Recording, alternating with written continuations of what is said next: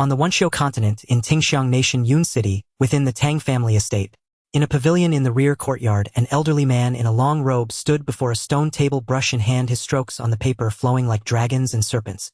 Looking closely, one would see that the hand holding the brush did not actually touch it. The brush was completely controlled by a stream of true qi guiding its movements. From afar, the scene appeared leisurely and refined, steeped in scholarly grace. After only a few strokes, the old Master Tang's qi suddenly faltered.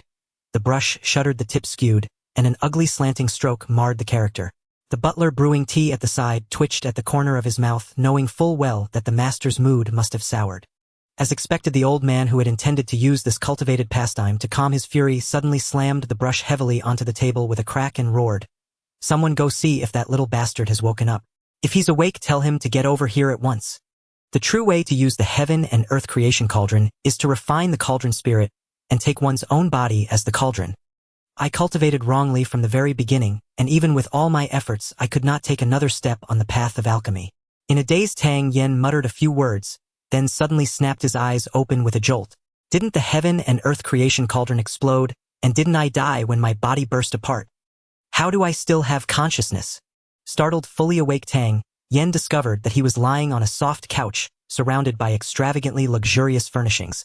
In the next instant, an immense surge of information flooded his mind. Two entirely different sets of memories collided and fused, and Tang Yan's head throbbed, as if it were splitting apart. After a long while, Tang Yen finally exhaled a deep breath, easing himself out of the pain. Quickly sorting through these memories, his expression could not help but turn rather strange. He was from Earth, once the most enigmatic alchemist of the hidden inner Jianghu. In Huaxia, the lineage of cultivation had existed since ancient times. Yet with the passing of the ages, these cultivators concealed themselves, completely scattered among mountains, and rivers hidden in bustling markets, and streets, thus forming what was known as the inner Jianghu.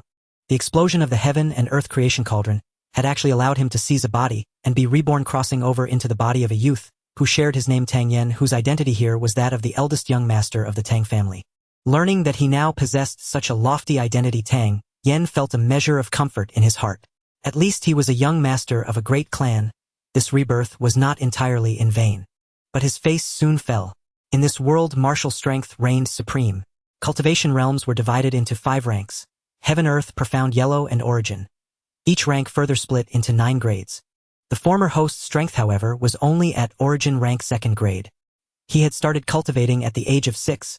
Even a dog given that much time should have reached at least Origin rank 3rd grade. Leafing through this fellow's past deeds in his inherited memories, Tang Yen almost wished he could travel back just to give him a beating. If one were to write out this boy's 16-year life story, titling it "How a Good-for-Nothing is Forged," would not be at all inappropriate. He himself had begun studying Qin chess, calligraphy, painting, martial arts, and alchemical classics at the age of 5. At 7, he stepped onto the path of alchemy. By 24, he was known throughout the inner Jianghu as the Little Pill King, and at 38, he entered the ranks of alchemical grandmasters capable of refining 9th-grade pills. Across the world, those who could stand shoulder to shoulder with him were exceedingly few. Countless figures of the inner Jianghu had benefited from the pills he refined and owed him innumerable favors. Even peak experts whose cultivation had reached the summit would still respectfully address him as Pill Emperor. Compared to him, the previous Tang Yen truly ought to have found a block of tofu and bashed his own head in. As for why he could transmigrate here at all, it was because this body's former owner had molested the city lord's daughter Lin Dongxue, attempting to force himself upon her, only to be caught by sheer coincidence by Lu Ji, the eldest young master of the Lu family, who crippled his dantian and left him gravely wounded. This body, already frail and weakened by wine and women, could not withstand such injury. It perished on the spot, and his own soul happened to collide perfectly with this ruined shell. Regarding the so-called attempted rape, he felt something was off, but having just transmigrated, his mind was still muddled. Just as he was about to think more carefully, a crisp voice suddenly rang out. "Young master, this is bad. The master is calling for you." A maidservant rushed in a fluster. "I know," Tang Yen replied, unhurriedly straightening his clothes. "Young master, the master said you are to hurry over immediately," Xiaotsue whispered anxiously when she saw that he was still dawdling. Hearing Xiaotsue's words, Tang Yen paused, then rubbed her head with a smile. "Seems he's in quite a rush." At this moment, young Master Tang was no longer the wastrel of before. He knew full well why his grandfather had summoned him. At most it would be a lecture and scolding. Why should he be eager to rush over just to be berated? Besides, his mind was still not entirely clear. If he said the wrong thing, the old man might slap him and take half his life. Yet knowing his grandfather's temper, if he did not go, the old man would surely storm over here himself, and he would likely be beaten anyway. All right, I'll go right away. Fetch me a set of clothes. Young master, your clothes, Xiao Zui answered swiftly, bringing him a long robe. Tang Yen took the garment, and his face immediately darkened. The robe, made of soft satin, was riddled with holes, and along the edges of each hole dangled strings of golden ornaments. Even with all he had seen in his previous life, Tang Yen had never in his life encountered such an eccentric piece of clothing. This is mine. Young master, isn't this your favorite robe? You had Granny Wang alter it 7 times before you were satisfied, Xiao Zui added in a low voice, yet curiosity filled her brows. How was it that the young master today felt so different from before? Take off all the gold ornaments and store them properly. As for the robe, throw it away and bring me something normal to wear. Tang Yen almost spat a mouthful of old blood, once again lamenting the former owner's perverse tastes. If that fellow had put even a fraction of this frivolous effort into cultivation, his dantian would never have been crippled so easily. After he changed into a fresh long robe, Xiao Zui looked at the young master, whose former arrogance had vanished, and an unbelievable thought suddenly surfaced in her mind. Had the young master turned over a new leaf? Following the trail of his newly gained memories, Tang Yen made his way toward the rear courtyard. From a distance, he saw a burly elder standing with brush in hand, his posture seemingly relaxed as he wrote with an air of casual elegance. Yet relying on his keen powers of observation, Tang Yen still sensed a faint simmering anger radiating from the old man, and that anger, just as he had expected, was directed squarely at him. Greetings, grandfather, Tang Yen said, scalp prickling as he stepped forward to pay his respects. Old butler Missouri Bo remained silent, and the servants around them did not dare utter a word. Though the old master's face showed no overt anger, the stillness that hung about him felt suffocating. That calm was finally shattered by Tang Yan's arrival. Crack! With a sharp smack, old Master Tang slammed the brush onto the stone table for the 2nd time. The shaft snapped cleanly in 2. You little bastard, you truly have guts of a bear and heart of a leopard. It was one thing to idle about ignorant and lawless all day, but now that your wings have hardened, you dare to try to rape the city lord's daughter, and you even failed at that. The face of my Tang family has been utterly thrown away by you. Old Master Tang was indeed formidable. The moment he opened his mouth, his words were utterly outrageous. Was failing to rape the city lord's daughter what he considered truly shameful? When you were 6, I tested your martial aptitude myself. You inherited the finest bloodline of our Tang clan of superior grade. If you had cultivated properly, would your dantian now be shattered? You were in the wrong first in this matter. You deserved that beating. Where exactly am I supposed to go to demand justice for you? Hearing Tang Ling's furious scolding, Tang Yen remained silent. He knew well that although his grandfather's words burned with rage, his father had been missing for many years, and he had neither uncles nor brothers. As the sole descendant of the Tang family, old Ling still cherished this grandson deeply in his heart. He was also pondering his own situation. Now that his dantian had been ruined, even though he knew the pill formula for reconnecting meridians, the Tao of alchemy was divided into 9 tiers, and meridian restoration pills were of the 6th tier. Throughout the entire Tingxiang nation, even 4th-tier alchemists were exceedingly rare. To whom could he possibly turn to refine a 6th-tier pill? What path of cultivation should he take next? Without the strength to protect himself, he would only be crushed to dust in this martial world. Tang Ling could not help feeling perplexed. On ordinary days, whenever this brat was bullied, he would explode in indignation and pester him to seek revenge. Why was he so obedient today? What surprised Tang Ling even more was that this brat, usually dressed in gaudy, frivolous fashion, loafing about all day unmoved despite countless scoldings. Yet today his clothes were simple and proper. Had he truly changed his nature, or what on earth had happened? Looking at his posture again, although he kept his head lowered and refrained from speaking, his spine was straight as a rod, faintly revealing a trace of unyielding character. Fortunately, your Uncle Mo arrived in time this round. Had he been any later, that little beast of the Lu family might have seized the chance to take your life. You must be more careful in the future, and are not allowed to stir up trouble. If you dare cause mischief again, you will surely be dealt with by family discipline. Go down. Seeing that his grandson still did not respond, Tang Ling had no idea what the boy was truly thinking. Although this child's dantian had been destroyed, he had never been willing to cultivate in the first place, and Tang Ling had never expected him to achieve anything on the martial path. He only hoped that this grandson could live a peaceful life and carry on the incense of the Tang family. Young master is somewhat different from before today, the old butler, who had remained silent, suddenly remarked. The old master of the Tang family nodded and sighed. I do not know whether it is merely an illusion. Perhaps it is just the aftereffect of recovering from a serious injury. We shall see what he is like in a few days. If he truly has changed his nature, we shall invite a few teachers for him to learn some business and strategy. If he becomes adept at managing affairs in the future, it will count as a path of his own. Tang Yen knew nothing of the conversation between the old master and Uncle Mo and walked back with a heavy heart. Having just transmigrated into this world, only to find his dantian already crippled, it was truly a hellish beginning. Tang Yen could not help thinking of the heaven and earth creation cauldron. If that cauldron still existed, he could have used it to cultivate anew. Unfortunately, the creation cauldron had fared even worse than he had. It had been reduced directly to ashes, its very essence scattered. Although he could no longer manipulate pill flames with true chi, Tang Yen was not someone who could sit idle. Turning on his heel, he headed toward the library pavilion. He urgently needed to understand all kinds of information about this world, especially matters concerning medicinal herbs, for such knowledge was the very foundation of alchemy. After skimming through several books, the corners of Tang Yan's lips could not help but lift. Though the culture of this world differed from that of Huaxia, the names of medicinal herbs along with their properties and effects were astonishingly similar. Even so, Tang Yen still went through the books page by page, committing every difference to memory. When he glanced out the window, he found that the sun had already set. Patting his grumbling stomach, he smiled and returned to his own courtyard. After eating the evening meal prepared by Xiaotsue, Tang Yen sat on his bed and carefully sorted through his thoughts.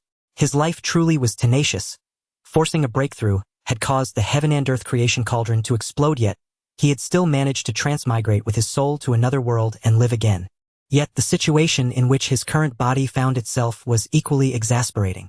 First, his father had disappeared more than a decade ago. Then this body's former owner had been lazy and dissolute. Although the Tang family was a prominent clan in Yun City, if he himself possessed no strength, the moment his grandfather passed away would likely be the moment the Tang family faced annihilation. I cannot just sit and wait for death. I must regain my strength. Tang Yen furrowed his brows. After hesitating for a moment, he decided to test whether his transmigrated soul had brought about some miracle that would allow him to cultivate again. He sat cross-legged on the bed, calming his mind, gathering his thoughts and breath, hoping to enter a meditative state. After 10 breaths, there was no response from his dantian. After a quarter of an hour, still no response. After an entire hour, his dantian remained silent. In his previous life as a 9th-grade alchemist, Tang Yen often guarded the cauldron for 10 days or half a month while refining pills and had forged an exceptionally strong will. Yet, as his dantian remained motionless for so long, Tang Yen gradually grew a little irritable. To transmigrate into a world that revered martial might only to be unable to cultivate. What kind of hellish joke was this? Just as Tang Yen was about to give up, an incomparably familiar vast aura suddenly erupted from his sea of consciousness. His spirit trembled violently. This aura was actually that of the heaven and earth creation cauldron. Hastily calming himself, he sank his entire consciousness into his sea of awareness, where he saw a semi-transparent pill cauldron slowly rotating within. The supreme alchemical canon. Seizing the creation of heaven and earth, refining the utmost essence.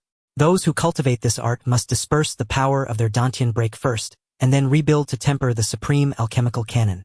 A deep, weighty voice issued from within the cauldron. Immediately afterward, a complicated and lengthy stream of information poured into Tang Yan's mind. After a long while, he finally finished digesting it, his heart surging like a raging tide. In his previous life, even though his alchemical attainments had reached an extraordinary level, he still needed to rely on a pill cauldron when refining. Yet, according to this supreme alchemical canon, transmitted by the heaven and earth creation cauldron, once cultivation reached a certain level, one could entirely transform one's body into the cauldron itself to refine pills, with even better results. Truly incredible, Tang Yen exclaimed inwardly. Just as he had guessed when he first awoke, the ultimate secret of the heaven and earth creation cauldron lay in refining the spirit of the cauldron, with the final aim of cultivation being the unity of man and cauldron. In his former life, he had never grasped the true method of using the heaven and earth creation cauldron. In this life, however, his fate happened to align perfectly with the cultivation path of the supreme alchemical canon. It truly was a matter of destiny. Setting to cultivation, Tang Yen gradually entered a deep meditative state with each breath and heartbeat. With the monstrous experience of his previous life and the naturally good constitution of this body, before long a warm current began to gather slowly in his lower abdomen. Young master did not leave the house today. Instead, he entered the library pavilion that night. The old butler Missouri reported in a low voice in the old master's study. What? The old master's brows lifted. That boy spent the entire day in the library. Exactly. Hearing Mo's confirmation, the old master's expression grew strangely complex. After a long pause, he said in the past that boy refused to practice martial arts. Even when told to read, he would fall asleep before finishing a single page. Yet today he actually spent an entire day in the library. Does that boy even truly know how to read, or is it that he sleeps particularly soundly in the library? Quickly bring me the books he read today. Mo gave a wry smile and opened the prepared chest, handing it over. Young master read quite a number of books today. Compendium of Medicinal's detailed explanation of herbs, detailed geography of the continent, 2,000 years of the history of Tingxiang nation. Seeing these titles, the old master's expression grew even stranger. Has that boy truly changed his nature? Hearing the old master's words, Mo offered his congratulations. From young master's birth until now, the total number of books he has read before today does not equal what he read just today. Perhaps he really has changed. Nonsense. That brat once hid an entire stack of erotic picture scrolls and lewd tales under his bed. He certainly has read plenty. Snorting angrily, the old master continued, still these books he is reading now truly do not match that little rascal's usual temperament. We shall observe him for a few more days. As time gradually passed, the warm breath that had gathered in the dantian began to rise in temperature. Countless streams of qi flowed toward the fiery breath in the dantian, and soon the shape of a pill cauldron gradually formed. With a muffled sound, the true qi in the dantian ignited, as if it were on fire, burning through the meridians. Although the temperature was extremely high, Tang Yen could still endure it, but as time passed, his skin began to turn a fiery red. Initially wanting to endure a little longer, he finally could not hold back when he noticed wisps of white mist rising from his body and his consciousness growing weaker. He rushed out without having time to put on clothes. "Young master, where are you going?" Hearing the commotion, Xiaozue poked her head out of the window. Under the bright moonlight, she saw the young master acting so recklessly that her mouth fell open in shock. Her fair face instantly flushed red. She stomped her foot in embarrassment and huffed, ultimately too shy to follow him. Splash! In the quiet night, a loud sound of water splashing echoed through the backyard. Old Master Tang, a skilled practitioner at the 9th rank of the mystical tier, had remarkably keen hearing. Upon hearing that sound, his heart skipped a beat, recognizing that the direction of the noise was where that brat resided. "What's going on?" Old Master Tang stepped out of the study and shouted. Reporting to the master, the young master has jumped into the lake to bathe. A figure emerged from the shadows. What a reckless fool. Old Master Tang's mouth nearly twisted in anger. He thought the boy had changed his ways, but less than a day later he returned to his old self. Although it was not cold during this autumn season, the temperature of the lake water at night was something an ordinary person could hardly endure. What was that boy thinking? Any lingering hope Old Master Tang had for Tang Yen vanished as he witnessed the young master's antics. He sighed heavily and left in a huff. Meanwhile, Tang Yen, having jumped into the lake and feeling the coolness, finally relaxed. This supreme pill technique was indeed domineering. In his first practice, it was not refining the dantian but rather refining the meridians. The true qi, burning like fire, continuously tempered his veins, expelling impurities through his pores. After a night of turmoil, this true qi finally calmed down, and Tang Yen slowly opened his eyes. So refreshing. Swimming back to the shore, Tang Yen stretched his muscles and bones, realizing that in just one night, he had reached the 3rd rank of the nascent stage, marveling at the miraculousness of this mind technique. Perhaps due to his cultivation progress, his thoughts became clearer, and he saw his current situation more distinctly. The Tang family was becoming increasingly weak, while the undercurrents in Yun City were surging, with various families eyeing the Tang family's assets. As long as he was alive, Old Master Tang, protective of his kin, would surely resist fiercely, making it difficult to balance. Only if he were dead would his grandfather lose his spirit, making it much easier to deal with the Tang family. "If you want to destroy the Tang family, I will certainly not let you have your way." A glint of fierce light flashed in Tang Yan's eyes, the faint hint of murderous intent not being suppressed as the aura of a pill emperor erupted suddenly. This aura was fleeting but caused the experts within the Tang family to tremble in their hearts. However, it was too brief. Could it be an illusion? Just as the Tang family's experts were puzzled, Tang Yen had already changed into clothes. A white robe adorned with golden edges, looking extraordinarily noble. Holding a folding fan in hand, anyone unaware of the truth would surely think he was a dashing young master from a prestigious family. Although he had only reached the 3rd rank of the nascent stage, concocting a first-grade pill would be a piece of cake for him thanks to his past life's alchemy experience. However, the Tang family did not even have a pill cauldron, and he would need to procure one separately. A common pill cauldron costs at least 1,000 taels of silver. Yet his grandfather, in order to prevent him from causing trouble again, had confiscated all of his allowance, giving him only 30 taels of silver each month. I need to ask my grandfather for some silver. Just as Tang Yen was troubled about how to broach the subject, he saw someone rushing in from outside. Young master, where are you going? Come back and lie down. Mo Bo, what's the matter? Tang Yen asked curiously. Usually for minor matters a servant would suffice, so it was quite rare for Mo Bo to come personally. Mo Bo sighed lightly and said last time the young master had a small conflict with the city lord's daughter, and now the city lord's residence wants an explanation. This time it's quite troublesome. The person coming is also from Miao Danfang Wu Xian. Miao Danfang. Tang Yen was taken aback, immediately recalling the information regarding that name. Miao Danfang was renowned throughout the entire Tingxiang kingdom, with many masters among them being third grade. As for whether there were any fourth-grade alchemists, it was not known, but according to custom, if they publicly announced having third-grade alchemists, they would generally have stronger masters hidden away. The status of an alchemist was already noble. If they were associated with the great Miao Danfang, even a second-grade alchemist could walk confidently in a city without anyone daring to provoke him. It is said that the chief alchemist of Miao Danfang Wu Xian is not yet 30, and has already stepped into the second-grade alchemist realm. There are rumors that Wu Xian is quite close to the city lord's daughter Lin Dongxue. Could it be that this time Wu Xian is here to seek justice for Lin Dongxue? Over the years Miao Danfang has accumulated countless favors, and many people wish to repay Miao Danfang.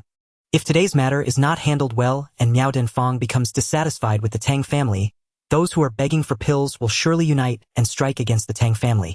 Although the Tang family has great power in Yun City, they are not the biggest, and moreover this is just a small Yun City. Mo Bo, does my grandfather want me to go back and lie down feigning illness to gain sympathy, thus offering compensation to the city lord's residents to settle this matter? Tang Yen pondered for a moment. Mo Bo was taken aback. This boy was unexpectedly clever. Let's go to the front hall. Although our Tang family is not a prosperous family, if we strike with all our might no one will feel good, even the city lord's residents. If they want to deal with me, they must consider my grandfather's feelings. At least they wouldn't dare at this moment. Tang Yen chuckled lightly and walked toward the front hall. Upon hearing Tang Yan's words, Mo Bo was taken aback again. Although the Tang family is the last of the four great families in Yun City, they are still a significant family. If they were to disregard everything and use the entire family's strength against any force in Yun City, even the city lord's residents would suffer a heavy blow. Even if those people coveted the Tang family's assets, as long as old Master Tang was still alive, who would truly dare to boldly kill Tang Yen? Watching Tang Yen walk ahead with his hands behind his back, dressed in a white robe of brocade, he appeared elegant and free-spirited. Mo Bo's expression momentarily became dazed. If the young master had been more determined to practice martial arts, back then surely a member of the Tang family would be stirring up a storm among the younger generation in today's Yun City. Tang Ling, regardless of whether Tang Yan's dantian is destroyed, it is a fact that he teased Miss Lin. The city lord's mansion in Yun City has always been fair and impartial, not favoring any family, but we will not tolerate any family's provocation and insult. The Tang family must give the city lord's mansion an explanation for this matter. Where is Tang Yen? Tang Ling, you should not hide him. A middle-aged man shouted loudly in the main hall of the Tang family. Is someone looking for me? A warm and gentle voice came, and Tang Yen strolled into the great hall, instantly capturing the attention of everyone in the room. Old Master Tang glanced at his grandson, and then at the helpless Mo Bo behind Tang Yen. He secretly exchanged a questioning glance with Mo Bo, who quietly responded with a message of helplessness and reassurance. At this point old Master Tang knew that hiding was useless.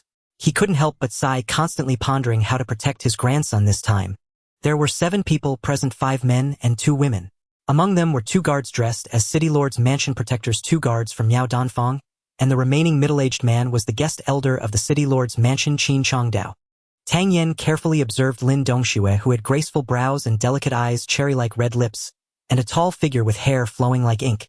Standing there, she radiated an innate noble aura. Tang Yen sighed inwardly. Her beauty was indeed captivating. No wonder the previous Tang Yen dared to tease her boldly. The girl standing beside her was undoubtedly Wu Xian from Miao Danfang. Wu Xian's noble aura was different from Lin Dongxue's. Her eyes sparkled like dots of ink, and her teeth were as white as ivory, exuding an elegant demeanor. Standing quietly, she emanated a cold and aloof presence, yet was impossible to ignore, embodying the essence of a refined young lady. Miss Lin, Miss Wu, it's been a long time. Tang Yen greeted the 2 women with a smile. Humph, it can't be considered a long time. I believe this is the first time in meeting the young Master Tang. A cold voice came from Wu Xian's mouth. Mr. Chen, now that Tang Yen has arrived, you may state the purpose of your visit plainly. Tang Yen, 5 days ago you attempted to molest Miss Lin in public, tarnishing the reputation of the city lord's mansion. Do you acknowledge your crime? Qin Chongdao pointed at Tang Yen and questioned. Upon hearing this, Tang Yen immediately jumped up, pointing at Qin Chongdao and cursing, "What nonsense are you spouting? I have always lived honestly and uprightly. How could I have ever teased Miss Lin in public? How could you ruin my reputation?" Old Master Tang couldn't help but gasp in shock. "You still dare to claim you are honest and upright? Just hearing it makes me feel embarrassed. How could you even say that?" Others were equally petrified, dumbfounded.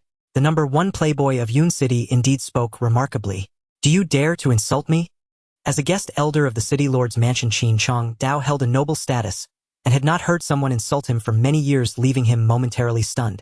"When did I insult you? You are a high and mighty guest elder of the city lord, a master of the Shen rank. I, an ordinary person with a destroyed Dantian, dare to insult you? I am merely rebutting. Miss Wu, I often hear people mention that you are just and love to uphold fairness. You should judge, is it justifiable for a powerful person to insult a small character like me? And when I merely rebut, am I committing a great crime?" The Tang family members were once again shocked. Did this kid truly lose his moral compass? Wu Xian frowned slightly. She had long heard of Tang Yan's playboy reputation, but she did not expect him to be so eloquent. She said coolly, "Though that may be the case, we cannot simply take your word for it. Let me ask you, if you claim that you did not intend to molest Dongxue that day, then why did you approach her with lewd words? Did you not pull her towards you?" Upon hearing this, Tang Yen blinked innocently, saying, "Miss Wu, you misunderstand. There were other circumstances that day." "What circumstances? Please tell me. I am eager to hear how you will argue your way out of this." Lin Dongxue wore an expression of disgust. Although she had not interacted much with Tang Yen, she had long heard of his playboy reputation, and that day he had been lewd towards her, leaving her with no good impression of him. Tang Yen hesitated for a moment, seemingly making a significant decision. He suddenly raised his head and said seriously, "The whole of Yun City is saying I am a playboy, unlearned, and a great harm to the city, but I truly had no lewd thoughts towards Miss Dongxue that day. The story begins 9 years ago. When I was 7, during a temple fair, the city lord took Miss Dongxue out to play on the streets. Upon seeing her, I fell in love at first sight and buried my feelings deep. I initially thought it was childish infatuation, but as I grew older, I found my longing for Miss Lin increasing day by day. Yet I discovered that I had no talent in martial arts. Even if I trained diligently, I remained just an ordinary warrior. How could someone like me ever earn Miss Lin's admiration? Later I fell into despair, living as a playboy, hoping to attract Miss Lin's attention through this method. But I found that it only made her dislike me even more. And 5 days ago, I finally saw Miss Lin from such a close distance. I had 1,000 words to say to her, but who would have thought that due to my nervousness my thoughts became chaotic, leading to that incident. In fact, I wanted to present a poem to Miss Lin that day. This poem took me 3 years to write, revised over 5,209 times before it was completed." At this point, Tang Yan's face even revealed a shy expression. Old Master Tang was stunned. After watching this brat for 16 years, it was the first time he saw him blush. He can write poetry, revised it over 5,209 times. I have people watching you day and night. How come I didn't know about this? However, seeing this brat's sincere expression, it did not seem false. Could it be that he truly was troubled by love all these years, leading to his lack of ambition, and thus he acted lewdly towards Lin Dongxue? Even old Master Tang was deceived by this rascal, let alone others who were all left dumbfounded. Especially Lin Dongxue, it was the first time someone had been so bold towards her. Could it be that this guy is speaking the truth? Did I misunderstand him? After all, she was a 17-year-old girl, and at this moment she was also somewhat flustered. Wu Xian beside her also showed a complex expression. She had not interacted with Tang Yen, and her previous understanding of him was merely based on various rumors. Could it be that all his misdeeds were to attract Lin Dongxue's attention? There were many who liked her, but none were as infatuated as Tang Yen. For a moment, Wu Xian felt a twinge of envy towards Lin Dongxue. After a brief daze, the intelligent Wu Xian quickly found a loophole and coldly responded, "Young Master Tang's words are indeed poignant and touching. You mentioned spending 3 years writing a poem. May I ask if you could recite this poem for everyone to see?" Although Tang Yan's performance was excellent, the crowd was not foolish. Hearing Wu Xian's words, Qin Chongdao also reacted, coldly snorting, "I advise you not to plagiarize others' verses. I started reading at 5 and am now 57, having read countless books." The city lord's mansion is filled with scholars, even if I cannot recognize it. As long as I take it back, someone will remember that it was plagiarized, and you will certainly not escape punishment. Hearing Wuxuan's inquiry, old Master Tang secretly cursed himself, fully aware of his grandson's capabilities. Just as he was pondering how to salvage the situation, he heard Tang Yan's voice. What Miss Wuxuan said is absolutely right. Today, I must express my feelings to Miss Lin. Regardless of how she perceives me in the end, I will not argue further. Bring me the ink and brush. Old Master Tang was filled with anger, thinking, does this kid consider himself a reincarnated literary star? Having never touched a book, he expects to compose a good poem. Soon old Master Tang realized he was mistaken. This little rascal indeed had a vast knowledge, evident from the collection of risque art hidden under his bed. Could it be that this kid intends to create an obscene piece? With that thought, old Master Tang's blood pressure rose even higher. Shortly after, the servants brought the 4 treasures of the study and laid a large sheet of snow-white paper on the table. Young Master Tang, may we begin? Qin Chongdao sneered coldly, a hint of disdain flashing in his eyes. His strength in the Lord's mansion was not particularly impressive, only at the 2nd rank of the Shen tier. However, his mastery in literary pursuits far surpassed his martial abilities. Many of the documents in the Lord's mansion had been penned or reviewed by him. As a guest elder of the Lord's mansion, he had heard much about the going sun in Yun City, especially regarding young Master Tang, who was infamous for his lack of learning. People like Qin Chongdao, who had a natural sense of superiority, held little regard for these dandy youths. He eagerly awaited Tang Yen to write poor characters and compose a terrible poem just to relish the Tang family's embarrassment. Miss Lin, I have mentioned that I have worked on this poem for 3 years, revising it 5,209 times. Today marks the 5,210th revision. And this number represents my feelings. Tang Yen disregarded Qin Chongdao and spoke up. Everyone pondered this in their hearts, revealing a knowing expression. 5,210, isn't that just like I love you? The Tang family couldn't help but secretly give a thumbs up to the young master. When it comes to shamelessness, if the young master claims 2nd place, who would dare claim 1st? Lin Dongxue, who previously held strong opinions against Tang Yen, found her anger and disdain lessen somewhat. Tang Yan's words, which were overly cheesy in his past life, felt fresh and heart-pounding in this world. She even quietly resolved that if this kid produced anything somewhat pleasing, she would let bygones be bygones. Young Master Tang, please. From start to finish, Wuxuan had yet to notice any signs of stage fright from Tang Yen. His confidence and composure piqued her interest in his poetry. Tang Yen no longer hesitated. Rolling up his sleeves, he dipped the brush in ink and began to write on the immaculate white paper. Everyone craned their necks, eager to see if Tang Yan's writing resembled that of a dog or a cat. Joy of meeting. These 3 characters served as the title, positioned at the center of the top of the paper. There was no deliberate pause nor any signs of awkwardness. The 3 characters flowed out seamlessly, their strokes resembling iron and silver, yet elegant and ethereal. Tang Yen, with his tall stature and handsome features, donned a long robe adorned with gold trim. At this moment, holding the brush with a focused gaze, and the 3 characters on the paper exuding the aura of a master, he instantly portrayed the image of a refined young gentleman. Elegant, ethereal, truly handsome. Old Master Tang's eyes widened in disbelief, while Emobo's jaw nearly dropped to his chest. These 2 elders had watched Tang Yen grow since his birth.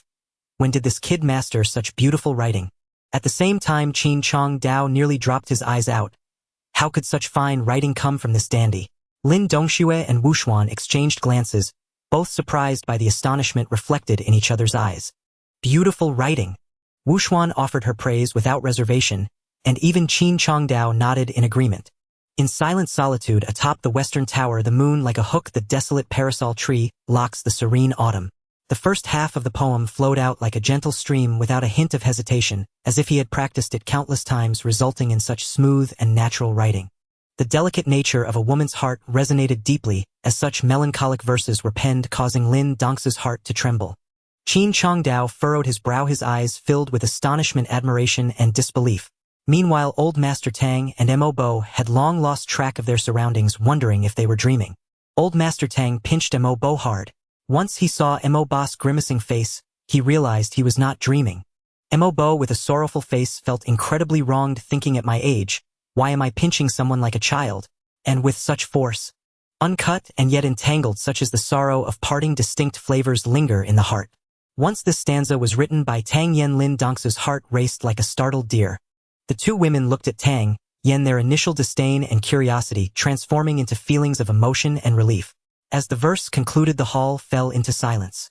Even Qin Chongdao, who had been prepared to find fault, fell silent, repeatedly reciting the poem in his mind. At 57, he found himself moved by the poem, feeling a deep sense of sorrow. Tang Yen did not interrupt. After a long while, Wuxuan sighed. I never expected young Master Tang to be such a passionate person. Initially, I was skeptical, doubting your previous words were mere fabrications. After reading this poem today, I feel that young Master Tang truly poured his heart into it. Sister Dongxue, I believe we should let this matter rest. What do you think? Originally determined to forgive him if his work was passable, Tang Yan's poem not only met that standard but also profoundly shocked the others. Each word and phrase was concise yet filled with countless emotions. Uncut and yet entangled, such as the sorrow of parting, distinct flavors linger in the heart. Upon seeing this line, the young girl's heart was thrown into disarray. The deep feelings of longing and unrequited love were vividly expressed in this poem. Reading it felt subtle and reserved, not ostentatious or high profile, but captivating, leaving one lost in its charm.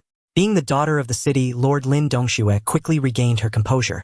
The fleeting embarrassment in her eyes vanished as she cast a deep glance at Tang Yen, saying in a soft voice, "For now I will tentatively believe you.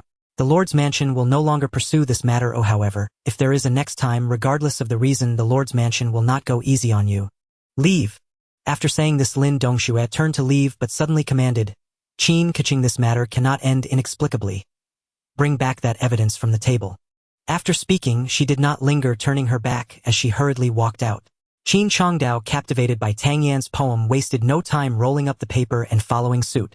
Young Master Tang, today you have truly opened Wuxuan's eyes. Though your reputation in Yun City is not great, I believe you possess considerable talent in poetry and literature. If you can devote yourself to literary pursuits, you will surely achieve great things in the future. There is plenty of time ahead. We shall meet again if fate allows. Farewell. Wuxuan left these words and gracefully departed. The remaining members of the Tang family have now come to their senses, with old Master Tang and Mo both staring at Tang Yen as if they were gazing at a young woman.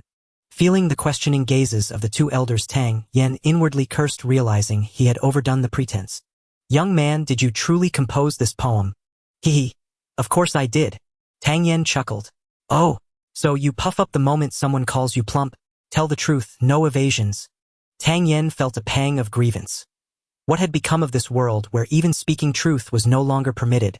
Gently, "I'll confess, not long ago I met a destitute scholar who'd composed this lyric. It struck me as quite refined, so I purchased it outright." He explained to his grandfather that if he mastered fine calligraphy and transcribed the lyric flawlessly, he could easily win the favor of noble young ladies. Tempted, his grandson memorized the verse instantly and diligently practiced his brushwork. This explanation sounded plausible enough. Grandfather Tang finally released his ear. Rubbing his reddened lobe, Tang Yen grimaced, "Grandfather, I've just averted this crisis. Might I receive a reward of several tens of thousands of taels of silver?" The matter with the city governor's office had been resolved smoothly that day, and Grandfather Tang's mood remained relatively pleasant until Tang Yen spoke. His face darkened instantly. "What on earth do you need so much silver for? Planning another spree of debauchery? Let me warn you. If you dare squander our family fortune again, I'll break both your legs." Tang Yen inwardly panicked. "Without funds, how can I purchase a pill refining cauldron? Without a cauldron, how can I refine medicinal elixirs? Rest assured, grandfather, I shall indulge in no revelry. Lately I've undergone a profound awakening. My past self was indeed idle and unlearned. Since cultivation proves beyond me, I intend to abandon martial pursuits and embrace commerce. Just a modest sum to begin practicing the trade." Tang Yen spoke with solemn sincerity. Though Grandfather Tang remained skeptical that his grandson would genuinely pursue business, the sentiment warmed his heart. "Then go to the accounting office and collect 200 taels. Should you achieve tangible results, I may consider granting more. But should I discover you've spent a single coin on frivolity, your entire allowance will be revoked permanently." With that stern warning, Grandfather Tang turned and strode away. Tang Yan's heart sank. "Grandfather, I am your own flesh and blood." The disconsolate young master refused to resign himself to despair. Within half an hour, Tang Yen gathered every valuable item from his chamber, tucked the silver into his robe, unfurled his folding fan, and strolled out, with Xiao Cui at his side. If funds were denied, he'd simply venture forth, purchase low-grade medicinal herbs, and compound a basic nourishing elixir. He ambled down the thoroughfare, lazily fanning himself, his gaze flippant, his bearing nonchalant. The ethereal grace he'd exuded while composing poetry had vanished entirely. Xiao Chui tilted her head, puzzled. Why does Master behave so differently here than he did in the ancestral hall? Could it truly be, as the ancients said, mountains and rivers may shift, but one's nature remains immutable? Tang Yen surveyed the bustling street with quiet fascination. The cries of vendors, the murmur of passers, by the rhythm of labor, all interwoven. Along the roadside stood wine houses, tailors' shops, agricultural tool emporiums, martial weapon academies, and blacksmith forges, each steeped in antiquity's quiet resonance. Such markets thrived across Earth well into the last century. But as civilization advanced, they gradually yielded to supermarkets, shopping malls, and online commerce. Well, if it isn't young Master Tang. Why forsake Honghua Pavilion for a stroll along the street? I heard Grandfather Tang cut off your allowance. Have you fallen so low you can't even afford the senior courtesans there? A sardonic voice pierced the air. Tang Yen turned to find Lu Yuan, third son of the Lu family. Like Tang Yen, Lu Yuan ranked among Yunqing's most notorious scions. Yet Lu Yuan's fortune far surpassed Tang Yen's. The Lu clan boasted numerous heirs with 6 or 7 legitimate male descendants in his generation, many already proving themselves capable. Thus, though Lu Yuan indulged in dissipation, his family bore no anguish over succession. So, you wish to hand me some silver? Though dissolute, Lu Yuan was no fool. The Lu family's ambition to absorb the Tang household was an open secret among Yunqing's aristocratic circles, and humiliating Tang Yen would surely earn him familial commendation. Yet the Lu elders had issued strict warnings: under no circumstances were their juniors to provoke Tang Yen first. For Grandfather Tang, once enraged, was a rabid hound. To chastise Tang Yen, he must first incite him to strike. Give you money? You dream. I'd assumed only your dantian was ruined. Now I see your mind has rotted too. At those venomous words, Xiao Chui's eyes blazed with fury. How dare you insult his intellect? Do you wish to be beaten? Tang Yen glared, voice thunderous. You wish to beat me? Lu Yuan's heart leapt. He laughed aloud. Young Master Tang, no offense, but even if I bound one arm and one leg, I'd still reduce you to a whimpering cur. Tang Yan's eyes burned crimson, his breath came ragged as he jabbed a finger at Lu Yuan. You're merely Yuan rank 4th tier. What arrogance. So boastful, aren't you? Then let us wager, should I lay you flat, you'll pay me 10,000 taels. Should you best me, these 200 taels are yours. Dare you accept? Lu Yuan's pulse quickened. Within the martial path, each rank rose like a mountain peak. Though he idled daily, his Yuan rank 4th tier cultivation was indisputable. This fellow's dantian lay, shattered years of hedonism, had hollowed his constitution. He'd likely struggle against an ordinary man. 10,000 taels. I hold only 2,000. And should I win, I gain merely 200. Hardly fair. Lu Yuan's eyes gleamed slyly. Here's a better bargain. Should you triumph, my 2,000 taels are yours. Should you fall, you kneel and kowtow 3 times before me. Agreed. Damn Lu scum. I'll flatten you soon enough. Suppressing his urge to strike, Tang Yen played his part. What? A single kowtow worth less than 1,000 taels. If I lose, I'll grant but one. Lu Yuan's heart soared. Truly the brash, witless young Master Tang, a fool through and through. What difference did one bow make versus 100? Once he knelt. Should Tang Yen kneel today, he'd earn immense merit within the Lu clan, and his future indulgences would face no restraint. Resolved, Lu Yuan declared, very well.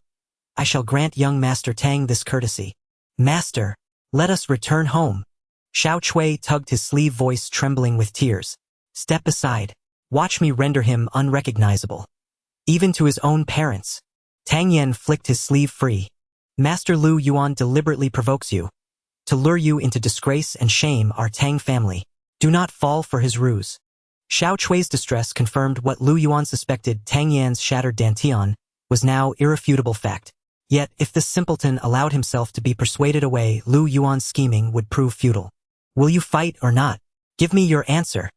Lu Yuan pressed, his tone laced with challenge. The Tang family has always upheld its word with unshakable integrity. Let the contest begin. But let us be clear, fists and feet, no mercy. Should anyone sustain injury, no blame shall be assigned. Tang Yen pushed aside Xiao Chui and rolled up his sleeves, brimming with eager anticipation. Lu Yuan nearly burst into laughter. This fool was indeed single-minded, voicing aloud exactly what he harbored in his heart. Young Master Tang is truly forthright. Then let us begin without delay. Esteemed witnesses, I ask each of you to bear testimony. It was young Master Tang himself who declared that fists and feet, no mercy. Their exchange had long drawn the attention of those nearby. Yet neither the Lu nor the Tang clan was one to be trifled with. No one dared step forward as witness. Privately, however, all watched with gleeful anticipation, awaiting the moment Tang Yen would kneel before Lu Yuan. "Young Master Tang, may we commence?" Lu Yuan asked. "By all means, let us begin. First, a word of warning: observe this folding fan in my hand. It is no ordinary fan but a wondrous artifact. Its 18 ribs can transform into 18 lethal arrows, piercing iron and shattering steel with effortless ease." At these words, Lu Yuan's expression shifted sharply. No wonder this man dared challenge him so brazenly. He relied on an artifact for advantage. Artifacts were rare treasures, often worth a fortune beyond measure. Though Lu Yuan possessed none himself, Tang Yen, as the sole legitimate heir of the Tang family, would surely have been equipped by old Master Tang with life-preserving means by any means necessary. Just as Lu Yuan opened his mouth to declare artifacts forbidden in the match, Tang Yen roared, "Behold, the treasure fan." With that, he hurled the fan skyward, and with a sharp whoosh it snapped open midair. At young Master Tang's cry, every onlooker instinctively tilted their heads upward. Lu Yuan's 2 personal guards included now watching the unfurled fan with rapt fascination. An artifact, such a rarity in Yun City that even scions of noble houses seldom laid eyes upon one.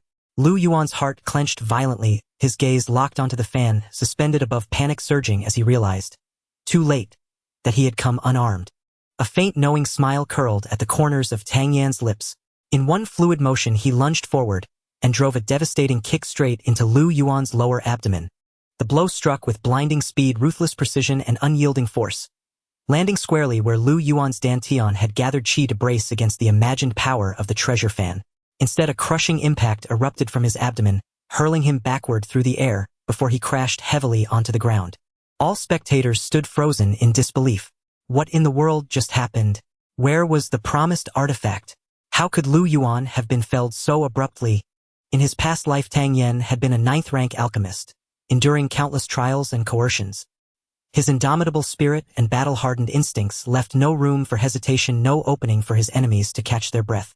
Even before Lu Yuan's body had fully struck the earth, Tang Yen surged forward again, mounting him and raining down rapid, thunderous punches upon his skull.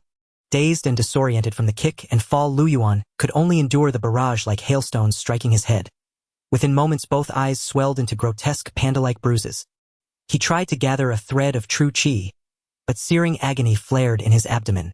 Even the slightest movement sent needles of pain, stabbing deep, drenching his brow in cold sweat. Each blow to his head screamed a humiliating truth. He, a scion of the Lu family, had been beaten senseless by a so-called waste, whose dantian had long been ruined. Returning home would bring no reward, only scathing rebuke from his father, ancestral elders, and kin. And if his notoriously volatile father had already prepared the leather whip, that would be the least of his worries. Under the crushing weight of shame, fury, terror, and pain, Lu Yuan's vision dimmed, and he slipped into unconsciousness. Only when the fan clattered harmlessly to the ground, and Tang Yen had already kicked Lu Yuan into oblivion, did the crowd finally grasp the truth: there was no artifact at all. Only a masterful, merciless ambush. "Ha ha! Third young master Lu, you've fallen asleep." Tang Yen chuckled darkly, patting Lu Yuan's unconscious form and retrieving 2,000 taels in banknotes, and a handful of loose silver. Hearing Tang Yan's quip, bystanders twitched at the corners of their mouths. "You knocked him out, you cad." Yet most simply gazed upon the fallen Lu Yuan with quiet pity. Felled in a single contemptuous kick by Tang Yen, a dissolute, talentless scion, Lu Yuan had been utterly overwhelmed, stripped of dignity, reputation, and honor. The Lu family's prestige too would surely suffer a grievous blow.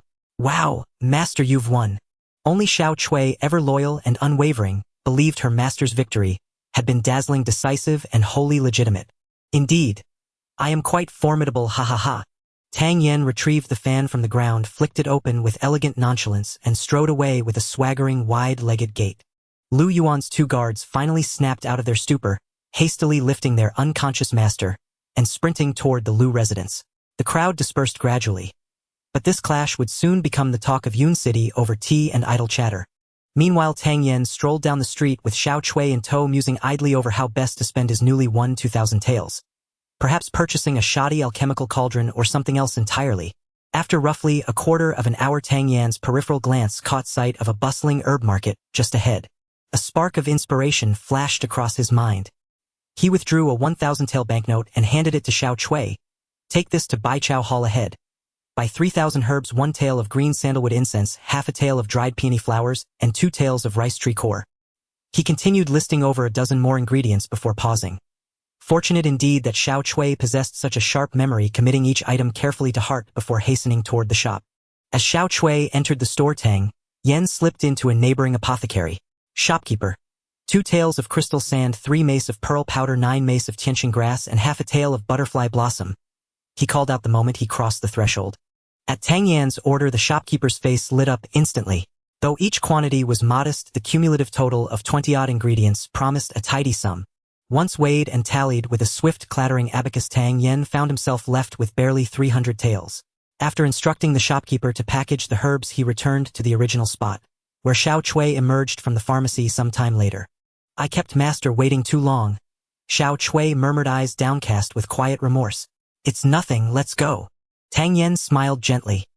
He knew his maid well, meticulous and conscientious. She had likely spent those extra moments verifying each herb's weight with scrupulous care. Where are we headed, master? Relieved that no reprimand followed, Xiao Chui ventured the question. Miao Dan Feng. Miao Dan Feng. Master, what on earth do you intend there? Xiao Chui's voice tightened with alarm. Surely he wasn't planning to cause trouble at Miao Dan Feng. To purchase herbs, for alchemy of course. Tang Yen replied with serene composure. Hearing this, Xiao Chui exhaled softly in silent relief. Trailing behind her master, she stole a quiet glance at his retreating figure. His gait remained as casually insolent as ever. Yet, after years of service, she sensed something subtly different about him today. For instance, in the past, even a minor delay in her errands would have drawn sharp reproach. Today, he had not uttered a single word of complaint. Yun City's heart lies the magistrate's residence. The 4 great clans are stationed respectively in the east, southwest, and north quadrants. Given Miaodong Workshop's current prestige, it could claim the central position in 99% of cities across Tingxiang Kingdom. Yet this vast organization deliberately selects locations only marginally closer to the city center than those occupied by the great clans. A practice consistent not only in Yun City but across all territories. It is precisely this humility and refusal to contend for dominance that earns Miaodong Workshop special favor from magistrates' residences throughout the realm. Roughly a quarter of an hour later, Tang Yen arrived before the workshop's entrance. Miaodong Workshop occupies considerable grounds. Its front hall dispenses low-grade pills and various medicinal herbs. Yet upon entering, Tang Yen found the shelves sparsely stocked. Young master, how may we assist you? A shop attendant greeted him with an immediate warm smile. Tang Yen unfurled his folding fan and asked lightly, do you carry pills that enhance true qi? At Miaodong Workshop, 2 primary pills serve this purpose: foundation establishment pills and qi-enhancing pills, the attendant replied without hesitation. Tang Yen was familiar with both. They were ranked as first-rank pills. The foundation establishment pill, a low-tier first-rank formulation, was intended primarily for martial cultivators at the Yuan realm. The qi-enhancing pill held slightly higher refinement, suitable for cultivators at the Yellow realm or below. Though either pill suited his cultivation level, his purpose here was not purchase. His purse was thin. He could afford no more than half a bottle of foundation establishment pills. Do you carry second-rank pills? Tang Yen snapped his fan shut and tapped his chest confidently. This young master has more than enough coin. The attendant's lips twitched. Was this youth inviting exploitation? Yet second-rank pills were indeed unavailable for open sale. The attendant wore an apologetic expression. Young master, we do not stock them. Tang Yan's eyes flared wide. He slammed his fan onto the counter and bellowed, what? Does Miaodong Workshop, this towering name, offer only mid-tier first-rank pills to the public for enhancing true qi? His voice, shouted at full volume, instantly drew every gaze in the shop. Fortunately, Miaodong Workshop was no ordinary apothecary. Few patrons graced its halls. Second-rank pills require second-rank alchemists for refinement. Supply is scarce and reserved exclusively for the great clans. Not displayed openly on counters. Given your distinguished bearing, you must hail from one of the great families, and surely know our shop's customs, the attendant added patiently. If these pills are meant to be sold and I possess ample coin, why not sell them directly to me? Tang Yen spoke boldly, utterly unreserved. The attendant grew anxious. Though Miaodong Workshop wielded great influence, it avoided unnecessary conflict. This young master's refined appearance betrayed noble lineage. As a mere apothecary's clerk, he dared not offend so easily. Hesitating between deference and duty, the attendant fell silent. Miaodong Workshop abides by its own principles. Second-rank pills are rarely sold retail. Yet since this young master carries wealth and rules are made by men, this old man shall make an exception: 1 bottle of chi-gathering pills. 2nd rank medium grade, freshly refined. A voice, aged yet resonant, cut through the air. All turned to see an elder in gray robes, white eyebrows arching over keen luminous eyes, a wispy beard framing his face, hands clasped behind his back as he strode calmly from the inner chamber. Senior Elder Gu. Every attendant bowed deeply at his arrival. Gu Ming, the Grand Elder of Miaodong Workshop in Yun City, a 2nd-rank alchemist whose authority surpassed even Wu Xian's. The chi-gathering pill, a 2nd-rank medium-grade formulation, possessed extraordinary mildness. So gentle that even a 1st-rank cultivator of the Yuan realm could ingest it without risk of meridian rupture.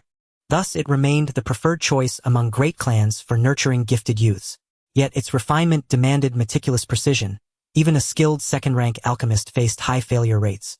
Tang Yen frowned faintly, inhaling the subtle acrid tang lingering in the air, then fixed his gaze upon the elder. With quiet intent, he glanced at the porcelain vial in Gu Ming's hand and stepped forward, smiling. Chi-gathering pills. What is the price? I need not elaborate on efficacy. This vial contains 3 pills. On the auction block, they might fetch up to 100,000 taels of silver. I shall not cheat you. 10,000 taels for the vial, young master. What say you? Gu Ming declared aloud, though his gaze held unmistakable disdain. Dare this arrogant scion of privilege raise his voice within Miaodong Workshop? Tang Yen inwardly raged. This wizened rogue dares charge the auction ceiling price to him. Outwardly serene, Tang Yen laughed heartily. Agreed. May I inspect the pills first? Oh, do you suspect these are counterfeit? Gu Ming's eyes flashed coldly for an instant. Gu Ming's eyes flickered with icy light, vanishing as swiftly as it appeared. Tang Yen hastily waved his hands. Miaodong Workshop has stood for millennia across the continent. Its reputation impeccable. It would never tarnish such legacy for a mere 10,000 taels. Still, as I've never laid eyes upon a chi-gathering pill, I wish to verify its authenticity, to avoid missteps and save face upon my return. If you wish to examine them, proceed. But should you damage even a single pill, you shall compensate at full market value. Gu Ming extended the vial, his expression thickening with mockery. How absurd. A youth with no discernible chi fluctuation dared boast of pill appraisal. Smiling, Tang Yen accepted the vial, gently loosened the stopper, just enough to create a narrow gap, brought it to his nose for a delicate inhalation, then promptly resealed it. Finished inspecting. Gu Ming's contempt deepened at such casual handling. Yes, Tang Yen nodded. Pill appraisal begins with form. Optimal roundness indicates purity. 2nd comes color. Uniform hue signals refinement. 3rd one senses the pill's spiritual energy. Cultivators of lesser attainment often rely on specialized instruments for this step. More intricate methods exist, but none mattered here. This youth was clearly a brash novice feigning expertise with empty pretense. Even the attendant beside him wore a sneer. Xiao Chui lowered her head in embarrassment. Though she'd never ingested a pill herself, she knew appraisal involved far more than a single sniff. Yet Xiao Chui did not flee. Years of weathering public humiliation alongside her young master had forged a formidable immunity. Are these chi-gathering pills genuine? Gu Ming pressed. Tang Yen paused, thoughtfully tapping his fan against his palm before replying slowly, they are authentic. Yet their price remains negotiable. Oh, and what sum does the young master deem fair? Gu Ming, already prepared to seal the sale, leaned in. 3,000 taels. Will you part with them? When Tang Yen announced his price, a brief silence fell over the shop. Everyone turned to look at Tang Yen, who had initially acted extremely frivolous, wondering which young master had come to stir trouble at the Miaodong Workshop. However, the Miaodong Workshop held a prestigious status and remarkable strength. This young rake had probably hit a brick wall. Hearing the price of 3,000 taels of silver come from Tang Yan's lips, Gu Ming thought he was hearing things. A feeling akin to a cat being toyed with by a rat arose within Gu Ming, nearly driving him into a rage. With a sudden slam of the table, he shouted, "Kid, do you think the Miaodong Workshop is just any place? How dare you act wild here?" "Gu Master, what do you mean by that?" Tang Yen looked at Gu Ming in fright. "Don't scare me. You're asking for an outrageous price, and now I'm just offering to pay what you demanded. How is that acting wild? 2nd-grade pills can't possibly be bought for 3,000 taels of silver, can they? Such a low price is an insult to the pills sold at the Miaodong Workshop. If you don't provide me with a reasonable explanation today, it may not be so easy to leave the Miaodong Workshop." Hearing Gu Ming's threatening words, Tang Yen let out a dismissive smile. "Gu Master, these pills must have come from a single cauldron, right? As I mentioned before, they were just recently refined. What I mean is this one cauldron only produced these 3 usable pills. Tang Yen stated casually. Gu Master, who was previously filled with rage, had his pupils constrict upon hearing Tang Yan's words filled with disbelief. His pill refining area was absolutely secluded, just himself. How could this young man know? After thinking it over, the only interaction he had with this young man was a few brief exchanges, and the fact that this young man had sniffed the bottle's opening. Could it be that by merely smelling the bottle's opening, he could deduce that he had refined a batch of waste pills, only managing to salvage 3? Suppressing this absurd thought, Guming feigned calmness and said, "It is normal for a cauldron to produce 3 second-grade mid-tier pills, isn't it? Do you think second-grade mid-tier pills are as easy to refine as candy? The fragrance of the pills is too strong, mixed with a hint of burnt smell, clearly indicating that in the final step of pill formation, the fire was controlled poorly." At this moment there were 2 choices. One was to continue refining the pills, but with a 99% chance of ruining them. The other option was to sacrifice some materials to provide protection for the pill formation, thus reducing the number of pills produced and affecting their efficacy due to uneven heating. Gu Master chose the latter. It is widely rumored that Gu Master is a second-grade high-tier alchemist. With such a noble status, refining such pills is surely a piece of cake for you.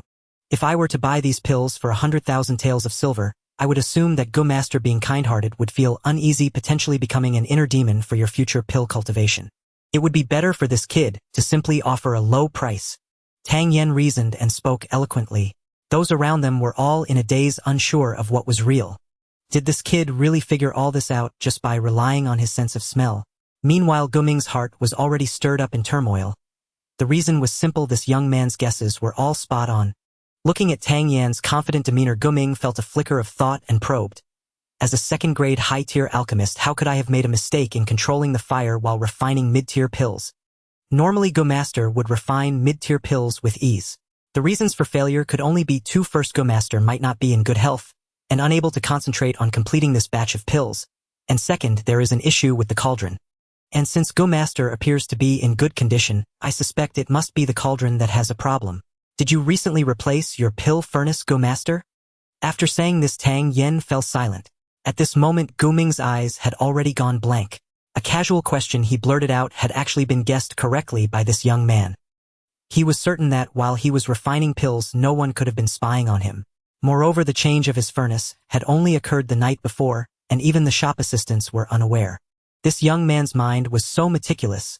Such an extraordinary youth, yet his dantian had been destroyed. Wait a minute, with a destroyed dantian, could this young man be seeking a pill to restore his dantian? Based on his experience, the pills capable of restoring a destroyed dantian would need to be at least 6th grade or above. Moreover, such pills are quite niche and extremely difficult to refine, and their value could rival that of 7th grade pills. There probably weren't even any 6th grade alchemists in the entire Miaodong workshop. This young master's wish was destined to be unfulfilled. No wonder he hadn't felt any fluctuations of true energy from this young man. Young friend, you have keen insight. I admire you. I will give you these 3 pills for free. Consider it a good deed. Guming sighed, handing the porcelain bottle back to Tang Yen. Those around looked at the porcelain bottle with eager eyes. This young man managed to obtain 3 second-grade mid-tier pills for free just by saying a few simple words. Then I thank you, Gu old man. Tang Yen cupped his hands in gratitude, happily tucking the porcelain bottle into his bosom.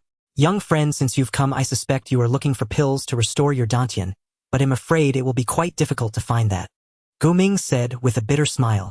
Tang Yen was taken aback for a moment and then smiled, saying, Gu old man, I'm here for another matter. I wish to discuss a business deal. Oh! Guming looked at Tang Yen with confusion, secretly thinking that this young man was not ordinary. It was likely not a small deal. He then extended his hand. Please, let's talk inside. After asking Xiao Chui to wait outside Tang Yen, and Guming walked into the room one after the other. Once inside, a servant came in with tea, and Guming smiled, asking, I still don't know your name, young brother. I am Tang Yen. Guming was taken aback upon hearing this. Tang Yen? Wasn't he the well-known young rake of the Tang family? Then he thought, with so many people in the world, how many share the same name? It must be some other family's young master. He smiled and said, I didn't know young brother Tang had come. What business do you wish to discuss with me? I want to borrow your furnace for a while. Tang Yen stated his intentions directly. Borrow the furnace? How will you borrow it? Guming's curiosity grew. I'd like to borrow the furnace for 2 hours. I can refine within the Miaodong workshop without needing to move the furnace. I need to refine a batch of pills, and I hope Gu old man can make an exception. After pondering for a moment, Guming said, "Refining pills requires soul power perception and true energy. With your dantian destroyed, having a furnace would probably be useless. You needn't worry about that. The pills I plan to refine are not of a high grade and don't require overly demanding conditions." After a moment of thought, Guming rested his chin on his hand and decided, "I can agree to that. But since this is a business deal, what benefits can the Miaodong workshop gain?" Tang Yen quickly calculated in his mind. This time, he wanted to refine a first-grade mid-tier initial spirit pill, which is milder and easier to absorb than the gathering chi pill. Among first-grade pills, perhaps none are more suitable for yuan-tier warriors than the initial spirit pill. However, what could he offer as compensation? Could it be the initial spirit pill? If this pill were to be revealed, would the Miaodong workshop covet his pill recipe? Suddenly lifting his head, he noticed a faint red gleam in Guming's eyes. Tang Yen frowned. He was very familiar with this red gleam and instantly had an idea. "After the pill refinement is complete, I will give it to you. If you are not satisfied with the compensation I provide, you can deduct from all the pills I refined." Hearing Tang Yan's words, Guming felt a tinge of dissatisfaction in his heart. "You ask me to lend you the alchemy furnace, yet the reward remains unspoken." Tang Yan's words made him suspect that he intended to default on the reward if the refining was unsuccessful. However, curiosity is a natural trait, especially given Tang Yan's astonishing performance. Though he was displeased, he felt more anticipation. What reward could this young man possibly offer that he acted so mysteriously? In any case, lending the alchemy furnace for 2 hours was no issue. Guming nodded and said, "If that's the case, I'll wait for good news from you, young friend. Follow me to the alchemy room." "Thank you, Gu Lao. I believe you won't be disappointed with this gift." Tang Yen smiled faintly and followed Gu Lao toward the alchemy room. Once inside the Miaodong workshop, he realized just how expansive this place was. Behind the shop was the front hall past, which lay the medicinal garden to the east and the alchemy room to the west. After navigating a few corridors in the alchemy room, they finally stopped at a door. Upon pushing open the stone door, a wave of heat rushed out. "This furnace is the new one I just acquired." Entering the alchemy room, Gu Lao introduced with a smile a fine furnace, crafted from the essence of Wu Hai, or ensuring uniform temperature within the furnace.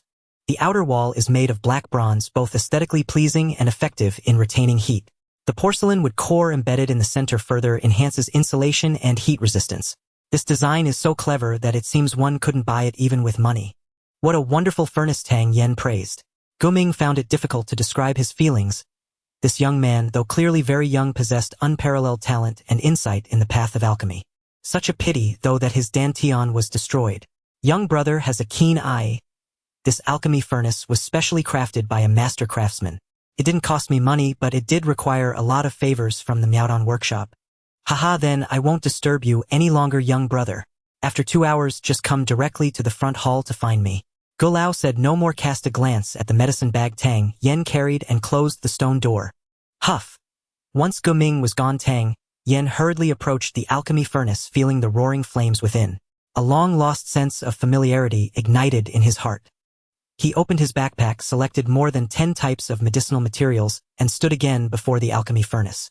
As he tossed the materials into the furnace, discarding the dross and extracting the essence, his movements were as smooth as drinking tea or eating a meal. If Guming saw this scene, his eyes would surely pop out. Tang Yen gathered herbs, picked them, placed them, and refined them in a continuous flow, not dragging his feet at all. He was far beyond ordinary. When all the medicinal materials were placed into the furnace, Tang Yen released his true qi to extract the essence, only to reveal an expression of disbelief on his face. Previously unaware of the effects of alchemy, he was surprised to find that with the unparalleled Alchemy Sutra from this other world, the true qi during alchemy had an additional refining effect on the materials. Though the refining effect was not immediately apparent, as a 9th-tier alchemist in his past life, such subtle changes could not escape his keen observation. The Alchemy Sutra is indeed so wondrous. This is absolutely the most miraculous cultivation technique for alchemy. Right now my cultivation is only at the 3rd tier of the yuan stage. If I improve in the future, what would happen when the true qi completely transforms into flames during alchemy? What an exciting prospect! Tang Yen mused for a while before calming himself to continue extracting. Tang Yen focused intently on controlling his true qi, beads of sweat dripping from his forehead. As time passed, the rate at which the sweat fell increased rapidly, soon soaking his clothes. It was fortunate that Tang Yen possessed great willpower. Had it been someone else with only the strength of the 3rd tier of the yuan stage, they would have likely given up long ago while trying to refine a mid-grade 1st-tier pill. After a long time, when Tang Yen finally opened his eyes, He was completely exhausted and plopped down on the ground panting heavily. Damn, I'm exhausted. Wiping the sweat from his brow, Tang Yen did not rest much longer. He opened the alchemy furnace and looked at the 12 pills in the center, entirely jade green, plump and round with a rich aroma that filled the air. Finally, he broke into a smile. Glancing at the timer on the wall, he noted that only an hour and a half had passed. He secretly marveled at how miraculous the Alchemy Sutra was, as the speed of refining had indeed increased. He took out 2 porcelain bottles to carefully store the pills, then sat on the ground to rest for a bit. His clothes, once soaked with sweat, had dried completely from the heat of the furnace. Tang Yen pushed open the stone door and walked toward the front hall. Meanwhile, Guming, who had been in the front hall, was consumed with various speculations about Tang Yen, such as where he lived and who his master was. After sitting for over an hour, he suddenly remembered that Tang Yen had brought a maid back with him. He slapped his forehead and cursed himself for being foolish. Why didn't he just ask? "Gulao, thank you very much." Just as Guming was about to inquire about Tang Yan's background, a clear voice suddenly rang out. Looking up, he indeed saw Tang Yen smiling as he asked young brother Tang, "How did it go?" "I managed to complete it by a stroke of luck thanks to Gulao's alchemy furnace."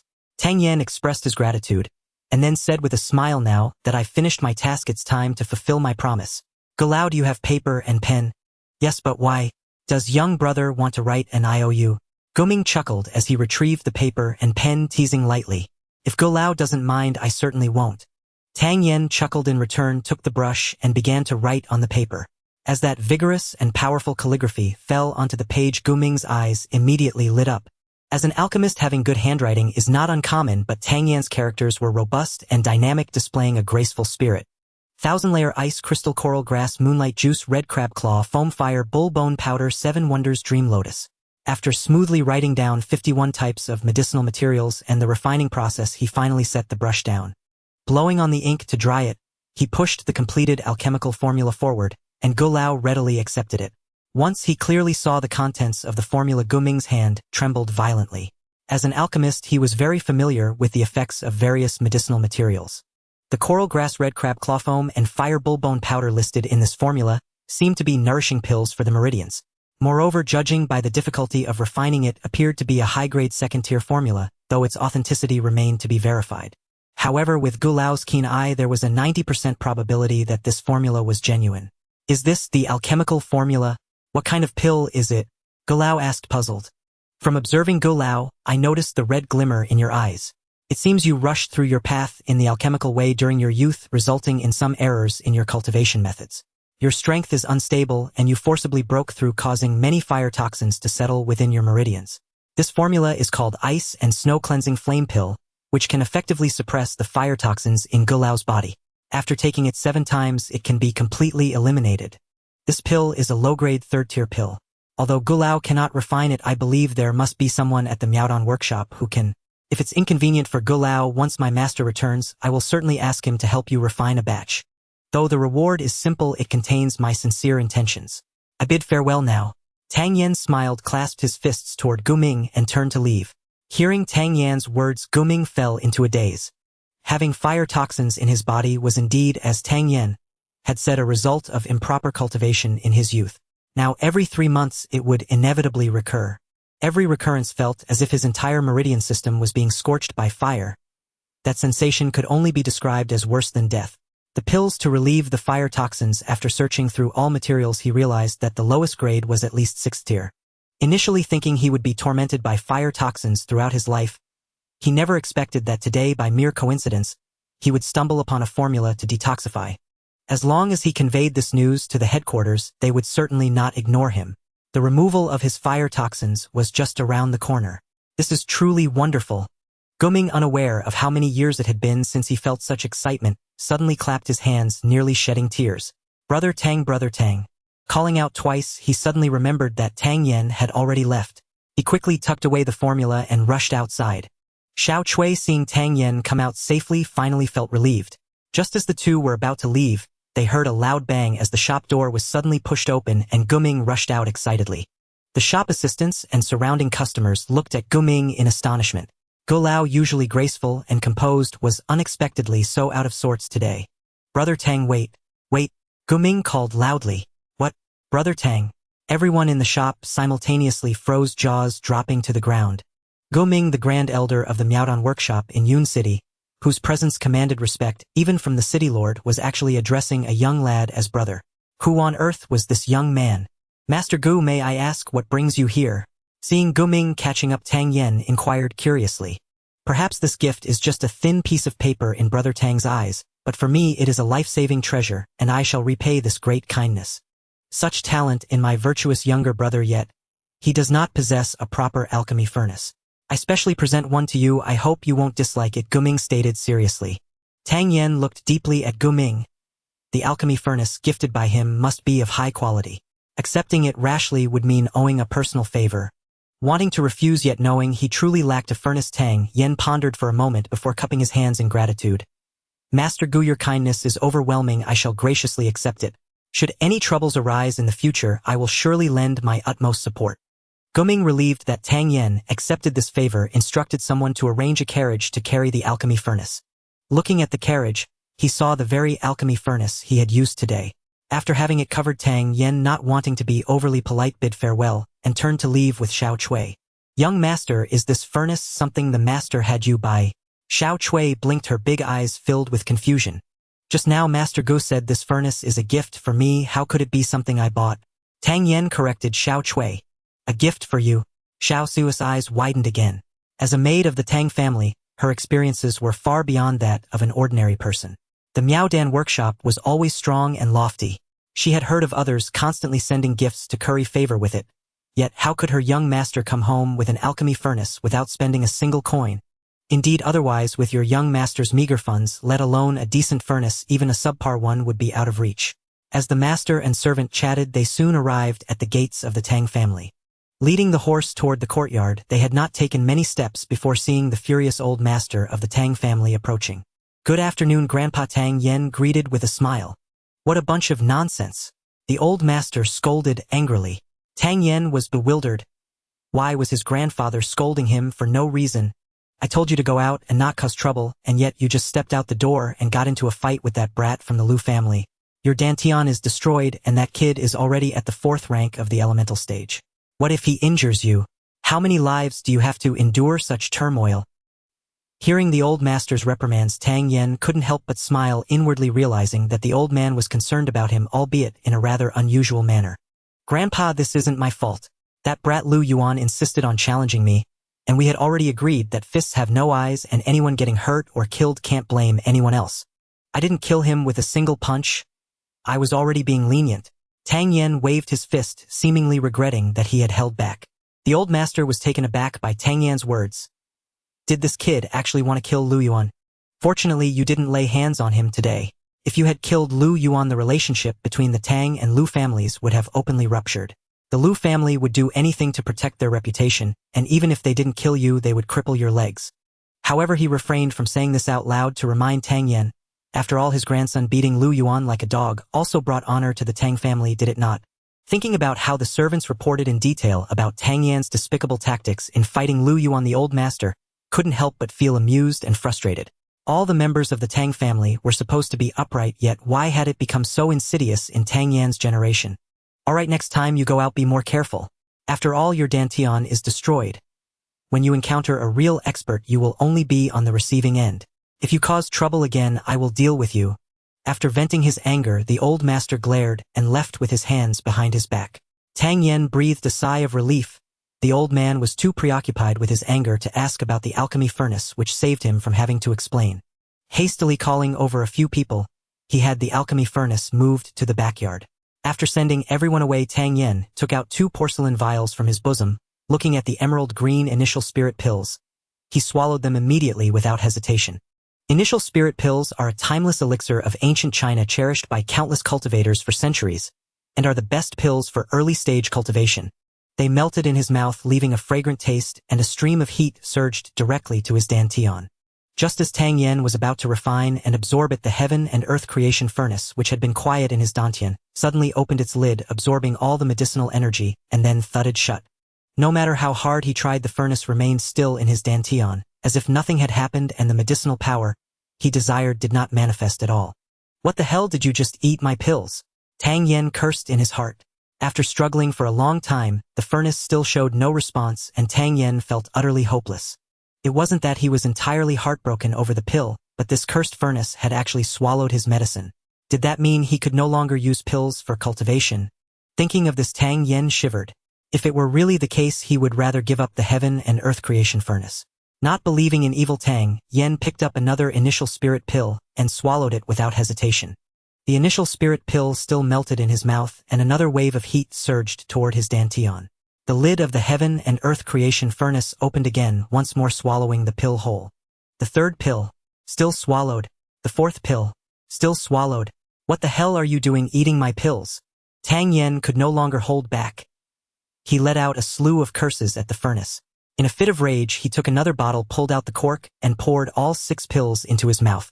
The furnace lid still opened, but this time it only swallowed 1 pill. The remaining 5 initial spirit pills suddenly dissolved, releasing a pure essence of true energy that surged up from the dantian like a roaring river rushing toward the meridians. What the hell? Why didn't you swallow them all? The explosive energy burst forth, leaving Tang Yen overwhelmed with emotion. He hurriedly held his breath and focused, trying to guide the true energy to circulate within his body. Although the initial spirit pill is known for its gentleness, that only applies when taking one. With 5 pills dissolving simultaneously, Tang Yen felt his meridians rapidly expand under 5 times the spiritual energy. A burning sensation spread throughout his body. Tang Yan's eyes turned red, and the supreme pill scripture within him operated wildly. His skin turned crimson, as if with just a little external force his blood would explode. It's just 5 initial spirit pills. I'll fight you to the end. Tang Yen gritted his teeth, disregarding the pain in his meridians, and guided the raging true energy to circulate around his entire body. The tiny meridians could not withstand the immense spiritual energy bursting continuously. Just as he was about to complete 1 full cycle, the pure energy showed no signs of waning, and Tang Yen couldn't help but sigh. The already damaged meridians would probably not be able to absorb such a massive force. Just as Tang Yen was preparing to guide the true energy for the second cycle's impact, the previously calm heaven and earth creation furnace suddenly flipped its lid again. Tang Yen was overjoyed and was about to inject all this true energy into the furnace when a purer stream of spiritual energy suddenly surged out from the furnace's opening. Just as Tang Yen was lamenting, the surge of spiritual energy that emerged was not as fierce as he had imagined. Instead, it carried a gentle warmth, leading the way ahead of the originally aggressive true energy. The spiritual energy that split from the alchemical cauldron was cool and soothing wherever it passed, mending the damaged meridians. The spiritual energy even flowed autonomously, conducting a second cycle of its own. It felt so damn good. Before Tang Yen could catch his breath, the overwhelming true energy surged in right after the recently healed meridians once again ruptured by this fierce spiritual energy. Tang Yen frowned tightly, nearly crying out. He cursed the alchemical cauldron in his heart while enduring the painful sensation of his meridians being forcibly stretched. After enduring another cycle, Tang Yen felt as if he had walked through a vat of boiling oil. The torment of this extreme contrast between ice and fire made him feel like he was on the brink of death. Fortunately, the current Tang Yen was no longer the young wastrel he once was, but a reputable 9th-grade alchemist who had experienced countless trials. Had it been an ordinary person, they would have likely fainted from the pain long ago. The continuous cycle of injury and healing in the meridians made the unbearable pain seem somewhat less torturous. After an unknown amount of time, Tang Yen finally focused all his attention, immersing himself completely in his cultivation. When he opened his eyes again, sunlight was already streaming in through the window. A flash of brilliance flickered in his eyes, and upon sensing the meridians in his body had expanded several times, Tang Yan's expression instantly became vibrant. 7th grade in the Yuan stage. In just one night, he had progressed from 3rd grade to 7th grade, a leap of 4 levels. If others were to find out about this, would they consider him a monster and try to capture him? Throughout the entire Tingxiang kingdom, such a genius had seemingly never appeared. Not to mention advancing 4 ranks, even 2 consecutive advancements could be considered a rare talent in cultivation. Indeed, the world is unpredictable. A misfortune may turn to fortune. He had originally thought he would fall into demonic deviation, or even explode from within, yet unexpectedly he not only emerged unscathed, but also made such significant progress overnight. After a brief moment of excitement, Tang Yen calmed down. The Tang family was surrounded by enemies in Yun City, and apart from his grandfather and Mo Bo, the middle generation was largely absent, leaving his own situation quite precarious. 7th grade in the Yuan stage was still too weak. Pushing open the door, Tang Yen walked outside. The early autumn morning already carried a hint of chill. After walking for a while, he heard a series of grunts and shouts. Tang Yan's heart stirred, and he quickened his pace, arriving at a courtyard with a plaque that read Training Grounds. This was the place where the Tang family's disciples practiced martial arts. Upon entering the courtyard, he discovered that there were quite a number of Tang family warriors, nearly 100 of them, currently engaged in sparring or practicing their techniques. The leading youth whom Tang Yan recognized was Mo Yanjun, the eldest grandson of Mo Bo. Mo Yanjun was 23 this year, and had already reached the second grade of the yellow stage, ranking among the top of the younger generation in Yun City, serving as the captain of the guard for the Tang family. Tang Yan, dressed in a snow-white robe, was quite eye-catching. As soon as he entered the training grounds, he immediately caught Mo Yanjun's attention. What was this wastrel doing here? Wasn't the last time this kid came to the training grounds about 4 years ago? Following Mo Yanjun's gaze, the others also noticed Tang Yan, their eyes filled with disdain. In this world, martial prowess was revered. Although Tang Yan was the eldest young master of the Tang family, his reputation as a wastrel truly tarnished the family's image. These warriors who revered strength naturally looked down on Tang Yan. Taking in the expressions of those around him, Tang Yan smirked slightly, not angered at all, as he leisurely strolled around the training grounds. As if to intimidate Tang Yan, those who were originally training suddenly increased their intensity, the atmosphere becoming even more intense. After Tang Yan completed his circle, Mo Yanjun pretended to just notice the young master and hurriedly walked up to him, saying, "Young master, you actually came. I was just busy and didn't notice." "No worries, I'm just here to take a look." Tang Yan waved his hand to indicate it was nothing. "Young master, how do you think our guards are doing in their training?" Mo Yanjun asked politely, and upon hearing his question, the others couldn't help but chuckle inwardly. What did this wastrel understand? Just as everyone was preparing to listen to Tang Yan's flattery, an exaggerated gasp rang out. "What? Were you just training?" Mo Yanjun, who was also waiting for Tang Yan's praise, was taken aback by Tang Yan's words and coldly snorted. "What? Do you think young Master Tang believes everyone is just playing games? What, weren't you just playing games?" Tang Yan exclaimed again. The guards who had been straining to hear young Master Tang's words now looked dejected. A wastrel is indeed a wastrel. Without these guards, how could our Tang family intimidate the Four Corners and stand among Yun City's 4 great families? If young Master Tang does not respect us, please do not enter the training grounds in the future. Mo Yanjun said bluntly. "Get out of the training grounds. Get out of the training grounds." A chorus of shouts rang out from the guards below. "Enough, you bunch of cowards." Tang Yan shouted loudly, his imposing aura suddenly erupting, startling Mo Yanjun beside him, while the entire arena fell silent at Tang Yan's shout. "Mo Yanjun, as the captain of the training grounds, I walk in dressed in bright white, so eye-catching, and after circling around you, you only just noticed me. Is this the vigilance expected of the Tang family's guards? If someone with ill intentions entered and saw all of Tang family's secrets, what consequences would ensue?" Tang Yan pointed at Mo Yanjun and questioned. Mo Yanjun was rendered speechless. This kid's words were both reasonable and well-founded. He had deliberately pretended not to see earlier, not expecting to be caught red-handed by this kid. Tang Yan rummaged through his pocket and took out a token, holding it high. "Listen to my orders, form up." A loud shout erupted from Tang Yan's mouth, leaving the entire team in a daze. What was this kid trying to do? Mo Yanjun, standing closest, was the first to clearly see the token, which was indeed the core symbol of power in the Tang family. This token could completely represent the orders of the Tang family. He never expected the old Master Tang would actually give this kid such authority. "What are you all standing around for? Form up." Although Mo Yanjun looked down on Tang Yan as a wastrel, he was still loyal to the Tang family. Upon hearing the captain's command, all the guards quickly formed up, standing tall and proud, though their eyes were filled with sarcasm as they looked at Tang Yan. "What? Do you think you can insult us just because of your identity as the young master?" Tang Yan took a couple of steps forward, pointing at all the guards. "You are nothing but a bunch of cowards, a group of bullies, who only dare to act wildly against someone without any cultivation like me. Why haven't you shouted for the Lu family to get out of Yun City? You are not only cowards but also useless." Upon hearing Tang Yan's brazen words, the guards' eyes turned red, as if they were about to spew fire, their breaths heavy.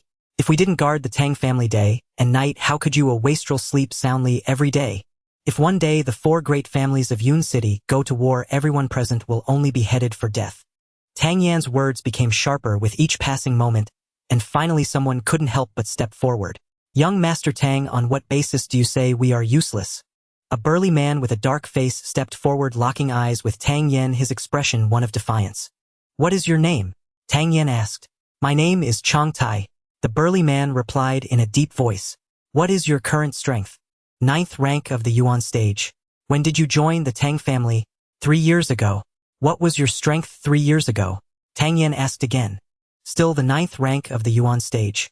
So you have been in the Tang family for 3 years training hard in the martial arts arena, yet your strength has not improved at all.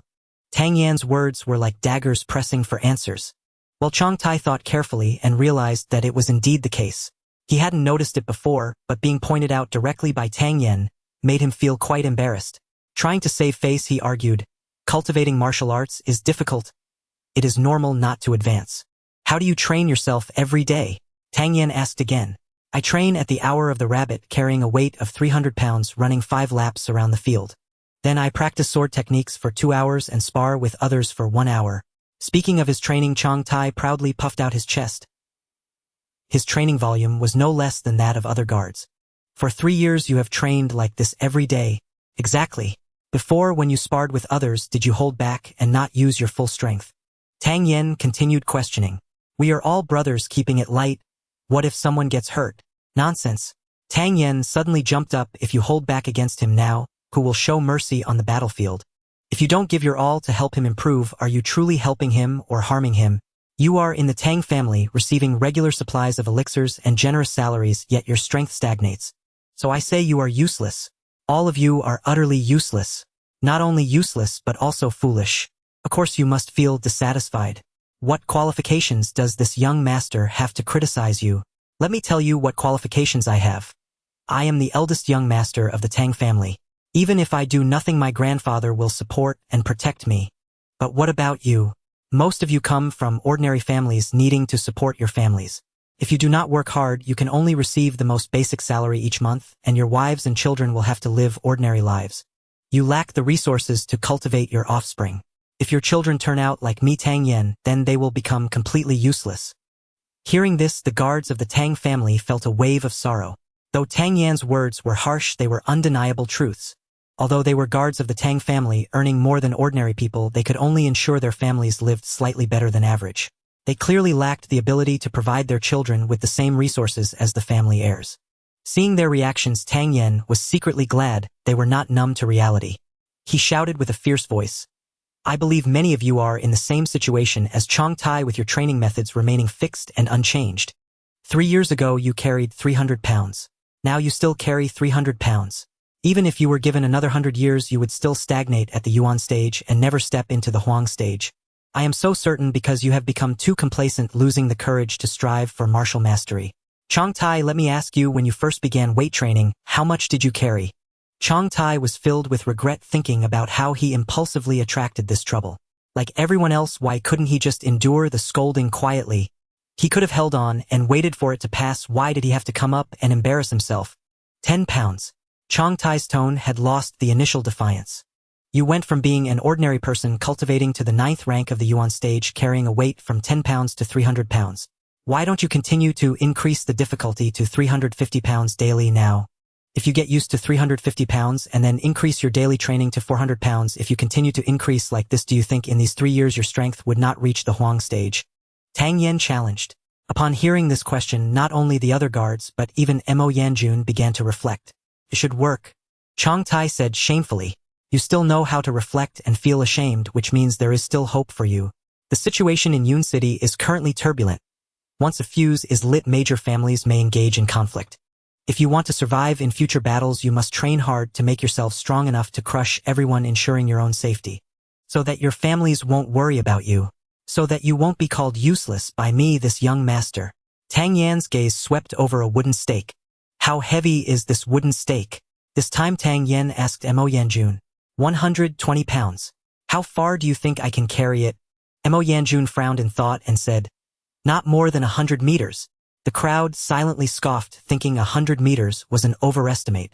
Could this spoiled young master even lift it? Lift? Tang Yan stepped forward, exerting his strength to lift the wooden stake, then began walking forward.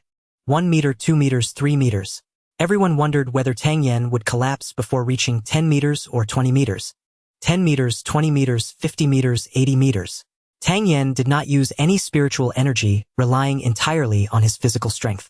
Fortunately, he had undergone the tempering of the heaven and earth transformation cauldron, making his body sufficiently robust. Even so, Tang Yen still felt as though his strength was being drained. With each step, he trembled, beads of sweat rolling down like rain. Originally, everyone wanted to see Tang Yen make a fool of himself, but as he walked step by step, the mockery in their eyes faded, replaced by shock, surprise, and respect. When Tang Yen reached 100 meters, his body was already swaying severely, but he still persevered and continued forward. 101 meters, 102 meters, 103 meters. Finally, at 130 meters, Tang Yen set the wooden stake down. Dragging his weary body, Tang Yen returned to the front of the line, scanning the crowd, panting heavily, and said, "When I stepped out that 100 meters, I was just like you are now, thinking I had reached my limit. But when I took one more step after the 100 meters, I transcended my current self." After a brief silence, all the guards applauded and cheered, the sound thunderous. You might think that 300 pounds is your limit, but I tell you, human potential is limitless. Only by continuously tapping into that potential can we keep advancing. Due to his own weakness, coupled with the Tang family's position as the weakest among the four great families, Tang Yen felt no sense of security. At this moment, he finally decided to build the Tang family's strength, making it a true great family in Yun City, the foremost family. Having said so much, Tang Yen finally threw out the bait. In this world, only by constantly growing stronger can we gain more. Do not complain about your humble beginnings. If life is tough, blame yourselves for not working hard enough. I, as the eldest young master of the Tang family, promise everyone present. Whoever breaks through to the Huang stage will have their salary tripled from the original amount.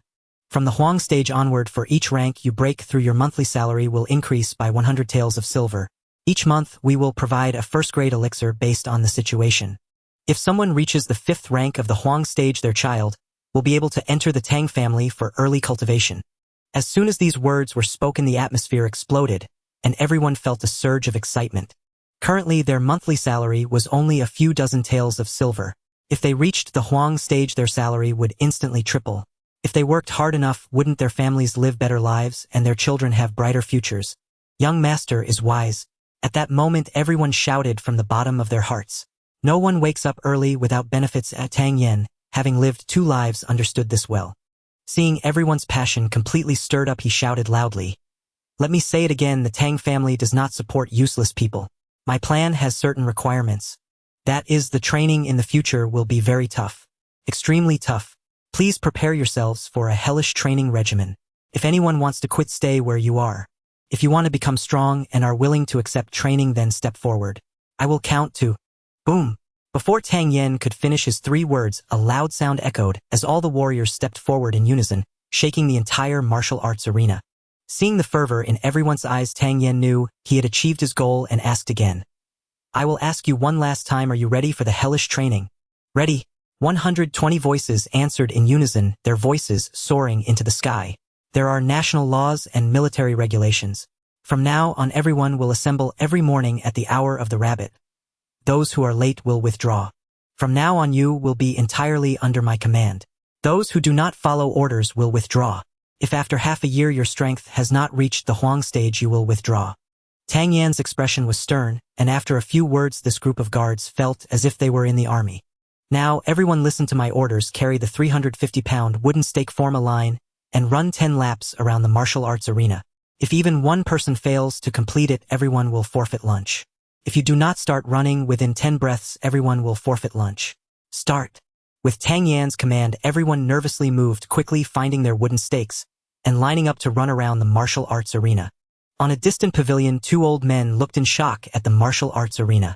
After a long while, old Tang finally asked, "Old Mo, take a good look. Is that white-clothed youth my grandson?" Hearing old Tang's words, Mo Bo couldn't help but laugh, saying, "Old master, that is indeed the young master." With Mo Bo's confirmation, old Tang's eyes narrowed, and he asked solemnly, "Do you think that because of this reckless kid's incitement, the strength of our Tang family's guards will improve?" Previously, when he listened to Tang Yen, Mo Bo only felt it made sense, but now, as he delved deeper into the matter, he felt an immense shock.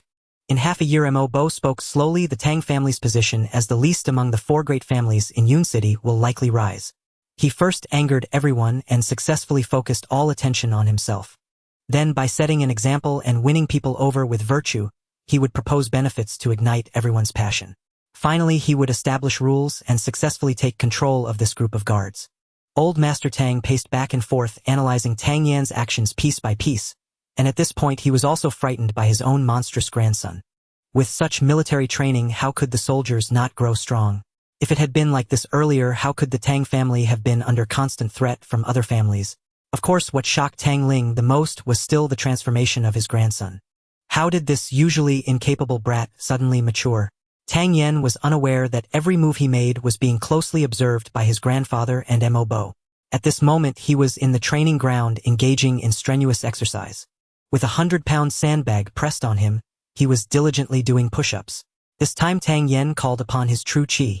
The true qi of a person is a cyclic regenerative process. When depleted, it will regenerate. With each bout of strenuous exercise, the regeneration of true qi the second time would inevitably exceed the previous amount, achieving a beneficial cycle for faster progress. Of course, there is a drawback to this. Prolonged excessive training will naturally damage the body's meridians. However, Tang Yen did not mind, as the pills he refined could fully remedy any issues with his meridians. The guards of the Tang family initially thought Tang Yen was just being impulsive, but when he truly began training they were all left stunned. Their own young master was perhaps a bit too fierce, having started since morning by doing push-ups with a 100-pound weight, enduring for a full hour. After just half an hour of adjusting his breath, he began the second round of training. Could a good for nothing with a ruined dantian really accomplish this? Even with their current 9th grade strength, doing push-ups with a 100-pound weight for an hour would leave them utterly exhausted. Yet witnessing Tang Yan's madness ignited the fighting spirit within the Tang family guards. If someone with a destroyed dantian could achieve this, how could they as 9th grade martial artists not endure? In an instant, the atmosphere in the Tang family training ground was unprecedentedly high. A day passed and Tang Yen returned to his room, not in a hurry to cultivate, but instead sending Xiao Cui to the Tang family's pharmacy to fetch some medicinal materials. Fortunately, the Tang family had a large fortune and stored a variety of medicinal materials. This time Tang Yen needed to refine a pill pulse refining powder. Once Xiao Cui brought the materials, Tang Yen entered his makeshift alchemy room, skillfully selecting and purifying the ingredients before beginning the refining process. Pulse refining powder, a low-grade first-tier pill, although not high in rank, seems scarce in this world for pills aimed at repairing and refining the meridians. After about an hour, Tang Yen opened the alchemy furnace and looked at the pile of powder inside. He found a large ceramic bottle and stored all the medicinal powder. Normally Tang Yen would refine higher-grade pills, but after a long day of exertion his true qi was nearly depleted. He could only settle for refining pulse refining powder. Returning to his room, Xiao Cui had already boiled a large bucket of water as he instructed. Looking at the bubbling, boiling water, Tang Yen poured in most of the pulse refining powder. After a brief hesitation, Tang Yen jumped into the water. Hiss! As the scalding temperature hit him, even with Tang Yan's impressive willpower, he let out a painful scream. After a while, he finally acclimatized to the water's temperature, and only then did Tang Yen close his eyes and take a beginner spirit pill. This time, an unusual expression appeared on Tang Yan's face. He originally thought the heavenly creation cauldron would swallow the pill as before, but it dissolved, instantly transforming directly into spiritual power. Without time to think, Tang Yen sat cross-legged, calming his mind and operating his mind method. For a period thereafter, Tang Yen truly left the Tang family guards in awe. Everyone thought Tang Yen was just being impulsive, but who would have guessed that the young Master Tang actually persisted, and the daily training volume was even increasing day by day. A month passed and Tang Yan's strength finally broke through to the 8th grade of the Yuan stage. What excited Tang Yen even more was that most of the Tang family guards he led had reached their bottleneck. As long as there was a suitable opportunity, they could very well break through their current barriers and enter the Huang tier. If the Tang family could produce an additional 120 Huang tier guards, their overall strength would undoubtedly no longer be at the bottom. Of course, they would not become the strongest either. In martial arts, the difference between tiers is like crossing mountains. Among the Yuan stage, a 4th grade martial artist could very likely defeat a 5th grade martial artist. However, for a 1st grade Huang tier martial artist to defeat a 2nd grade Huang tier martial artist would be as difficult as climbing to the sky. As strength increases, even a slight difference can mean a chasm of distance. Other families likely have more Huang tier experts than the Tang family. It's not because the Tang family treats their martial artists poorly. On the contrary, the Tang family offers better treatment. But many martial artists believe the Tang family is currently in a precarious situation and prefer to ally with the Lu family or other forces for safety. To seize the opportunity for advancement for this group, Tang Yen first thought of medicinal pills. The beginner spirit pill is just right for their cultivation. However, over 100 pills would require at least 10 batches of alchemy. Though with Tang Yan's level as a grand alchemist, He could guarantee 100% success rate. The medicinal materials consumed for 10 batches would still require a considerable amount of money. Estimating it would cost at least over 10,000 taels of silver, which is currently the biggest challenge. The reason he didn't ask his grandfather for money is that his recent changes have been too significant. If his grandfather questioned him, he wouldn't be able to explain. "I'll go out and see if I can find some luck." After thinking for a long time without any results, Tang Yen decided to go out. He called Xiao Cui and dressed in a white robe with a folding fan, the two of them headed out. "Sir, the young master has gone out." Not long after Tang Yen left, Mo Bo arrived at Tang Ling's study to report. "Let's go, let's follow and see." Tang Ling stood up and said, "Quickly disguise yourselves." In less than a quarter of an hour, two ordinary-looking old men quietly slipped out of the back courtyard of the Tang family. If one didn't look closely, they would think they were two small vendors. "Sir, are you personally following this time?" Mo Bo asked in a low voice. "Humph, those scoundrels from the Lu family have been sending people to monitor the Tang family. It's obvious that Lu Yuan wants to take revenge for the last time. But from now on, whoever dares to lay a finger on my grandson, I will definitely wipe out his entire family." Hearing the old master Tang's murderous words, Mo Bo expressed his understanding. Over the past decade, Tang Yen having been uneducated and reckless, the old master had given up on him. Who would have thought this kid would suddenly change his ways, showing signs of a wayward son returning home? Such a transformation greatly pleased old Master Tang, making him feel hopeful for the future. If anyone were to truly harm Tang Yen now, he would certainly not be able to withstand such a blow. From what Mo Bo understood about Tang Ling, even if it meant sacrificing everything, he would mobilize the Tang family's strength to avenge his grandson. This time he just hoped no one would be foolish enough to provoke Tang Yen again. "Young master, where are we headed?" Xiao Cui blinked her eyes and asked. After over a month of close companionship, the quick-witted girl had already sensed something profoundly different about her master. "I'm not sure. Just wandering about, perhaps to see if anyone is so captivated by my dashing charm that they'll hand over 10,000 taels of silver for my amusement," Tang Yen replied offhandedly. Hearing such nonsensical words, Xiao Cui rolled her eyes and pretended not to have heard. Young Master Tang wove his way toward every crowded corner. Only after nearly half an hour did he finally pause, muttering under his breath, "It should appear soon." With the acute soul force of senior alchemist Tang, he naturally sensed people tailing him from all directions. There was no need to guess. In Yun City, the only family bold enough to openly sever ties with the Tang clan was the Lu clan. And among the Lu clan, the one most likely behind this was Lu Yuan. Suddenly Tang Yen felt the heaven and earth creation cauldron within his body shudder faintly. In the month since his rebirth, the heaven and earth creation cauldron had rarely stirred of its own accord. Its first awakening had been when it transmitted the supreme alchemy scripture to him, its second when it devoured his primordial spirit pill. What then had triggered it this time? Tang Yan's gaze flashed like lightning as he swept the surroundings, until it locked onto an elderly man seated by the roadside. Pretending nonchalance, he strolled toward the old man.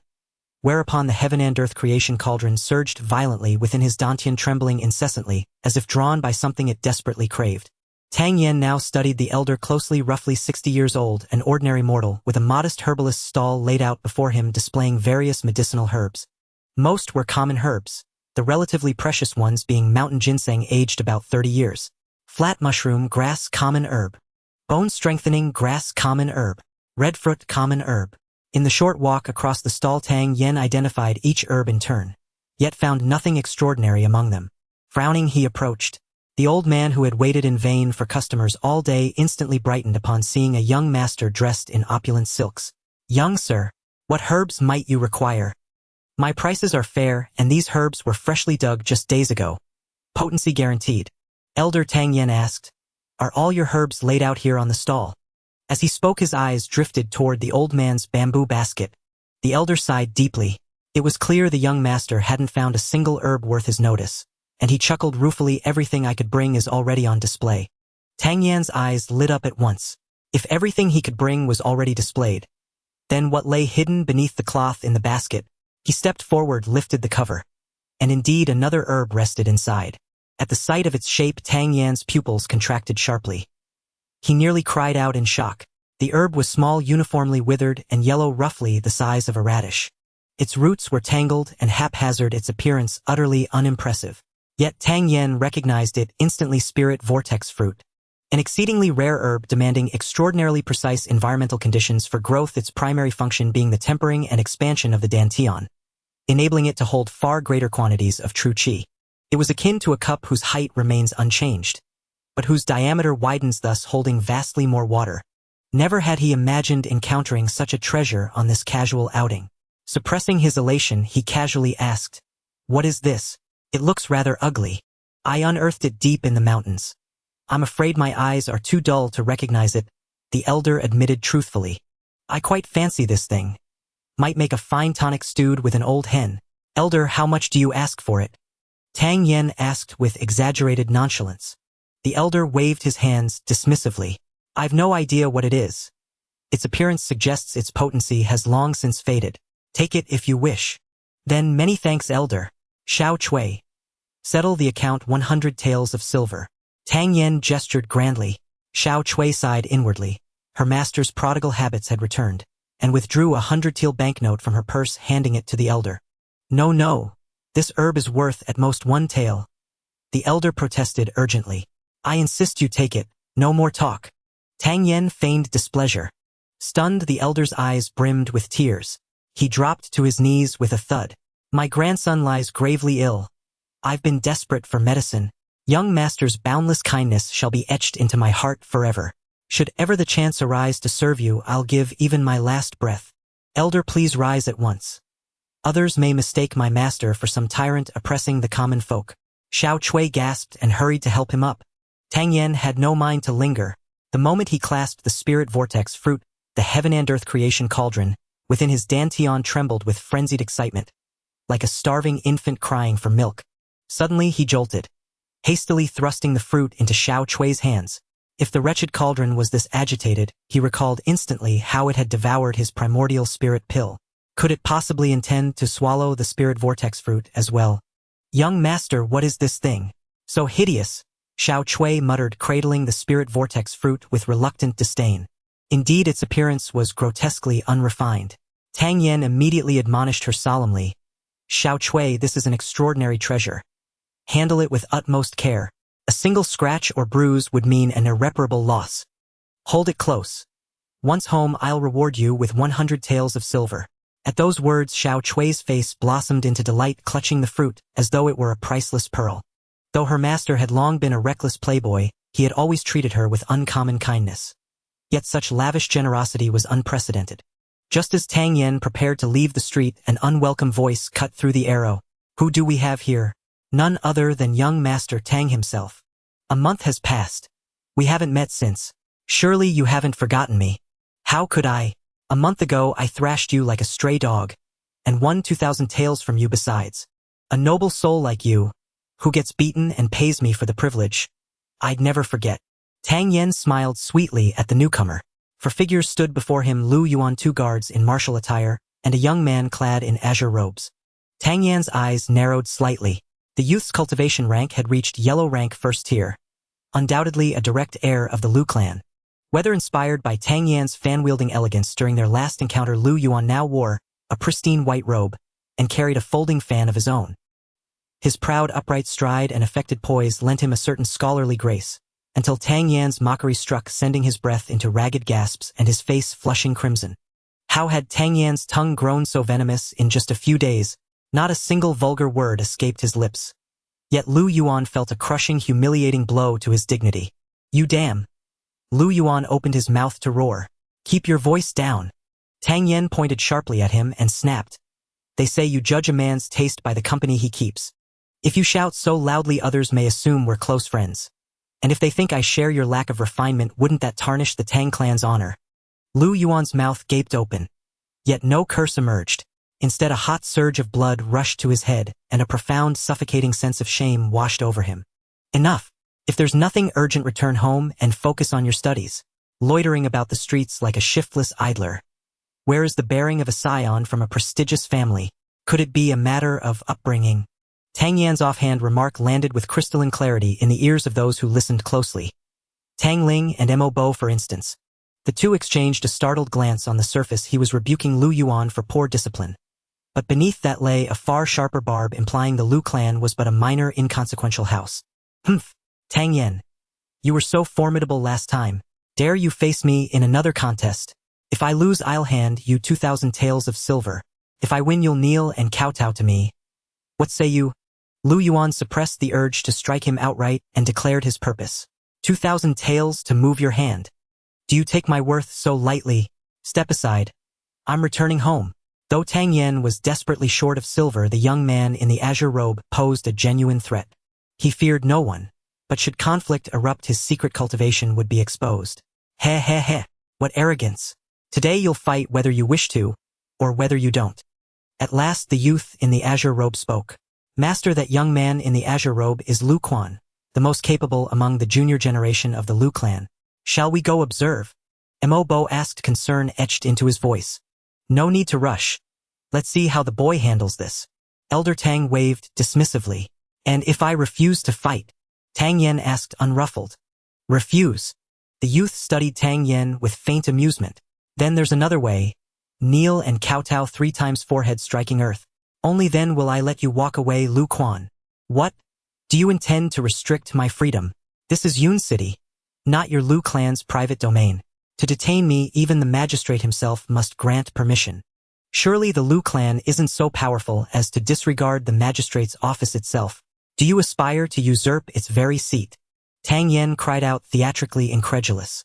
Earlier Tang Yen had deliberately chosen a crowded thoroughfare, and this confrontation had already drawn a ring of onlookers. Upon hearing Tang Yan's words, Lu Quan's heart lurched. This brat truly dared say anything. Should such an accusation take root, even the neutral magistrate's office would harbor misgivings toward the Lu clan. You bastard! So old Tang Ling truly sired no decent offspring. Only scheming, underhanded vermin. Lu Quan roared. Bastard! At that word Tang Yan's heart plummeted. A glacial flash of killing intent flickered deep within his eyes. In his past life he'd been orphaned, raised solely by his master. In this life too he remained parentless. His grandfather was the only kin he'd ever known, making familial love Tang Yan's most sacred, inviolable boundary. Though he'd only inhabited this body for over a month, the profound, unwavering affection Elder Tang Ling bore him resonated unmistakably. His heart in turn had quietly embraced this grandfather. Having lived 2 lifetimes, Tang Yen moved through the world with consummate grace. But grace did not equate to passivity. A true gentleman acts where duty commands, and refrains where principle forbids. Now that boundary had been breached, and cold, coiling tendrils of lethal intent rose from the depths of his soul. Tang Yen knew clearly Lu Yuan had come prepared. An easy departure was impossible. So if retreat was denied, then battle was inevitable. Hey Mo Bo, I'm right here. Suddenly Tang Yan's eyes lit up as he glanced past Lu Yuan and Lu Quan. Mo Bo has arrived. Both Lu Quan and Lu Yuan's faces darkened. Simultaneously they whirled around. Fool! Tang Yen muttered under his breath, and shot forward like a bolt of lightning. Lu Quan, momentarily baffled by Mo Bo's absence, suddenly sensed a violent gust tearing toward him. His blood ran cold. He recalled how Tang Yen had ambushed Lu Yuan before. Instinctively, he leapt backward, arms shielding his dantian. Yet caught utterly unawares, and facing Tang Yan's full force, Lu Quan had no chance to evade. Slap, slap. 2 sharp, stinging slaps echoed. Fire seared Lu Quan's cheeks. Not just from pain but from crushing humiliation. He, a rising martial prodigy of the Lu clan, had just been backhanded by Yun City's notorious playboy. Stunned for a heartbeat, Tang Yen struck again. 2 more resounding slaps. In the blink of an eye, 4 blows had landed across Lu Quan's face. Dare to die. After all, he was a yellow-rank cultivator. By the 4th slap, Lu Quan snapped awake, eyes blazing crimson, roaring as he hurled a fist at Tang Yen. A gale-force punch cleaved the air, hurtling straight for Tang Yan's chest. Dare you harm my grandson? From afar, Elder Tang Ling's eyes widened violently. He hadn't anticipated his grandson would strike without warning. His own profound rank 9th grade might erupted like a mountain-shaking tiger descending upon the arena. But events unfolded too swiftly. Elder Tang Ling would arrive too late. Facing Lu Quan's vengeful blow, Tang Yen stood unflinching, and met it heeding with his own fist. Seeing Tang Yen foolishly match strength against him, Lu Quan's lips curled into a cruel smile. Boy, you dared slap my face. Today I'll break you. Though murderous intent surged, Lu Quan wasn't reckless. He knew better than to kill Tang Yen outright. That would provoke the Tang clan's full devastating retaliation. Still, this punch carried 8/10 of his power.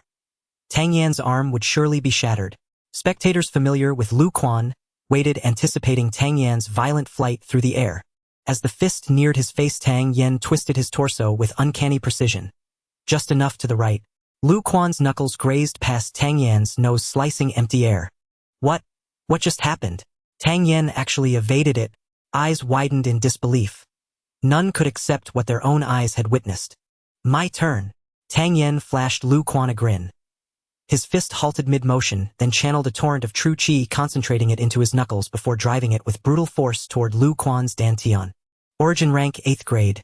Feeling such overwhelming power, Lu Quan's heart froze solid. They said his dantian was ruined. How does he still wield true qi? His momentum spent. Lu Quan couldn't dodge. The qi-charged fist slammed into his lower abdomen. Boom! Lu Quan's body flew backward like a ragdoll. Impossible! Gasps rippled through the crowd once more. Only Lu Quan knew the truth. He hadn't merely been thrown. He'd felt a hidden venomous force pierce his dantian the moment Tang Yan's fist connected. Even if his dantian hadn't been destroyed before, it was grievously damaged now. His cultivation would likely stall forever at yellow rank 1st grade. Meanwhile, Elder Tang Ling, who moments earlier had raged with fury, now stared at his grandson as if beholding a specter. This brat can manipulate true qi. Origin rank 8th grade. Having just revealed his own cultivation rank, Elder Tang Ling now burned with the urge to throttle Tang Yen. Why didn't you tell me you'd regained your strength? All that worry wasted. But having stepped forward, retreat was no longer dignified. Still seething, Elder Tang Ling strode forward and delivered 3 thunderous slaps across the stunned Lu Yuan's face. My grandson's dantian has been shattered. Yet you dare bring your brother here to bully him? Do you think the Tang clan has no one left to defend its honor? Let me make this clear to all present. Touch a single hair on my grandson's head, and I, Tang Ling, will shatter every tile, every brick, every trace of your existence. Even if it costs me these old bones.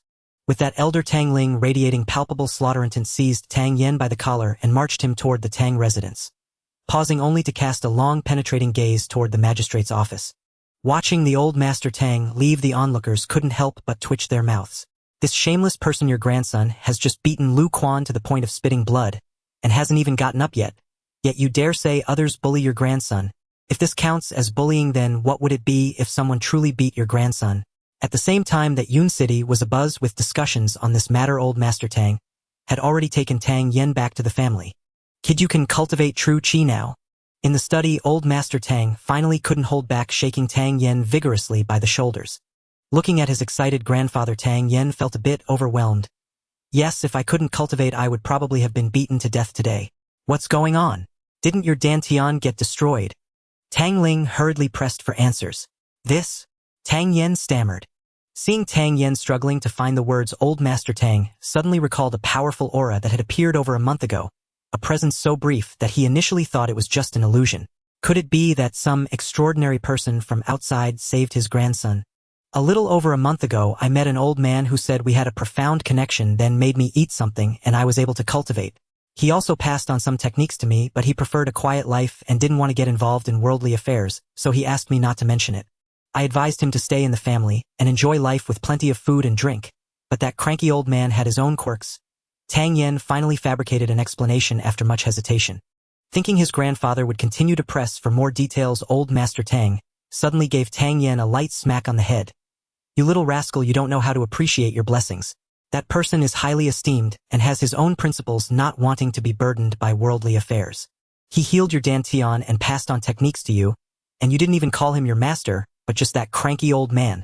Hearing the reprimand from old Master Tang, Tang Yen was stunned in surprise. Did his grandfather really believe the excuse he casually made up?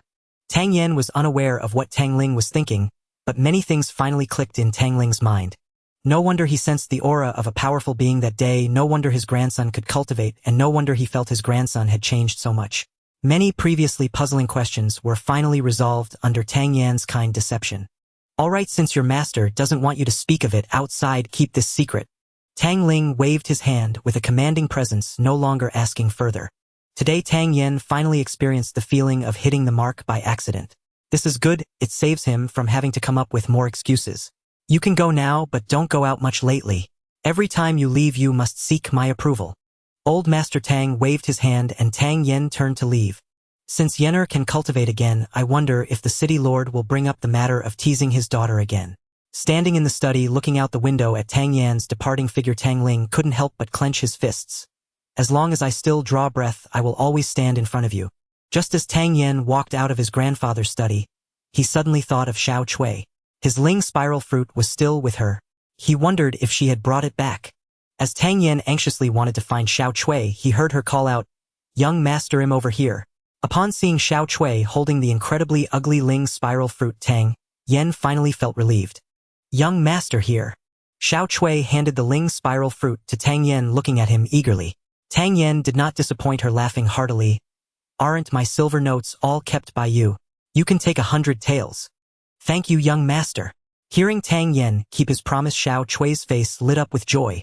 When he touched the Ling spiral fruit, the alchemical cauldron in his dantian trembled again.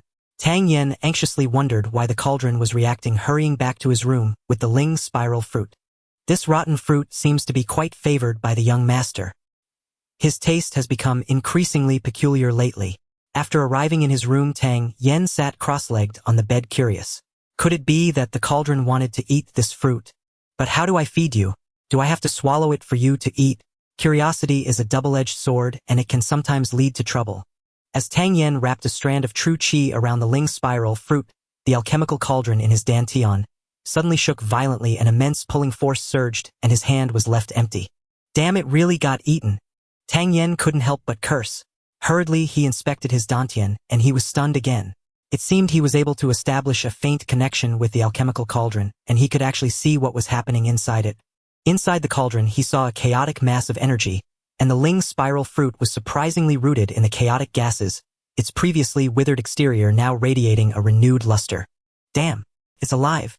Feeling the vitality emanating from the Ling spiral fruit, Tang Yen was filled with disbelief. Could it be that this cauldron can also cultivate medicinal materials? Glancing around, he saw a few ordinary medicinal materials. Tang Yen tried to input true qi to draw them into the cauldron, but after a long while there was no reaction from the alchemical cauldron. Could it be that this cauldron only accepts qualified spiritual herbs? He tried to take out this spiritual herb, and indeed he could easily do so. With great interest, he played around a few times before finally placing the Ling spiral fruit into the cauldron. Putting aside his playful mood, Tang Yen did not intend to consume the Ling spiral fruit immediately. Swallowing the medicinal herb directly would certainly yield effects, but if combined with other materials to refine a pill, the benefits would be even greater.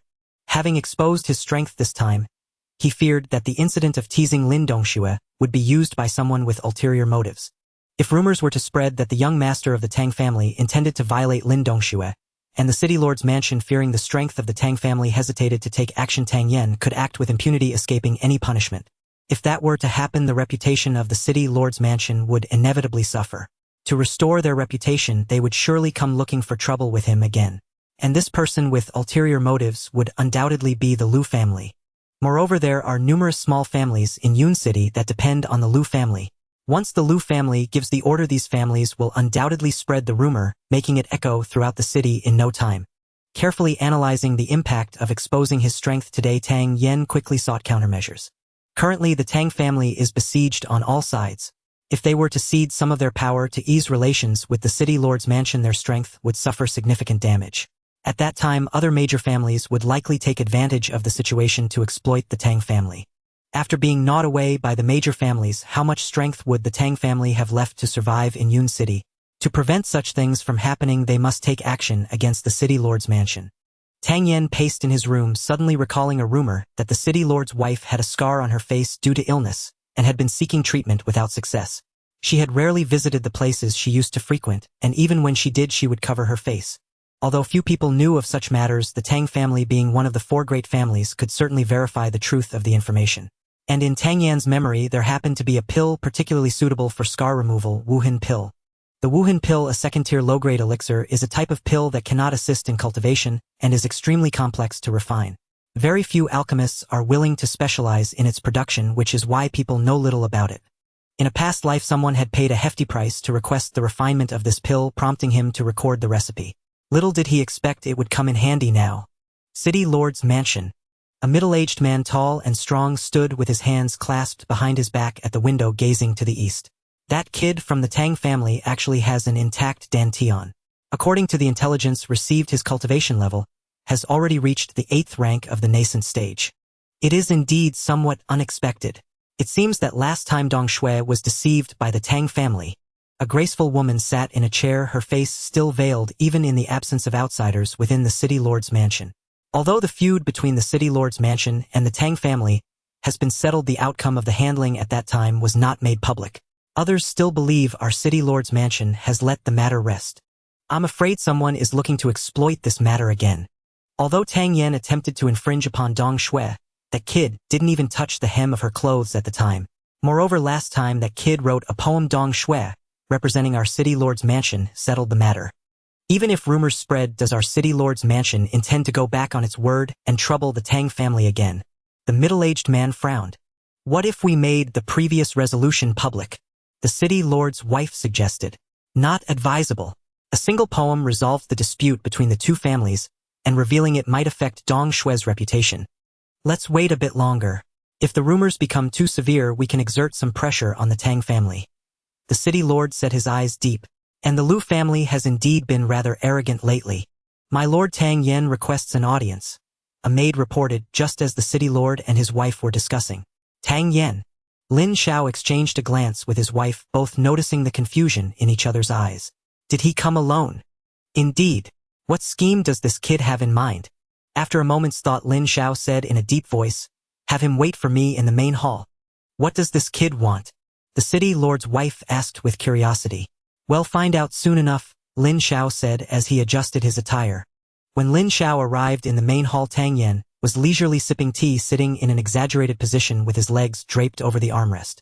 Lin Xiao couldn't help but feel a few black lines appear on his forehead. In Yunqing, regardless of who it was, anyone visiting the city lord's mansion would behave with decorum. When had there been such an audacious person? Just as he was about to explode with anger, Tang Yan, as if just noticing the city lord, hastily put down his teacup. Ah, city lord, upon arriving at the city lord's mansion, I felt as if I were home. In my excitement, I lost my manners. Please don't hold it against me, city lord. Hearing Tang Yan's words, Lin Xiao couldn't help but reassess the thickness of Tang Yan's face. How could someone say such a thing without shame? However, Lin Xiao did not dwell on this detail and coldly asked, I heard that your strength has reached the 8th rank of the nascent stage. Haha, indeed, city lord, your perceptiveness is truly extraordinary to have discovered this. Outrageous. Last time when Dong Shui visited your Tang family, you lied, claiming your Dantian was destroyed. Do you think our city lord's mansion is easy to fool? Lin Xiao's eyes widened in anger, and a massive aura surged forth, the pressure of a seasoned city lord overwhelming Tang Yan. Tang Yan felt surrounded by a strong sense of danger, and a storm brewed in his heart. The city lord's aura was indeed overwhelming. Could it be that the city lord was a master of the earth stage? Once a 9th-rank alchemist respected by the world's heroes, he was most unafraid of pressure. He calmly explained, City lord, the Tang family did not deceive Miss Dong Shui. My Dantian was indeed destroyed, and several renowned doctors in Yunqing can attest to this. It was my master who took pity on me, saved my life, and granted me my current cultivation. Master. A hint of surprise flickered in the city lord's eyes. Tang Yan's Dantian was destroyed, and he had privately inquired with several renowned doctors in Yunqing, who confirmed that his Dantian was shattered and could not be cultivated. If this kid had no master, then how could his Dantian recover, allowing him to possess the 8th rank of the nascent stage? And who in the world could possess such miraculous abilities to reconstruct a Dantian? Oh, may I ask who your master is? Could you introduce him to me? My master lives a life detached from fame and fortune, possesses no title, and does not allow me to disclose his information. He wanders the world like a carefree cloud with no fixed residence. If I see him next time, I will certainly invite him to visit. Hearing Tang Yan's serious words, the city lord felt uncertain. If Tang Yan truly had a powerful master behind him, then anyone who wanted to trouble the Tang family in the future would need to think carefully. Could it be that this kid came to warn him not to easily provoke the Tang family? With this thought, a glimmer of coldness flashed in Lin Xiao's eyes. If this is the case, then your Tang family has made a miscalculation. Then what brings you here this time? Lin Xiao inquired. To present a gift. A gift? Lin Xiao's face showed a strange expression. In this vast world, there was nothing strange, but he had never seen someone so brazenly declare they were giving a gift. Then you may take it back. Today is not a festive occasion, so there is truly no need for gifts. Lin Xiao waved his hand, turning to escort him out. This is a Wuhan pill given to me by my master. Although it is not of high grade, only a second-tier low-grade, its recipe is known by very few, and the refining process is extremely difficult, requiring multiple steps to succeed with a very low success rate. Sighing, Tang Yen said, since you city lord do not need it, then I shall take my leave. Second-tier low-grade. The city lord's eyes held a look of disdain. While second-tier low-grade pills were quite precious in Yunqing, they were not considered top-notch elixirs in the entire Tingxiang kingdom.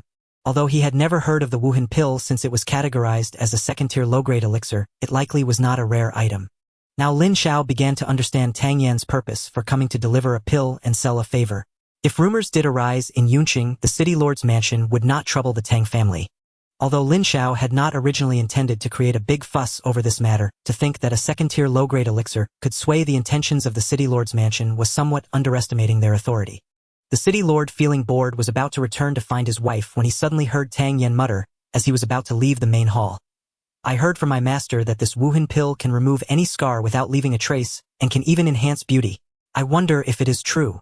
Since the city lord doesn't want it, I might as well take it myself. The city lord, possessing keen hearing, clearly caught every word Tang Yan said, causing him to pause.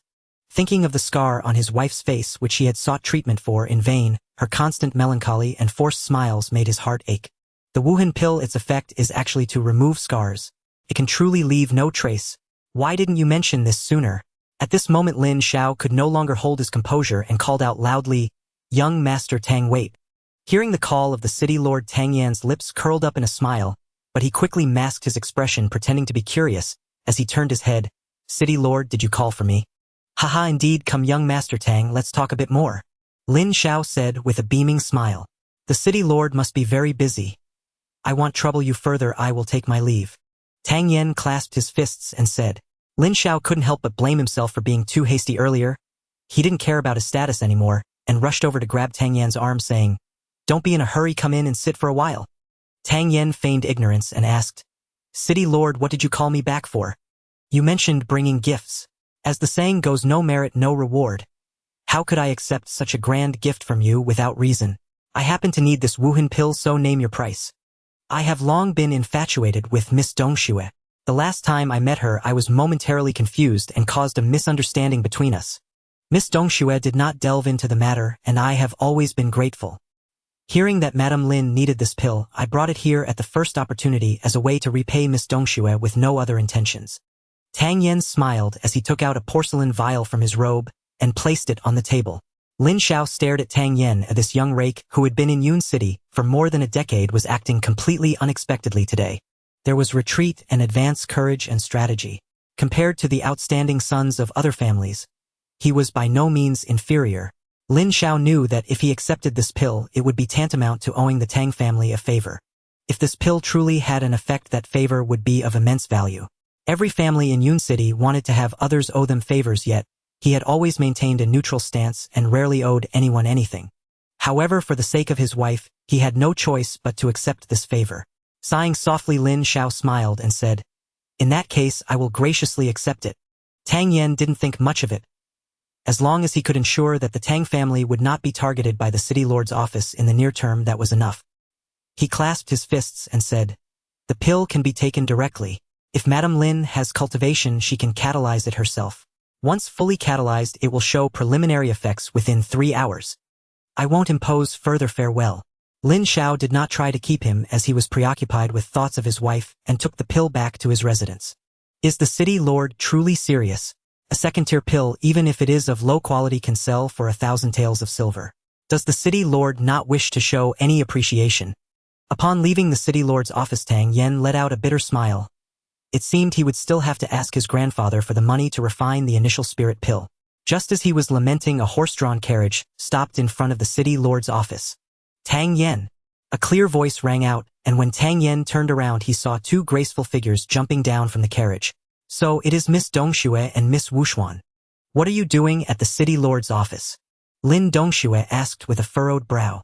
"The city lord is tirelessly working for our Yun City day and night, and I felt deeply moved, so I came to visit the city lord," Tang Yan said earnestly.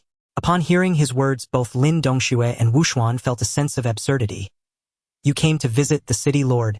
I just went out to find Sister Wuxuan. It hasn't even been half an hour since I left, and you're done visiting already?"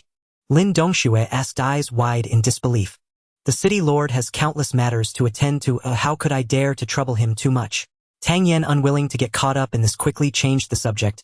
Haha, I will not disturb the two ladies any longer, farewell. With that, he turned and hurriedly fled. Dongsue, weren't you looking for your sister to teach you techniques? Today, I heard that the young master of the Tang family has already reached the 8th grade of the Yuan stage, just right to be your sparring partner. Wu Xuan, who had been silent, suddenly spoke. Lin Dong's eyes brightened at this and she smiled, saying, Young Master Tang, please wait, come inside the mansion. I have something to trouble you with. Wu Xuan did not lower her voice, and her words clearly reached Tang Yan's ears, making him feel helpless. Why does this woman keep causing him trouble? In that case, since you insist, I shall comply. Tang Yan sighed inwardly. Both the city lord's office and Miao Donfang were not something he could afford to provoke right now.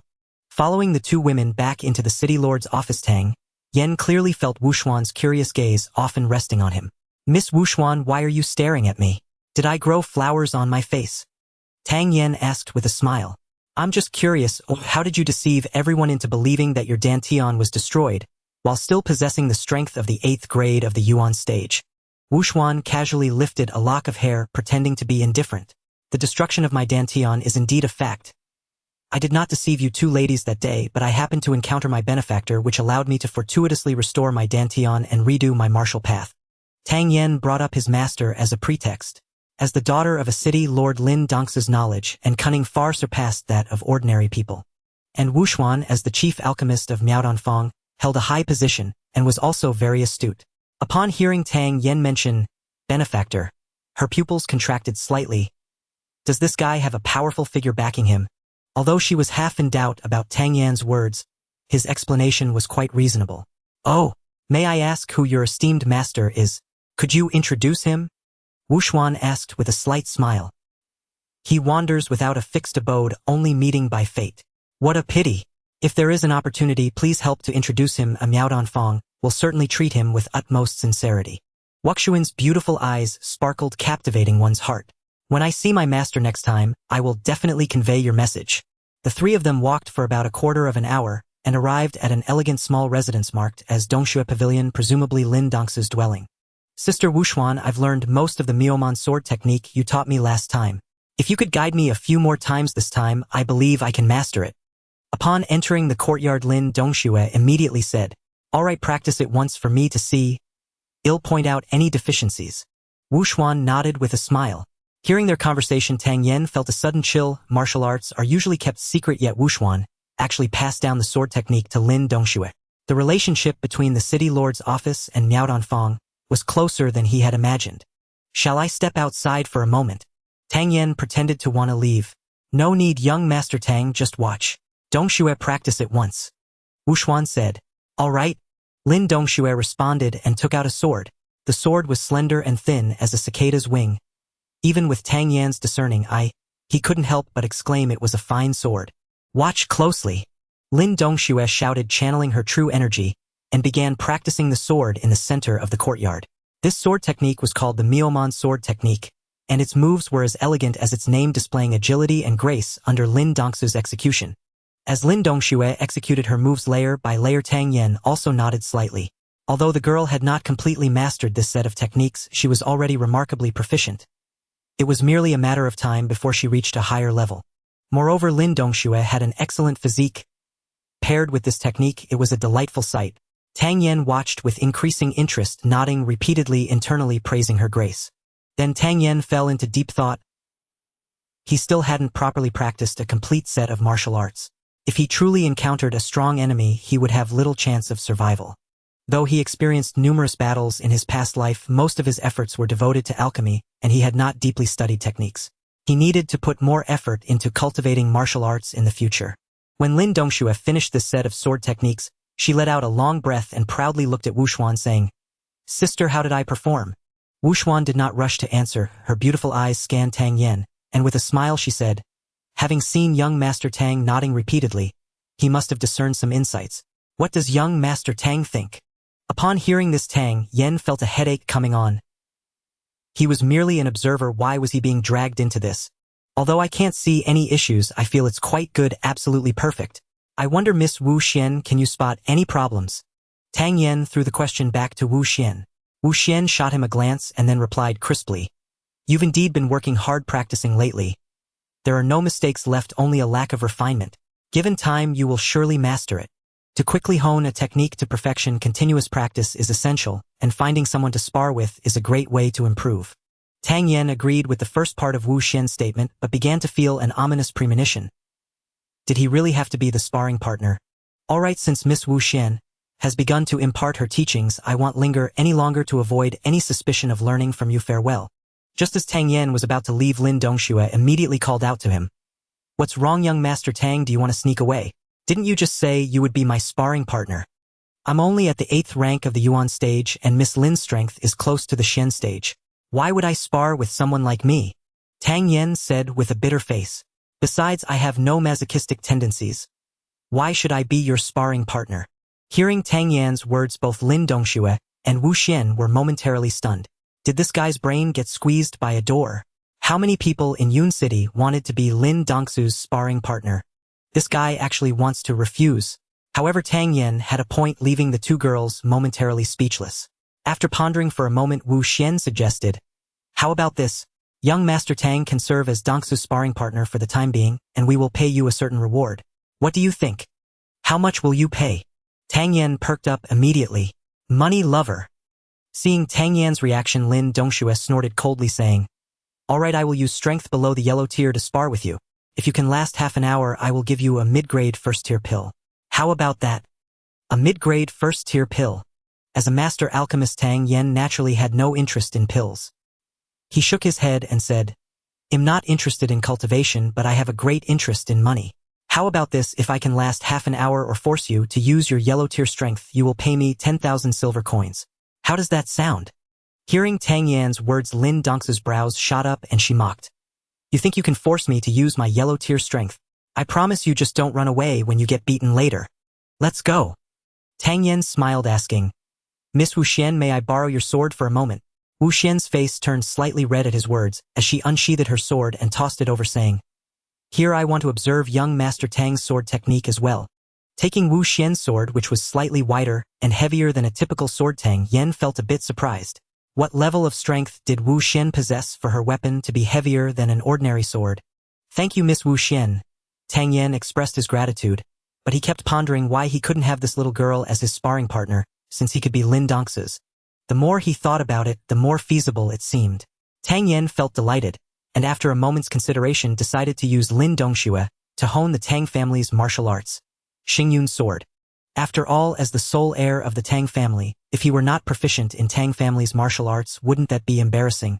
Moreover, in Tang Yan's memory, the old master of the Tang family once mentioned that Xingyun's sword was a decent technique, but its rank was not high due to some missing elements.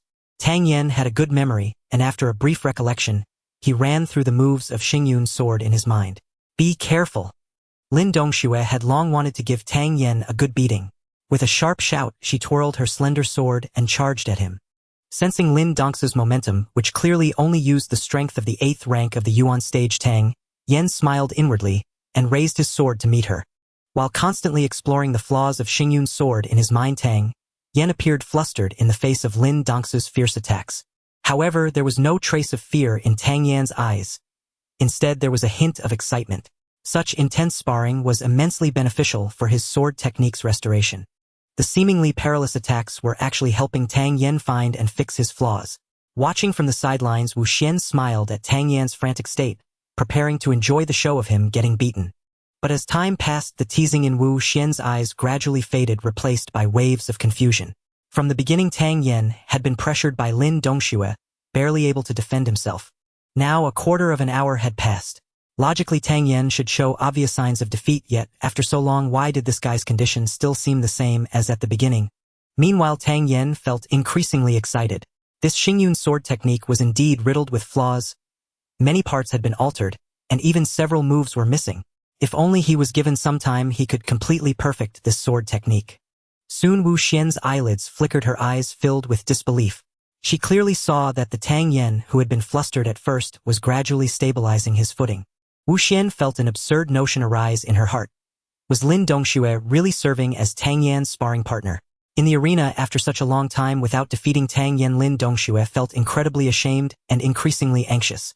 Gritting her silver teeth, Lin Dongxue unleashed her strength to the 9th rank of the Yuan stage, causing the pressure on Tang Yen to suddenly change, returning to the initially perilous situation. The difference between the 9th and 8th ranks was indeed significant.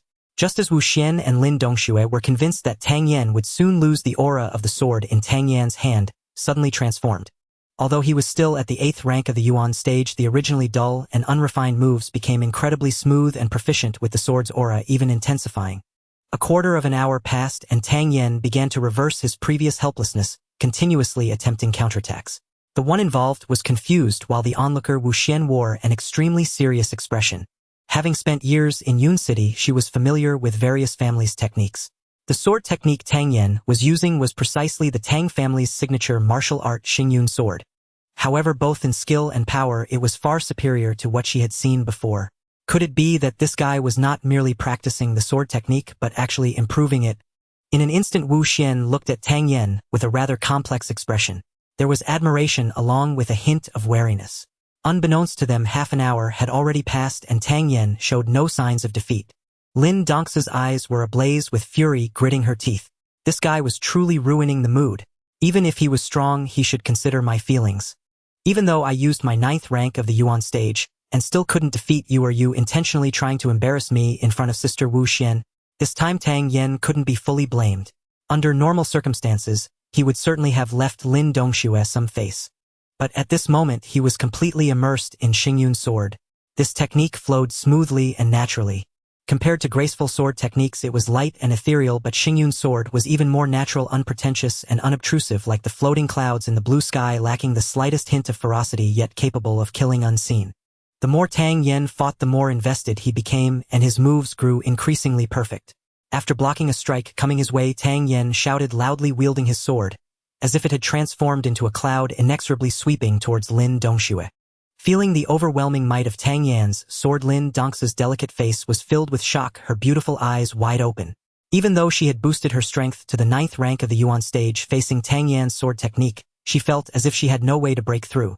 Gritting her silver teeth, Lin Dongxue's sword aura shifted again, a stronger presence emerging. Yellow tear. Wu Xian's beautiful eyes fell upon Tang Yan. Although it was considered cheating for Lin Dongxue to unleash her yellow tear strength, she couldn't help but feel immense anticipation. Could Tang Yan, at the 8th rank of the Yuan stage, fight against a yellow tier opponent? Tang Yan's sword stance was exquisitely refined. Among peers of equal cultivation level, few could match his mastery. Lin Dongxue had no choice but to unveil her yellow rank strength. One force shatters 100 techniques. Beneath the yellow rank, all are but insignificant insects. With overwhelming power at her command, Lin Dongxue was confident she could finally breach Tang Yan's defenses. Faced with Lin Dongxue's ferocious thrust, Tang Yan did not retreat. He surged forward instead. His long sword swept like drifting white clouds, instantly enveloping her slender blade. Clash upon clash. A rapid, delicate ringing of metal echoed through the air. To the two women's astonishment, Tang Yan's blade deflected Lin Dongxue's assault with flawless precision, then lunged straight for her throat. One force shatters 100 techniques, but one stroke of finesse overcomes 1,000 gene. Tang Yan's technique remained fluid and unspent. His speed was blinding, his momentum awe-inspiring, his intent lethally perilous. Lin Dongxue froze mid-motion, her eyes wide with terror as the gleaming blade hurtled toward her. Halt! Seeing Tang Yan's sword pierce Lin Dongxue's guard, Wu Xian cried out sharply and struck with an angry palm, attempting to intercept him. You have lost! Tang Yan's blade halted precisely 1 inch from Lin Dongxue's throat. Just as he prepared to flash what he imagined a dashing, self-satisfied smile, a violent gust of force slammed into him. So sudden, so overwhelming that he had no time to resist before being hurled backward. Thud! Tang Yan crashed hard against the thick trunk of an ancient cypress tree, sending tremors rippling through its massive boughs. Ugh! A trickle of blood seeped from the corner of his mouth. Within his heart, 1,000 furious camels stampeded. Who in the world did I offend? Lin Dongxue gasped, rushing to his side immediately. Young Master Tang, are you unharmed? Wu Xian was stunned. She had not expected him to rein in his strike even under such circumstances, and struggled to articulate the whirlwind of emotions within her. She withdrew a pill from her sleeve and placed it gently onto Tang Yan's tongue. From its faint aura alone, he recognized it as a grade 2 low-tier healing elixir. Before he could swallow the heaven and earth creation cauldron, hitherto utterly still within his dantian, suddenly hummed with resonance. A cool, soothing energy surged forth from its depths, coursing swiftly through his meridians, and forcibly suppressing the turbulent rebellious qi churning inside him. Though it did not instantly mend his internal injuries, it alleviated the majority of the damage. Overwhelmed with delight, Tang Yen marveled inwardly. Had the heaven and earth creation cauldron just activated autonomously to protect its master? Feigning calm, he swallowed the pill, then furrowed his brow and exhaled deeply. Fortunately, Wu Xian had held back. Had she unleashed her full power, even 2 lives would not have sufficed for Tang Yen to survive her palm strike. Young Master Tang, I am so terribly sorry. Wu Xian glanced at him with quiet remorse and murmured softly, Are you all right? It was you who asked me to serve as sparring partner, and it was you who struck me down. It was you who permitted Lin Dongxue to ascend to yellow rank without restraint. Wu Xian lady, I demand an explanation. Though Tang Yen knew Wu Xian had only meant to stop him, he had been struck without warning. Nearly gravely injured, and if he failed to extract some recompense, he truly would have wronged himself. Young Master Tang, I thought you wouldn't be able to halt your strike. I panicked and lost control. Wu Xian whispered, flustered. Panicked? So a single panic strike sent me flying. Wu Xian, do you truly believe Tang Yan's life is worth less than dust? He demanded, voice sharp with fury. Young Master Tang's sister Wu Xian did not mean harm. What's done is done. Words won't undo it. I shall compensate you. Lin Dongxue interjected, stepping in to ease the tension. Do you imagine I seek mere compensation after being wounded? Tang Yen feigned indignation, then shifted tone abruptly. Then tell me, what exactly will you offer? 3 grade 1 mid-tier pills and 1 grade 1 high-tier pill. Does this satisfy your esteemed lordship? Lin Dongxue proposed. To an ordinary cultivator, such an offer would ignite unrestrained excitement. While grade 1 mid-tier pills might be obtainable by certain clans, grade 1 high-tier pills were exceedingly rare in Yun City, truly priceless beyond reach of mere coin. But Tang Yen was no ordinary man. In his past life, he had been a 9th-rank alchemist. So for him, even grade 1 or grade 2 pills held little more value than the raw cost of their ingredients. Grade 3 elixirs were scarcely more impressive. Within his mind, Tang Yen calculated swiftly. He currently needed roughly 10,000 taels of silver. And having just compelled Lin Dongxue to deploy yellow rank strength plus enduring nearly an hour of intense sparring, he judged a 10th sandtail training fee entirely reasonable. Moreover, the Tang family stood precariously, besieged on all sides. If he could secure a debt of gratitude from the Miaodan workshop, it would lend the Tang family vital protection. Having resolved his course, Tang Yen affected frailty. Since Lady Wu Xian acted unwittingly, material recompense would make me appear petty indeed. Coincidentally, I harbor lingering questions regarding several martial arts principles. Should Lady Wu Xian find herself at leisure in the coming days, I would be deeply honored if you might grace the Tang residence to guide me. The martial brilliance young Master Tang displayed earlier left even me in awe. Guidance would be too bold a claim. I shall certainly visit soon to discuss these matters with you at length. Wu Xian's luminous eyes shimmered with quiet meaning as she gazed upon Tang Yen. Though Tang Yen declared the matter settled, Wu Xian understood well. Her status as chief alchemist of the Miaodan workshop meant that even a single visit to the Tang residence would spark widespread speculation about their alliance, causing rival families poised to devour the Tang clan to pause and reconsider. In that case, Tang Yen awaits your esteemed arrival with profound respect. Oh, and Miss Lin, does our prior wager still stand? He broached the matter of silver without delay. It stands. Lin Dongxue muttered, inwardly vexed. Last time we met, he spoke with poetic grace and cultivated charm. Today, he's shamelessly mercenary. Could it be that Elder Tang still withheld his allowance? Grinning, he accepted the banknote from Lin Dongxue, 2,000 taels, and tucked it away with evident delight, then feigned exhaustion. Then I shall take my leave. Rest is urgently needed. Without another glance at the 2 women, he shuffled slowly toward the gate. Young Master Tang, wait. I'll have someone escort you home. Lin Dongxue called out, and attendants promptly guided him away. Watching his retreating figure, Lin Dongxue pouted. What sword art does he wield? It's astonishing. Yet I fought at yellow rank first tier and still fell before him. Indeed, he is a prodigy. Recalling Tang Yan's breathtaking martial talent during their sparring, and his razor-sharp, flawlessly guarded intellect in conversation, Wu Xian wondered in awe, is this truly the same dissolute sigh on the world so widely maligns?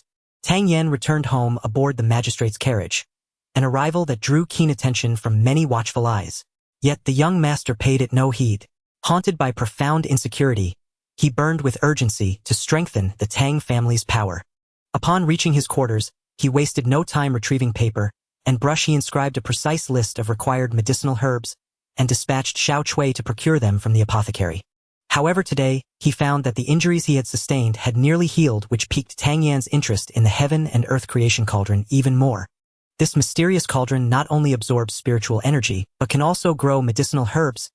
Now it seems to have healing properties as well. Yet no matter what methods Tang Yan employed, he could not elicit even the slightest response from the cauldron, causing him to sigh. It appeared that understanding the secrets of the heaven and earth creation cauldron would require some time. When Xiao Cui returned with a cart full of medicinal materials, a glint of eagerness flashed in Tang Yan's eyes. He gathered all the materials into the alchemy room and began the process of refining. He skillfully executed the processes of selecting herbs, quenching, extracting, forming pills, and nurturing the elixirs. After successfully refining a batch of pills, he placed them into ceramic vials. When his true energy was depleted, he swallowed a beginner spirit pill. Tang Yan repeated this process over and over, and it was only after he placed another pill into a vial that he realized he had used up all the medicinal materials. Just as he was about to relax, he felt a sudden shift in his dantian. Tang Yan's expression turned strange. This was clearly a sign of a breakthrough. Could it be that refining pills could lead to an advancement? Without a moment to ponder, he quickly sat cross-legged, swallowed another beginner spirit pill, and focused his mind on cultivating. Time passed second by second, and the beginner spirit pill gradually melted within his body. As the circulating true energy grew more robust within his meridians, finally with a loud shout from Tang Yan, a cracking sound echoed from his dantian, and he broke through the barriers. 9th grade of the Yuan stage. However, Tang Yan did not stop there. He discovered that the true energy within him still possessed the momentum to surge forward. Could it be that there was still room for further breakthroughs? After a brief moment of distraction, Tang Yan cast aside his wandering thoughts and continued to guide the true energy to circulate within him. Having previously experienced consecutive advancements, Tang Yan was not overly alarmed. The true energy surged like a raging torrent, fiercely crashing into his dantian. Before long, with a loud bang, Tang Yan's body shook, and the heaven and earth creation cauldron within his dantian trembled violently. He felt as if his dantian was undergoing constant changes, as if something was about to burst forth. Even with Tang Yan's strong composure, he felt a twinge of fear at that moment. What was this coming out of his dantian? Was it possible that there was a mistake in his cultivation leading him towards a path of demonic deviation? Just as Tang Yan was filled with confusion, a ghostly blue flame suddenly erupted within his dantian. His heart raced in shock at such an unusual occurrence. Even with his wealth of experience, he had never heard of a dantian catching fire. However, after half a day, that ghostly blue flame only felt slightly warm. When no other abnormalities occurred, Tang Yan finally relaxed. Supreme Pill Classic Fire Control Technique. The heaven and earth creation cauldron once again transmitted a piece of information. Upon carefully examining this information, joy erupted in Tang Yan's eyes. It turned out to be the heaven and earth creation fire. This flame not only significantly increased the success rate of alchemy, but could also be projected outward, becoming a weapon for his attacks. Come forth. After thoroughly digesting this memory, Tang Yan focused his mind, and a playful ghostly blue flame danced in his palm. Wanting to verify whether this flame truly possessed burning power, Tang Yan directed the flame towards a medicinal herb. Without a sound, that herb instantly evaporated without a trace. What the heck? Faced with this situation, Tang Yan could not help but be dumbfounded. The power of the flame was astonishingly strong. Doubting the situation, he again directed the flame to burn another herb, and still without a sound the herb was reduced to dust. Tang Yan's dantian suddenly felt empty, causing him to lose his balance and sit down on the ground. 2 brief uses of fire control had completely drained his true energy. Tang Yan realized that while the power of the heaven and earth creation fire was indeed immense, the true energy consumption was equally substantial. Now that he had reached the Yuan stage, he had officially entered the 1st grade of the yellow stage. Feeling the state of his dantian, a smile flickered in Tang Yan's eyes. In less than 2 months since his arrival from having his dantian destroyed to reaching the 1st grade of the yellow stage, such a rapid advancement speed would surely be hard for others to believe. However, Tang Yan was not satisfied. Until he possessed absolute strength, his fate would still be at the mercy of the strong. The dignity of a pill emperor compelled Tang Yan to prevent such a situation from occurring. After stretching his limbs and taking a shower, he changed his clothes and headed towards the training ground.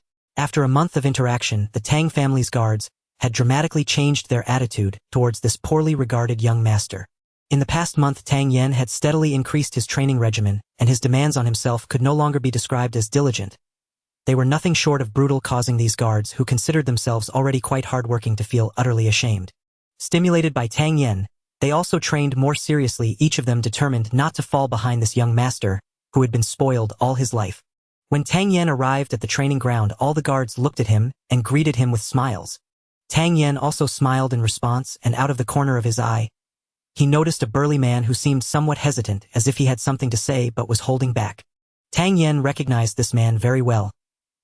He was Chong Tai, who had stood up to express his discontent during Tang Yan's first lecture.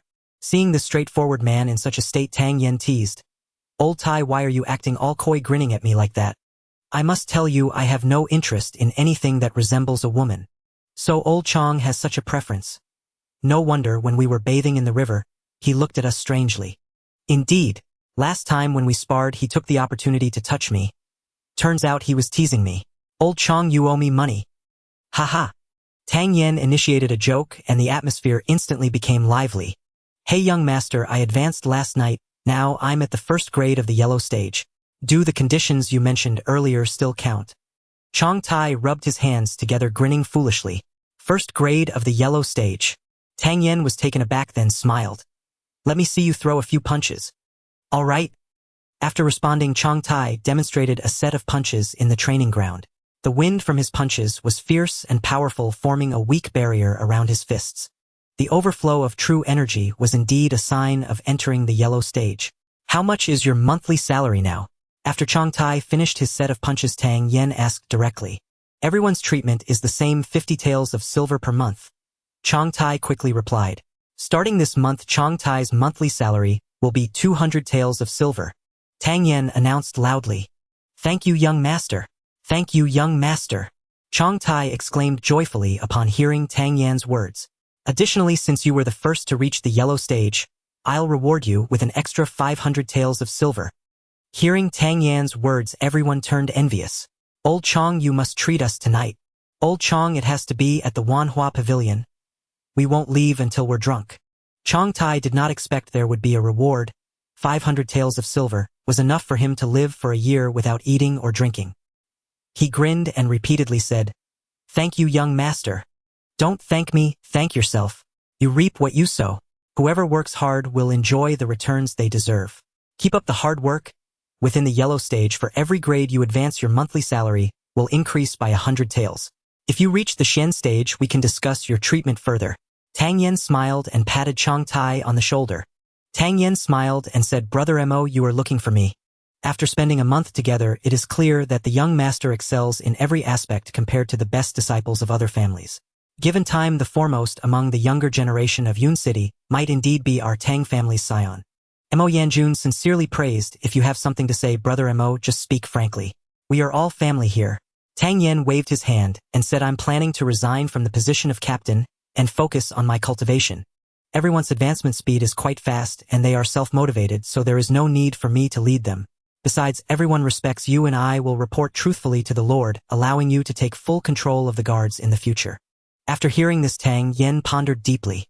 He understood Mo Yanjun's mindset. Seeing many guards advancing quickly, he felt a heavy pressure, fearing that over time his own strength might be surpassed by others, making him unworthy of the captain's position. "Brother Mo, although your surname is Mo, you are inextricably linked with our Tang family. My grandfather regards you as his own. The responsibility of protecting the Tang family still requires you to bear it, Brother Mo." Tang Yen said seriously, "Although I have spent more than a month in the training grounds, I have rarely interfered with your training of the guards to avoid affecting your authority. If our Tang family faces strong enemies in the future, Brother Mo can command the guards more smoothly to protect our homeland." Mo Yanjun asked in confusion, "Would it not be better for you to command directly? My aspirations lie elsewhere, and I will inevitably leave Yun City in the future. The heavy burden of safeguarding the Tang family still relies on you, Brother Mo." After a pause, Tang Yen took out several jars and said, "This is the initial spirit pill, the highest grade among pills that enhance true energy for those below the second level. Tonight, give each person one, and many should enter the yellow stage by tomorrow." Mo Yanjun was somewhat stunned as he took the pills, hesitatingly asking, "Is it better than the gathering chi pill?" "Naturally, it is better than the gathering chi pill. Keep 3 for yourself and take 1 tonight to see the benefits. Brother Mo, your aptitude is also exceptional. If you are a bit ruthless with yourself, reaching the heavenly stage is not without hope." "I understand." Mo Yanjun looked at Tang Yen seriously and said, "Don't worry. They exchanged glances and Tang Yen smiled, patted Mo Yanjun's shoulder and turned to leave. Watching Tang Yan's departing figure, Mo Yanjun fell into a trance. Who exactly is the big brother? Why does it feel like that guy is more like a senior to me? Mo Yanjun was deeply moved that the pills were to be distributed to the guards, knowing this was Tang Yan's way of winning their hearts. However, he was not too concerned about power as he continuously recalled Tang Yan's words. If he was a bit tougher on himself, he too could hope for the heavenly stage. In the past, Mo Yanjun would have undoubtedly doubted such words, but Chang Tai's advancement had given him immense confidence. As the captain of the Tang family's army, he knew each person very well. He had thought that even if Chang Tai entered the yellow stage, it would take at least a few years. Who knew that after Tang Yen arrived, Chang Tai broke through in just a month? Tang Yan's training methods undoubtedly opened a clear path for everyone's cultivation. In the Lu family hall, the senior members of the Lu family gathered together, and the atmosphere in the hall was somewhat heavy. Old Master Lu Wuhui sat in the center and said, "Lu Quan, recount today's events in detail." Lu Quan replied, "I saw Xiao Yuan being humiliated by Tang Yen, damaging our Lu family's reputation, and wanted to reclaim the honor. Tang Yen had his meridians destroyed by my elder brother Lu Ji, but who knew that when I sparred with him, that kid actually had the strength of the 8th rank in the Yuan stage?" Lu Quan said with a mournful expression. "Humph, I've taught you all since childhood that even when hunting rabbits one must use full strength. Underestimating the enemy is the greatest cause of failure. Oh, everyone must remember this." Lu Wuhui slammed the table and shouted angrily, causing everyone in the hall to fall silent. No one expected that kid to hide his strength so deeply. Even if his meridians had not been destroyed, it was rumored that he only had the strength of the 2nd rank in the Yuan stage. Moreover, at that time Jir had destroyed that kid's meridians, which was confirmed by several well-known doctors in Yun City. How could he have restored his meridians and possess the strength of the 8th rank in the Yuan stage? Lu He said with a furrowed brow. As Lu He spoke, the originally tense atmosphere in the hall finally relaxed a bit. "I suspect that kid has been secretly cultivating and has learned some secret method that kept his meridians in a damaged state, fooling everyone. I must say, Tang Yan's sudden burst of strength is not good news for our Lu family. If we wait a few more years and that kid grows stronger, he will become a great threat to our Lu family." Lu Wuhui sipped his tea and said ominously. "Moreover, our Lu family has been humiliated by that kid twice. Perhaps it would be better to eliminate him." Lu Wuhui continued, "In 20 days, it will be the Mid-Autumn Festival. The young disciples of various families in Yun City will gather at Mingyue Lake for the Mid-Autumn Festival gathering. If Tang Yen participates in the Mid-Autumn Martial Competition fists, have no eyes. It would be quite satisfying to take that kid out in the heat of the moment," the second master Lu Jing said coldly. "Second brother's plan is very clever. Although Tang Yen is still a martial artist, he is not yet fully developed. Previously, Jir publicly humiliated Tang Yen in front of the city lord's daughter. That kid must be harboring resentment. At that time, everyone can incite a ruckus, prompting Tang Yen to challenge Jir, and Jir can conveniently deal with that kid." Lu He said. A scheme targeting Tang Yen was quietly brewing within the Lu family. Unbeknownst to Tang Yen, the so-called clever plans of the Lu family were unfolding. Having spent a considerable amount of money on alchemy last night, he had very little silver left on him. At this moment, holding 3 initial spirit pills, he changed his appearance and walked towards the Tianbao auction house. After today, the Tang family might at least gain several dozen yellow stage martial artists, which would not be a small expense each month. Moreover, he needed to accumulate a certain amount of wealth for the Tang family to ensure its future development. "Young master, may I ask what business you have?" When Tang Yen entered the Tianbao auction house, an old man smiled and asked, "I want to auction some pills." "Oh, may I ask what kind of pills you wish to auction? What is their grade?" "Ordinary pills will not be included in the auction list," the old man explained. Ordinary pills refer to common pills below the 2nd rank, which can easily be purchased at the Miaodanfang. The old man had been in Yun City for several years and prided himself on recognizing the disciples of various families, even being able to identify the so-called wastrel of the Tang family upon meeting. However, after considering the members of each family, he could not recall who this young man was. He must be from a small clan. What good pills could a small clan disciple possibly offer? The old man never would have guessed that the young man before him was the very Tang Dasha he had mocked as a wastrel. The initial spirit pill, a middle grade tier 1. Tang Yen smiled and said, "According to your words, such a pill cannot be auctioned." The old man waved his hand, inwardly thinking he knew there wouldn't be anything good. This pill, although only a middle grade tier 1, is comparable to an ordinary high grade tier 1. It can enhance cultivation and provide strong support for martial artists at the Yuan rank. For a 9th grade Yuan rank martial artist, there is a 90% chance to break through to the Huang rank. Moreover, it can be taken continuously. Tang Yen said leisurely, "There are other auxiliary effects I want to elaborate on. Would you like to take another look?" "Sorry." The old man dismissed him, unwilling to discuss further. "You will regret it, goodbye." "Keep dreaming," he scoffed. Seeing Tang Yen turn to leave, the old man mocked disdainfully. If what Tang Yen said was true, how could this pill only be of middle grade tier 1? At least it should be low grade tier 2. Truly unappreciative of good things. Tang Yen sighed as he stepped out. In the end, this was Tang Yan's own responsibility. The tier of a pill is determined by the difficulty of its refining and its efficacy. The efficacy of the initial spirit pill is not inferior to that of a tier 2 pill. The reason it is classified as middle grade tier 1 by Tang Yen is that the requirements for its refinement are not high. Although the process is cumbersome, a first-grade alchemist can manage to refine it with solid fundamentals and diligent practice. It would not be an overstatement to categorize the initial spirit pill as a tier 2 pill. Moreover, this pill was brought by Tang Yen from Huaxia, and he is the one who has the most authority to determine its tier. Unaware of the issue, Tang Yen walked down the road, continuously pondering other money-making avenues. In his previous life, although Tang Yen spent most of his time operating within the hidden world, he also came into contact with modern elements of Earth. He was somewhat familiar with the workings of modern commercial operations. Soon Tang Yan's eyes lit up. A profitable long-term plan slowly took shape in his mind. Finding a solitary place, he hastily smudged his face a few times to restore his original appearance, then quickly headed towards Miaodong Workshop. Upon arriving at Miaodong Workshop, the shop assistant immediately recognized Tang Yen. This young man, whom even Master Gu treated with utmost respect, was not someone they dared to neglect. "Young Master Tang, please come in. I will notify Master Gu." The shop assistant warmly welcomed him. Tang Yen was not pretentious, nodding slightly. His gaze casually swept across the shop. Although there were many people, one woman still caught his attention. The woman stood about 165 centimeters tall, wearing a fitted white outfit that highlighted her mature and distinctive figure. Her long hair resembled a splash of ink casually resting on her shoulders, and her large eyes, reminiscent of autumn waters, were bright and spirited yet carried a chill that deterred others from approaching. Compared to Lin Dongxue and Wu Xian, this woman's beauty was equally striking, and her aura was even more ethereal.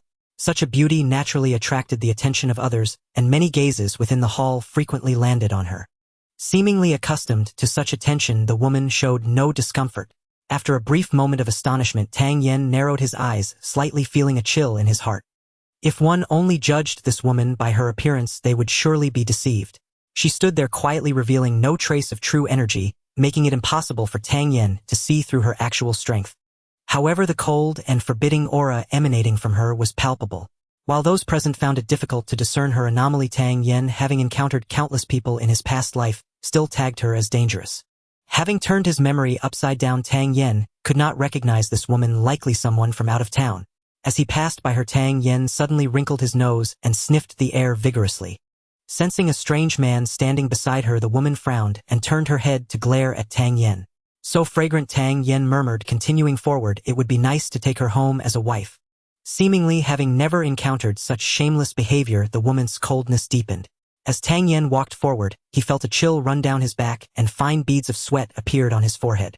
Feigning calm as he walked ahead, after sensing that the flash of killing intent had vanished, Tang Yen finally relaxed. After a brief test, he confirmed two things. First, this woman was injured. Second, even if she was injured, she was not someone he could provoke. "Brother Tang, you have arrived."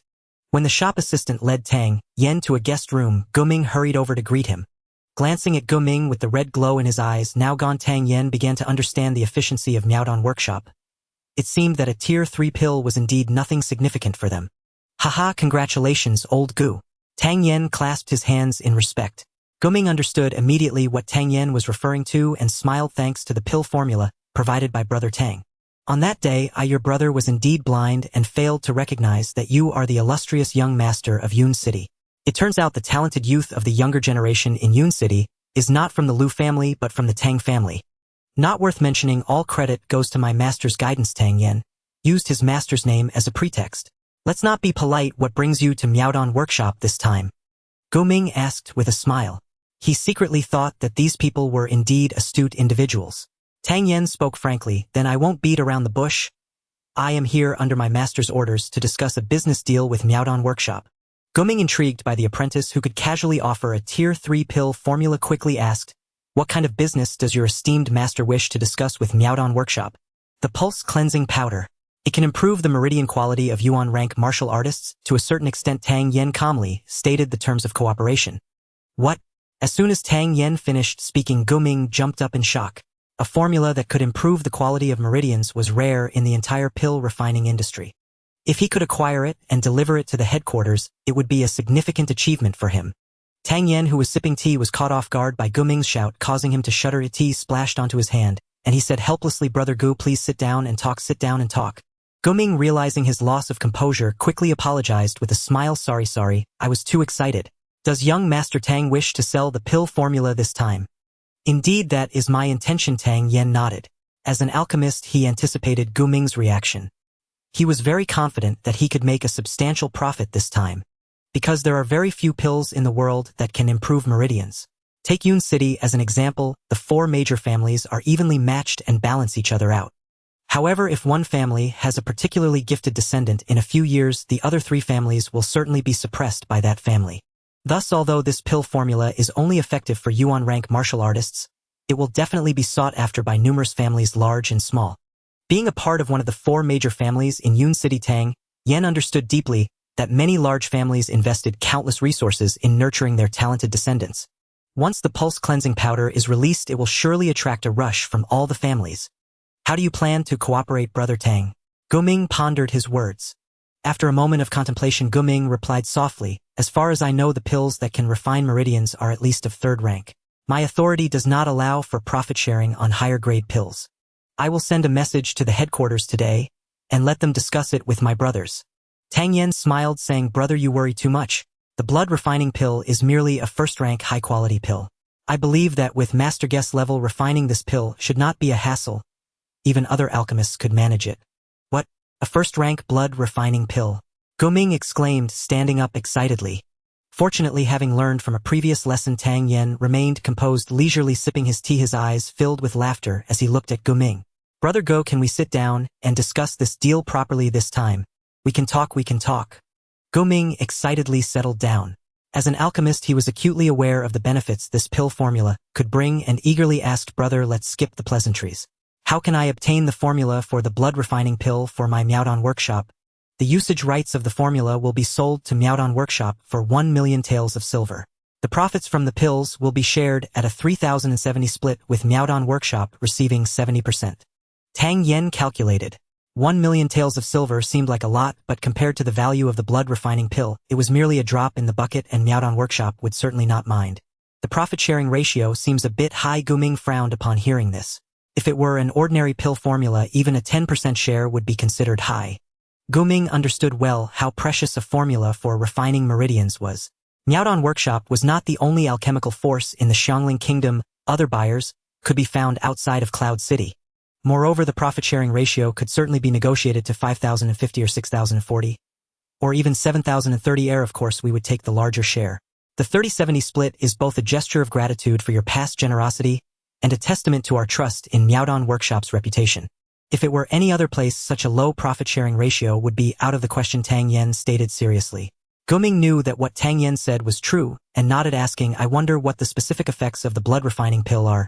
"Here it is, Brother Gu, take a look." Tang Yen took out a porcelain bottle from his robe and handed it over. Guming took the porcelain bottle, removed the cork, and sent out a wisp of divine scents to probe the pill inside. A refreshing fragrance wafted out, making him feel as if the stagnant meridians within him were suddenly flooded with fresh air, leaving him invigorated. Just from this aura, Guming felt certain, and after offering a quick apology, headed toward the appraisal room with the porcelain bottle. In just a quarter of an hour, Guming burst out, filled with enthusiasm. "Brother Tang, this really is a blood refining pill." Guming exclaimed with excitement as the effects of the blood refining pill completely met his expectations. How could one joke about such matters? Tang Yen chuckled. "I was too excited." Guming hastily said, "When will the contract be convenient for signing? When will you give me the formula? We can sign it now, and once the contract takes effect, I will give you the formula." Tang Yen decided without hesitation. "Great. Quick and decisive. You wait here for a moment. I will draft the agreement right away." With this guaranteed and immensely profitable deal, Guming moved with great efficiency. Borrowing some paper and ink, Tang Yen began to write out the formula for the blood-refining pill along with the detailed steps for its refinement. Before long, Gu Ming presented the drafted contract to Tang Yen. Tang Yen read through the stipulations carefully, including the clear settlement at the end of each month, before nodding satisfactorily, took the pen, signed his name, and pressed his seal. Gu Ming also took out the Miaodong workshop seal and stamped it on the contract, ensuring that his personal seal and handprint were all accounted for. Each party kept a copy of the contract, and finally Gu Ming produced a thick stack of banknotes to hand to Tang Yen, finalizing the deal. Wonderful, truly wonderful. Your master is indeed a genius. After inspecting the formula, Gu Ming couldn't help but praise repeatedly. Although it was merely a first-rank pill, the process involved many complexities. The intricate alchemical procedures were methodical and logical, completely shattering the rumors that there were no divine pills for refining meridians below the third rank. You flatter me. Since this matter is settled, let us wish for a pleasant cooperation. Tang Yen and Gu Ming exchanged smiles, both delighted. Brother Tang, should there be any suitable pill formulas in the future, feel free to bring them to Miaodong Workshop, and I will ensure to maximize your benefits. Gu Ming added with emphasis, such formulas are rare and hard to come by, crafted after much calculation by my esteemed master. If there are any other formulas in the future, I will definitely cooperate with Brother Gu. For now, I will be on my way and will come to disturb you another day. Tang Yen clasped his hands in farewell, and Gu Ming hurriedly stood to see him off. Once Tang Yen and Gu Ming exited the once noisy hall, immediately fell silent. Greetings, Master Gu. Everyone greeted Gu Ming. It's nothing. You all continue with your work. I will see Brother Tang off. Gu Ming nodded to everyone before ignoring them and leading Tang Yen out. To Tang Yan's surprise, the woman in white had not left. Upon seeing Gu Ming, she immediately approached him and coldly asked, "You are Gu Ming? Indeed, may I ask who the young lady is?" Gu Ming replied coolly, having his path blocked and being called by his name without any respect. "Can you refine a third-rank high-quality pill?" the woman asked icily. "I'm sorry, I am merely a second-rank alchemist and cannot refine it." Being publicly questioned about something he could not do made Gu Ming increasingly displeased. "A third-rank high-quality pill is worth its weight in gold. I suggest the young lady look to the eastern continent." "I apologize for the interruption." The woman was quite straightforward. Upon hearing that no one at Miaodong Workshop could refine it, she immediately turned and left. Forgive me for making Brother Tang witness this." Gu Ming watched the woman leave, feeling somewhat gloomy. "No worries at all, Brother Gu. Just let me escort you part of the way. Do visit my Tang family when you have time." Tang Yen extended the invitation. "Of course, I will come to visit in a few days." Gu Ming responded warmly. Tang family. Hearing the conversation between the two, some attentive individuals felt a jolt. What kind of relationship exists between Miaodong Workshop and the Tang family? That young man resembles the Tang family's playboy heir so much. Tang Yen, carrying a stack of banknotes, originally planned to head directly back to the Tang family, but upon seeing the woman in white walking ahead, his curiosity compelled him to quietly follow her. This peculiar Tang Yen, not knowing how many tracking methods he had mastered, followed her for quite a while in the bustling street without being detected.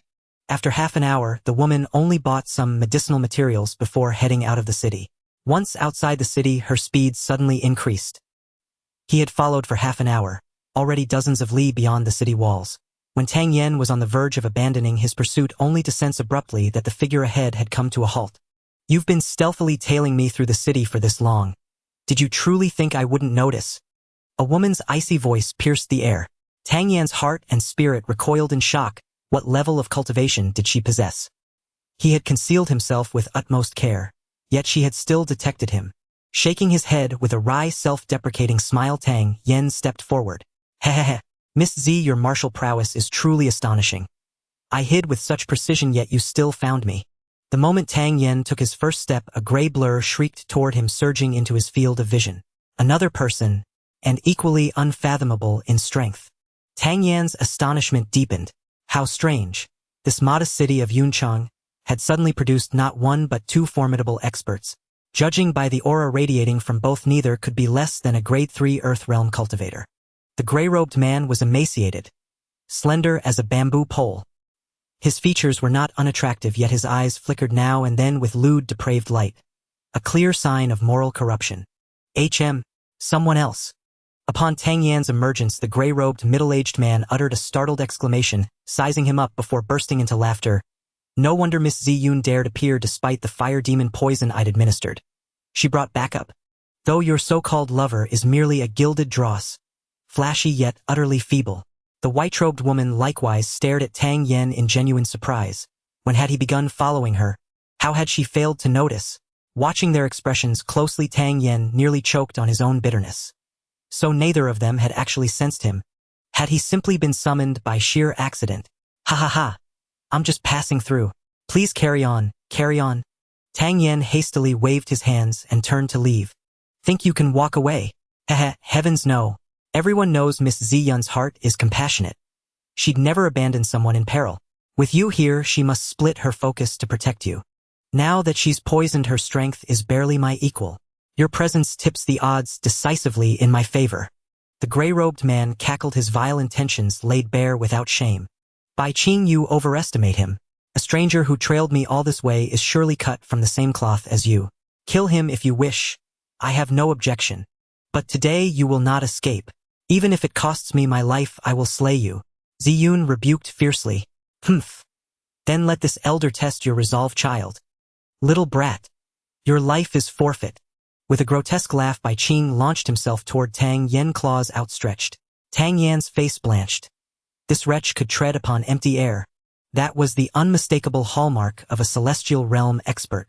Though Tang Yen held little confidence in evading the strike, he recoiled backward with desperate speed. Dare you, scoundrel? Ziyun's long sword trembled once, and she too soared skyward, defying gravity. Tang Yan's bowels twisted with regret. Why oh why had he impulsively followed them? Either of these titans could erase him with a single flick of a finger. Clang! At the very last instant, Ziyun's blade interposed itself before Tang Yen.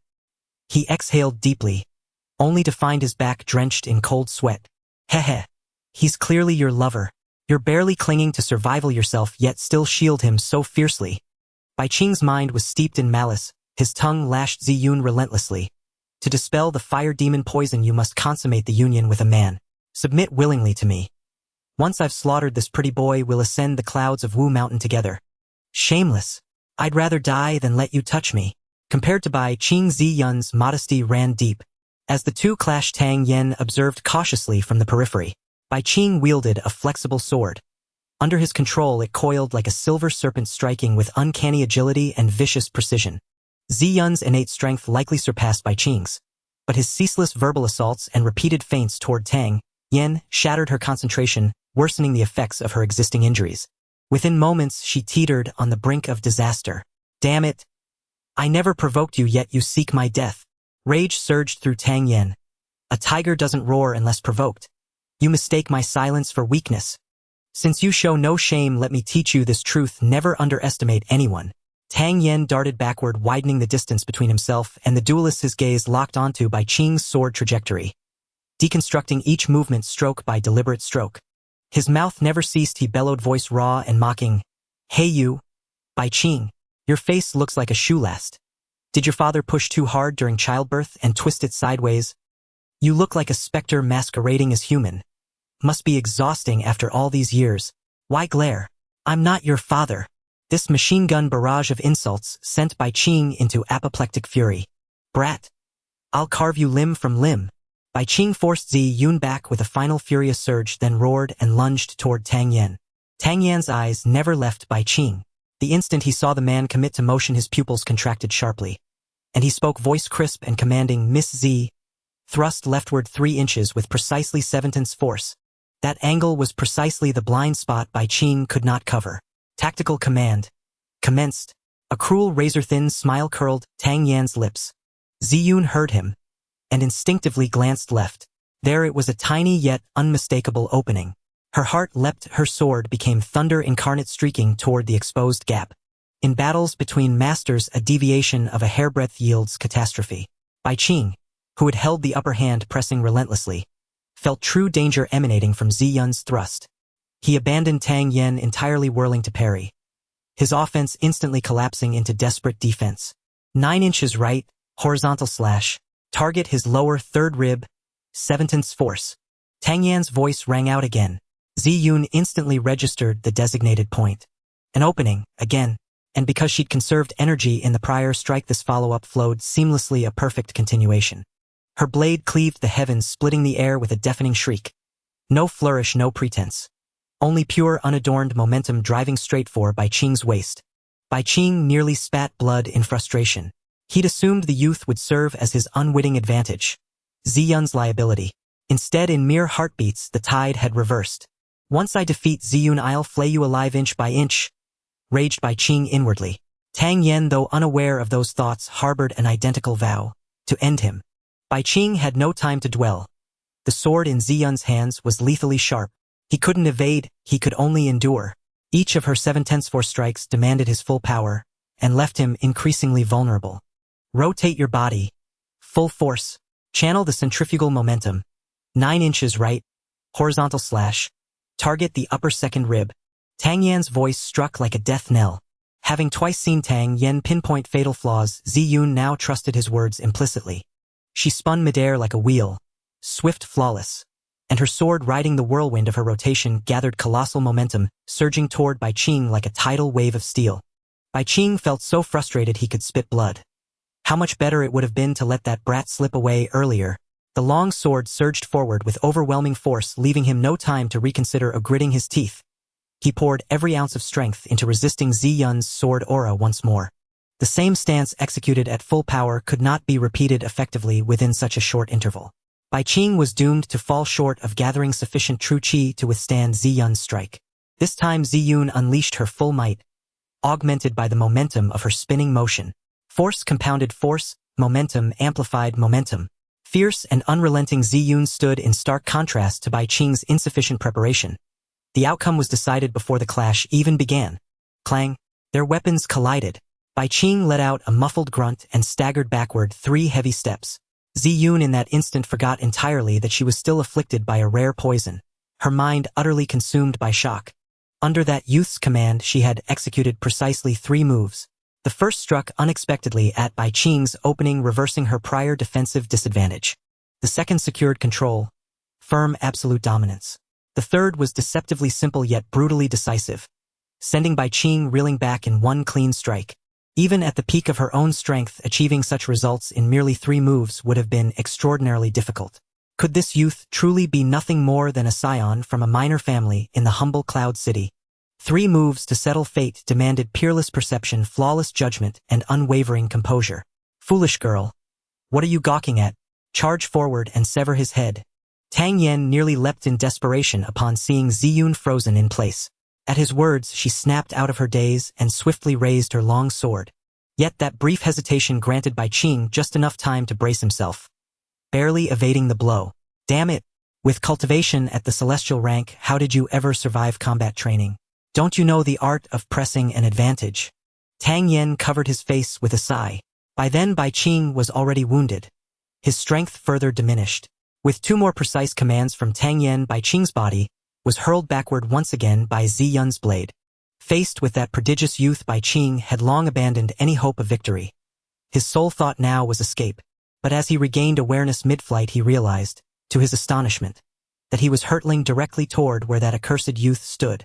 His brows shot upward sharply. That little brat ruined my plan. I'll kill him today. Murderous intent blazed in Bai Qing's eyes. Tang Yen, of course, had already spotted him, and the moment he saw the trajectory of Bai Qing's flight, he anticipated exactly where he'd land. Tang Yen knew not how formidable a celestial rank cultivator's defenses were, but he knew well the heavenly creation flame coiled within his own body, capable of incinerating all things. Ignoring Bai Qing's venomous glare, he channeled true qi frantically from his dantian, concentrating it rapidly into his palm. A flicker of sapphire flame erupted with a soft pop, surging forward to strike Bai Qing's throat. Not even a cry escaped his lips. Bai Qing's neck instantly bore a gaping wound, his breath severed. Yet his eyes, wide with disbelief and fury, would never close in peace. The moment Ziyun saw Bai Qing hurtling toward Tang Yen, she sensed disaster, and rushed to intervene. But by the time she reached Tang Yan's side, Bai Qing lay lifeless. You killed him? Ziyun stared at Tang Yen, stunned. He tried to kill me. I accidentally killed him, Tang Yen replied, blinking innocently. Witnessing Tang Yan's unervingly calm demeanor after taking a life deepened Ziyun's awe. When they first met, this youth had sniffed vigorously beside her, then boldly declared he wished to marry her and take her home as his wife. She'd assumed him a shameless rogue, nearly slaying him on the spot. Who could have imagined he was a genius of such staggering caliber? Pity his cultivation was weak. Just now the aura he projected hadn't even reached the yellow rank. How then had he slain Bai Qing? Curiosity overcame her. She glanced at Bai Qing's corpse, and recoiled inwardly upon seeing half his neck seared away. How did you kill him? Must have been a protective artifact. Had you struck him sooner you'd have spared me the cost of this treasure. Do you know how expensive it was? Tang Yen feigned sorrow, rubbing his neck as though a precious talisman had just vanished from it. Ziyun suddenly understood a one-time use artifact had pierced a celestial rank cultivator's defense. The artifact is gone. Let's search his body for compensation. As Tang Yen rummaged through Bai Qing's robes, he indeed uncovered several fine treasures. Not only stacks of silver notes, but also 2 third-rank pills.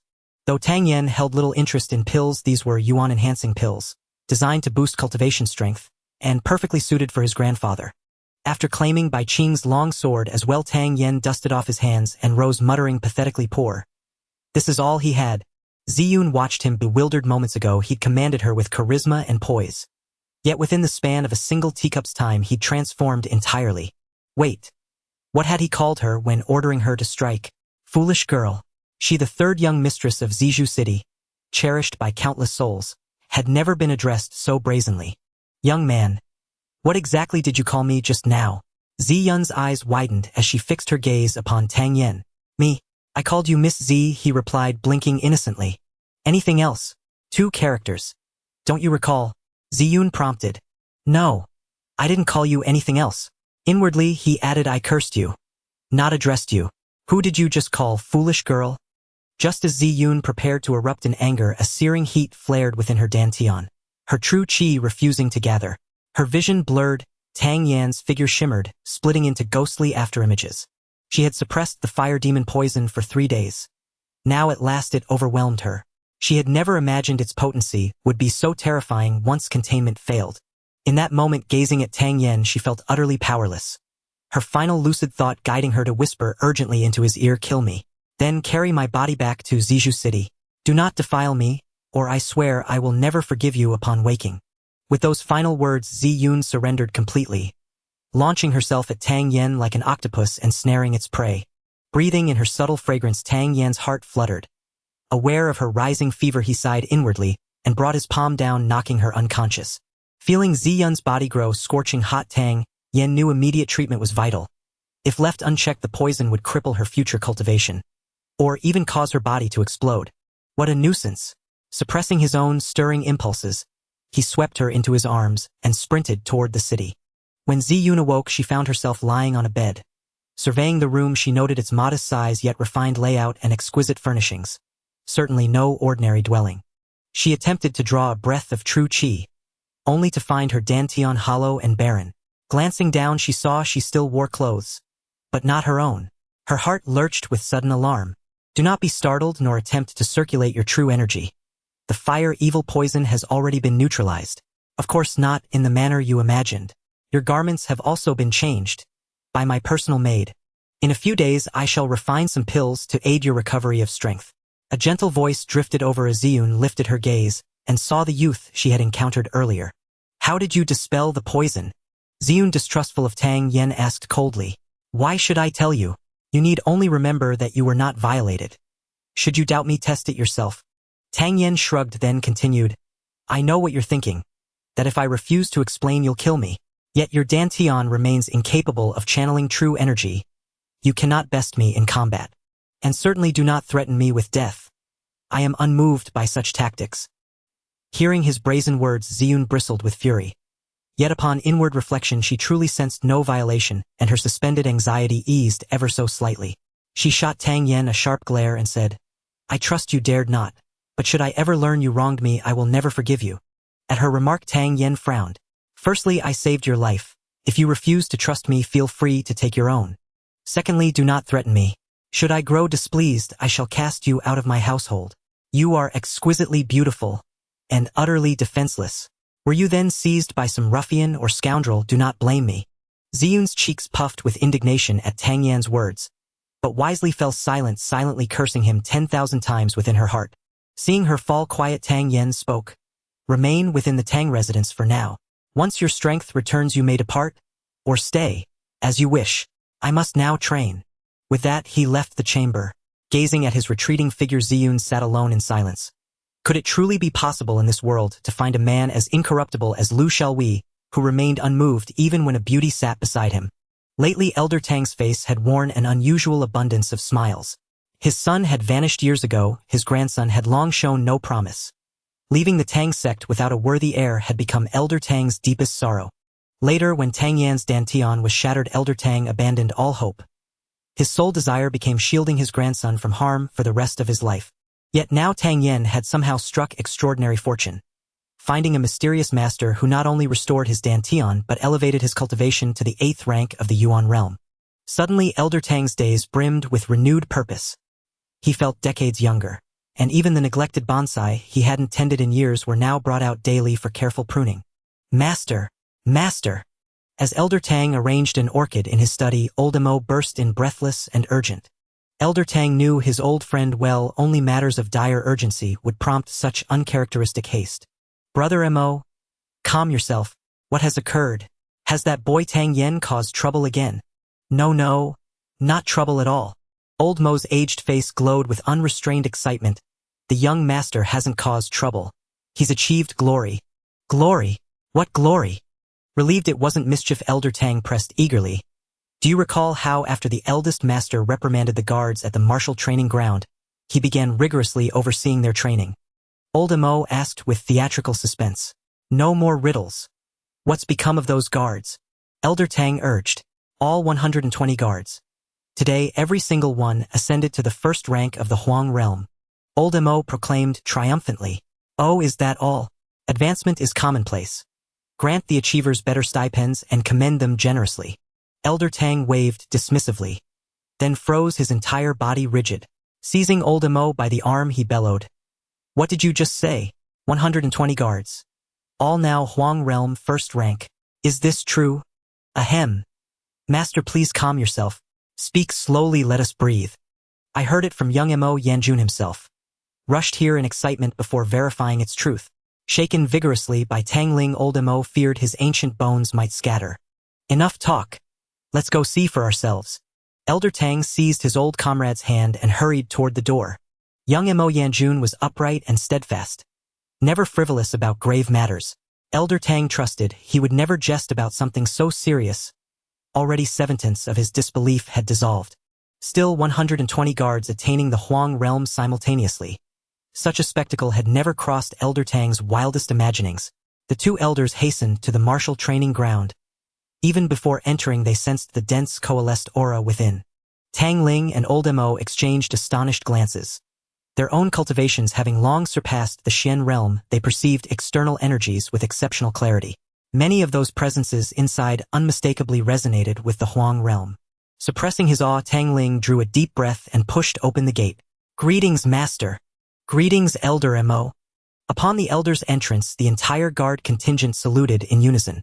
Smiling warmly, Tang Ling nodded to the assembly and asked aloud, I hear your cultivations have advanced. Indeed, Master, the 120 Tang household guards have all reached the 1st rank of the Huang realm. Young Mo Yanjun rushed forward, eyes alight with exhilaration. Turning sharply, he roared, Form ranks. With a crisp, unified motion, the 120 stood tall and aligned, disciplined, resolute, and radiating formidable presence. On my command, perform the Tang family fist. Mo Yanjun bellowed, Ready, begin. Ha! Ha! Ha! At his signal, the Tang household guards launched into synchronized martial forms.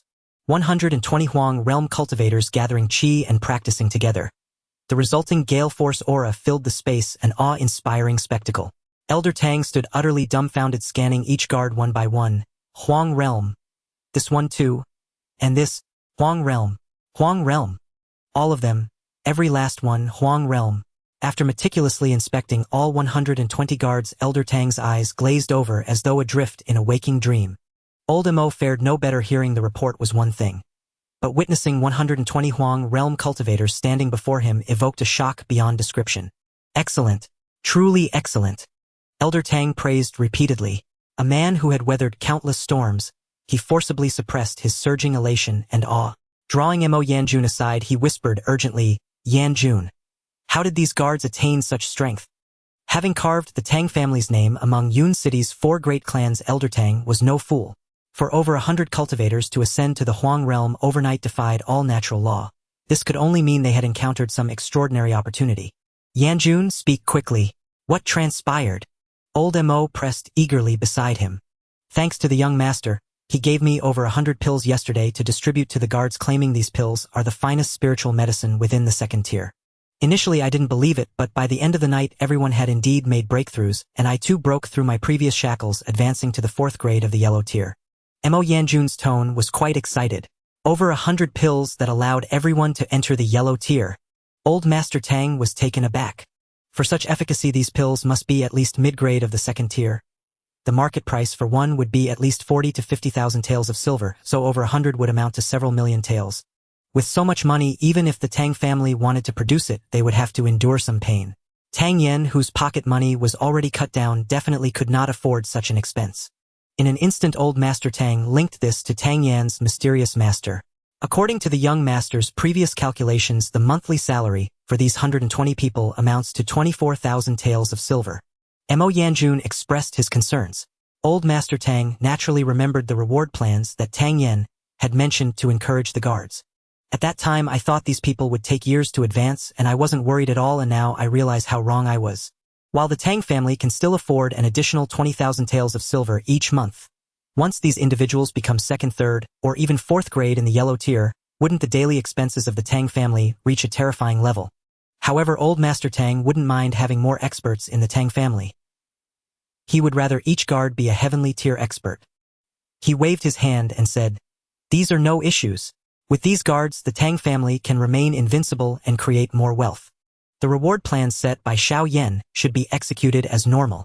After staying in the training ground for another half-hour, Old Master Tang left with his hands clasped behind his back. At this moment he couldn't even find the words to describe his feelings. He walked as if floating on air. 100 yellow tier experts.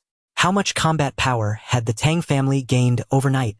In a daze, Old Master Tang looked up and realized he was heading in the direction of his grandson's residence. Realizing he hadn't talked to his grandson for some days, he hurried towards Tang Yan's courtyard. Tang Yan's small courtyard. Xiao Chui and Ziyun sat on 2 rattan chairs chatting while watching Tang Yan practice. Ziyun was born beautiful with an extraordinary demeanor, and she naturally carried an air of nobility, a presence of someone born to be in a higher position. This made Xiao Chui initially very reserved, but Ziyun's gentle and amiable chatting soon closed the distance between them. Before long, Ziyun had learned quite a bit about Tang Yan's background. However, with every new piece of information about Tang Yan's past, her brows tightened further. Though she met Tang Yan for the first time yesterday, his decisive and precise command during battle was something one could not achieve without diligent study. In contrast, the Tang young master described by Xiao Chui was merely a good-for-nothing who engaged in petty tricks, only recently having undergone a change. As the daughter of a prominent family in Zizhu City, Ziyun had a keen sense of observation. She could tell that Chui heir's naive demeanor was genuine. Thinking of this, Ziyun became even more curious about Tang Yan. What kind of prodigy could even deceive a maid who had been by his side for over 10 years? Ziyun's gaze couldn't help but linger on Tang Yan, who was practicing 6 peculiar movements in the courtyard. Each movement had a considerable range, and was extremely disjointed. As Ziyun wondered if Tang Yan were to exert more force, would he twist his body into a pretzel? The 6 techniques were not only odd in posture, but also cyclical. After completing the 6th move, he returned to the initial position, perpetually cycling through these 6 actions. Ziyun believed that although she was a heavenly tier martial artist, achieving the same level of proficiency as Tang Yan in these movements seemed quite difficult. What exactly were these 6 techniques? Tang Yan was oblivious to Ziyun's thoughts. These 6 moves were the extreme 6 styles he had created in his past life. Each technique was at the maximum limit the human body could withstand, and with the vast potential of humans, maintaining a technique at the Bodhis extreme without harming oneself required the application of many principles. Furthermore, each execution of the technique required him to exert his full strength. After half an hour of practice, Tang Yan's true energy could be completely depleted.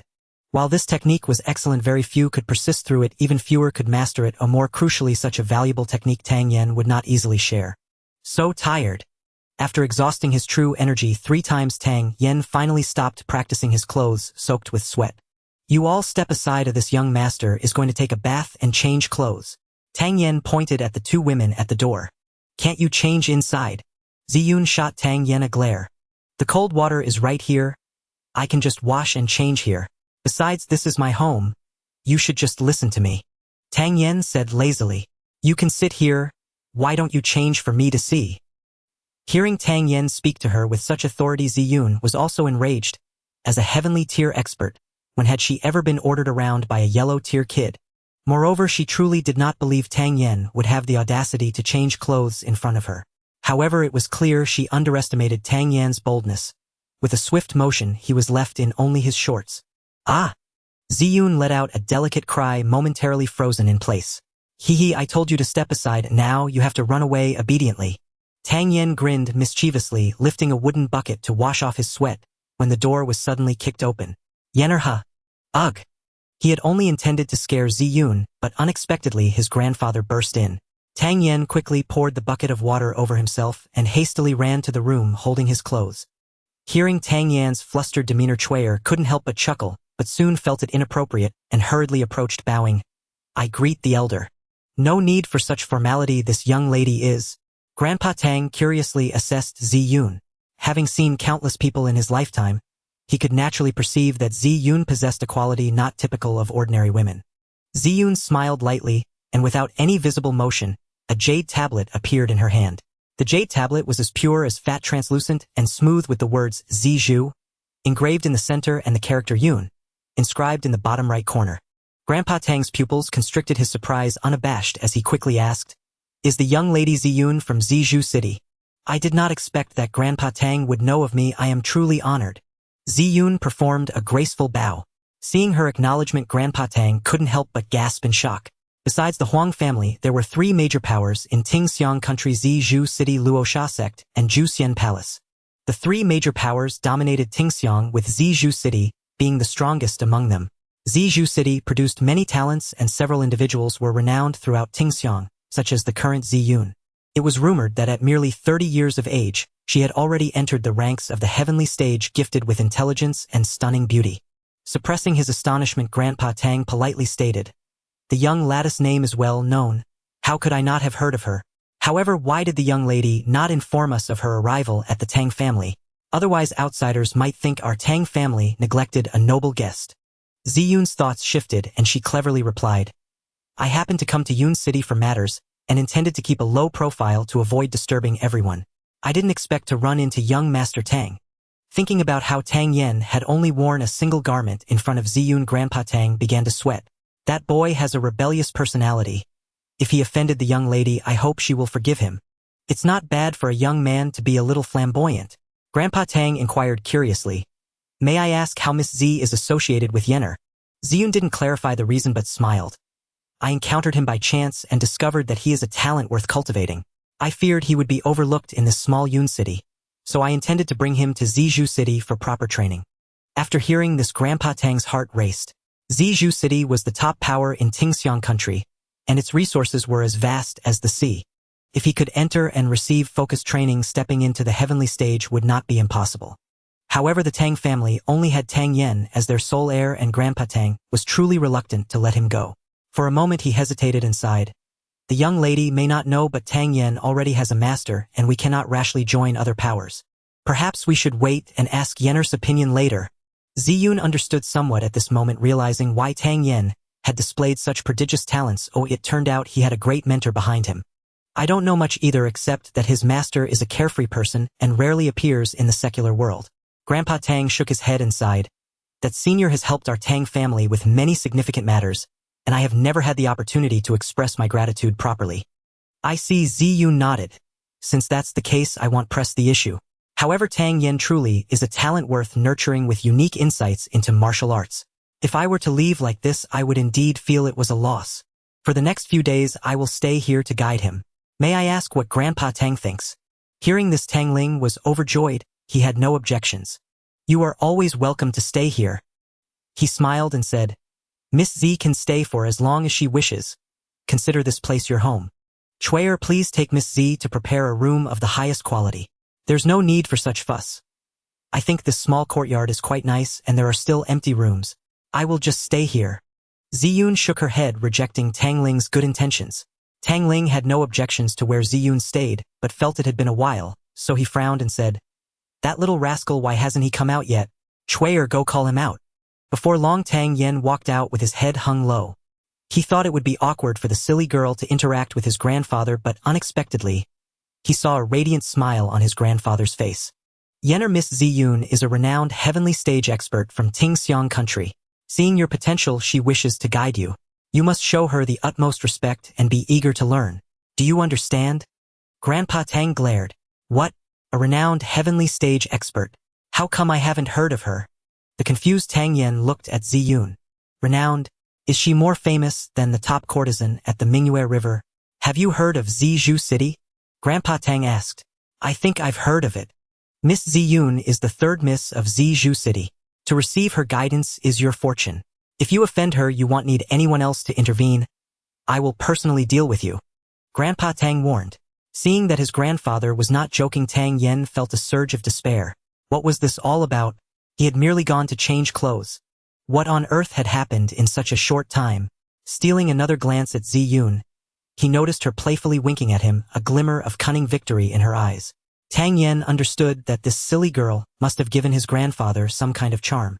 Knowing his grandfather's temperament, if he did not agree at this moment, he would probably be lectured for half the day. Thus he quickly replied, I will definitely comply. That's more like it. You two catch up. I have some matters to attend to and will take my leave. Grandpa Tang was unwilling to waste any more time, while Ziyun was mentoring Tang Yen. After Grandpa Tang left, Tang Yen jumped up and asked, Silly girl, what did you say to my grandfather? Why are you talking to me? Do you believe I will tell Grandpa and let him deal with you? Ziyun deliberately stiffened her face and warned coldly. Tang Yen couldn't help but roll his eyes and said helplessly, I was planning to help you refine a set of pills to help you quickly restore your strength, but now I think I should focus on my training and not worry about such trivial matters. Hearing about restoring strength, Ziyun suddenly became animated and hurriedly asked, Tang Yen, how long will it take for me to restore my strength? At your current recovery rate, about half a year. Tang Yen added, of course, that's just when you start recovering in 6 months. As for how many years it will take to restore fully, I can't say. If you're quick, 3 to 5 years, and if slow, it could take 20 to 30 years. What? Upon hearing such a long time, Ziyun's face turned pale. Seeing Ziyun's reaction, Tang Yen thought to himself that this girl really couldn't handle being scared. He smiled and said, However, if you have my pills, you might be able to restore your peak strength in just 3 months, and you may even make some progress. This speed is acceptable to Ziyun, who hurriedly shook Tang Yan's arm and said, Then you help me refine pills. You have to beg me, then I'll help you, Tang Yan teased. If you won't refine them, then forget it, who cares? I won't beg anyone. With her eyes wide open, Ziyun stomped her little foot in anger and turned to enter the room. Watching the furious Ziyun leave, Tang Yen couldn't help but sigh at her fiery temper. Of course, he was just teasing her earlier. He had almost been killed by Qing when he followed her out of the city. Had it not been for Ziyun's kind heart saving him, he would have long since been dead. Although Tang Yen did not voice his gratitude, he always kept it in mind. Whenever he had the time, he would naturally help her restore her strength. Now that he had stepped into the yellow rank, his demand for pills was even greater. The initial spirit pill could no longer fully satisfy his appetite.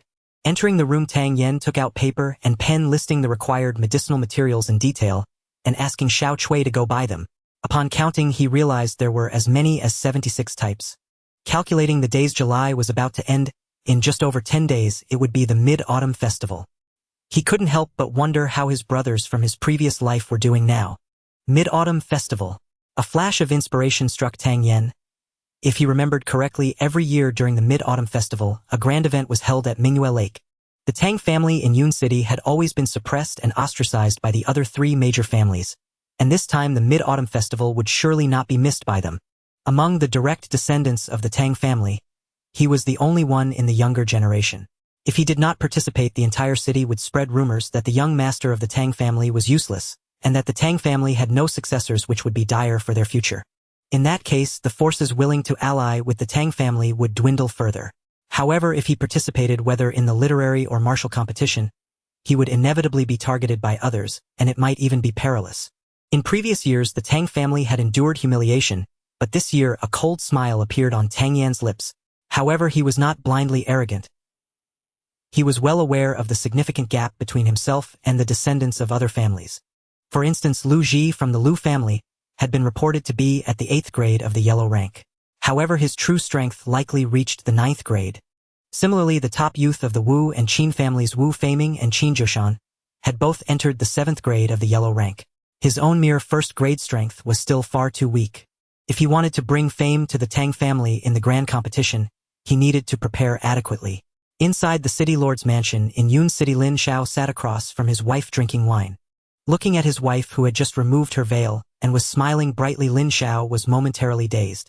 It had been many years since he had seen her smile so radiantly. "Husband, you've spent countless efforts over the years to cover the scar on my face. You've worked hard," Lin's wife said softly. "As an old couple, there's no need to be so formal. That scar has made me feel guilty for years, all thanks to that kid from the Tang family." Lin Xiao sighed. "In 2 days, it will be my birthday. Let's invite that kid over to express my gratitude." "That's a good idea," Lin's wife suggested. "You will be celebrating your birthday, and all the families in Yun City will come to congratulate you.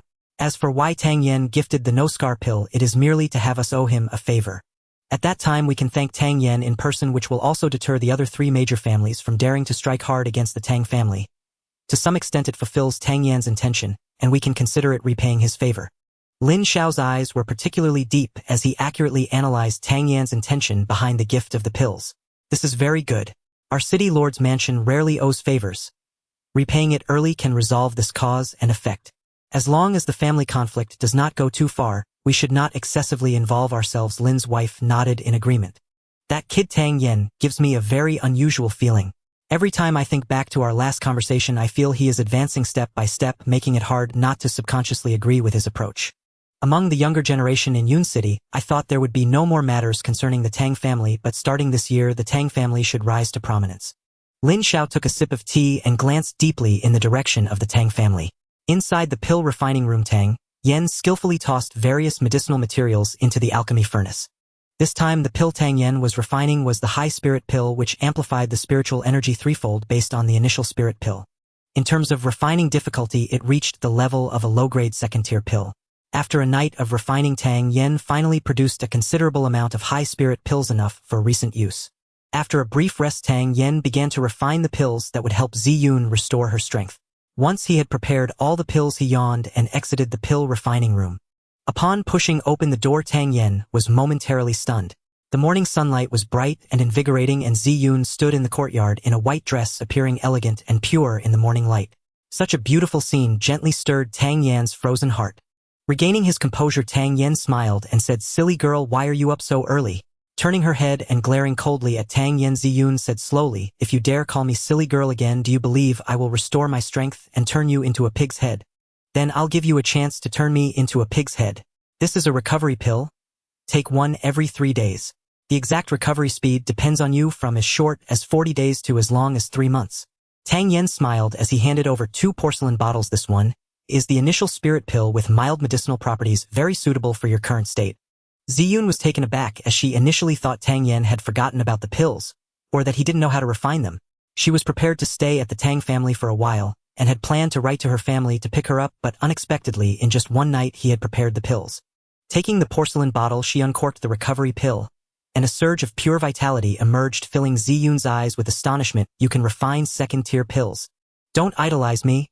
I'm a legend." Tang Yen shrugged. "So conceited." Ziyun rolled her eyes at Tang Yen, turned to go into the room, then suddenly turned back and smiled at Tang Yen. "Thank you." With her ink-black hair cascading over her shoulders, bright eyes and white teeth glowing like the stars, in that instant Tang Yen felt as if she were the most stunning sight, akin to, with a smile she captivates 100 charms, making the beauty of the 6 palaces fade in comparison. That little enchantress. After Ziyun vanished, a laughter rang out. "Young master, you wouldn't have fallen for Sister Ziyun, would you? If you keep talking nonsense, I'll beat you up." Tang Yen, realizing he had acted out of line, shouted to Cui Er, "Why aren't you getting breakfast ready for me?"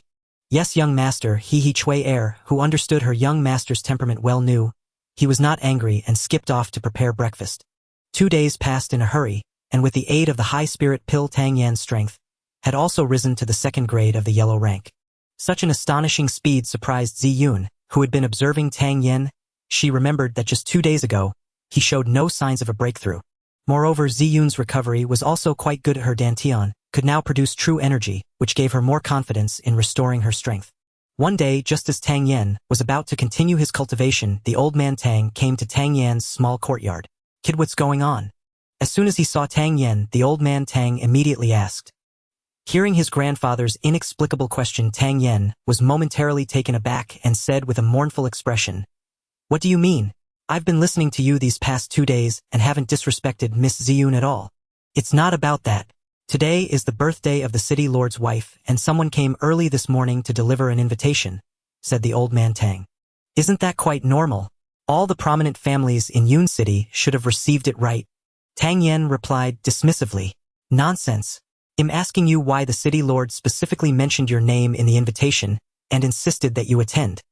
Old Master Tang pulled out an invitation and handed it to Tang Yen. Upon receiving it, Tang Yen saw that indeed at the end of the invitation, there was a line of elegant small characters, "We sincerely invite young Master Tang Yen to grace us with your presence." Thinking it over, Tang Yen guessed the general situation.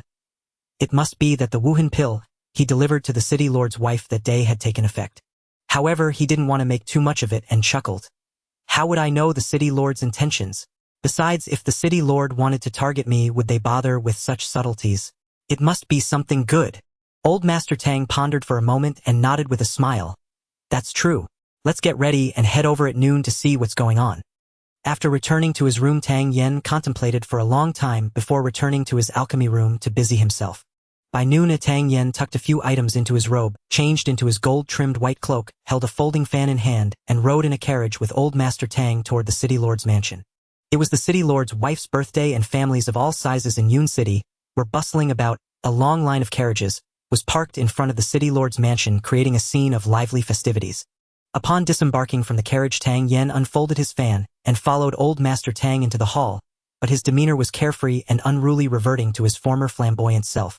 Upon entering the main hall, the guests quickly divided themselves into 2 groups. The younger generation clustered together, while the older generation occupied another area. Although the guests had not yet filled the seats completely, the Tang family, being one of the 4 great families, immediately drew everyone's attention upon their entrance. With old Master Tang being quite respected in the city, no one dared to mock them openly. However, many gazes subtly fell upon Tang Yen, curious to see if this legendary young rake would embarrass himself again. Each table had 8 seats, and the closer the table was to the front, the higher the family's status. Generally, only the first 2 tables were of significant importance. After the 3rd row, people didn't pay as much attention to the order. At this moment, everyone was eagerly watching Tang Yen, as the first table was traditionally reserved for the 4 great families with 2 seats allocated for each family. However, this year, those 8 seats were unexpectedly filled ahead of time. The Lu family, Wu family, and Qin family each occupied 2 seats, while the remaining 2 were taken by 2 young members of the Chen family. The Chen family was considered quite good among the second-tier families in Yun City, and having done well in business over the years, they had developed nicely. Moreover, it was well known that the Chen family had close ties with the Lu family. It would be more accurate to say that the Lu family occupied 2 seats rather than just 2. Under the watchful eyes of everyone, Tang Yen, accompanied by Xiao Cui, approached the front table, and feigning surprise at finding it already occupied, exclaimed, "Oh, it's full. You 2 dressed like that, aren't you from the city lord's household? How did you end up at the main table?" Tang Yen pointed directly at the 2 young members of the Chen family. Everyone's gaze turned to the 2 members of the Chen family, who were dressed in celebratory red robes quite reminiscent of the outfits worn by the city lord's household. Some guests with shallower backgrounds couldn't help but laugh out loud. With this laughter, the entire hall gradually erupted into giggles. The 2 members of the Chen family turned pale. How could he be so blind? "The clothes I'm wearing are so valuable, made of the finest silk. How is that the same as the city lord's household attire? Open your eyes and see, I am from the Chen family." One of them retorted indignantly, "What do you mean by from the Chen family? Why are you sitting in my spot? Do you want to oppose the Tang family? Get lost." Tang Yen shouted angrily, raising his hand and slapping both of them across the face. Caught off guard, both of them were instantly struck by Tang Yen, leaving several red marks on their faces. Bang bang! Before they could react, Tang Yen lifted his foot and kicked them away. The hall fell into a sudden silence. No one expected Tang Yen to be so straightforward and decisive. In front of all the families of Yun City, he not only struck Chen Rulong and Chen Shenghu, but also slapped the entire Chen family's face. Old Master Tang's heart raced. His grandson always managed to get into trouble wherever he went. Now that the Tang family was surrounded by enemies, were those few slaps not exacerbating the feud between the 2 families? Chen Shenghu, at merely 20 years old, had already reached the 5th rank of the yellow tier, and was considered one of the best among the younger generation in Yun City.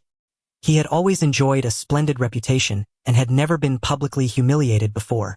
Moreover, the one who hit him was the notoriously infamous young Master Tang. "I will kill you," Chen Shenghu roared, channeling his internal energy and transforming his palm into a blade as he attacked Tang Yen. "You seek death." Old Master Tang, who had been paying attention to the situation, snorted coldly and threw his teacup at Chen Shenghu. Bang! Chen Shenghu grunted as he was instantly knocked back by the teacup. "Tang Ling, do you still have any shame? At your age, how can you lay hands on the younger generation?" Chen Shenghu's father stood up, angrily pointing at Tang Ling and scolding him. "Humph. I'm old anyway. Whether I have a face or not is irrelevant. However, anyone who dares to lay a finger on my grandson will definitely suffer the consequences," Tang Ling said fiercely, causing everyone in the hall to shudder.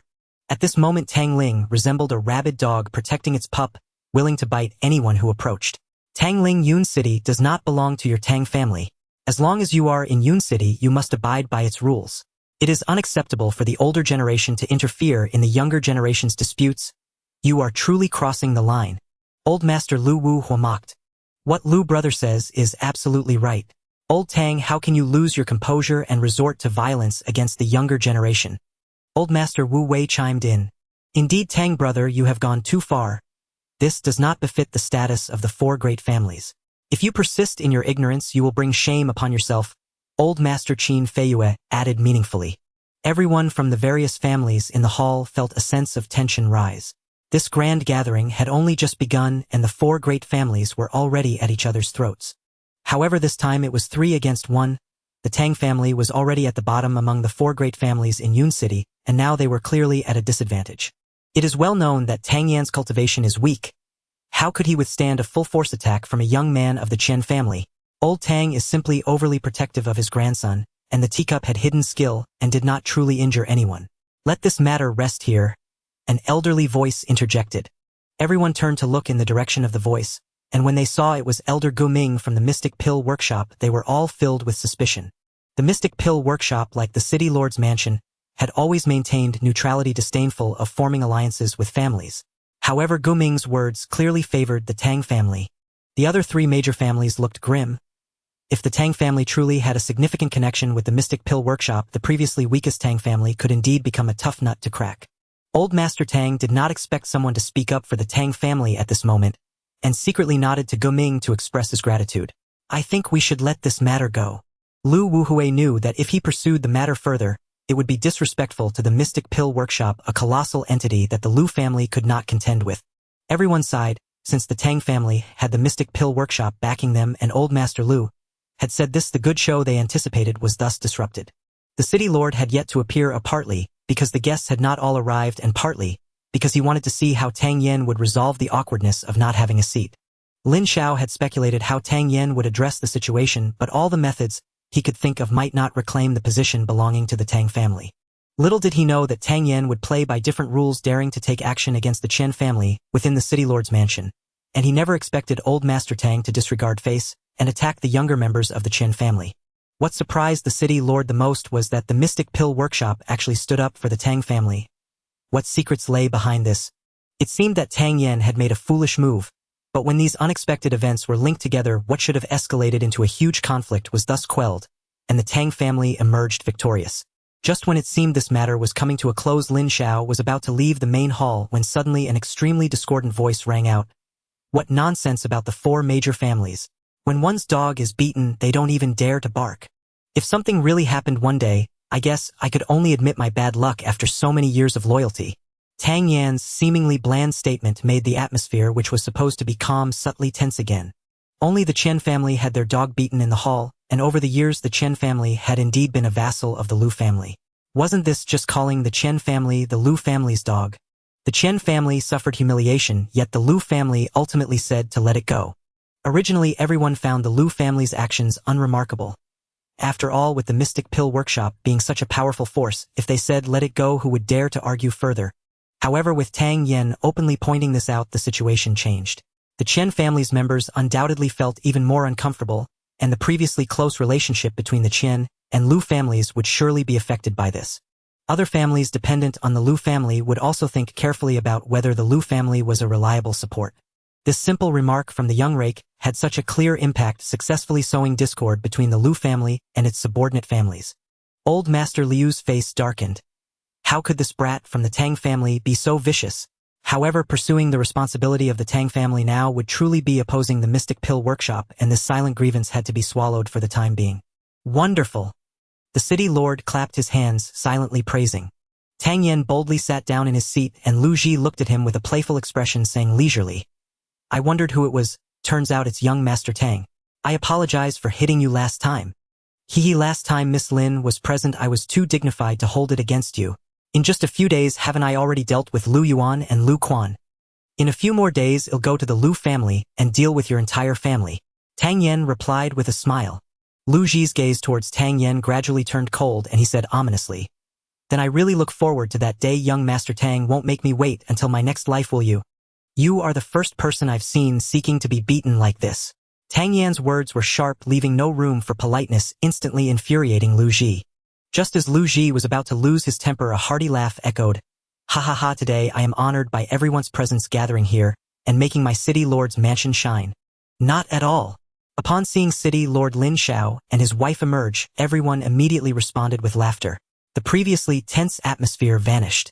Today is my birthday. Oh, thank you all for gracing me with your presence. Drink freely and make sure to enjoy yourselves. I will first toast everyone. Lin's wife elegantly raised her cup and drank it all. Good. Everyone cheered in unison, raising their cups to toast and share joyful conversations. The atmosphere was particularly harmonious.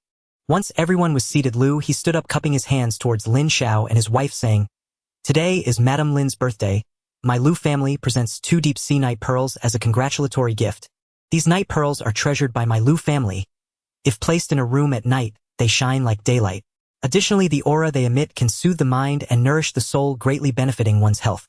This is just a small token, not a proper gift. After finishing, he received a wooden box brought by a servant, opened the lid, and revealed 2 fist-sized pearls which even in the daylight emitted a faint glow, clearly extraordinary. Brother Lu is very thoughtful. Lin Xiao thanked Lu He with cupped hands. The Chen family presents a blue ice sword to Madame Lin, forged by the sword master Lan Jin 300 years ago. The blade is sharp and the sword body greatly enhances true qi, increasing combat effectiveness. The Wu family gifts a silken vest made from 100-year-old ice silkworm silk, which keeps one warm in winter and cool in summer, impervious to the elements. The crowd was astonished at the lavish gifts presented by the 3 major families. They quietly marveled at the wealth of the 4 major families. Each of these items was a rare treasure, many of which people had only heard of but never seen in person. These families had truly spent a lot. The gifts from the 3 major families were so valuable and extravagant, broadening everyone's horizons. All eyes turned to old Master Tang, anticipating what grand gift the Tang family would present. Upon hearing the Lu family's gift, old Master Tang felt a bad premonition arise in his heart. According to the standards of the 4 major families, such gifts for the city lord's wife's birthday were far beyond the expected value. And when the Chen family followed suit with similarly rare treasures, old Master Tang immediately understood. They had clearly conspired to present some treasures to embarrass the Tang family. Sure enough, when the Wu family also produced their treasures, Tang Ling confirmed his suspicions. He inwardly cursed the 3 families while feeling an overwhelming urgency. With the 3 major families already having presented their gifts, the Tang family could not avoid this situation. However, he had only brought 10 first-grade high-tier pills, which compared to small families could be considered valuable. But compared to the other 3 major families, it paled in comparison. Would the city lord harbor resentment due to the Tang family's gift being too insignificant? Oh, Brother Tang, did you forget to bring a gift? Why are you just sitting there without moving? Lu Wuhui looked at Tang Ling's sullen expression, feeling extremely pleased, as he naturally knew that the gift this guy brought was far inferior compared to those from the 3 great families. The 2 old men from the Qin and Wu families also looked at Tang Ling with mocking expressions, waiting for the Tang family to make a fool of themselves. The city lord and other discerning individuals had guessed that this gift-giving was a tactic from the other 3 great families, targeting the Tang family, each one inwardly lamenting that the Tang family was destined to suffer this loss. Tang Yen sneered inwardly, having long anticipated that you would have a scheme. He stood up, lightly coughed and smiled, saying, Time truly favors Lady Lin. She resembles my sister. The young man Tang Yen continued, I wish Lady Lin eternal youth and increasing beauty. Hearing Tang Yan's words, those around couldn't help but curse him for being shameless. How could he say such brazen words? Tang Ling's facial muscles twitched a few times. He was already worried about the lightness of his own gift, and now you kid have come out to embarrass me. However, upon hearing Tang Yan's words, Lady Lin immediately chuckled lightly and retorted. You have such a sharp tongue. Time is ruthless, no one can stop the decline of beauty, and I am no exception. You needn't push the Tang family to present gifts anymore. The Tang family's gift was already delivered 3 days ago. I am very grateful for the pills gifted by the Tang family, which removed the scars from my face. Lady Lin thanked Old Man Tang, and the whole place erupted in an uproar. The matter of Lady Lin's disfigurement had already quietly spread throughout the city. It was no secret. Today, seeing that there was nothing unusual on Lady Lin's face, everyone was curious, but didn't dare to ask due to their status, not expecting that it was the pills from the Tang family that had healed her. Moreover, the people of Yun City knew that the city lord was extremely fond of this wife, and the city lord's mansion owed the Tang family a great favor this time. Knowing this news, the faces of various families darkened a bit more. Since I just wished Lady Lin eternal youth, I naturally need to add credibility to that blessing. The Tang family presents a youth preservation pill, which once taken can maintain one's appearance unchanged for 20 years, and even after 20 years it will still have several years of youth-preserving effects. Although it is of the second-tier high quality, the formula is extremely precious, and a single pill is worth its weight in gold. Today happens to be Lady Lin's birthday, so I brought it as a gift for her. After speaking, Tang Yen took out the pill from his bosom and personally presented it. It can maintain one's appearance for 20 years and has anti-aging effects even after that. Upon hearing the effects mentioned by Tang Yen, excitement flashed in Lady Lin's eyes. Throughout history, which woman has not wanted to maintain her youth forever? Especially beautiful women who are even more fond of beauty-enhancing things. Seeing Tang Yen approach, Lady Lin, unusually flustered, took a couple of steps forward, her eagerness evident. This pill was obtained with great difficulty, and I have confirmed its effects. It can indeed preserve one's beauty for 20 years without any side effects. Please feel free to take it, my lady. Tang Yen smiled, saying, if the lady is not at ease, you can have someone test it later. If there is even a hint of falsehood, my Tang family will willingly accept punishment. Lady Lin, may I take a look at that pill? A clear voice rang out, and everyone turned to see that it was Wu Xian, the chief alchemist of the Miaodan workshop. Regarding such an extraordinary pill, other families also doubted that the Tang family could obtain it. If Wu Xian could expose this as a scam at this moment, the Tang family would not only fail to show off, but also lose face, suffering suppression from the city lord's mansion. The last time Tang Yen gave Lady Lin the scarless pill, it successfully removed the scars from her face. With the previous success of the scarless pill, and in such an occasion, Lady Lin naturally did not believe that Tang Yen would present her with fake pills. She smiled and said, no need for identification. I trust young Master Tang. Lady Lin need not doubt Wu Xian is simply passionate about alchemy, and has only heard of the youth preservation pill but has never seen it. Today she coincidentally has the honor of being in the presence of the lady, and I hope the lady can fulfill Wu Xian's small request. Tang Yen knew that if he could have someone from the Miaodan workshop testify, it would surely reassure Lady Lin. Since he was clear about the efficacy of the pills, he refined it would be better to be candid and gain more favor from the city lord's mansion. That's fine then. After a moment's hesitation, Lady Lin handed over the porcelain vial. Wu Xian carefully took it, uncorked the vial, and gently sniffed it at the tip of her nose, her brows furrowing tightly. Seeing Wu Xian's expression, everyone was unsure of what she had discovered, holding their breath, afraid to disturb her identification. Wu Xian sent a strand of divine sense into the porcelain vial, carefully sensing the aura emitted by the pill. After a long while, she shook her head. Seeing Wu Xian shake her head, Lu Wuhui, who was closer to her, raised an eyebrow. Could it be fake? Suppressing his excitement, he feigned calmness and asked, what abnormalities did you find, Miss Wu? No matter how I analyze it, I can't identify a single herb inside. Wu Xian sighed. So you mean that Miss Wu is also unable to discern its authenticity? Old Man Qin asked from the side. It turns out it is a fake pill. Tang Yen, how bold you are to dare deceive in the city lord's mansion. The head of the Chen family seized the opportunity to retaliate. Lady Lin was somewhat astonished. Or is it really fake? Wu Xian explained. Head of the Chen family, your words are too harsh. Just because I lack the skills to distinguish it doesn't mean the pill is fake. The pill appears smooth and its medicinal power does not leak. The person who refined this pill must be a master alchemist.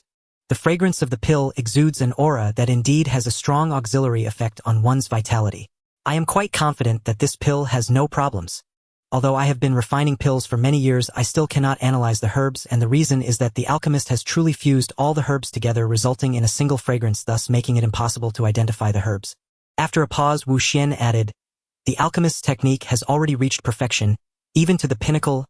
I am ashamed to compare myself. That alchemist, I am afraid, is at least a fourth tier." "What? A fourth-tier alchemist?" Everyone looked at each other in disbelief. How many fourth-tier alchemists are there in the entire Tingxiang kingdom? What kind of luck has the Tang family stumbled upon to be able to find such an extraordinary pill? Hearing Wu Xian's words, those from the Miaodan workshop were even more shocked. To be able to completely refine the herbs in the pill forming a single fragrance not only requires countless repetitions, but also a strong mental power and extraordinary talent. It is truly a stroke of luck to see this pill in my lifetime. Now I am even a bit envious of Lady Lin. Wu Xian joked.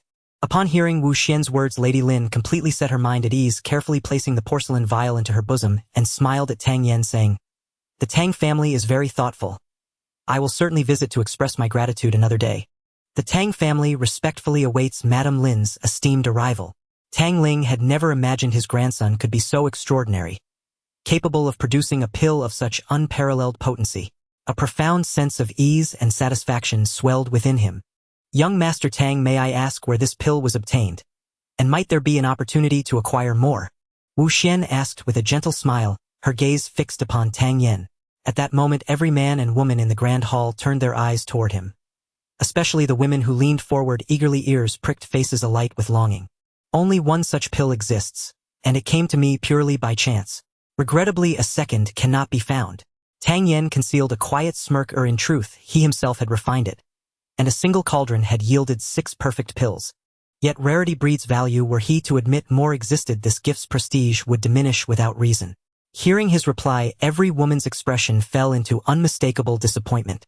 After Tang Yan's extraordinary offering, all subsequent gifts paled in comparison. Fortunately, the city lord's mansion maintained a gracious and conciliatory demeanor, deeply admired by all. So the banquet unfolded in harmonious mirth, wine cups clinking, laughter flowing freely until dusk approached. As the banquet concluded and Tang Yen prepared to depart, the city lord called out, "Tang Yen, come with me." Amidst a sea of complex speculative glances, Tang Yen and the city lord walked away together, leaving behind only a lingering, enigmatic silhouette. Of all the great families in Yun City, the Tang family emerged as the undisputed victor of this gathering. Not only had they seized the spotlight at the banquet, but they had also secured the city lord's mansion's goodwill. A subtle yet potent deterrent against rival clans harboring ill intent, granting the Tang family precious breathing room for ascent. The losers naturally were the other 3 great families, though none bore greater frustration than the Lu clan, whose 2 meticulously devised schemes against the Tangs had both been effortlessly thwarted. Moreover, due to the Chen clan's recent missteps, even those families previously aligned with the Lu clan now harbored quiet doubts. Within the city lord's mansion atop a lofty pavilion, Lin Xiao and Tang Yen stood side by side, hands resting upon the balustrade, gazing far across Yun City. Its vast expanse laid bare beneath their quiet contemplation. "Tang Yen, tell me, what path do you believe I walk as city lord? Benevolence or dominion?" After a long silent pause, the city lord broke the stillness with a calm, thoughtful question. "Neither," Tang Yen replied after a moment's reflection. "Oh!" The city lord's eyes gleamed with sudden interest. "How so? Then what path do I walk?" "You walk no rigid path at all, Your Excellency. You govern through virtue, practicing effortless rule." Tang Yen spoke plainly. "A splendid phrase, effortless rule. And what path does your Tang family tread?" The city lord asked, his tone layered with quiet implication. "We strike only when struck first. The Tang family seeks nothing more than peaceful coexistence." Tang Yen answered honestly. At these words, the city lord's eyes narrowed. Then he pressed further, "Then tell me, am I right or wrong to practice effortless rule?" "There is no absolute right or wrong, only appropriateness. Whether it suits Yun City, Your Excellency knows best in your own heart." Tang Yen responded simply. Lin Xiao regarded Tang Yen with renewed respect. He had conversed with many scions of elite families, but whenever this question arose, each recited polished theories dissecting pros and cons, tailoring arguments to advance their clan's ambitions. Tang Yen was different. The Tang family's future rested solely with him, and his answer conveyed an unambiguous stance. So long as others did not provoke them, the Tangs would never threaten the city lord's authority. Thus his words carried rare sincerity, and earned Lin Zhao's genuine approval. "Then tell me, what is dominion?" The city lord, now thoroughly engaged, smiled and asked. "When someone resists, you crush them beneath your feet." Lin Xiao blinked in surprise. In all his years, no one had ever defined it so starkly. Blunt and brutal. yet piercingly precise. It resonated deeply with him. His brows lifted as he continued, "And what then is tyranny? Even those who submit, you still crush them." Lin Zhao's eyebrows twitched again. He had never heard such a response. Yet it was even more direct, audacious, and perfectly fitting for the question. "And what is benevolence?" the city lord asked once more. "Crush them, but warn them first." At this, Lin Zhao threw back his head and roared with laughter. So hard tears nearly spilled, as if joy had long been absent from his days. "Excellent. A brilliant answer." Only after a long while did Lin Zhao compose himself and applaud loudly. He detained Tang Yen for less than half an hour, before Tang Yen emerged once more from the city lord's mansion. Mid-Autumn Festival drew near and dusk fell earlier each day. As Tang Yen walked home, darkness had already swallowed the streets. By the faint glow of night, he made his way toward the Tang residence. With no one abroad, Tang Yen let his thoughts wander. Why not practice a body movement technique? Even if he couldn't defeat a superior foe, escape would always be assured. Rifling through his memory, he settled upon a technique named Phantom Shadow Steps. True to its name, mastery rendered one utterly silent. Fluid as a specter, swift beyond measure. Not merely a lifeline in flight, but a lethal art in ambush and combat. Yet such excellence demanded immense rigor. Its bizarre footwork betrayed him instantly. After barely 2 steps, his balance faltered, and he nearly collapsed. Refusing to yield, Tang Yen tried again, only to stagger awkwardly once more. This time, overexertion shattered his equilibrium, and he crashed heavily to the ground. Where he fell, there he rose. Tang Yen was no quitter. Once committed, he pursued his goal with unwavering tenacity. Thud. He fell. Thud. He fell again. Thud. A third fall. Fortunately, the hour was late and the road deserted. Had anyone witnessed Tang Yan's repeated tumbles, over 20 times within a mere 100 paces, they might well have mistaken him for a madman. He had scarcely covered half the distance home when midnight loomed, and Tang Yen himself was now dust-streaked, disheveled, and utterly spent. After hundreds of falls, however, a subtle insight dawned. His pace, once sluggish as a tortoise, now surpassed that of an ordinary walk. Another hour passed, and his execution of the steps grew steadily fluent, matching the speed of a person sprinting. Tang Yen became wholly absorbed in the art. Its intricacy was astonishing, each step lifted with intention, and descended at will across any of 8 directions, rendering his trajectory utterly unpredictable. Like a child enchanted by a new treasure, he lost himself completely.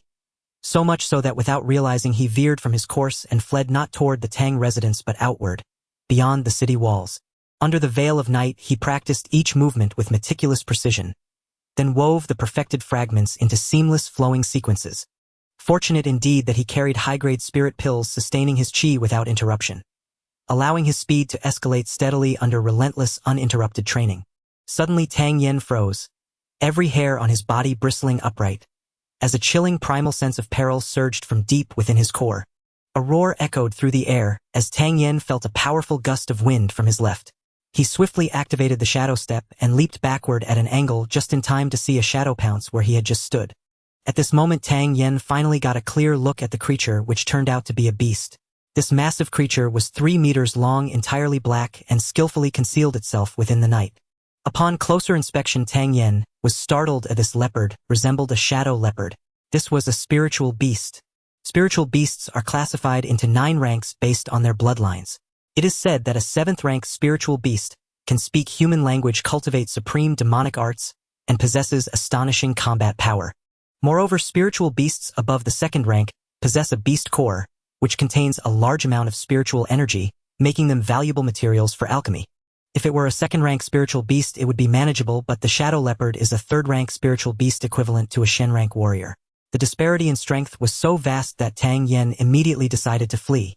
The shadow leopard, missing its strike, glanced curiously at Tang Yen, puzzled as to how this seemingly weak individual could possess such incredible speed. Unconvinced, the shadow leopard recoiled slightly, exerting its hind legs with great force, and dashed toward Tang Yen like a flash of lightning. Tang Yen was alarmed and unleashed all his power in the shadow step, running away without looking back. With a roar, seeing Tang Yen evade its attack again and flee, the shadow leopard growled in anger and launched another assault toward Tang Yen. As a 3rd-rank spiritual beast, the shadow leopard possessed not only immense physical strength but also astonishing speed. What made Tang Yen even more anxious was that the shadow leopard, while running, perfectly concealed its presence, making it impossible for him to accurately detect the beast's aura and determine if it was still pursuing him. As he passed a giant rock, Tang Yen had to take a detour, Suddenly a massive figure leaped onto the rock, using its powerful legs to propel itself toward him. Feeling a sharp aura at his back, Tang Yen inwardly lamented and gritted his teeth, forcing the true energy within his dantian to circulate rapidly as the shadow step propelled him forward. A heavy thud sounded behind him, and as he felt the air around him explode, a wave of relief washed over him, realizing he had narrowly escaped. If he had been struck by such a heavy blow, he would have truly met his demise. In that perilous moment, Tang Yen unexpectedly pushed his limits and advanced his understanding of the shadow step to a new level. Sensing his increased speed, Tang Yen felt somewhat reassured. While his speed was still no match for the shadow leopard, the shadow step became more agile, allowing him to move in any direction. At this moment, he found it easier to evade the leopard's attacks, reducing his previous clumsiness. I say, brother leopard, it's been quite a while, and you still haven't caught up with me. It won't be easy to do so now, why not let it be? Tang Yen shouted back while fleeing. Roar! The shadow leopard responded with a fierce leap. Tang Yen slipped to the left and turned at an odd angle to escape once more.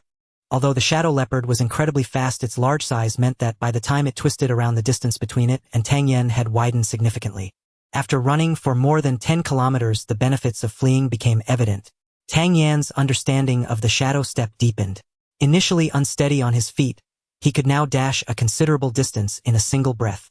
With his proficiency in the shadow step increasing, the true energy in his dantian was nearing depletion. Tang Yen took out a high-grade spirit pill from his pocket and swallowed it without hesitation.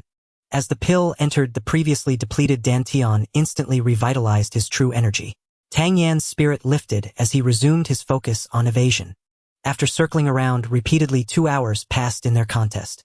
Tang Yen had consumed 3 high-grade spirit pills and was reflecting on the prowess of this third-rank spiritual beast when he suddenly sensed the aura behind him dissipate. Curiously, he turned back and found the shadow leopard panting heavily, causing him to stop in his tracks. Finally, you're tired. Looking at the seemingly hopelessly pursuing shadow leopard, Tang Yan's lips curled into a cold smile. He had waited a long time for this moment. Picking up a stone infused with true energy, Tang Yen hurled it towards the shadow leopard, and in the same motion he swung his sword and followed closely behind. Bang! The shadow leopard swatted the stone away with its paw, shattering it instantly. Meanwhile, Tang Yan's sword had already reached, aiming straight for the shadow leopard's eye. This strike was as swift as lightning, and Tang Yen thought the leopard had exhausted its strength and would not be able to dodge. However, the shadow leopard nimbly sidestepped, avoiding the lethal blow. Yet Tang Yan's sword grazed the side of the leopard's neck, leaving a thin, long cut. Roar! Seeing that the creature it had previously overlooked dared to provoke it again, the shadow leopard roared in fury and charged at Tang Yen once more. Sensing the shadow leopard's anger, Tang Yen was startled. This beast still had energy left. In his panic, Tang Yen could no longer attack the shadow leopard. He turned and fled frantically. The enraged shadow leopard pursued closely behind. After another hour, it finally came to a stop. With spirit pills on hand, Tang Yen naturally had no fear of depleting his true energy. After nearly 4 hours of frantic running, he did not believe the shadow leopard still had any stamina left. After consuming another high-grade spirit pill, he charged forward again. Clang! As Tang Yen swung his sword, the shadow leopard raised its paw to meet the strike, producing a long metallic clang. Tang Yen felt a numbness in his wrist, nearly losing grip of the sword. At this point, Tang Yen had gained some understanding of the shadow leopard's strength. With his heart settled, he executed the cloud flow sword technique with fluidity. Although spiritual beasts possess immense power, they are severely lacking in intelligence and techniques compared to humans. As the shadow leopard faced the ferocious and unpredictable sword techniques, it could only clash with brute force, attempting to dismantle Tang Yan's advantage. Having expended much of its strength, the shadow leopard was now on the brink of exhaustion. Though curious about why this seemingly weak human possessed such remarkable stamina, it had no time to ponder. Puff! Tang Yan's sword continuously left wounds on the shadow leopard, which could only emit furious roars. The once powerful beast now appeared as weak as a lamb awaiting slaughter. In just over 10 minutes, Tang Yen drove his sword into the shadow leopard's throat. The leopard struggled in defiance for a moment before crashing to the ground with a thud. Although the fight lasted only a brief 10 minutes, the exhausted shadow leopard still possessed terrifying destructive power. After the battle, Tang Yen also sat on the ground, panting heavily. Reflecting on the night's events, Tang Yen let out a wry smile. Initially, he only wanted to practice the shadow step, expecting to take at least 2 months to master it. He never anticipated that today, he not only learned it but progressed at an astonishing speed. He believed that it wouldn't be long before he could step into the realm of small achievement. After resting on the ground for a while, Tang Yen got up, raised his sword, and split the shadow leopard's head open, revealing a golden beast core in his hand. Sensing the spiritual energy contained within, Tang Yen felt a surge of joy and was about to store it away when he suddenly felt the previously silent, heavenly transformation cauldron stir with joy. Tang Yen was taken aback. Why was this broken cauldron acting up now? Feeling the origin of excitement from the heaven and earth creation cauldron, it turned out to be the beast core in his hand. What? This thing wants to eat the beast core. Tang Yen was astonished. With a flick of his divine sense, the beast core vanished into the creation cauldron. The heaven and earth creation fire, which had been silent within the cauldron, now slowly emerged from his dantian, while the beast core that entered the cauldron was visibly being refined by the flames. 10 seconds later, the once energy-rich beast core had completely vanished, transformed into an exceptionally pure stream of spiritual energy gathering within the cauldron.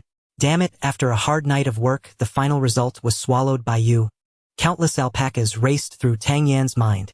Just as he was cursing, an incredibly pure aura flowed from the creation cauldron into his limbs.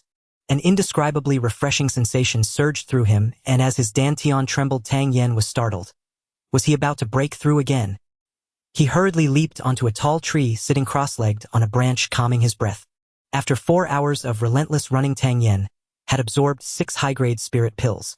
With the remaining spiritual power of the pills combined with the 3rd-grade beast core's energy from the creation cauldron, Tang Yan felt a surge of spiritual energy in his dantian, rapidly pushing towards the strength of the 3rd tier of the yellow rank.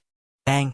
A slight tremor resonated from his dantian like an eggshell shattering, and a feeling of unimpeded flow coursed through his meridians. Breakthrough. 3rd tier of the yellow rank. The surging spiritual power flowed through his meridians, and feeling the newly acquired strength, Tang Yan's heart soared with joy. Suddenly his expression turned serious. He sensed that the surging spiritual energy had not ceased, it continued to surge forward, aiming for the 4th tier. Bang! Another slight cracking sound echoed, breaking through the barrier of the 4th tier, reaching the 4th tier of the yellow rank. Upon reaching the 4th tier, the surging spiritual energy finally came to a halt. Tang Yan closed his eyes to meditate, consolidating his newly achieved strength. When Tang Yan opened his eyes again, the sky was already bright. Feeling the powerful energy within him, a faint smile appeared at the corner of his mouth. Checking inside the creation cauldron, he discovered that although its size had not changed, the spirit whirl fruit he had planted had actually sprouted a new shoot. Tang Yan stared incredulously at the new shoot, which was deep green and oval-shaped, just as recorded in ancient texts. Once he confirmed that this tender sprout was indeed a spirit whirl fruit, his heart instantly became lively. This should be the result of yesterday's 3rd-grade beast core. It seems that the space within the creation cauldron requires nourishment. As long as suitable nutrients are introduced, the growth of spirit herbs inside can be promoted. If a mere 3rd-grade beast core has such an effect, what if there were 4th or 5th grades? Tang Yan fantasized, unaware that in the entire Tingxiang country, spirit beasts above the 5th grade were extremely rare. With the shadow step unfolding, Tang Yan dashed towards Cloud City. After advancing in strength, his speed had increased even more compared to last night. An hour later, Tang Yan saw the outline of Cloud City. Upon returning to the Tang family, he headed towards his small courtyard. However, before reaching his courtyard, he faintly heard a melody coming from afar. Tang Yan followed the sound of the zither, straining his ears to listen.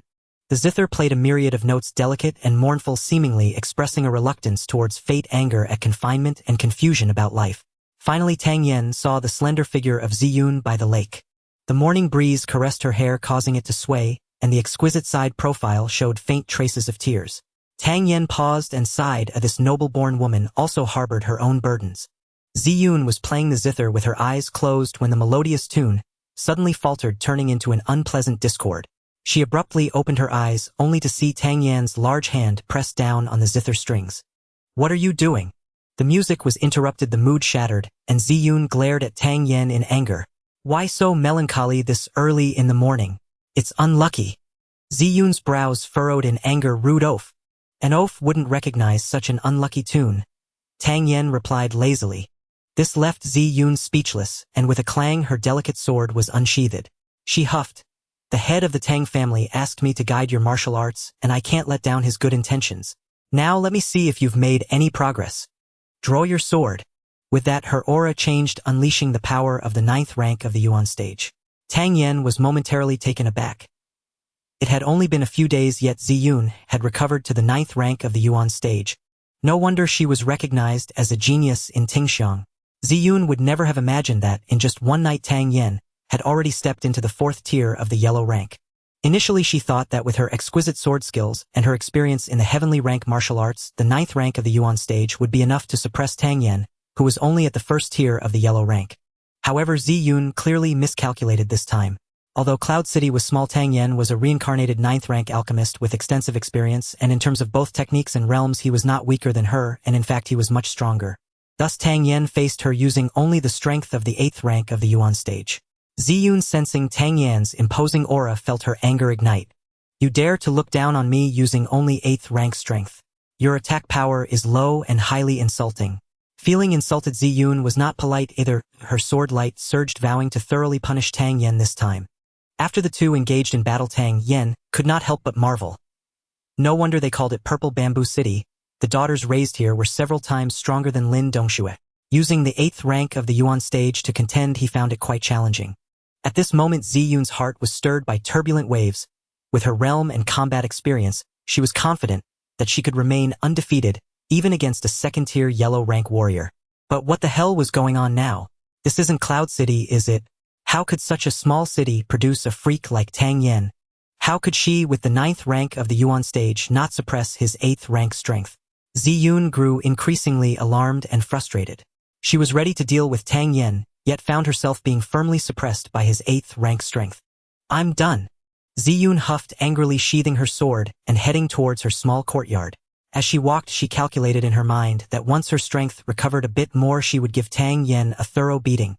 Watching Ziyun storm off, Tang Yen let out a bitter laugh and followed her. Indeed, it was difficult to deal with both small-minded men and women.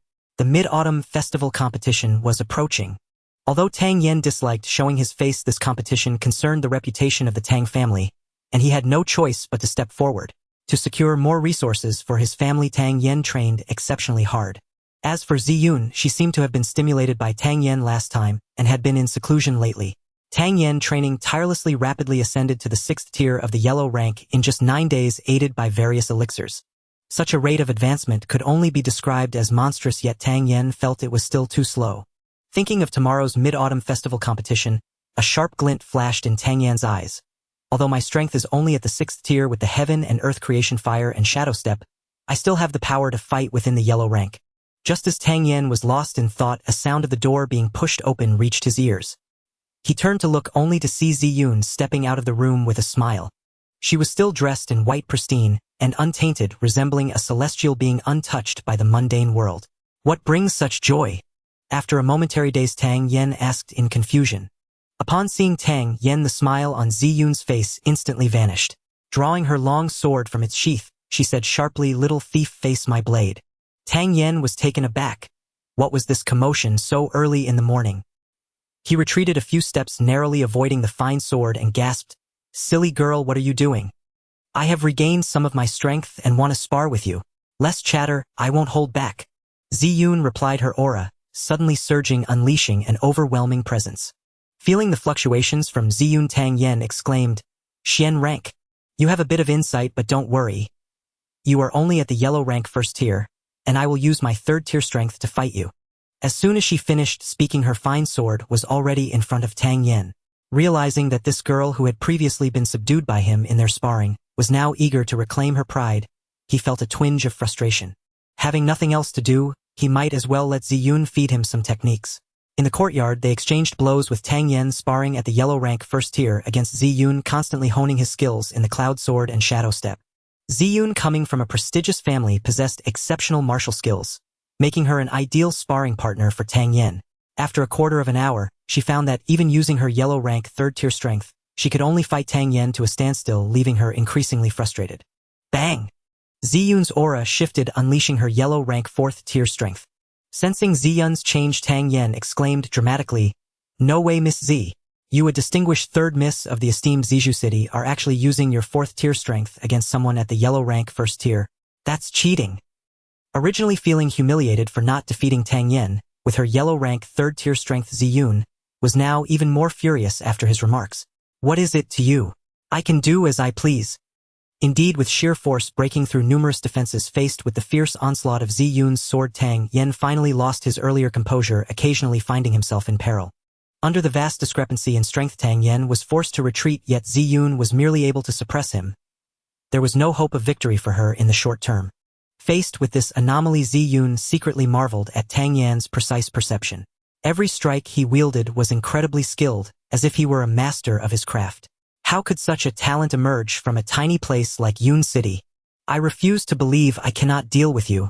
Zi Yun gritted her silver teeth, her aura shifting again, as she unleashed her yellow rank 5th tier strength. What the heck, Miss Z, are you bullying me with your status? Tang Yen exclaimed. Stop talking nonsense. I'm here to instruct you. After spending so many days with Tang Yen, Zi Yun's confidence had grown a bit thicker. Although Tang Yan's techniques were exquisite, he was not one to be arrogant. Faced with the grandeur of Zi Yun's swordplay, he knew he couldn't resist with his current strength. His dantian stirred and he channeled more true qi. 2nd tier. Sensing Tang Yan's aura, Zi Yun asked in surprise. Hee, I've hidden it so well, and you discovered it. Tang Yen laughed. Zi Yun realized that her 5th tier might not be enough to handle Tang Yen, so she simply raised her strength to 7th tier. Then she saw Tang Yen increase his power to the 4th tier. Zi Yun's forehead was filled with black lines. Just how much strength was this guy hiding? Soon she realized her perspective was too narrow. She hadn't come to spar with Tang Yen, but rather to test herself, so why bother to grind it out slowly? Suddenly the power of the Shen rank surged. Miss Z, Sister Z, please don't joke around. Oh no, I concede. Half an hour later, Zi Yun finally sighed in relief and left contentedly. Only Tang Yen, lying on the ground, groaned, his body already bruised and battered. Purple demon, you disregard martial ethics. If you ever want me to refine pills for you again, don't even think about it. Tang Yen protested from the ground. I still have a bottle of recovery pills that can at least help me recover to the earth rank. When I need pills, I'll come directly to you. If you dare not give me any, watch out for my fist. Humph. Tang Yen muttered quietly, yet his words reached the keen-eared Zi Yun, causing him to feel a wave of frustration and almost spit blood. Had I known this would happen, I shouldn't have refined pills for this girl. Tang Yen lamented, internally gritting his teeth as he stood up. Although he had been beaten badly this time, he still gained quite a bit. Though Zi Yun's techniques could not compare to his, they were still exquisite. Under her aggressive assault, both his cloud sword and shadow step had improved significantly. However, with his current strength, he could at most contend with the yellow rank 8th tier. Tomorrow's competition was still not guaranteed. The fire of heaven and earth, if revealed too early, will certainly attract the attention of those with ulterior motives. It's not wise to expose it too soon. If I can advance my strength further, then tomorrow's Mid-Autumn Festival would have a greater assurance. With his thoughts racing, Tang Yan's eyes suddenly brightened. With a thought, a spirit vortex fruit appeared in his hand. Having been nourished in the cauldron for so many days, the spirit vortex fruit occasionally emitted a wisp of spiritual energy. Since he already had a living seedling, it was time to utilize this spirit vortex fruit. He called for Xiao Chui to buy several medicinal materials. Since the pills he was about to refine were quite precious, the auxiliary materials were also costly. Previously, the million taels given by the Miaodong workshop had already dwindled significantly. In the alchemy room, Tang Yen solemnly ignited the alchemical fire and tossed the spirit vortex fruit into the cauldron for refinement. After multiple purifications, not long after, a viscous green liquid settled in the hidden compartment of the cauldron. One by one, he added the remaining medicinal materials and then sat calmly beside the cauldron. Time passed second by second, and as the spiritual power rapidly depleted, Tang Yen needed to consume a high-level recovery pill to replenish his energy. Finally, with a clap on the cauldron lid, a black pill flew out of the cauldron and landed in Tang Yan's hand. He quickly retrieved a porcelain bottle and stored the pill inside before plopping down on the ground, gasping for breath. Indeed, my strength is still too weak. A middle-grade 3rd-tier pill almost took my life. Taking a deep breath, Tang Yen glanced at the porcelain bottle in his hand and walked out of the alchemy room with satisfaction. Upon exiting the alchemy room, Tang Yen realized it was already deep into the night. Returning to his bedroom, he sat cross-legged on the bed, took out the refined pill, and felt the surging spiritual power within it like a volcano on the verge of eruption. This pill was called Qualing Dan, a legendary pill of contention among various masters in his previous life. Upon consumption, it could expand the storage capacity of his dantian, allowing for a thicker burst of power within the same rank. Boom!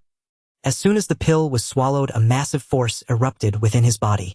Countless tiny black vortices surged towards the dantian. Tang Yen felt as if his dantian was being devoured by millions of ants, a piercing pain continuously stimulating his nerves. Beads of sweat immediately appeared on his forehead, his brows tightly knitted as he struggled to endure the excruciating pain. Puff, puff, puff.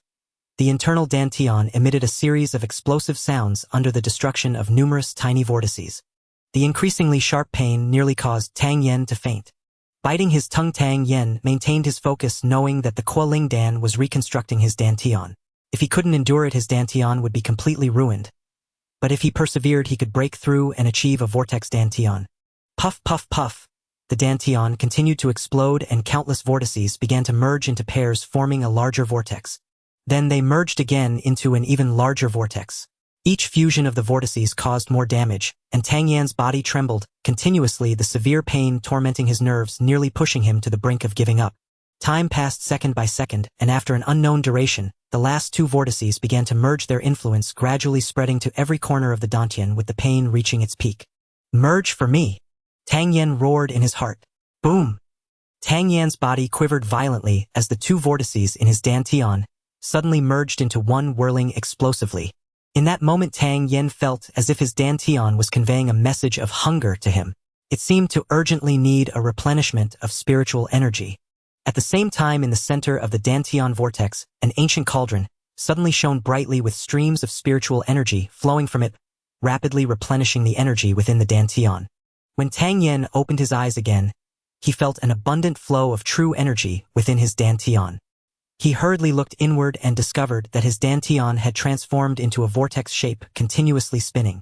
Although his strength remained at the 6th rank of the yellow tier, the reserve of true energy in his dantian could rival that of the 7th or even 8th ranks. A smile graced Tang Yan's face as he pushed the door open and stepped outside. The Mid-Autumn gathering was held in the evening. Tang Yen practiced the Extreme 6 styles several times, secretly marveling at how extraordinary the vortex dantian truly was.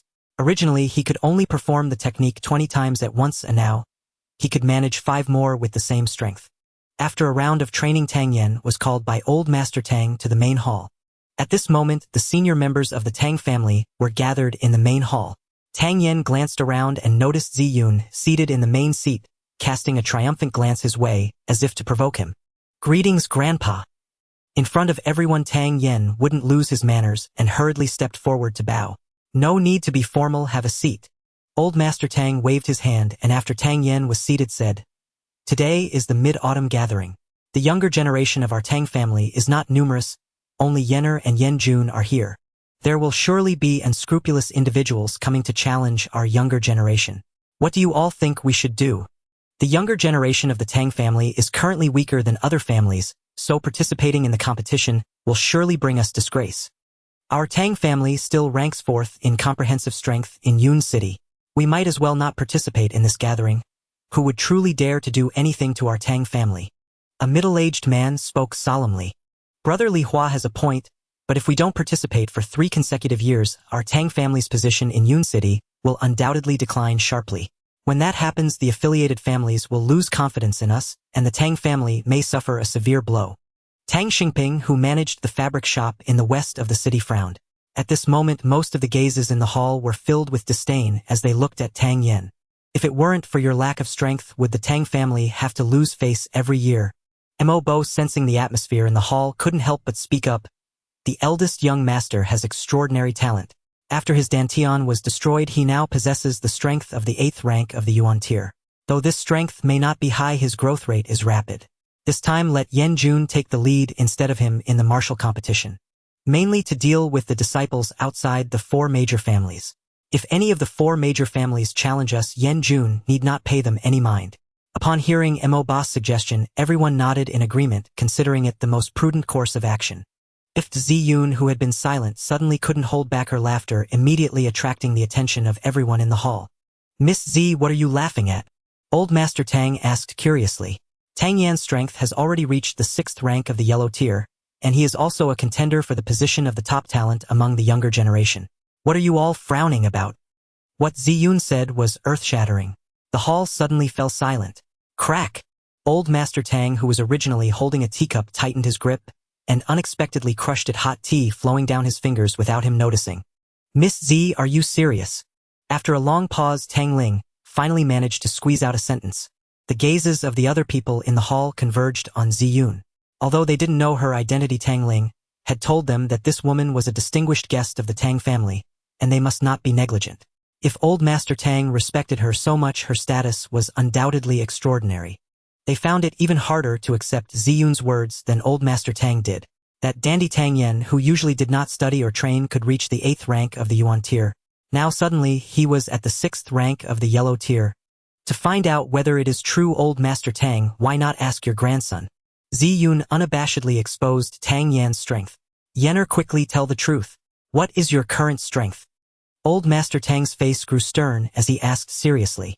Tang Yen glared at Ziyun, knowing he couldn't hide it, and simply released his Danshan's energy, a pure aura immediately emanating from him. Old Master Tang's body jolted, staring at his grandson in disbelief. This aura was undoubtedly at the 6th rank of the yellow tier. Others with varying degrees of power felt the strong aura, all shocked as they looked at Tang Yen. When did this dandy young master acquire such high strength? Ziyun did not reveal that Tang Yen could challenge beyond his rank, partly to keep a trump card for him, and partly because it would be somewhat embarrassing that she couldn't defeat him at the same rank. It really is the 6th rank, the yellow tier 6th rank. Old Master Tang felt unprecedented excitement, tears almost streaming down his face. After so many years of hope turning to despair for his grandson, he had resigned himself to fate. He never expected that his grandson would silently reach the 6th rank of the yellow tier. He had never provided Tang Yen with any spiritual herbs. How much effort was required to attain the 6th rank of the yellow tier? Thinking of Tang Yan's terrifying training volume lately, Tang Ling finally couldn't hold back tears streaming down his face. Good. Truly good. Heaven bless the Tang family. Old Master Tang pounded the table, repeatedly praising. Mo Bo understood Old Master Tang's emotions at this moment and said with a smile, I was originally worried that Yen Jun alone wouldn't be able to bear the pressure of the competition. Now it's good, with the eldest young master joining our Tang family, will surely maintain its popularity this time. Everyone simultaneously sighed in relief, and when they looked at Tang Yen again, their disdain and contempt had completely vanished. Tang Yen did not expect the Old Master Tang to react in this way. The softest part of his heart, which had never enjoyed familial affection in his previous life, was now profoundly touched. Looking at the elderly man with graying hair, Tang Yen sighed, inwardly feeling pity for the hearts of parents everywhere. I hope you all will keep my strength confidential. Tang Yan's strength is classified as a top-secret order within the Tang family. Anyone who dares to leak it today will face the family's punishment. Tang Ling shouted loudly. Understood. Everyone responded in unison. Tonight at the hour of the rooster, we will all go to Mingyue Lake to attend the Mid-Autumn Festival. The Old Master Tang spoke with vigor. Just as everyone eagerly anticipated the evening's Mid-Autumn Festival, a guard from the Tang family suddenly burst in. The Old Master Tang's expression darkened and Tang Yan's eyes narrowed. During the high-level meeting of the Tang family, disturbances were not permitted unless there was a significant matter. What is it? The Old Master Tang asked in a deep voice. Report, Old Master, all the shops under the Lu family in the north of the city have been smashed and many guards have been killed. Our Tang family also suffered some casualties. The guard replied hastily. Tang Yen knew that the Lu family in the north of the city was affiliated with the Tang family. He was aware of this because the Lu family owned several taverns where he often went to indulge.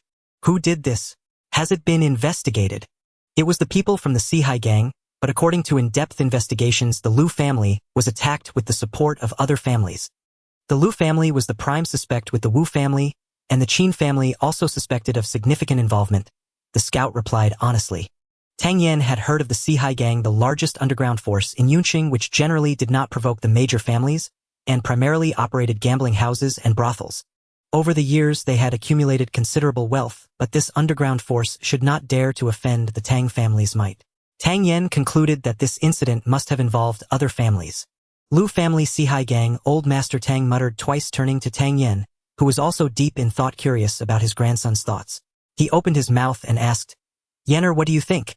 Tang Yen did not expect his grandfather to directly ask for his opinion, but he did not feign modesty. He analyzed seriously. Although our Tang family has lost popularity in recent years, we still wield great power in Yunqing, not something the Sihai gang can contend with. There must be other families backing them. The timing of choosing to attack the Lu family is also a very clever trap. Tang Yen stood up and paced within the hall. Tonight is the Mid-Autumn Festival. Although the Sihai gang's strength is not as great as the Tang families, they have amassed a large fortune over the years, making their power not to be underestimated.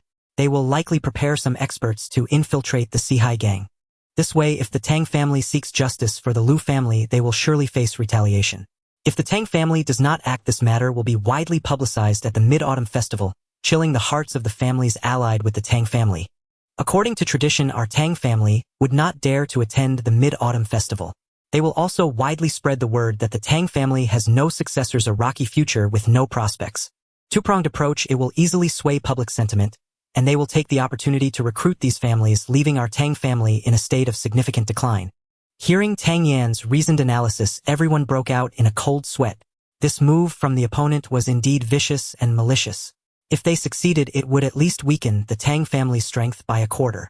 So can't we just go to the festival? Mo Yanjun asked in confusion. In the eyes of outsiders, I am just a playboy, and Brother Mo's strength is only at the 5th rank of the yellow stage. At that time, the young experts from the other 3 major families would challenge the Tang family, and the Tang family's face would still be lost. In their eyes, we would be like fish in a barrel. At this moment, everyone was also moved by Tang Yan's meticulous insight. Even Li Hua, who had initially looked down on Tang Yan, hurriedly asked, "What should we do, young master?" Feeling the gaze of everyone focused on him, Tang Yan said firmly, "We cannot allow our hearts to scatter, and time is limited. If this matter is not resolved perfectly before the Mid-Autumn Festival, they can use it to undermine our Tang family's reputation at the festival. Thus this time our Tang family not only needs to strike, but must strike fiercely, annihilating the Sihai gang, boosting the morale of the Tang family, and elevating our Tang family's prestige." Hearing Tang Yan's words brimming with killing intent, Zi Yun's expression became serious. The confidence and decisiveness displayed by this playboy at this moment were qualities that even some members of prominent families could not possess. This statement quickly gained the approval of everyone. "Then how many troops should we mobilize this time?" Old Master Tang asked. "The Tang family guards are not mere decorations. Only through the trials of blood can they truly grow. We will mobilize all 120 Tang soldiers who have just entered the yellow stage. Moreover, we will deploy 10 elite forces, led by Brother Mo, to eliminate the experts lurking in the shadows." At this moment, Tang Yan resembled a general strategizing and planning. "All right, Brother Mo, this time I will trouble you," Old Master Tang said solemnly. "No problem, I will gather the Tang soldiers right away." Brother Mo, without hesitation, cast an admiring glance at Tang Yan and prepared to take his leave. "Wait, Brother Mo," Tang Yan suddenly called out. "What commands does the young master have?" Brother Mo was already deeply impressed by Tang Yan's recent unexpected performance. "More than 100 guards are too conspicuous. Brother Mo will lead 20 men on the main road directly to the Sihai gang. The others will form groups of 10 taking side paths to gather towards the north of the city, meeting near the Sihai gang headquarters.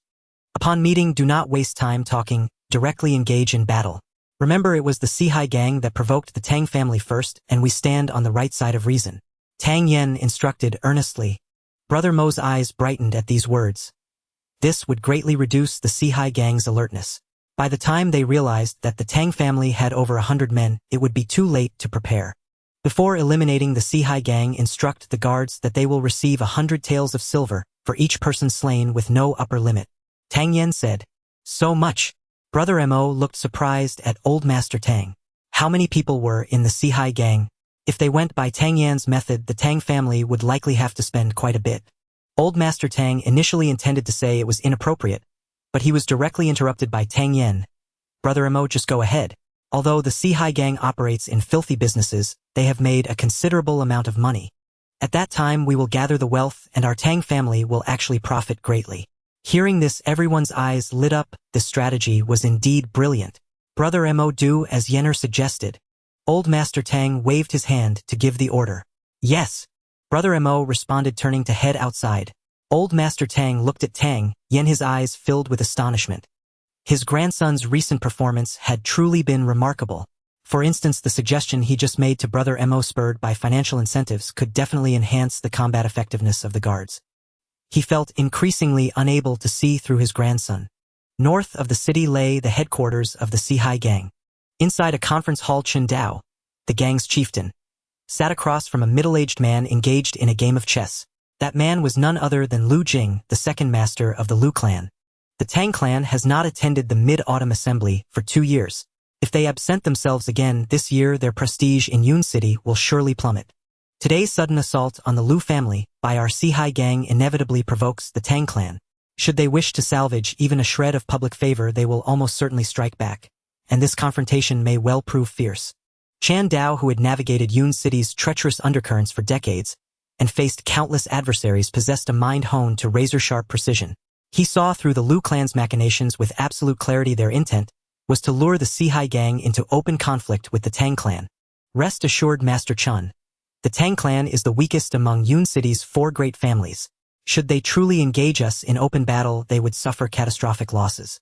If they dare draw swords against us tonight, shall mark the Tang clan's annihilation.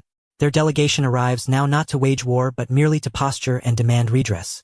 They will not act rashly. Lu Jing sipped his tea and continued, how many warriors could they possibly muster? 39th rank Yuan stage guards. Or 50. Such numbers may not suffice to overwhelm the Sihai gang. And the Tang clan certainly cannot fathom that my Lu clan has secretly embedded agents within your ranks. 49th rank Yuan stage warriors, 15 Huang stage experts. Combined with your Sihai gang forces.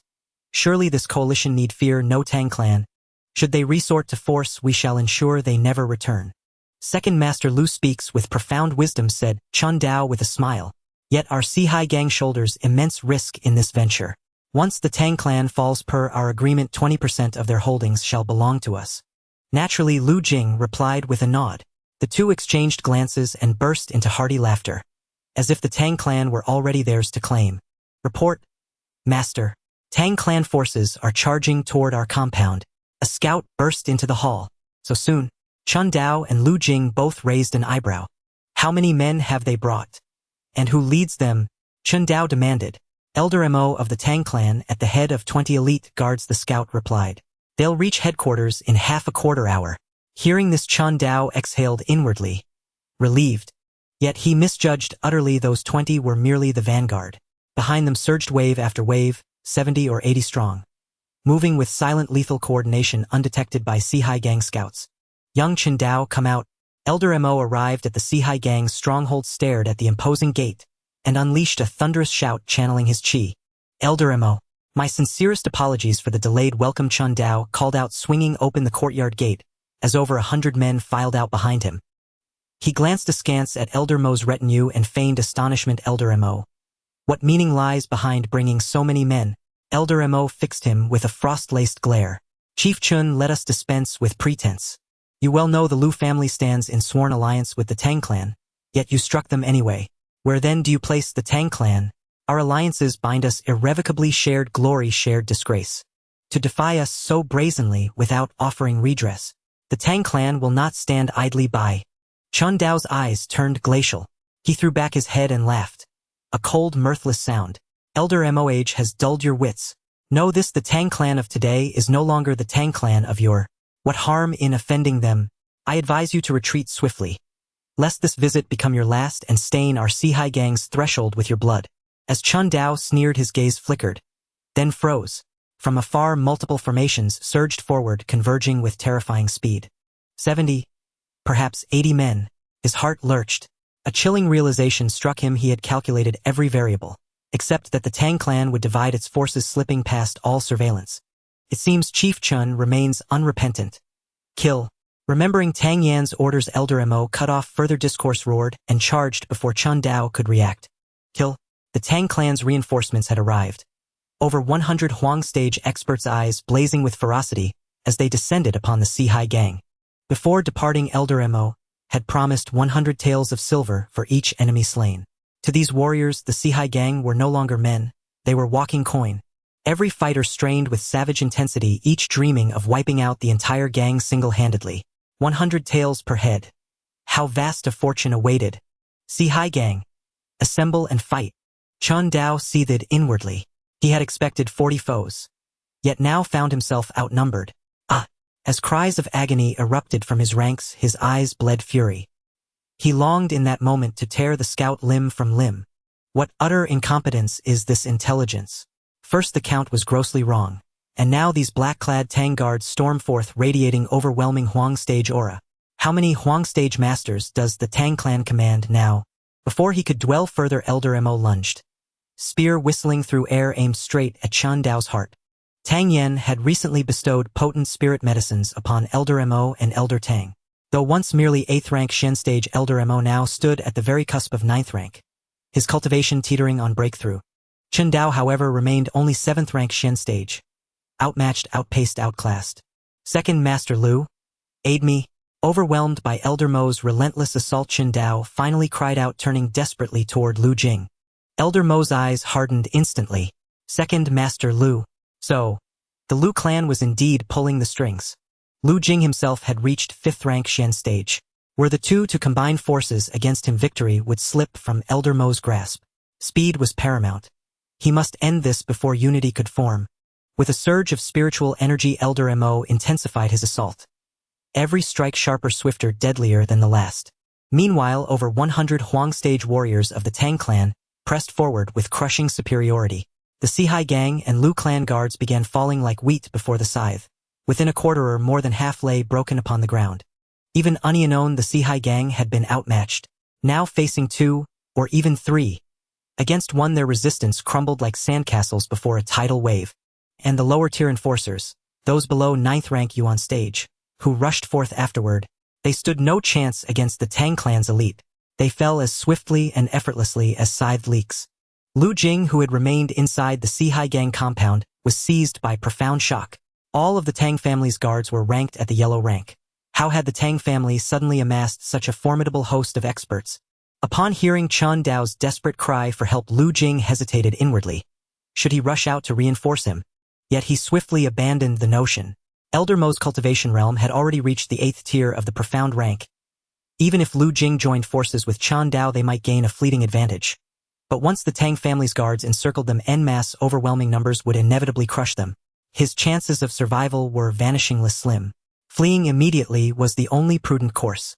Having resolved his course, Lu Jing sent a covert signal outward to alert the Lu clan members that escape was now permissible. He then bolted toward the rear courtyard, sprinted to a courtyard wall, drew a deep breath, and vaulted over it, fleeing in panic back to the Lu residence. Amidst the staggering disparity in strength, every elite of the Sihai gang was swiftly eradicated. Those of lesser rank who survived had long since scattered. The Sihai gang, long the undisputed master of Yun City's underworld, shattered completely within less than an hour. Chen Dao, having long sensed their catastrophic defeat, and still seeing no sign of Lu Jing, was consumed by grief and fury. At that moment he bore no grudge against the Tang family, only seething hatred toward the Lu clan. Had it not been for you, the Lu family, how could I, Chen Dao, have fallen so low? Already outmatched by Elder Mo in raw power, and further hindered by external distractions, Chen Dao retreated step by step. In one fatal lapse of vigilance, he was struck twice by gunfire. Blood erupted from his wounds. I curse every member of the Lu clan, 18 generations past and future, to eternal damnation. Even as a ghost, I, Chen Dao, shall never cease pursuing you. Cornered beyond hope of salvation, Chen Dao knew all was lost. With a final thunderous curse to the heavens, he drew his long blade across his throat and ended his own life. Gazing upon Chen Dao's fallen body and the utter annihilation of the Sihai gang, Elder Mo sighed deeply. A quiet lament for the rise and fall of power. Indeed, the Sihai gang had accumulated vast wealth through its dominion over Yun City's underworld. Though its martial strength fell short of the 4 great clans, should it ever commit its full force against any single clan, the resulting devastation would be immense. Thus, though each great clan coveted the Sihai gang's assets, none dared deliver a decisive blow. Until now, who could have imagined that such a notoriously resilient foe would be swept away so effortlessly by the Tang family? Elder Mo's thoughts turned to young Master Tang, and his heart gave a sudden sharp lurch. Was not the Tang family's astonishing strength precisely the result of young Master Tang's silent, far-reaching influence? The young master has concealed his true depth for far too long. Search the compound thoroughly. Every valuable item is to be transported back to the Tang residence. After this brief reflection, Elder Mo issued swift, authoritative orders. When the Tang guards emerged from the Sihai gang compound bearing chest after chest of treasures, Elder Mo's eyes widened in disbelief. Through decades of illicit enterprises, the Sihai gang had amassed staggering riches. Piles of gold that rivaled nearly half the Tang family's own treasury. When these treasures arrived at the Tang residence, even Patriarch Tang's gaze grew momentarily stunned. Such wealth from the Sihai gang was beyond expectation. In addition to today's combat rewards, each guard receives 500 taels of silver. Seeing cart after cart of spoils arrive, Tang Yen immediately increased the bounty. He sought to instill in all a clear, unshakable conviction: to follow the Tang family is to feast. Only thus could he forge unwavering loyalty and unite his forces into an unbreakable phalanx. To dismantle the Sihai gang within a single hour was a feat of extraordinary distinction. Even by Yun City standards, the news spread like wildfire, instantly echoing across the entire city. Each of the great clans reacted differently upon receiving the report. The city lord's residence, the Miao Den alchemy workshop, and the reclusive Tianbao auction house were awestruck by the Tang family's might, but felt no alarm. As for the clans allied with the Tang family, some of whom had recently wavered in their allegiance, this display restored their confidence entirely. Who among them failed to see that the Sihai gang's recent assault on the Lu family's northern district had been secretly orchestrated by the Lu clan itself? That the Tang family had stepped forward at this critical juncture to uphold justice for the Lu family, and deployed no fewer than 130 yellow rank experts, demonstrated overwhelming combat power, instantly calming every anxious heart. Yet the three clans outside Yun City's four great clans found no such ease. In the Lu ancestral hall, Patriarch Lu Wu Hui paced restlessly, while others stood grim-faced and silent. The Tang family's sudden startling display of strength had cast a heavy shadow over each of them. Over 130 yellow rank experts. Tell me, how exactly did you monitor the Tang family? Lu Wu Hui roared. A deathly hush descended upon the hall, so profound that even the fall of a needle would resound. After a long silence, Lu Ha spoke. Father, though the Tang family has revealed many experts, they remain no match for our Lu clan. At tonight's mid-autumn assembly, we can still humiliate them publicly. The Tang family's newly revealed strength is no longer trivial, Lu Wu Hui countered coldly. If we truly slay Tang Yen and the Tang family wages total war against us in retaliation, what will our losses be? A heavy silence followed. Merely contemplating the Tang family's ability to mobilize over 100 yellow rank experts sent chills down their spines. Though we cannot kill Tang Yen outright, we may still cripple him grievously. So long as we leave that bastard heir alive, old dog Tang will refrain from committing his full might against us. Then, by coordinating with other clans to strike the Tang family simultaneously, their downfall will be inevitable, Lu Wu Hui calculated grimly. What if the Tang family refuses to attend this year's mid-autumn assembly? Lu Ji, who had remained silent until now, finally asked. We shall immediately circulate a rumor the Tang family has no worthy heirs, no legitimate scion fit to represent them at the assembly. No matter their current strength, the Tang family's ascendancy is but a fleeting illusion. Once Tang Ling perishes, their house will collapse overnight. Should the Tang family truly decline to participate, this rumor will take root in public consciousness, dealing a devastating blow to their reputation. And should they attend, we proceed with our original plan, crippling Tang Yen, thereby achieving the same effect of undermining the Tang family. A flash of ruthless calculation gleamed in Lu Wu Hui's eyes. The patriarch's wisdom is unmatched. The others immediately applauded in fervent agreement. The sun began its descent. Only a few brilliant streaks of sunset lingered at the horizon. The annual mid-autumn assembly was about to commence.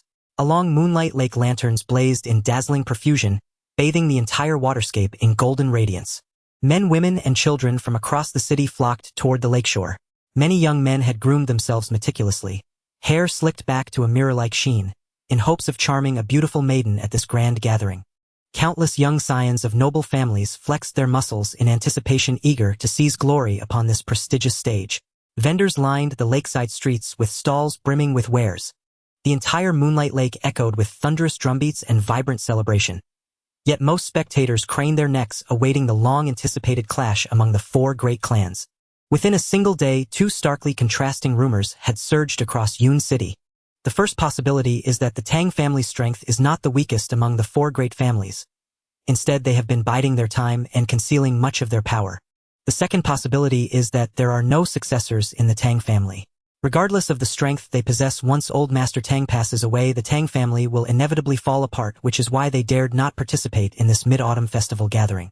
Even if they participated, they could only secure the last position. The credibility of both rumors is quite high. Therefore, everyone is eager to see how the Tang family will perform in this mid-autumn festival gathering. As time passed, the Qin family, the Wu family, and the Lu family arrived in succession, yet the Tang family was nowhere to be seen. I think the Tang family probably won't participate in the competition. If they come to compete, they would only end up at the bottom. It's better not to come at all than to embarrass themselves by showing up. If I were them, I wouldn't come either. If the Tang family still doesn't show up this time, it really aligns with the rumors. Once old Master Tang dies, the Tang family will scatter. Around them there were many discussions, and most people were not optimistic about the Tang family. Just as the speculation was at its peak, a clear voice rang out and a group arrived from the east. Everyone turned their heads simultaneously. At the forefront was a robust elder exuding vigor and confidence. Old Master Tang. Behind him was a stunning figure that drew everyone's gaze. With a graceful demeanor, she appeared like a celestial being. Upon seeing Ziyun, the men present were instantly mesmerized. Beside such a beauty stood a handsome young man. Dressed in a white shirt, he wore a bright smile. Holding a folding fan, he looked around, occasionally winking at some pretty girls, exuding a somewhat roguish charm. This young man was none other than young Master Tang. Following him were members of the Tang family, who found the best seats along the eastern side of the lake. For the first time in 3 years, the 4 great families of Yun City gathered at the Mid-Autumn Festival. Miao Danfeng has arrived. Another voice echoed. The crowd stirred and all eyes turned towards the source of the sound. Leading the group was Wu Xian, the chief alchemist of Miao Danfeng. Dressed in a fitted outfit, Wu Xian looked spirited, and her prominent curves made countless men gulp involuntarily. Walking alongside Wu Xian was Elder Gu Ming, the elder of Miao Danfeng. As the people from Miao Danfeng appeared, those around them greeted them warmly. After all, most of the medicinal pills in Yun City came from Miao Danfeng, and this is a tree no one dares to disrespect. Wu Xian greeted everyone with a smile, her every expression captivating. The unique aura of authority she exuded alongside her mature charm made countless men's hearts race. However, despite Wu Xian's beauty, no one dared to tease her. Of course, there was an exception, young Master Tang. Just as everyone was respectfully greeting Wu Xian, and the others, Tang Yen stood up and waved vigorously towards Wu Xian, saying, "Miss Wu Xian, Master Gu, please come sit over here. TCH, a dandy is still a dandy." He doesn't consider the status of Miao Danfeng, who would sit with the Tang family. Upon hearing Tang Yan's call, the families not aligned with the Tang family immediately scoffed. "Miss Wu Xian, my Lu family has prepared tea. Why not come sit with us and enjoy the moon together?" A young man with a tall stature stood up from the Lu family section, politely extending an invitation. "Wow, young Master Lu is so handsome." When they saw Lu Ji standing up, some young girls instantly had hearts in their eyes. Others, upon realizing that Lu Ji was the one standing, believed that Miao Danfeng would indeed visit the Lu family section. Wu Xian naturally heard both Tang Yan's and Lu Ji's voices. She turned her head and walked a few steps towards the Lu family. Just as everyone thought she would truly go over, Wu Xian unexpectedly stopped, her voice like a melodious lark as she said, "Thank you for your kind invitation, young Master Lu. However, I had promised young Master Tang to discuss poetry with him. I hope young Master Lu can understand." After saying this, she nodded toward the Lu family direction and gracefully walked toward the Tang family. Tang Yen felt a sense of gratitude towards Elder Gu Ming to some extent, and he also wanted to chat a bit with Tang Yen, so he followed behind Wu Xian toward the Tang family's position. With both high-ranking members of Miao Danfeng heading to the Tang family section, others naturally followed suit, heading towards the Tang family. At this moment, the gazes everyone directed at the Tang family underwent a drastic change. Wu Xian's light-hearted words seemed to have given the Lu family face, but anyone could see that this was indirectly a slap in the Lu family's face. Choosing the Tang family over the Lu family clearly indicated that the Tang family held a more significant position in her heart. How could Miao Danfeng maintain such support for the Tang family? What was the relationship between the two families? People's curiosity about the Tang family grew deeper. How could this family, which had always been at the bottom of the 4 great families, suddenly erupt with such shocking events? When Wu Xian reached the Tang family and greeted old Master Tang, her eyes fell upon Ziyun beside Tang Yen. Wu Xian often interacted with prominent families, and upon seeing Ziyun, her heart couldn't help but skip a beat. This woman, barefaced, was exceptionally beautiful. Although she appeared plain, her innate noble aura did not feel oppressive, yet it made others hesitate to approach her. Such a woman must have originated from a prestigious family. However, there are only a few prominent families in Yun City, and Wu Xian had never seen anyone like her before. Could she be from somewhere else? "Oh, this sister seems somewhat unfamiliar. May I ask how to address you?" Wu Xian asked with a smile. Upon seeing a woman whose appearance and demeanor did not lose to her own, Ziyun felt a bit surprised in her heart.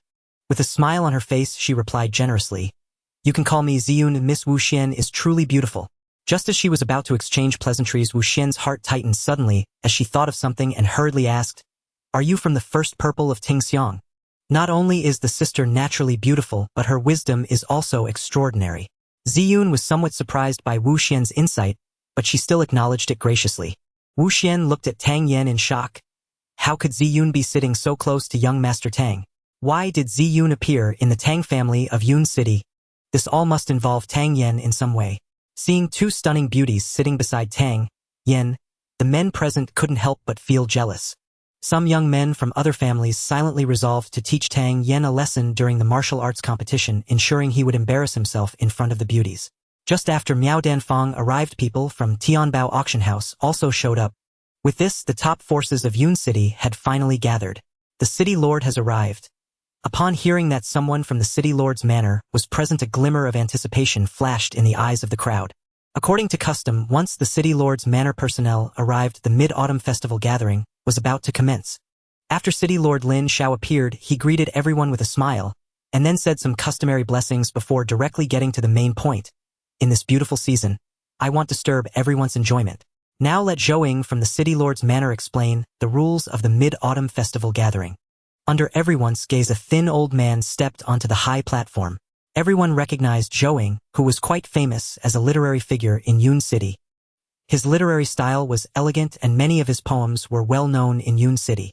After bowing to everyone, Zhou began, "Ladies and gentlemen, once again, we welcome the Mid-Autumn Festival this year.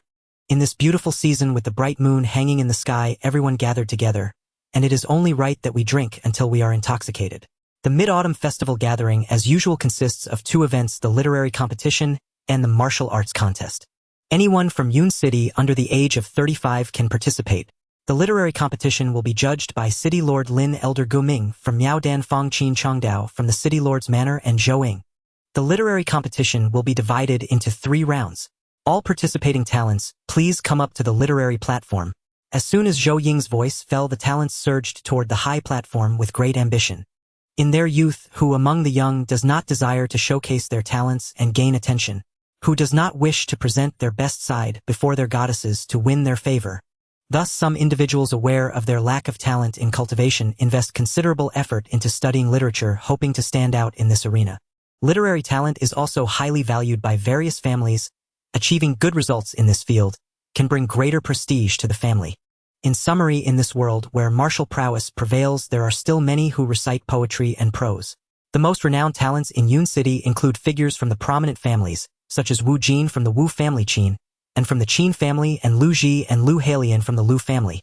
After about an incense stick's time, all participants ascended the literary stage. At that moment, someone in the crowd shouted, "There are no members from the Tang family," and everyone's gaze turned towards the stage, only to find that indeed there wasn't a single member from the Tang family. Such a loud outcry did not escape the ears of old Master Tang. At that moment, he felt a bit embarrassed, realizing that there were no young talents in the Tang family, and Mo Yanjun was infatuated with martial arts, showing little interest in literary pursuits. In previous years, the only one in the entire Tang family who engaged in literary pursuits was old Master Tang himself. However, the rules of the literary competition prohibited participation for those over 35, leaving him with the desire but unable to act. Suddenly recalling the love poem Tang Yan had written for Lin Dongxue last time with its strong and vigorous handwriting, he thought, why not let Tang Yan give it a try? But seeing Tang Yan sitting there looking disinterested, old Master Tang had to suppress this idea. Old Master Tang's guess was not wrong. Tang Yan indeed had no interest in the literary competition. With various families keeping a watchful eye on the Tang family, as long as he could demonstrate decent strength, the reputation of the Tang family would not be diminished, thus achieving his own goals. As for the literary competition, to be honest, it could only be considered a mere embellishment, having little substantial impact on the Tang family. Young Master Tang, the love poem you wrote for Dongxue last time was truly eloquent. Why are you hesitating now? Beside him, Wu Xian, eager to stir up trouble, asked. Did Tang Yan really write love poems for others? Upon hearing this, Ziyun felt a strange pain in her heart. She did not understand why she felt this way, but it was an unpleasant feeling. Yes, back then he passionately confessed to the city lord's daughter, and the verses were deeply moving. Silently I ascend the western tower, the moon hangs like a hook. As she spoke, Wu Xian recited that poem. Ziyun's eyes became dreamy upon hearing it. Such an emotional piece was truly written by this guy. She shot a complicated glance at Tang Yan, whose lazy demeanor inexplicably angered her, and she kicked him off his chair. What's this? Young Master Tang standing up. Does he intend to represent the Tang family in the competition? Seeing Tang Yan suddenly charge up, Lu Ji mocked from the stage. Ha ha ha! Hearing Lu Ji's words, everyone present burst into laughter. Most of Yun City's populace knew well what kind of person young Master Tang was. He had simply struck it lucky recently, inexplicably jumping to the 8th rank of the Yuan stage. Unlike the laughter of others, the city lord and Qin Changdao on the judging stage brightened at this. Especially Qin Changdao, who had personally witnessed Tang Yen right meeting joy. That elegant and dashing image lingered in his mind. That poem had truly astonished him. Would Tang Yen bring any more surprises this time? In the seats of the city lord's mansion, Lin Dongxue instantly perked up her gaze, locking onto Tang Yen. Why this sudden reaction? Have you taken a liking to him? Tang Yen had given her pills twice, greatly improving Lin Furen's impression of him. Additionally, in recent days her husband had been mentioning no one but this young Master Tang rather than Lu Ji from the Lu family or other outstanding youths from the Wu or Qin families, which piqued Lin Furen's interest in Tang Yen. Mother, what nonsense are you talking? How could I possibly like him? Lin Dongsu's cheeks flushed like the setting sun. Seeing her daughter in such a state of shyness, Lin Furen teased, well, he is rather handsome. If he performs well this time, you might consider it. I'm ignoring you, mother, how annoying. Lin Dongxue turned her head in defiance, eliciting a light laugh from Lin Furen. Tang Yen felt immensely frustrated. What on earth were women thinking nowadays? Why had she so abruptly kicked him out after having such a good conversation with Wu Xian? Since he had already stood up, there was naturally no reason to back down. With a cold gaze meeting Lu Ji's, he smiled faintly, and said, since my Tang family is participating in the Mid-Autumn Festival, we naturally must compete. Oh, otherwise, if some petty individuals use this as leverage to slander my Tang family, wouldn't that be disgraceful? Having said that, under the watchful eyes of everyone, Tang Yen confidently stepped onto the stage. His graceful demeanor did catch the attention of some young ladies. Is there anyone else who wishes to compete? Zhou Ying asked. Confirming that no one else was stepping up, he counted the participants, and there were exactly 130. Good, then we shall divide the stage into 10 groups, each with 13 participants. The first round is a poetry relay starting with 5-character verses. With each round, the verse will increase by 1 character.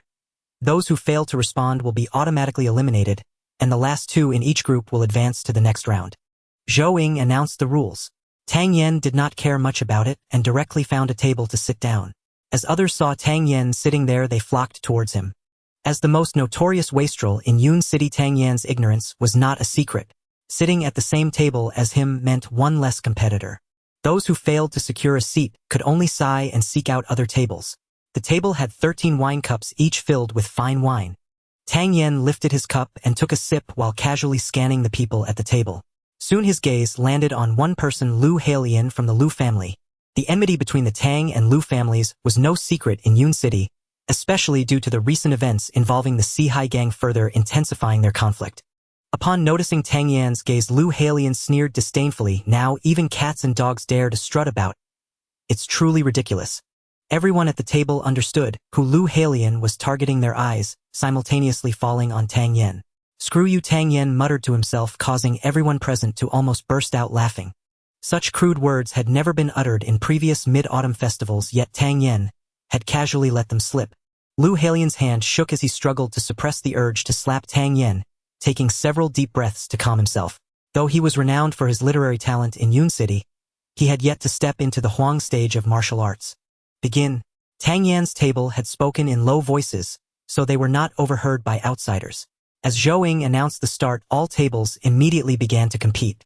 The bright moon shines with the wind. Autumn's heart surpasses summer's pride. Leaves fall into the clouds. Cold dew moistens the osmanthus.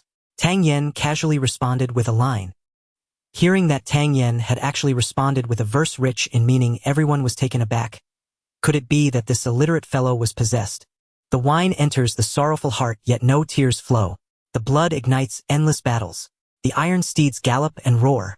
On this autumn night, soldiers are assembled before the tent. As Tang Yen recited another fitting line of poetry, the expressions of those around him subtly changed, their gazes shifting towards him. Could it be that he had been possessed? Should such verses truly come from his lips? Sighing at the moon ever-changing with its fullness and emptiness.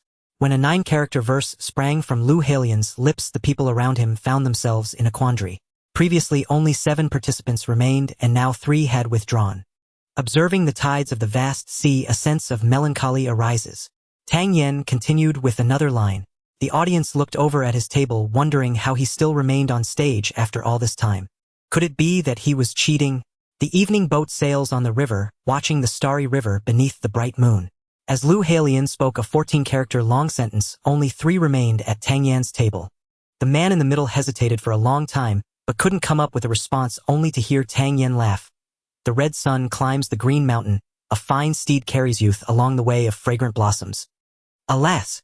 The young man who had failed to respond smiled bitterly at Tang Yan, cupping his hands in respect before regretfully departing. Good! The members of the Tang family cheered as they saw Tang Yan remain on stage. The first round was not lengthy. The results were revealed in just over half an hour. When they saw that among the remaining 20 contestants was the notorious young Master Tang Yan, the elders and youths of Yun City were taken aback. Those with a strong curiosity about Tang Yan's abilities were even more eager to see his next performance. Congratulations to everyone for entering the next round of the competition. This time it is the City Lord's topic. You must complete your works within 15 minutes, whether poetry or lyrics. The top 5 will advance, while the rest will be eliminated. Zhouing smiled as he spoke, then bowed to the City Lord, saying, "My lord, please give us the topic." The agility of thought demonstrated in the first round was impressive. In this round we will still test everyone's quick wit and literary talent. In previous years we used the Mid-Autumn Festival as the topic. This year we shall change it and use emotion as the theme. You may begin your compositions now. Lin Xiao stood up and spoke the topic aloud. Many people's expressions darkened. They had prepared some poetry related to the Mid-Autumn Festival, but now it was rendered useless. In an instant everyone immediately bowed their heads in contemplation. Tang Yan stood out in the crowd, pouring himself a cup of fine wine and downing it in one gulp. Seeing him so relaxed and casual, the corners of everyone's mouths twitched. This untalented ruffian, relying on luck to get this far, was now at the end of his rope, yet still maintained his pride, pretending to be charming while fully aware he could not succeed. His pretentiousness was simply appalling. Eureka! One person suddenly exclaimed in delight. The people around him were startled and shot him disapproving glances. Ignoring the looks from those around him, the man cleared his throat and recited, "The autumn breeze intoxicates as beauty walks beneath the moon. Though distant and unspoken, the bright moon conveys my feelings." As the 4-line 5-character poem was spoken, those around couldn't help but admire it. Those related to the young man cheered loudly. Even the 4 judges couldn't help but nod in approval. Although this 4-line poem was simple, its artistic conception was rather good, and to produce it in such a short time was quite impressive. Next, a few more people presented their works with varying degrees of depth in their artistic conception, gaining much applause from the audience. At this moment, the only remaining contestants on stage, who had not yet composed poetry, were the renowned scholars of Yun City, Wu Jin of the Wu family Qin, and of the Qin family Lu Ji, and Lu Halian of the Lu family. As for the first major scion of Yun City, he was completely ignored by the crowd. Truly deserving of their reputation, every time these 4 produced a poem it stirred excitement below, with everyone amazed by their profound lines. "My lord City Lord, may I inquire if the second round is concluded?" Seeing Tang Yan, who had remained silent, Lu Ji's lips curled into a sneer. Upon hearing Lu Ji's words, the audience erupted in laughter. Young Master Tang had no idea how he managed to pass the first round, but in this second round he finally revealed his true nature. Failing to produce a single poem before everyone's eyes would be utterly humiliating. He might as well have been eliminated in the first round. The City Lord did not respond, his piercing gaze fixed on Tang Yan. Although he had not interacted with Tang Yan many times, each encounter had left a profound impact. Would Tang Yan truly give up now? What a fine wine! Standing at the corner of the stage, looking at the bright moon lake below, Tang Yan poured himself a cup of wine and leisurely recited, "Leaning against the precarious tower, the gentle wind whispers. Gazing far into the spring's sorrow, the dark clouds gather at the horizon. In the fading light of grass and mist, who can discern the intent of the one leaning on the railing?" As Tang Yan recited this poem, he subtly infused some true energy into his voice. Although quiet, it carried far, resonating clearly in everyone's ears. As the first couplet was delivered, the audience, who had been prepared to mock Tang Yan, were filled with astonishment. "Is this really young Master Tang?" A murmur of disbelief spread through the crowd. Although the first couplet was focused on scenery, its words were meticulously crafted, vividly painting a scene of infatuation. This was the first time Ziyun heard Tang Yan's poetry, and her beautiful eyes were fixed on him, growing increasingly curious about this young man. With martial talent and poetic flair, how had he been cultivated? Previously anxious Qin Chongdao now felt at ease. "I told you, anyone capable of composing a masterwork like Joy of Reunion would surely be able to write something this time. I intend to indulge in a drunken spree." with wine in hand, singing loudly, yet even joy feels tasteless. My clothes may grow loose, yet I have no regrets. For you I suffer in silence. As Tang Yen recited the second half of the poem, the previously chaotic scene fell into an extreme silence. With the final line, my clothes may grow loose, yet I have no regrets. For you I suffer in silence. The atmosphere reached its zenith. At this moment Tang Yen enjoyed his wine under the moonlight, appearing somewhat aloof and despondent. Paired with this poem, he resembled a lovesick poet, drawing the attention of many young ladies. The state exhibited by this young master was at least not as disgraceful as imagined. After a long while the city lord finally applauded and exclaimed, "Excellent! This time Tang Yen is definitely going to win again," Wu Xian said, recovering from her shock and smiling. Old Master Tang beamed with joy. After years of self-cultivation and study, he was well able to appreciate the merits of his grandson's poem.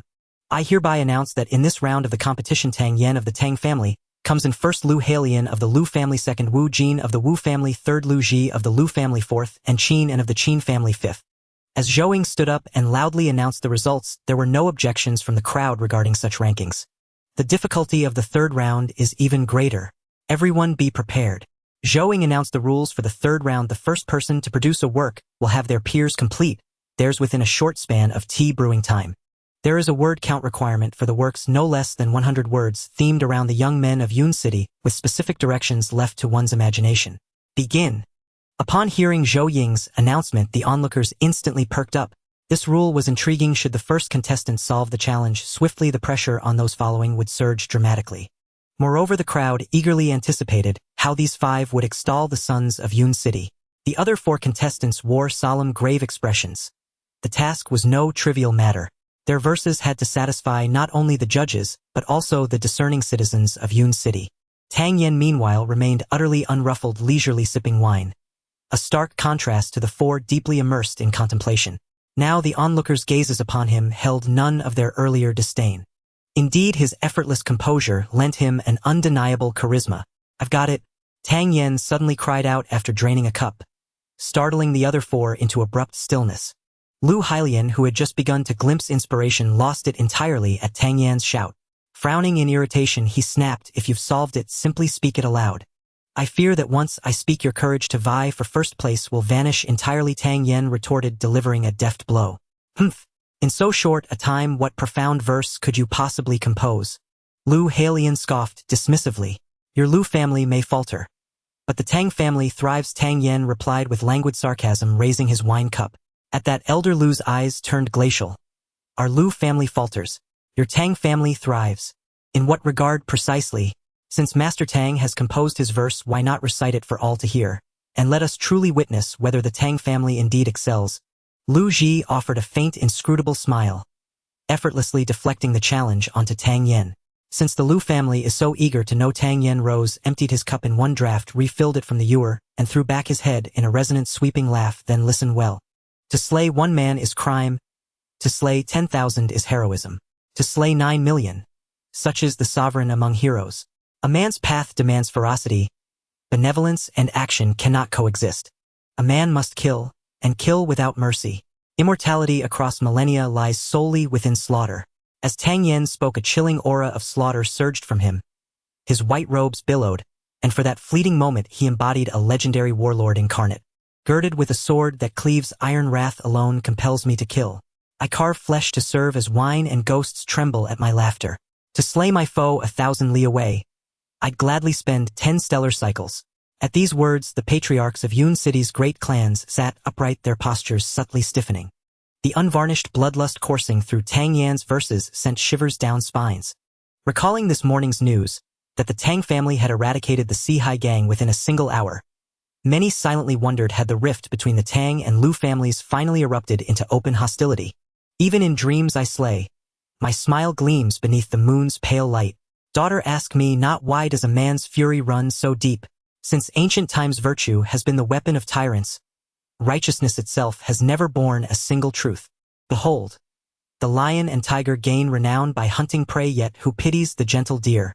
In this world the strong devour the weak. Even justice rings hollow when power speaks. Ask me not. Manhood follows its own immutable path. A man's path demands ferocity. benevolence and action cannot coexist. A man's arena is the battlefield of slaughter. His courage like a bear's, his gaze like a wolf's. To be born male is to kill. Let no man's frame ever cradle a woman's heart. Though abridged, this poem still surged with raw, incandescent fervor, its verses striking deep into the soul. Young men flushed crimson, their breaths ragged and urgent. Their eyes now held not just astonishment, but unmistakable awe. 10 paces. One man falls, 1,000 li leaves no trace. When deeds are done, I brush dust from my robe and vanish. Fame and merit buried deep. For his final line, Tang Yen concluded with Li Bai's immortal song of the gallant swordsman, then tilted his head back and drained the cup in one long defiant draught. Along Moonlight Lake, only the heavy collective breathing of the stunned crowd remained. Elder Tang's eyes blazed crimson as he gazed upon his grandson, pride swelling in his chest. This is the true blood of the Tang family. With hundreds of fiery, unrelenting lines, Tang Yen had ignited every heart present. To render slaughter with such heroic grandeur, Lu Ji and his peers stood no chance of matching it, not even in their wildest lifetimes. Lu Halian and Lu Ji seethed inwardly, desperate to counter with verse. But after long futile silence, not a single word emerged. Why no reply? Have you finally grasped that the Tang family prevails, and yours falters? Tang Yen asked, grinning. Humph, clever tongue now. But next time we'll cripple your dantian. Let's see who dares mend it afterward. Lu Ji murmured the threat softly, then turned and strode off the stage without a backward glance. As Lu Ji descended, a shared sigh rippled through the crowd. Tang Yan's composition was simply too overwhelming. Every scholar present, even those who had devoted half a century to classical poetry, confessed they could not reach even half its mastery. Once the leader departed, the remaining 3 abandoned all pretense, glaring bitterly at Tang Yen before bowing their heads and filing silently down from the stage. Yun City's most celebrated literary talents, renowned for decades, had been forced into surrender by Yun City's foremost scion of decadence. Such an outcome stunned every spectator beyond measure. Only the Tang faction wore broad smiles. All others wore grim, unsettled expressions. Without contest, Tang Yen claimed the championship of the literary contest. To Tang Yan's surprise, the championship bore tangible rewards, and the prize made him beam. Alongside honors and silver, he received a grade 3 beast core. Though puzzled as to why a literary contest offered such lavish spoils, the beast core was undeniably useful to him. Well worth the effort of stepping onto the stage. At the Lu family's pavilion, Elder Lu sat stone-faced. Neither sorrow nor joy betrayed upon his features. Yet the Lu clan knew well, when Elder Lu wore this mask, his inner storm raged at its fiercest. Under any circumstance, ensure Tang Yen competes in the martial contest. Once he steps onto the arena, no matter who faces him, hold nothing back. Reduce him to a cripple if you can. If he dies by accident, so be it. Lu Wuhui whispered the order. Yes. I shall arrange it, immediately replied Senior Patriarch Lu. He, his expression equally grim, gathering the Lu family's most promising young warriors and issuing quiet, urgent instructions. Elder Tang, a master of human nature, had watched each clan closely, and upon observing Lu He's movements, his mind raced. Alarmed, he urgently summoned Tang Yen. Avoid the martial contest if possible. If compelled to fight, under no circumstances face Lu Ji. I sense ill intent from the Lu family. Tang Yan's gaze swept coolly toward the Lu pavilion as he smiled reassuringly. I know my limits, grandfather. Rest easy. Seeing his grandson's unwavering confidence, Elder Tang's heart eased slightly. Though unreliable in youth, the boy's recent maturity and poise had brought him rare peace of mind. While the crowd still buzzed over the man's path, the city lord ascended the high platform and proclaimed in ringing tones, esteemed guests. The resplendent literary contest has concluded. Now begins the martial contest of the Mid-Autumn Assembly. The future prosperity of a city hinges upon the caliber of its youth. This martial contest shall be presided over by me as chief arbiter. Any competitor who secures a place among the top 8 in Yun City shall receive a reward. Among Yun City's younger generation, the top 8 from last year's rankings were Lu Ji of the Lu clan, Lin Dongxue of the city lord's residence, Wu Faming of the Wu clan, Qin Guang of the Qin clan, Lu Changyu of the Lu clan, Qin Yi of the Qin clan, Wu Ding of the Wu clan, and Chen Rulong of the Chen clan. The rules for this martial contest remain unchanged and consist of 2 phases. The first phase is the preliminary selection, open to all competitors except those ranked among last year's top 8. The top 5 finishers in the preliminary selection shall earn the right to challenge any of last year's top 8. Victory grants them immediate replacement of the defeated contestant's rank. The second phase permits direct challenges against last year's top 8. Any competitor possessing cultivation strength at or above the yellow rank 3rd grade may bypass the preliminary selection entirely and issue a challenge immediately. Should no challenger emerge by tonight, the 8 finalists shall proceed directly to the finals to determine the official rankings for this year's Mid-Autumn Martial Assembly. The martial contest begins now. Those wishing to enter the preliminary round should proceed to the side platform on the left. Competitors whose strength exceeds the yellow rank 3rd grade, and who wish to challenge last year's top 8, may step forward directly onto the main arena. The martial contest begins, proclaimed City Lord Lin Xiao with a commanding shout. From afar, drummers long poised raised their mallets and struck the war drums. Boom, boom, boom. Haha, Brother Tang. As one of Yun City's 4 great clans, it's truly embarrassing that not a single scion of your house has made it into the 8 young masters this year. I'm ashamed even to be mentioned alongside the Tang clan. Even before the tournament commenced, Lu Wuhui pointed at Tang Ling and burst into laughter. His mockery unmistakable. Upon hearing the elder's words, all eyes turned once more toward the Tang clan section. This year's Mid-Autumn Assembly promised extraordinary excitement fueled by the open rivalry between the Tang and Lu clans. Fortunately, Elder Tang had long braced himself emotionally.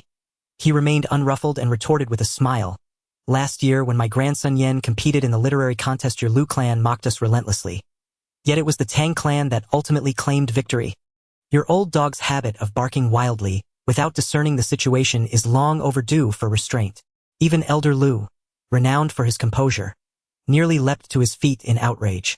After several deep breaths, he calmed himself, then cast a cold, disdainful glance at Tang Ling and sneered. Martial contests differ fundamentally from literary ones.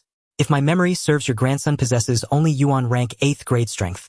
Far too weak even to qualify for challenging last year's top 8.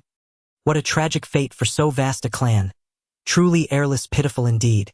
Old cur of the Lu clan, who exactly are you calling airless? Tang Yen, widely regarded as Yun City's foremost young scoundrel, had mastered the art of brazen insolence to perfection, and now jabbed his finger straight at Lu Wuhui's nose, shouting curses. Wretch! Lu Wuhui exploded in fury, while the entire Lu clan glared menacingly at Tang Yen. Silence! Just as tensions threatened to erupt into open conflict, the city lord interjected sternly. This Mid-Autumn Assembly is a martial exchange, a friendly contest of skill, not an occasion for clan disputes. To curse and brawl openly before the assembled citizens of Yun City. What a disgrace to decorum. Hearing the city lord's reprimand, the Lu clan restrained themselves, but having been publicly branded a cur by Tang Yen before such a crowd, Elder Lu could not afford to let the insult pass unanswered, lest the Lu clan suffer yet another blow to its prestige in Yun City. Lu He rose and said respectfully, "Please forgive our outburst, Your Honor. We merely lamented the Tang clan's apparent lack of heirs, out of sincere concern with no ill intent. My elder brother speaks wisely. After all, their sole legitimate heir remains at only Yuan rank 8th grade. Against a Yuan rank 9th grade opponent, perhaps he might hold his own, but faced with even a single yellow rank cultivator, he would be utterly crushed." Lu Jing chimed in, lending weight to his brother's barb. Nonsense. Wasn't your so-called Lu Quan merely yellow rank 1st grade? And wasn't he beaten senseless by me like a stray dog? Tang Yen shot back instantly. Lu Jing's facial muscles twitched violently. He had once placed great hopes in his son, but the youth's Dantian had been severely damaged by this very boy permanently locking his cultivation at yellow rank 1st grade. Enraged, he roared, "Last time Quan was careless. Lured into your treacherous trap. In a fair, upright duel, you'd have been reborn eons ago. Stop spouting empty bravado. One yellow rank cultivator from your Lu clan. I'll cripple him. 2. I'll break them both," Tang Yen declared, exuding unbridled arrogance. At Tang Yan's words, the Lu clan seethed with fury, trembling in silent rage. "Since Master Tang is so confident, why not wager? I shall nominate one of our yellow rank 1st grade warriors. If you defeat him, the Lu clan pledges 3 tier 3 beast cores. Should you lose, however, the Tang clan must surrender 3 tier 3 beast cores to us. What say you?" A flash of lethal intent flickered in Lu He's eyes. Should Tang Yen accept, he would ensure the youth regretted it bitterly.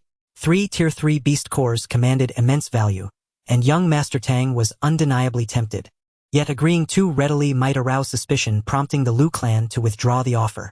Observing his grandson's hesitation, Elder Tang instantly grasped his thoughts. Springing to his feet, he pointed at Lu He and thundered, "You shameless wretch! Do you possess even a shred of dignity? Why not settle this between us instead? Lose and I'll hand you 100 tier 3 beast cores." Lu He offered a strained smile. Challenging Elder Tang himself was far beyond his courage. Yet such a golden opportunity to eliminate Tang Yen was not to be missed. He pressed further. If the pup boasts such confidence, why does the old dog shrink back? The Tang clan grows ever more cowardly with each passing year. Speak plainly, will you accept the wager, or must Tang Yen formally apologize to the Lu clan? City Lord Lin Xiao refrained from intervening further, though his expression remained impassive as still water inwardly. He burned with curiosity. Would the Tang clan dare accept? Choosing silence, he observed quietly. Grandfather need not fret. Lu Quan failed, but others will surely crumble before me. Tang Yen declared, brimming with eagerness. Very well, exercise caution. If overwhelmed, yield immediately. Elder Tang feigned reluctant consent. Through their seamless exchange, grandfather and grandson subtly reinforced the impression, widely accepted by onlookers, that Tang Yan's true strength lay only at Yuan rank 8th grade. Your Excellency, the hour is still early. Might we allow Lu Xing and Tang Yen to spar briefly upon the arena? Elder Lu rose and proposed. With both clans consenting, and such spectacles being beloved traditions of Yun City, Lin Xiao acquiesced. Since Elder Lu has spoken, we shall make an exception this once. Yet remember, fists and blades know no mercy. Restraint is paramount. Deliberate injury is strictly forbidden. Should either contestant utter surrender, all attacks must cease immediately. Violators shall face severe punishment. Lu Xing, ascend the arena and pay Master Tang the courtesy of a few exchanges. Lu has summoned a junior clansman and whispered sharply, do not grant Tang Yen the chance to cry surrender. Lu Xing nodded, hoisted his long spear, and strode toward the arena. Though short in stature, his frame was thick and powerful, like a compact iron tower. Tang Yen shows promise in scholarship, but his intellect leaves much to be desired. Below the yellow rank, all are mere insects. Last time Lu Quan simply underestimated him, mistaking his Yuan rank 8th grade cultivation for weakness, and fell prey to a surprise assault. Now the boy actually believes himself formidable. Indeed, Yuan rank 8th grade. He likely won't last 10 moves. Murmurs rippled through the crowd. Once both combatants stood ready, Lin Xiao announced, begin. Behold the spear. Lu Xing wasted no words. Knowing he must show no mercy toward Tang Yen, he immediately unleashed the Lu family's supreme martial art, the Overlord Spear technique. Sensing the peak of yellow rank 1st tier emanating from him, Tang Yen sneered inwardly. Though formidable, such strength paled in comparison to his own. Tang Yen exhaled a subtle pulse of inner energy and advanced with his long sword drawn. Witnessing Tang Yen dare to meet the spear, the onlookers' eyes widened in unison. Victory would be decided in a single strike, so it seemed. Clang! A sharp metallic clash reverberated. All spectators craned their necks, disbelief flooding their faces. He had actually blocked it. A mere yellow rank 8th tier cultivator. How could he possibly withstand the full force of a yellow rank 1st tier strike? Before the crowd could process the shock, Tang Yen had already reversed defense into offense, his blade darting straight for Lu Xing's throat. Lu Xing felt the lethal aura coiling around Tang Yan's sword, and his face blanched. Damn it, this wasn't yellow rank 8th tier at all. It was unmistakably yellow rank 1st tier. Yet before he could react, Tang Yan's sword was already upon him. The Yunqing sword art, graceful as drifting clouds, fluid as flowing water, penetrating without flaw. The myriad sword shadows hung in the air like slow-motion ripples. Yet beneath their languid surface lay infinite variations, each concealing mortal peril.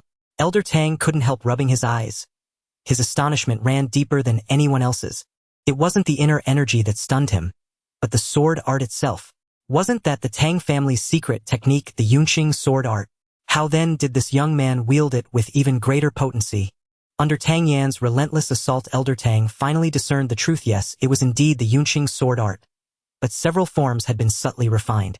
Recognizing the modifications, Elder Tang's fury flared. That little scoundrel mastered an enhanced version, and didn't even bother telling his old man. Though both stood at yellow rank 1st tier, Tang Yan's mastery of martial forms and his razor-sharp perception far surpassed any peers. Under the torrential onslaught, Lu Xing was steadily driven back. What appeared drawn out unfolded in mere heartbeats. Yellow rank 1st tier. Tang Yen is also yellow rank 1st tier. As Lu Xing faltered, seasoned observers instantly grasped the reason. Flustered and disarrayed, Lu Xing soon left his defenses wide open. Tang Yan's gaze hardened. He seized the opening and drove a devastating kick straight into Lu Xing's dantian. Boom! Helpless to block, Lu Xing absorbed the blow full force. His body rocketed backward and crashed heavily onto the ground. A faint sardonic curve lifted Tang Yan's lips. Another Lu family heir. Dantian shattered. Xing'er. Lu He roared, leaping across the distance in 3 swift bounds to kneel beside his fallen son. He slipped a medicinal pill into Lu Xing's mouth, then gripped his wrist to assess his pulse. His face darkening with each passing second. Glaring coldly at Tang Yan, he hissed, "If anything happens to Lu Xing, you'll pay dearly. I warned earlier. Bare hands and blades know no mercy. So long as no one yields, the fight continues. Lu Xing has yet to concede. That I refrained from delivering finishing strikes is already extraordinary clemency. Elder Lu 3 grade 3 beast cores. Have them delivered to the Tang residence tonight." Tang Yan replied, utterly unshaken by the threat. Then sheathing his sword, he strode calmly back to the Tang family's seating. "You've reached yellow rank 1st tier. Wu Xian gasped as Tang Yan approached. Just days ago, when he served as Lin Dongshu's sparring partner, he'd still been only yellow rank 8th tier. How could his cultivation have surged so dramatically in such short time? Mere luck. Tang Yan modestly demurred. Lin Xiao shook his head inwardly. No wonder this slippery fellow dared challenge Lu Xing. He too had ascended to yellow rank 1st tier. After all, Tang Yan had never claimed to be merely yellow rank 8th tier. Though his conduct bordered on underhanded, it violated no rule. So Lin Xiao could only announce, "Tang Yan wins." The Lu family elders seethed with humiliation. They'd intended to disgrace the Tangs. But instead their own house had become the laughingstock, a classic case of grasping at sparrows and losing the rice. Since when have the Tangs grown so deceitful? Hiding yellow rank 1st tier strength while pretending to be yellow rank 8th tier. Lu Changyu stepped forward incensed. "I never declared myself yellow rank 8th tier. You misjudged. What does that have to do with me? And what were your intentions arranging a match between yellow rank 8th tier and yellow rank 1st tier? Do you truly believe the Tangs deserve nothing but suffering and subjugation? For generations, the Tang family has upheld harmony above all in Yun City, never provoking conflict yet never shrinking from it. Our resolve remains unbroken, our strength undeniable. The annihilation of the Sihai gang and Lu Xing's defeat stand as stark testament. Let any who doubt our mettle step forward and challenge us." Hearing Tang Yan's declaration, allied clans stirred with renewed fervor. Loyalty to the Tangs now burned brighter than ever. Even neutral families in Yun City began quietly weighing allegiance to the Tangs. Yet whether already pledged or newly inclined, all shared a quiet regret. If only Tang Yan's strength were greater, still the risk of pledging to the Tangs would diminish markedly. For should Elder Tang truly pass and Tang Yan prove weaker than rival heirs, the Tang family's decline would remain inevitable. Tang Yan's very presence at the Mid-Autumn Assembly was calculated to dispel precisely such doubts. By projecting overwhelming authority, he aimed to elevate the Tang family's prestige to unprecedented heights. They say yellow rank 3rd tier suffices to challenge last year's top 8. I challenge your Lu family's top 8. Tang Yan proclaimed aloud. What? Tang Yan sought to challenge Yun City's top 8. Had he truly attained yellow rank 3rd tier? Astonishment rippled through the crowd. Tang Yan of the Tang family challenges Lu Changyu of the Lu family. His voice echoed across the night sky. Amid stunned gazes his aura surged. Yellow rank 2nd tier. Yellow rank 3rd tier. Layer upon layer his pressure climbed relentlessly, until halting firmly at yellow rank 6th tier. A deathly hush fell over Mingyue Lake. Seconds later, chaos erupted. Tang the young master, the figure long branded Yun City's foremost prodigal, was in truth a concealed master. At yellow rank 6th tier, victory within the top 8 was all but assured, given flawless execution. The Lu elders naturally recognized the sword art Tang Yan wielded, the Tang family's Yunqing sword art. Yet someone had reworked its structure, elevating its destructive power by an entire tier. With this martial advantage, Lu Changyu's plan to cripple Tang Yan had just collapsed. Young Master Tang, why not challenge me directly? If you endure 20 moves against me, I shall concede defeat. How does that sound? Lu Ji emerged from the crowd, and the clamor instantly stilled. Widely hailed as the peerless rising star of Yun City's younger generation, Lu Ji was rumored to have reached yellow rank 8th tier, 2 full tiers above Tang Yan. In high-level martial duels, even the narrowest gap in cultivation could spell utter defeat. Tang Yan remained impassive outwardly, his mind racing through calculations. Even if Lu Ji had attained yellow rank 9th tier, Tang Yan knew he still possessed the means and the will to fight. His primary aim in entering this martial contest was never the championship or its rewards, but to prove to the world that the Tang family bore no heirless future, and to seize this moment to rally hearts and loyalties. In battling Lu Ji, as long as he demonstrates his impressive combat power, his goal will be achieved. At the same time, he can glimpse Lu Ji's true capabilities and assess his own level. Gaining 3 benefits in one move, why not? Determined Tang Yen said softly, if you wish to fight, I Tang will accompany you. Yen or Elder Tang rose to intervene. Elder, let Tang Yen go, his combat power is stronger than you think. Just as Tang Ling was anxiously waiting, Zi Yun's voice reached his ears. As the third miss of the Purple Bamboo City, Zi Yun had Elder Tang's trust, and her words silenced his objections. Turning to look at her, he received a reassuring glance, prompting Elder Tang to sit back down, fully focused on the arena. Lin Xiao's heart trembled slightly. Over the years he had seen countless people and was confident in his judgment. Tang Yen was certainly not a reckless fool, but with the strength of a 6th grade Huang class, what could he rely on to challenge Lu Ji? Brother Tang has courage? I admire that. Lu Ji stepped out from the Lu family's seat, taking a quick couple of steps before pushing off powerfully, making a graceful leap onto the arena, standing opposite Tang Yen. The match begins. Once the two were ready, Lin Xiao issued the command. Lu Ji took the initiative, shaking his spear, aiming it at Tang Yen. Tang Yen felt as if he were being locked onto by a hungry wolf, the hairs on his body standing on end. The spear, accompanied by a piercing sound, seemed to possess the power to pierce through everything. Taking a deep breath, Tang Yen did not dodge. Under the astonished gazes of the crowd, he boldly advanced, choosing to clash Hedon. Clang! Thud! Tang Yen immediately staggered back 2 large steps, his tiger's mouth tingling, his blood surging. Meanwhile, Lu Ji stood completely still, the disparity in their strength evident. With a successful strike, Lu Ji continued his onslaught, his spear slicing through the air again, aimed directly at Tang Yan's throat with an unstoppable force. A wave of gasps erupted from the crowd, and Elder Tang's hand tightened fiercely, the sound of a porcelain cup shattering echoed as he gripped it too hard. Tang Yen remained calm. That last hard clash had given him an approximate understanding of Lu Ji's strength. He swiftly executed the shadow step, his figure veering off in an illogical trajectory. He dodged it. A chorus of exclamations arose from the crowd. Avoiding the spear, Tang Yen stepped with the shadow step and swung his long sword towards Lu Ji. After 2 moves, he transitioned from defense to offense. The flowing cloud sword technique was unleashed in full, a torrent of sword energy enveloping Lu Ji like an impenetrable net. Clang clang. The rapid sounds of metal clashing rang out, and in the blink of an eye 3 more moves were exchanged. At this moment, Lu Ji felt somewhat frustrated. He had thought he could defeat Tang Yen in just a few moves, yet this brat was as slippery as an eel, and he had gained little advantage. What was even more infuriating was that this guy's attacking angles were extremely tricky, targeting all the weaknesses in Lu Ji's techniques. With each passing moment, Lu Ji's anxiety grew, while those watching were increasingly astonished.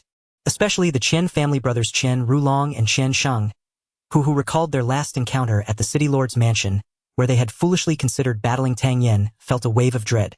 Had they truly recklessly engaged, they might have not only failed but could have been soundly beaten. Although Lu Ji had maintained an advantage, he had not inflicted any substantial harm on Tang Yen.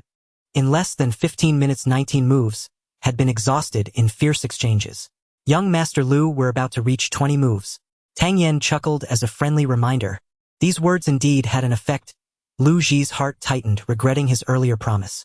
If he could not defeat Tang Yen with the next move, the Lu family would truly be humiliated. With a powerful attack, Lu Ji forced Tang Yen back, his voice cold. Not bad, I thought the 8th grade strength would be sufficient, but it seems I must use my true power. Let this final move end it.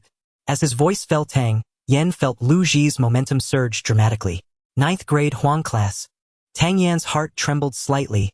As expected, this guy had concealed his strength. When he had battled Zi Yun earlier, she had not used her full power, but could still suppress him with 9th grade Huang class strength. Now facing Lu Ji, who exuded a murderous intent, the danger had undoubtedly increased. Die! Lu Ji shouted angrily, his spear lunging like a dragon aimed straight at Tang Yan's heart. This thrust was devastating, like a thunderbolt, and incredibly swift. A vague but tangible aura swirled around the spearhead. Everyone was shaken. It was no wonder Lu Ji was the number 1 in Yun City. This extraordinary talent was beyond the reach of ordinary people. With such overwhelming power, it would be difficult for Tang Yen to evade this strike.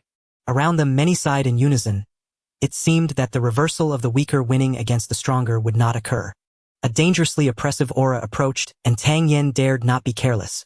He no longer concealed the heavenly transformation fire within him. A deep blue flame suddenly appeared in midair. The air around the flame twisted slightly, gradually growing from a small flicker to palm-sized, condensing before Tang Yen. The silent flickering blue flame was both eerie and dazzling.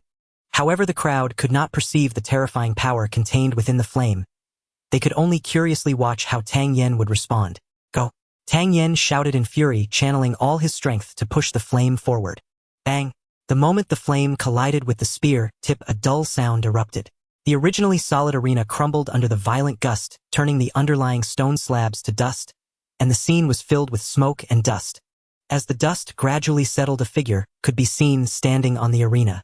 The crowd widened their eyes and craned their necks, and when they recognized it was Lu Ji standing, their expressions of expectation appeared on their faces. However, soon the expressions on everyone's faces stiffened.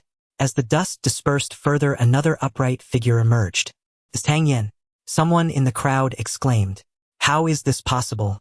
A 6th grade Huang class could withstand a full force strike from a 9th grade. Everyone's eyes were filled with disbelief. The gap between grades was like a mountain, yet Tang Yen had somehow endured Lu Ji's full force attack while spanning 3 grades. At this moment, although Tang Yen looked somewhat disheveled, he still had spirit. Grinning at Lu Ji, he said, "Sorry, the 20 moves have passed." A glint of cold light flashed in Lu Ji's eyes. A mere 6th grade Huang class had managed to last 20 moves in his hands, and the Lu family's reputation had taken a severe blow because of him. He regretted even more. Had he known, he should not have hidden his strength from the start. Watching the smiling Tang Yen, a murderous intent flickered in Lu Ji's heart. Suddenly Lu Ji felt a strange power fixated on him. Turning his head, he caught a fleeting glance from the city Lord Lin Xiao. Then that terrifying aura vanished, causing cold sweat to break out on Lu Ji's back. In front of the city lord, he truly did not dare to take any action against Tang Yen. The series of plans by the Lu family targeting the Tang family has been dismantled layer by layer. Meanwhile, the Tang family has gradually revealed their sharpness amidst the Lu family's constant probing and attacks, leaving countless people in shock. Although everyone knows that the gap between Tang Yen and Lu Ji is still quite significant, how old is Tang Yen this year? There is plenty of time ahead, and who will ultimately be the number 1 in Yun City remains open to debate. The top 8 from the previous Yun City competition looked at the young man on stage with complex expressions. The one hailed as the number 1 scion of Yun City was actually able to contend against a 9th grade Huang rank without defeat, even making Lu Ji appear equally troubled. If they were to ask themselves, they truly did not have the confidence to achieve such a feat. Good! Some families allied with the Tang family suddenly erupted in cheers from the audience. At this moment, their confidence in aligning with the Tang family reached unprecedented heights. "What are you so proud of? If you take another hit from me, you will surely lose." Lu Ji mocked. "A loss is a loss," Tang Yen replied bluntly, giving a cold sneer before turning to walk off the stage. Having achieved the purpose of the Mid-Autumn Festival event, Tang Yen had no interest in the following activities. After greeting everyone at the Tang family's table, he did not linger, using the moonlight to fully unleash his shadow step, quickly returning to the Tang family. After the battle with Lu Ji, Tang Yen realized that his strength was still too weak. To grow stronger, he needed to practice continuously. Upon entering his room, he swallowed a high-grade spirit pill and began his training. The next day, as the dawn light streamed through the window, Tang Yen slowly opened his eyes. After a night of recovery, his previous exhaustion had been replenished. "Young master," the master said to find him when you wake up, Xiao Cui chirped as she saw Tang Yen come out of his room. Tang Yen felt puzzled. Why did his grandfather want to see him so early in the morning? With this question, he made his way to Tang Ling's courtyard, knocked a few times on the door, and heard Tang Ling's voice from inside. "Come in." Upon seeing Tang Ling, Tang Yen was somewhat surprised. His grandfather was sitting at a table filled with wine bottles. Had he spent the entire night drinking? Why drink so much? Tang Yen hurried over, snatched the wine cup from Tang Ling's hand, and casually poured a cup of hot tea to hand over. Tang Ling accepted the teacup with a smile, saying, "Little rascal, your grandfather isn't drunk. When I was young, I drank much more than I do now." "What did you want to see me about, Grandpa?" Tang Yen asked in confusion. "You will know shortly, just wait for me here." After saying this, Grandpa Tang went back to his room to change into a clean set of clothes and waved his hand, leading Tang Yen outside. Tang Yen, filled with questions, followed Tang Ling until they reached the Tang family's ancestral hall. After leading Tang Yen inside, the two knelt before the ancestors of the Tang family, and Tang Ling solemnly said, "Yenner, for 16 years your grandfather has never discussed family matters with you. There are many things I've held inside for too long. Although I wanted to say them, I didn't dare. Now that I see hope in you, I can no longer keep these secrets hidden." Hearing Grandpa Tang's words, Tang Yan's heart paused. Although he was not truly of this world, The complete integration with this life's Tang, Yen along with Grandpa Tang's meticulous care for him, made him wholeheartedly accept this family. Having never experienced familial affection, Tang Yan's heart trembled slightly upon hearing Tang Ling's words. "Grandpa, please tell me," Tang Yen said earnestly. "I am listening.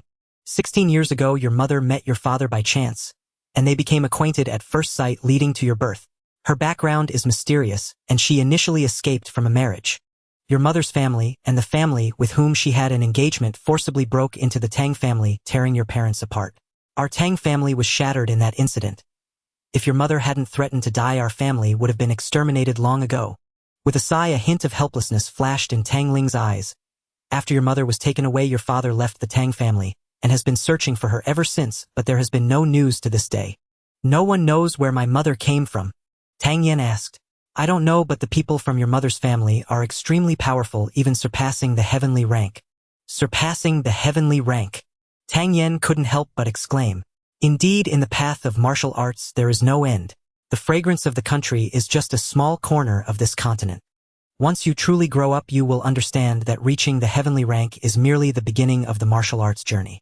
I tell you this to let you know that although your current strength is commendable in Yun City, it is still far from true martial arts. Remember not to be arrogant." Grandpa Tang deeply looked at Tang Yen, his eyes filled with hope and encouragement. "Our Tang family was not always in Yun City, was it?" Tang Yen asked. Grandpa Tang nodded, saying, "Indeed, 16 years ago our Tang family was still in the North Spirit realm. Due to the impact of your parents' marriage, fearing retaliation, we concealed ourselves in Yun City. Don't worry, Grandpa, I will find out my parents' whereabouts," Tang Yen said, looking at the gray-haired man before him, his heart feeling a bit sour. "Just do your best," Grandpa Tang nodded. "I called you here today for another matter. Come with me." After saying this, Grandpa Tang walked to the back of the ancestral hall, and striking a wall forcefully 13 times, suddenly there was a rumble, and a stone door appeared on the once smooth wall. Tang Yen was astonished. The Tang family actually had such a secret chamber, and he had no idea. Following Tang Ling inside, he took in the environment of the secret chamber. There were luminous pearls hanging in the corners of the walls, illuminating the secret room as bright as day. Inside the chamber was only a table with a jade slip placed upon it. Grandpa Tang solemnly picked up the jade slip and handed it to Tang Yen. "This is..." Tang Yen curiously accepted it. "This is a martial technique your mother left for you when she left. I have studied the jade slip before. The process is extremely complicated, and I can't comprehend it much." Grandpa Tang said seriously, "Your mother claimed that if you can learn it, you should practice diligently. If you cannot, you may give up. Your mother has already broken through to the heavenly rank, and since this martial art was given to you by her, it should be of good quality." Tang Yen examined the jade slip in surprise, using a sliver of divine sense to probe it. "Flame burst palm." He read the name of the technique and continued to look further down. Although Tang Yan's achievements in martial arts in his previous life were not as high as in alchemy, he had still come across numerous martial arts and seen countless exquisite techniques. After reading for a while, a look of astonishment appeared on Tang Yan's face, and his surprise grew more intense. The complexity of this martial art was actually not inferior to the advanced techniques he had seen in his past life, and was even several levels more complex. Although the martial technique was obscure and difficult to understand, it ignited Tang Yan's interest, and he quickly became engrossed in it. The flame burst palm was divided into 3 stances: flame fierce palm, flame shattering palm, and explosive palm. The 3 moves escalated in power, exhibiting multiple times the increase in might.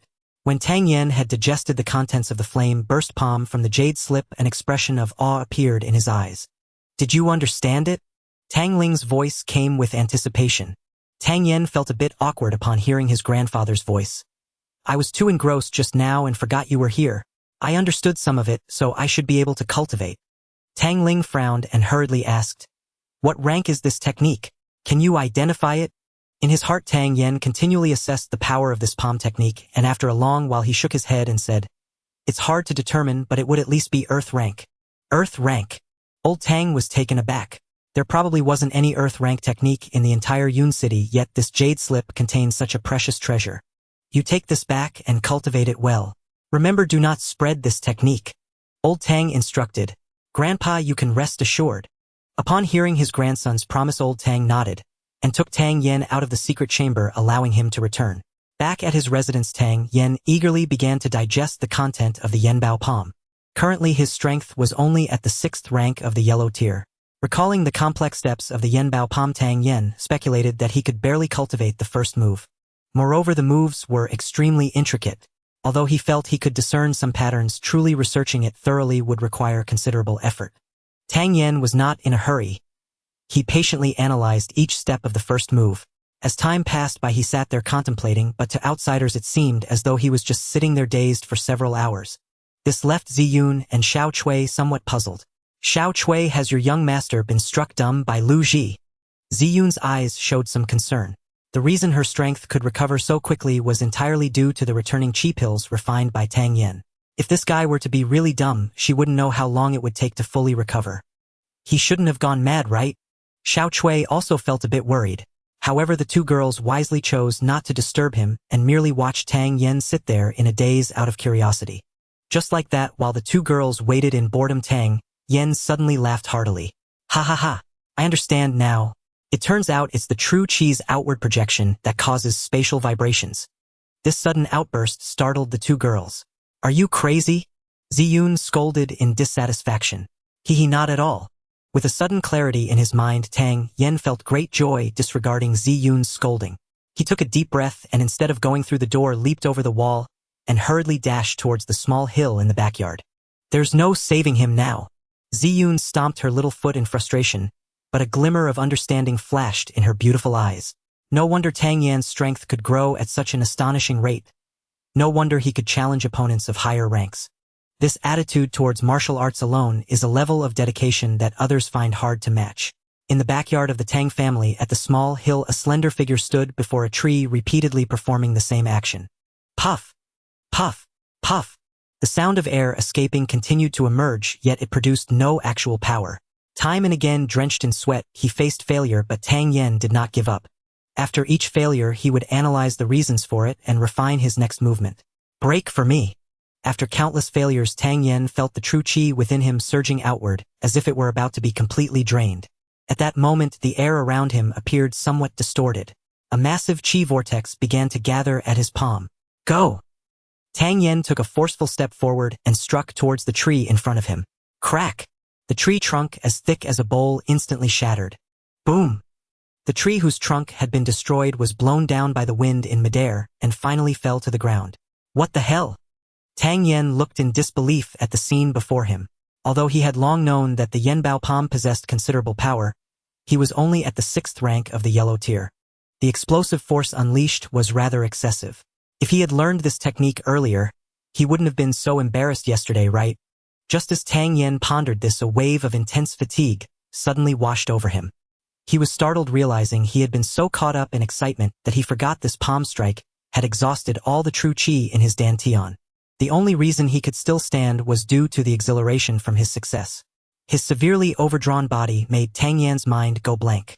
Before he could take out a high-grade spirit pill, he blacked out and fell to the ground. When Tang Yen woke up, he found himself lying in his room.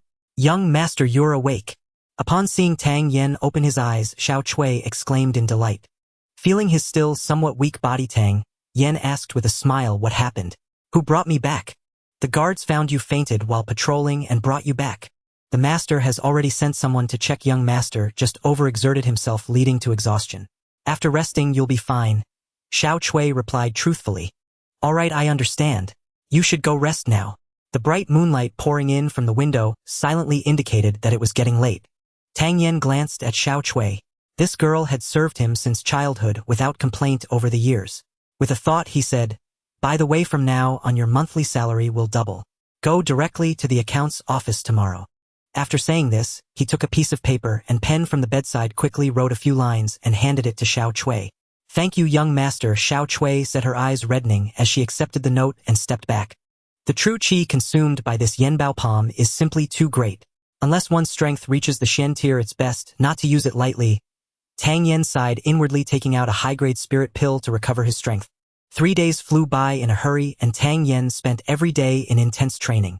That night, while practicing swordsmanship in the courtyard, someone came to report, young master, someone from Yaodong workshop is here saying they want to see you.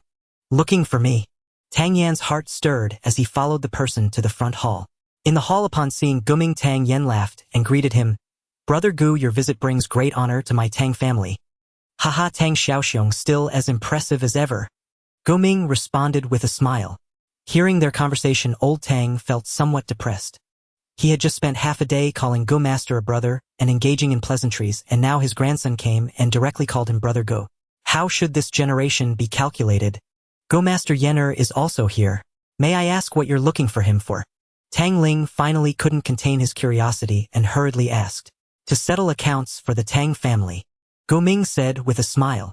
Upon hearing this, Tang Ling was taken aback, suddenly recalling the matter of the 120 guards from the Tang family, who had all advanced at once. Could it be that the pills were obtained because Tang Yen had bought them on credit? For such a big matter, this little brat didn't even mention it to me. If it weren't for Go Ming being present, the old master would have probably jumped up and interrogated Tang Yen long ago. Fortunately, last time they had emptied the warehouse of the Four Seas gang, the Tang family had some resources. Old Tang sighed bitterly and said, May I ask how much my Tang family owes Miaodong Workshop? This time it's not much, only 3,300,000 taels of silver. Go Ming shook his head and sighed. What? 3,300,000? Seeing Gu Ming's expression of discontent with that number, old Tang was nearly driven to madness. Tang Yen, what did you buy from Miaodong Workshop to cost so much? Seeing old Master Tang so excited, Gu Ming also realized what Tang Ling had just asked. He glanced at Tang Yen, a smile filling his eyes. Has this guy always been seen as a prodigal in old Master Tang's eyes? Not wanting to make Tang Ling anxious, Gu Ming explained, Calm down, Master Tang. It's not that young Master Tang owes money to Miaodong Workshop. Rather, we at Miaodong Workshop owe your Tang family a settlement. Did you not explain this to your grandfather Tang Xiao? Seeing old Master Tang's piercing gaze fixed on him, Tang Yen awkwardly smiled. There have been too many matters lately. I forgot about this. Previously, my master gave me a pill formula and instructed me to cooperate with Miaodong Workshop. We would take 30% of the profits, settling once a month, and today happens to be the settlement date. So our Tang family has made a profit of 330,000 taels this month. Old Master Tang was utterly shocked.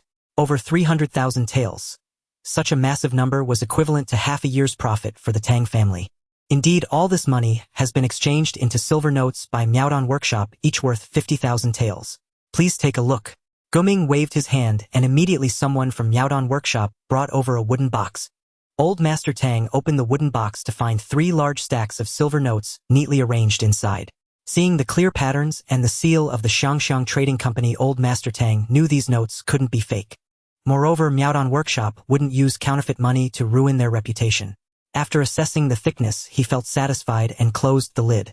Just as he was about to thank Gu Ming sincerely, he was interrupted by Tang Yen. Gu old brother, why is there only this little money? Tang Ling's heart sank upon hearing Tang Yan's words. Earning over 300,000 taels in a month and you still think it's too little? Examining Gu Ming's expression closely, Tang Ling was even more surprised. He had thought Gu Ming would be somewhat displeased, but as the Grand Elder of Miaodong Workshop, he instead wore an expression of embarrassment. We just started selling. Miaodong Workshop needs to gather manpower to familiarize itself with the pill refining process, and promoting this pill will also take some time. With such delays, a month's time has passed. Don't worry, Tang Xiao, the response to the essence cleansing pills has been excellent. In the future, your monthly earnings will not be less than 500,000 taels. Gu Ming's few words left old Master Tang feeling dizzy. He had thought there wouldn't be any good fortune falling from the sky, yet today he encountered it himself, and the pie was quite large. 500,000 taels. This was nearly the Tang family's earnings for a year. This money was also necessary to support the family's internal operations, and the savings accumulated throughout the year were not much. In that case, thank you, old brother. Haha, no need to be polite. We benefit mutually. I wonder if your esteemed master has any new pill formulas recently. If there are, we can still discuss profit-sharing cooperation. Gu Ming inquired with a smile. Such low-tier pills with excellent effects are rare. My master only has this one formula. However, my master has devoted his life to the art of alchemy, so there's a great hope for new pill developments in the future. Tang Yen responded with a smile. Hearing this, a hint of disappointment flashed in Gu Ming's eyes. Yet he also knew that Tang Yan's words made sense. After chatting with Tang Yen for a while longer, he took his leave from the Tang family. Kid, is this money truly ours, the Tang family? Once the Miaodong Workshop personnel left, old Master Tang still found it hard to accept this reality. Yes. Tang Yen nodded firmly. Will there be more every month? Yes, there will. Tang Yen nodded again. Upon receiving Tang Yan's confirmation, old Master Tang did not show excessive surprise, but instead sighed in relief, a hint of gratification flashing in his eyes. Is the technique in the jade slip something that requires a certain level of power to practice? Old Master Tang suddenly changed the topic, asking with concern. At least one needs to reach the Shen stage to unleash its full power. So powerful.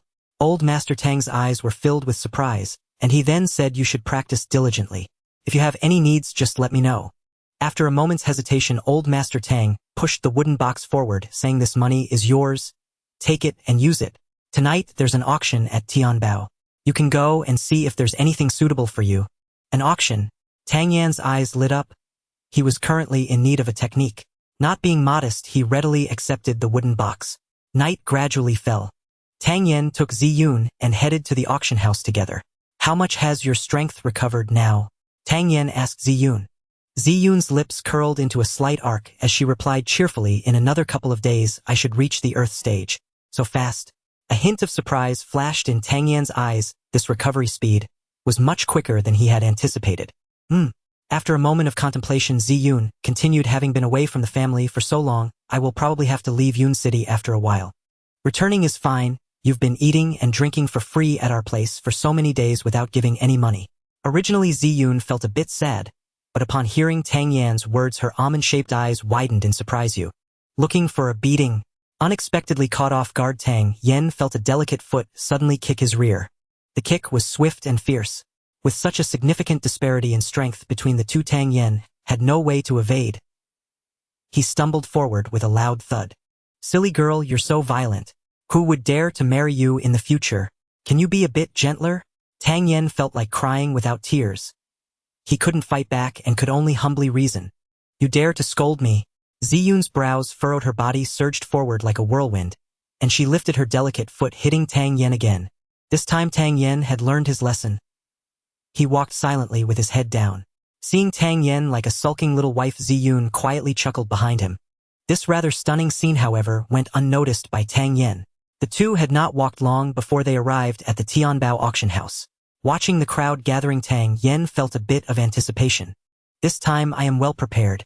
I hope Tianbao won't disappoint me. Entering the auction hall with Ziyun immediately drew the attention of many. However, most people's eyes fell on Ziyun beside Tang Yan. This woman exuded an ethereal grace, embodying the aloof beauty of a snow lotus, leaving everyone in awe. Some even recognized that this enchanting beauty was the one who had appeared at the Tang family during the Mid-Autumn Festival. Outside rumors claimed she was Tang Yan's fiancée, while others said she was a relative of the Tang family. The exact relationship with Tang Yan had yet to be officially confirmed. Automatically filtering out the gazes of the crowd, Tang Yan led Ziyun to find a seat for the Tang family and sat down to await the auction's commencement. Before long, the auction house was packed. Tang Yan surveyed the surroundings and noticed that representatives from the 4 great families of Yun City were all present. Sensing some hostility from certain families, Tang Yan sneered. This time I won't let you take a single thing. Before long, an old man walked out from backstage. I am Xiezhang, and I have the honor of hosting tonight's auction. It's a pleasure to meet you all. In preparation for this auction, Tianbao has spent a full month collecting a vast array of treasures. I believe everyone is looking forward to tonight's event. Without further ado, let the auction begin. Xiezhang wasted no time with pleasantries and commenced the auction. The first item up for bid is the 3-leaf vitality herb. This medicinal herb possesses functions such as revitalizing blood circulation, detoxifying, beautifying, and extending one's life. If you wish for your beloved to be as beautiful as a flower and to retain her youth, you may bid for it to gift her. Of course, it has many health benefits that I won't elaborate on. The starting price is 1,000 taels of silver, with each subsequent bid not less than 100 taels. 1,200 taels. As soon as Xiezhang's voice fell, a bid was immediately shouted out. 1,500 taels. 2,002. The bidding voices rose and fell around him while Tang Yan stared at the herb in a daze. The entire herb had a single stem with 3 thick leaves appearing vibrant and full of life. As a pill master, upon seeing this herb, his keen intuition sensed a subtle, refreshing spiritual energy emanating from it. It's actually the 3-leaf vitality herb.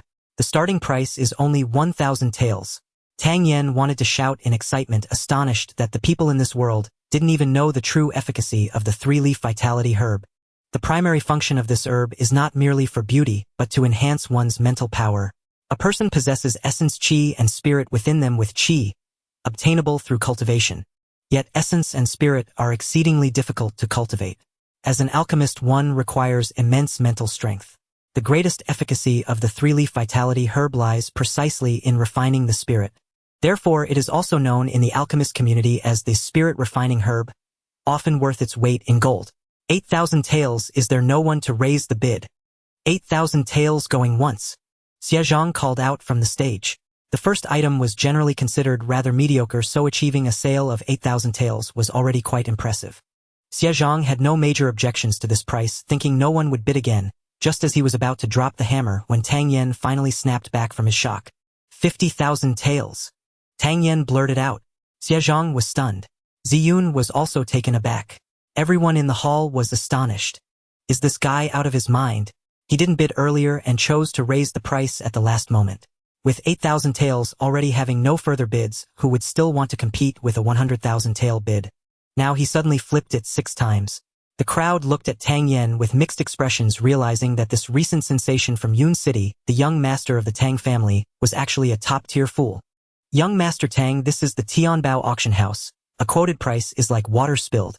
Xiezhang, already aware of Tang Yan's notorious reputation, frowned as he reminded him. Tang Yan also realized his bid was a bit high, but compared to the value of this herb, 50,000 taels was still worth it. He took out a banknote of 50,000 taels from his pocket and slapped it on the table, displaying a flamboyant demeanor, saying, "I have plenty of money. The more I spend, the better." Hearing Tang Yan's words, everyone felt a dark cloud over their heads. It seemed that by the next day, Tang Yan's reputation as Yun City's #1 spendthrift would be back. At this moment, Xiezhang was at a loss whether to laugh or cry. Tang Yan's extravagant behavior had undoubtedly established him as a premier auctioneer. An item worth less than 10,000 taels was actually sold for 50,000 taels in his hands. 50,000 taels going once. 50,000 taels going twice. Third and final call sold. Xiezhang dropped the hammer, finally feeling at ease. Goodness, 50,000 taels is not particularly high at Tianbao auction house, but orders with such an inflated price are truly rare. Are you crazy? Ziyun cast a slight disdainful glance at Tang Yen. Hey, what do women know? Tang Yen replied, proudly swinging his legs. Seeing Tang Yan's stubborn attitude, Ziyun simply chose to ignore him. Next up for auction is the Purple Heart Jade Pendant. Extracted from the jade stones at the bottom of the South Sea, carefully polished by a master carver, it possesses calming and spirit-nurturing effects. Wearing it for a long time is greatly beneficial for nurturing qi and entering a better state for cultivation. The starting bid is 3,000 taels, with each subsequent bid not less than 100 taels. As soon as Xiezhang finished speaking, the second round of bidding began. Tang Yen snorted, thinking that the Purple Heart Jade was not as magical as Xiezhang claimed. It was merely a psychological effect. He continued to sit back and wait for the next item. As item after item was presented for auction, Tang Yen purchased 3 more spiritual herbs. Ziyun, born in the Purple Bamboo City and a member of the prestigious Purple Bamboo family, was used to seeing various treasures.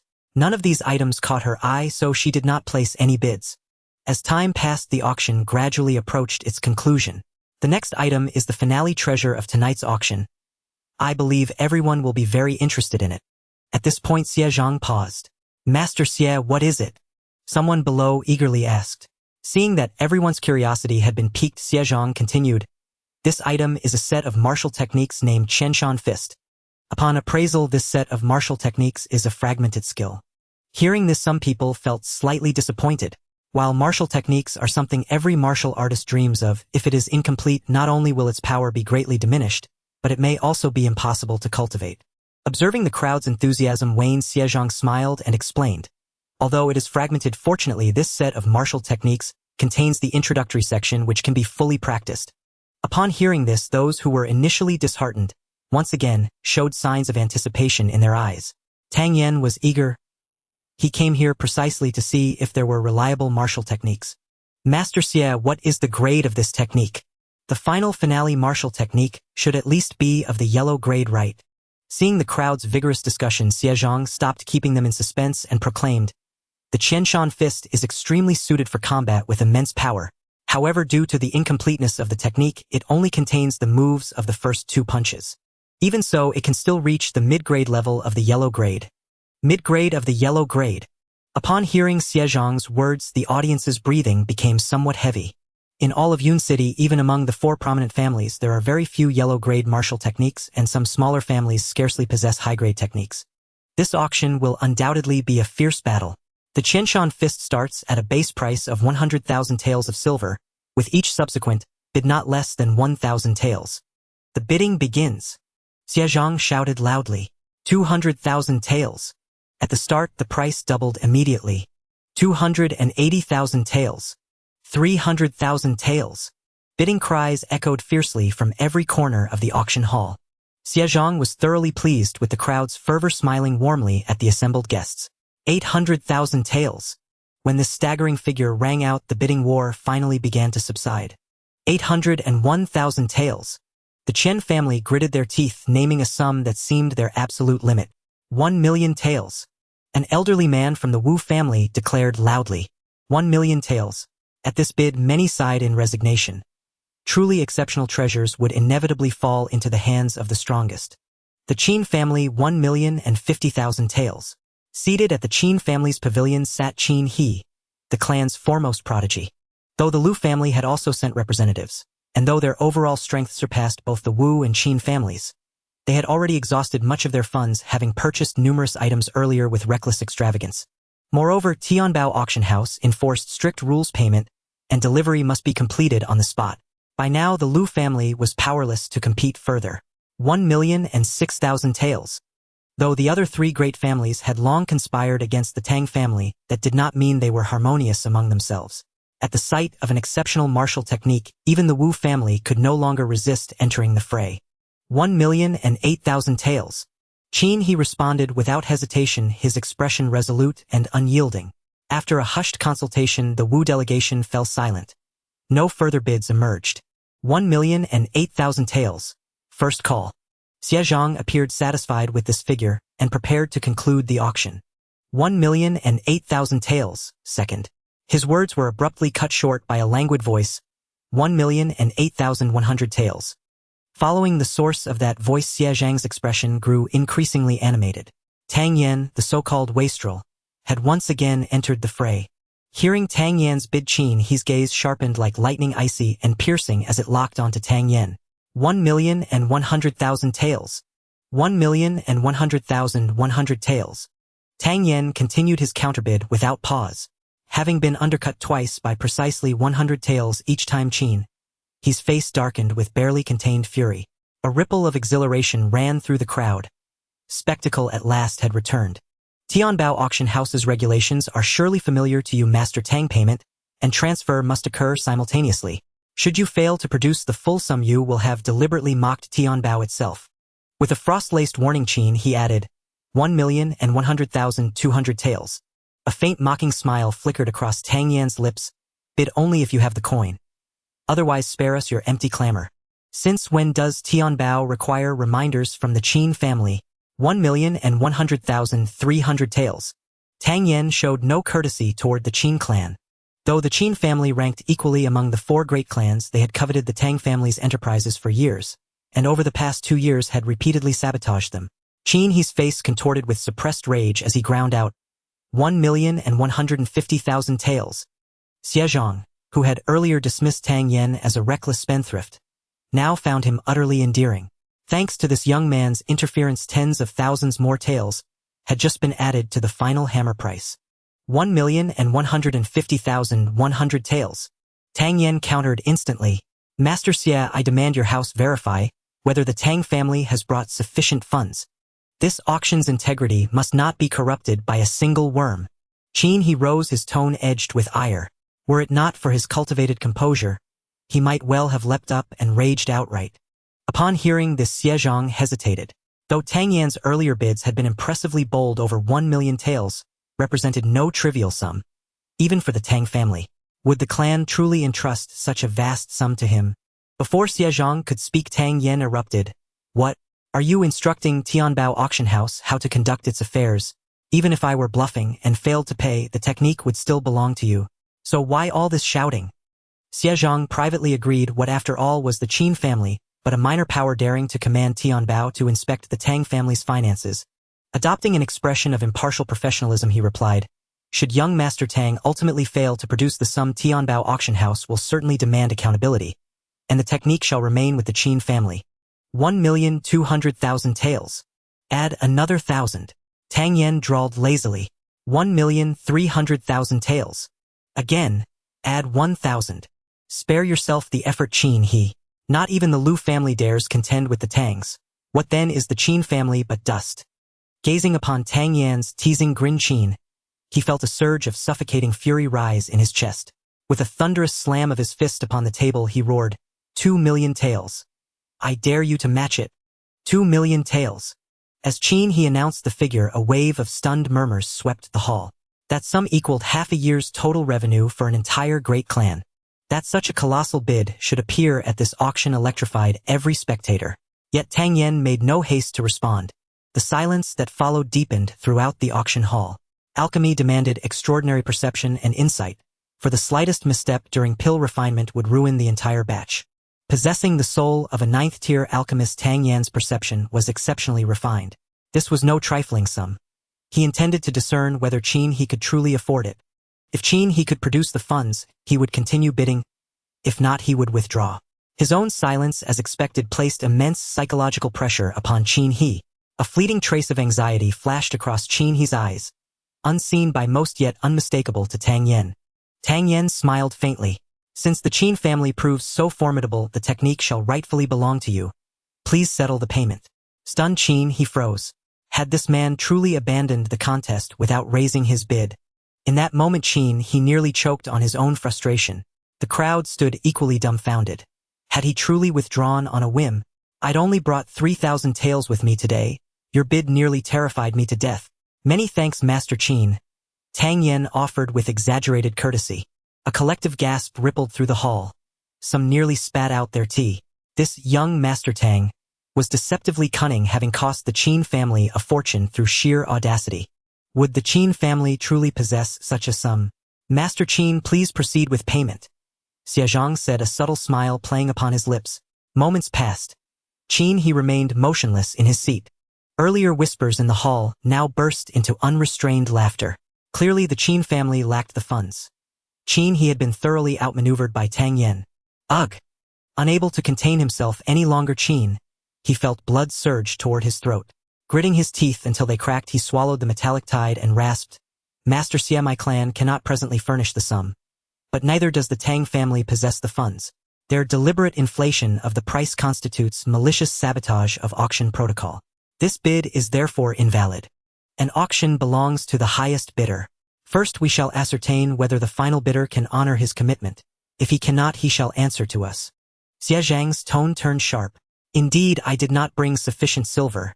Might I request 1 day's grace? Qin he asked, steeling himself. No credit extended. Failure to pay forfeits 50,000 taels as penalty. Xia Zhang stated calmly. 500,000 taels. Qin he looked at Xia Zhang, his tone filled with resentment. Suddenly Qin he stiffened as a chilling aura locked onto him. It seemed that, if he resisted, he would meet his end on the spot. 500,000 will suffice. Consider it an apology for offending your esteemed establishment. An elder from the Qin family saw the situation turning dire and immediately stepped forward to agree. Qin he felt a loosening in his body, collapsing into his chair, his back soaked through with sweat. Everyone's gaze was fixed on Tang Yen.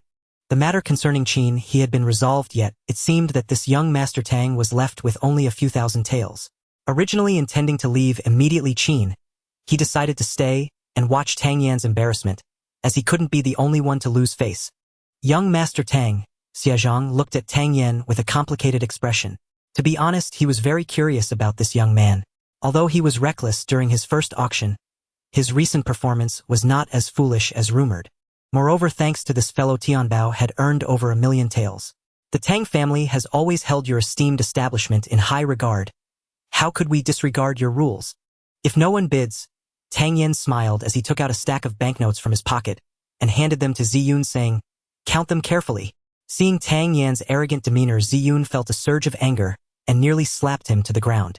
This little brat has become too arrogant to distinguish between right and wrong. Suppressing her anger, she took the banknotes from Tang Yen and quickly counted them. Although she acted submissive, Ziyun had already decided to not let this little brat off easily tonight. Seeing that Ziyun was genuinely helping him count the money, Tang Yen felt a weight lift from his heart. This girl, while appearing cold on the surface, was overall quite reasonable. You're quite understanding. Tang Yen smiled approvingly. To be able to serve the young master is a blessing for this servant. Ziyun's delicate face lifted her smile, not quite reaching her eyes as she replied. Tang Yan's heart skipped a beat, unable to suppress a shiver. It seemed he had gone a bit overboard. After paying with the banknotes and receiving the Chen Shan fist scroll, Tang Yen cupped his hands in thanks. The crowd in the auction house felt as if they were in a dream. Was the biggest winner really the spendthrift Tang Yen they had initially thought? When Tang Yen truly produced such a large sum of money, Qin, he felt as though a great stone was pressing down on his chest. As the distinguished young master of the Qin family, one of the top 3 outstanding youths in Yun City, he was actually being played around by this wastrel Tang Yen. Where could he place his face? Tang Yen, however, did not consider Qin his thoughts. At that moment, he only wanted to escape back to the Tang family and find a place to hide. Today, the matter of having Ziyun count the money would likely be hard to gloss over. After exiting the auction house, Tang Yen hurriedly headed towards the Tang family. Ziyun, seeing Tang Yan's cowardice, snorted softly and quickly followed. In the dead of night, the streets were deserted. Suddenly, an aura locked onto him. Tang Yan's keen intuition instantly detected this presence, and he was startled. Without hesitation, he activated the shadow step, his foot barely grazing his rear as he dashed away. Tang Yen was shocked. This crazy woman was indeed petty. Miss Z, I will return to prepare your bed. Without any pause, he fully unleashed the shadow step and sprinted towards the Tang family. Coward! Where do you think you're running to? Seeing Tang Yen actually fleeing, Ziyun shouted angrily and unleashed her footwork to chase after him. The shadow step was indeed an exceptional technique brought back by Tang Yen from Huaxia. As he ran, he showed no signs of stopping, weaving through the streets like a ghost. Ziyun was using 80% of her strength to chase, yet she still struggled to close the distance to Tang Yen. You run pretty fast. Tang Yan's evasion only fueled Ziyun's anger further. No longer hiding her high-tier Xian rank power, her figure transformed into a shooting star as she sped towards Tang Yen. Bang! A woo! Bang bang! A woo! In the still of the night, the sounds of hand-to-hand combat and anguished cries echoed continuously. When they arrived at the Tang family, Ziyun neatly adjusted her clothing with satisfaction and elegantly returned to the small courtyard. At the moment she entered, she glanced at Tang Yen, who was bruised and battered, and with a smirk she pridefully walked inside. Tang Yen entered his room with a long face, cursing himself for being so impulsive to let this female demon count the money. Since Ziyun had reached the first rank of Xian level, he had not escaped her punishments. Tang Yen was also prepared, having refined 3 large bottles of healing medicine. After returning to his room, he took out a pill and swallowed it, finally feeling some relief from his originally sore body. Fortunately, Ziyun was somewhat gentle in her approach, targeting only the fleshier areas, causing Tang Yen to feel immense pain without inflicting any serious harm. Feeling better, Tang Yen eagerly took out the scroll of Chen Shan fist. He quickly reviewed the techniques and his heart filled with joy. Although the power of this fist technique was much weaker than the flame burst palm left to him by his mother, it had much lower requirements for the practitioner, making it very suitable for his current stage of practice. After carefully reading through the fist technique 3 times, Tang Yen did not display the enlightened expression he had imagined. Instead, he frowned deeply, showing great confusion. At first, like the people from Tianbao auction house, Tang Yen thought this martial technique was a fragment, but based on his extensive experience, this martial technique seemed to be not as simple as he had imagined. The Chen Shan fist scroll recorded only 2 moves, the latter punch being significantly more powerful than the first. However, after the second punch, which appeared to be a finishing blow to Tang Yan's eyes, this ending move was quite similar to the initiation of the second punch. Since it is called Chen Shan fist, this set of martial techniques should have more than just 2 moves. There should be many punches to fit this name. Tang Yen muttered to himself, and suddenly his eyes focused. The second move's framework was essentially based on the first move as a template, simply extending some variations in force from the foundation of the first, allowing the second punch to leverage the inertia and residual force of the first for greater power. Understanding this, Tang Yan's heart suddenly became vibrant. If he could connect the second move with the first, he could unleash a third and fourth punch. If he succeeded, the person who designed this set of martial techniques would undoubtedly be a genius in martial arts. Having thought this through, Tang Yen no longer felt sleepy. He pushed open the door and stepped outside, standing in the middle of the small courtyard. Recalling the Chen Shan fist's techniques in his mind, Tang Yen gathered his true energy, stepped forward with his left foot, and with a light shout his right fist swung forward with a howling wind. Bang! A dull explosion echoed. After landing the first punch, Tang Yen did not pause, sweeping his hand to deliver the second punch. Bang! Another dull sound rang out, but this time the noise was louder, and the air around vibrated much more violently than before. At this moment, Tang Yen still did not stop. Following the previously contemplated ideas, he quickly delivered the third punch. This punch had been simulated countless times in his mind, and whether it would succeed depended on this very moment. Feeling the true qi rapidly flowing out from his body, it wildly converged towards his fist, instilling in Tang Yen an impulsive urge to unleash this punch. Come forth! Tang Yen shouted angrily, his fist like a bamboo breaking through the air, producing a muffled sound in midair. Bang! A look of intense surprise flashed in Tang Yan's eyes. His conjecture was indeed correct. Having newly mastered a formidable martial skill, Tang Yen felt a surge of joy in his heart, deciding to stay in the courtyard to continuously practice every movement of this technique. Bang bang! After a double strike, Tang Yen ended his practice, refraining from executing a third punch. A tall building requires a solid foundation to stand firm. Bang bang! The continuous double strikes echoed in the courtyard. Since he had already verified that his thoughts were correct, there was no need to rush to achieve multiple breakthroughs at once. Laying a solid foundation would allow one to climb faster. As the sky gradually brightened, Tang Yen became increasingly familiar with these two moves through relentless practice. Ziyun had long known that this martial skill was an incomplete version, and initially paid it no mind. But after 3 consecutive days of Tang Yen practicing these two moves day and night, Ziyun began to feel uneasy. Was this child obsessed? You've mastered the same move, why do you continue to practice it repeatedly? Ziyun finally couldn't contain her curiosity and asked. At that moment, Tang Yen had just finished a double strike. Upon hearing Ziyun's question, he did not respond, but instead resumed practicing the Chenshan fist. Bang! Bang! Again it was 2 moves, 2 sounds. Ziyun frowned as she watched, and then her eyes widened in shock. This time Tang Yen did not stop as before, but instead stepped forward, his fist carrying a tremendous wind as he swung it forward once more. Bang! The fist wind erupted with a powerful airflow. The force contained in this move was unexpectedly stronger than the combined total of the previous 2 moves. This technique only has 2 moves. How did you manage that? Ziyun was somewhat shocked, sensing the power contained in the third punch. She knew Tang Yen had not miscalculated this time. Sharpening the knife does not delay the chopping of wood. By solidifying the foundation, the path ahead will be easier to traverse, Tang Yen stated after concluding his practice. Ziyun trembled slightly upon hearing this. Having already stepped into the celestial realm, her comprehension of martial arts was beyond what others could reach. Tang Yan's words sounded simple, but upon reflection she realized their truth. Looking at Tang Yen with complex emotions, the longer she interacted with this guy, the less she could see through him. From the moment she met him, Tang Yan's displayed talents in cultivation literature and various strategies far surpassed those of his peers. This was true in Yun City and also in Zizhu City. What made Ziyun even more curious was why this guy had progressed so rapidly lately when he had been so mediocre in previous years. Of course, this question of Ziyun's would remain a mystery to the whole world unless Tang Yen chose to reveal it. 2 days later, on the morning of the 3rd day, Ziyun's eyes widened again. Bang bang bang! After 3 punches, Tang Yen again did not stop as before, but instead raised his fist once more. Bang! The 4th punch. Upon unleashing this punch, a terrifying destructive force exploded in midair. This guy! Ziyun felt an indescribable shock at the power contained in this punch. The power of this punch had multiplied compared to before. How many moves are there in this Chenshan fist? Ziyun asked in astonishment. I don't know, Tang Yen replied honestly. You don't know? Ziyun frowned slightly, thinking Tang Yen was deliberately teasing her. Seeing Ziyun cracking her knuckles nearby, Tang Yen was startled, realizing that this violent girl must be overthinking again.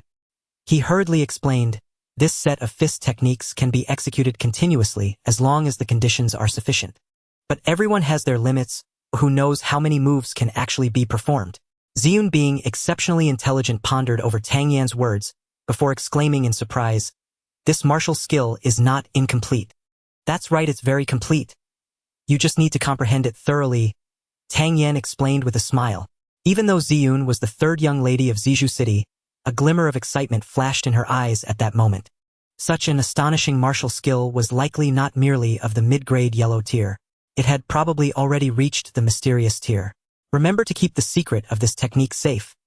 Do not easily share it, as it may attract covetous eyes. Ziyun solemnly cautioned. Tang Yen had no objections to this. Young master, this is something the Lord asked me to bring to you. Just as he finished his practice, Xiaozue rushed over with small hurried steps. Why the hurry? Tang Yen chuckled as he took the wooden box handed to him by Xiaozue. The previously dormant heaven and earth creation cauldron in his dantian suddenly became active. Tang Yan's heart stirred. Could it be another spiritual item? Upon opening the wooden box, 4 beast cores of different colors lay quietly inside. Seeing this, Tang Yen immediately recalled that these were the spoils he had won from the Mid-Autumn Festival's literary competition after defeating the Lu family. After greeting Ziyun, Tang Yen went to his room, locked the door, and opened the wooden box. The 4 third-grade beast cores appeared, and the already restless creation cauldron became even more agitated. With a thought, the 4 beast cores vanished abruptly from his hand and entered the heaven and earth creation cauldron. A flame suddenly erupted, and the beast cores quickly melted, being refined into pure spiritual liquid that then dispersed evenly. The lone spirit whirl fruit seedling swayed, slightly visibly growing taller in an instant.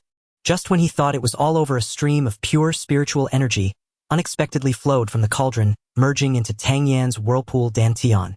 This spiritual energy was not only pure but also incredibly gentle.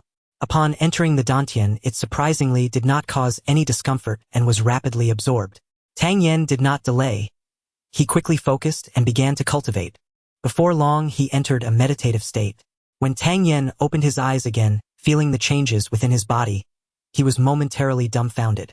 In just one night, his strength had actually broken through to the 7th rank of the yellow tier. What surprised Tang Yen even more was that the small flame that had always been hidden in his dantian had actually intensified. With a thought, a flame appeared before him, as if it contained life dancing more vigorously. He realized that his usual arduous training in fire control had yielded minimal results because he had not found the right methods to enhance it. Could it be that some items containing spiritual energy could significantly enhance the chaotic space within the cauldron and the heaven and earth creation fire? Could they even provide a hint of spiritual energy to aid his cultivation?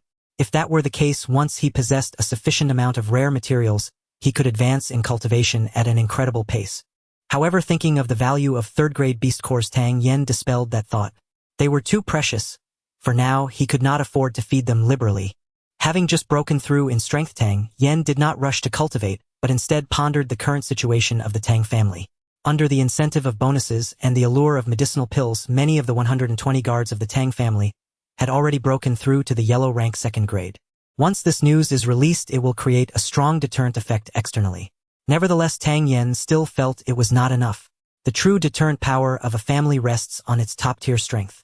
For instance, among the 4 great families of Yun City, the Tang family possesses the weakest overall strength. Yet Old Man Tang is at the 9th grade of the Shen rank, on par with Lu Wuhui of the Lu family.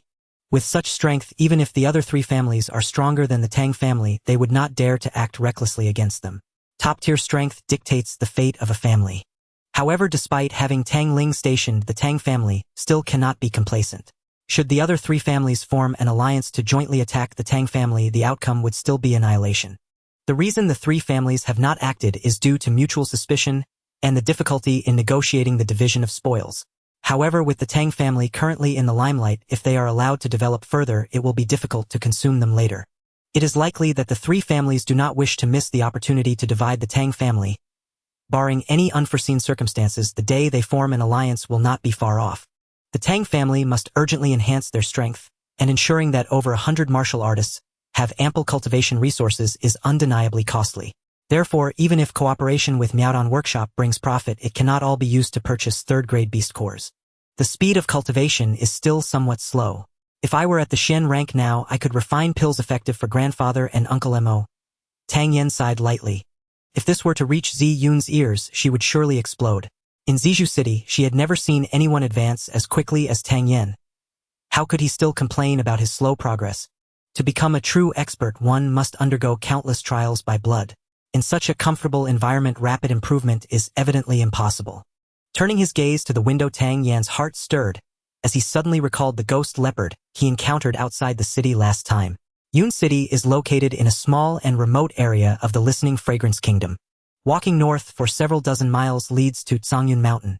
The mountains are steep and perilous, with ancient cypress trees and bizarre stones that have existed for countless millennia.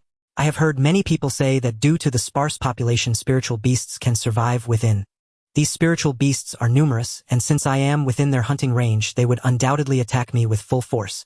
For me, it would be an excellent training ground.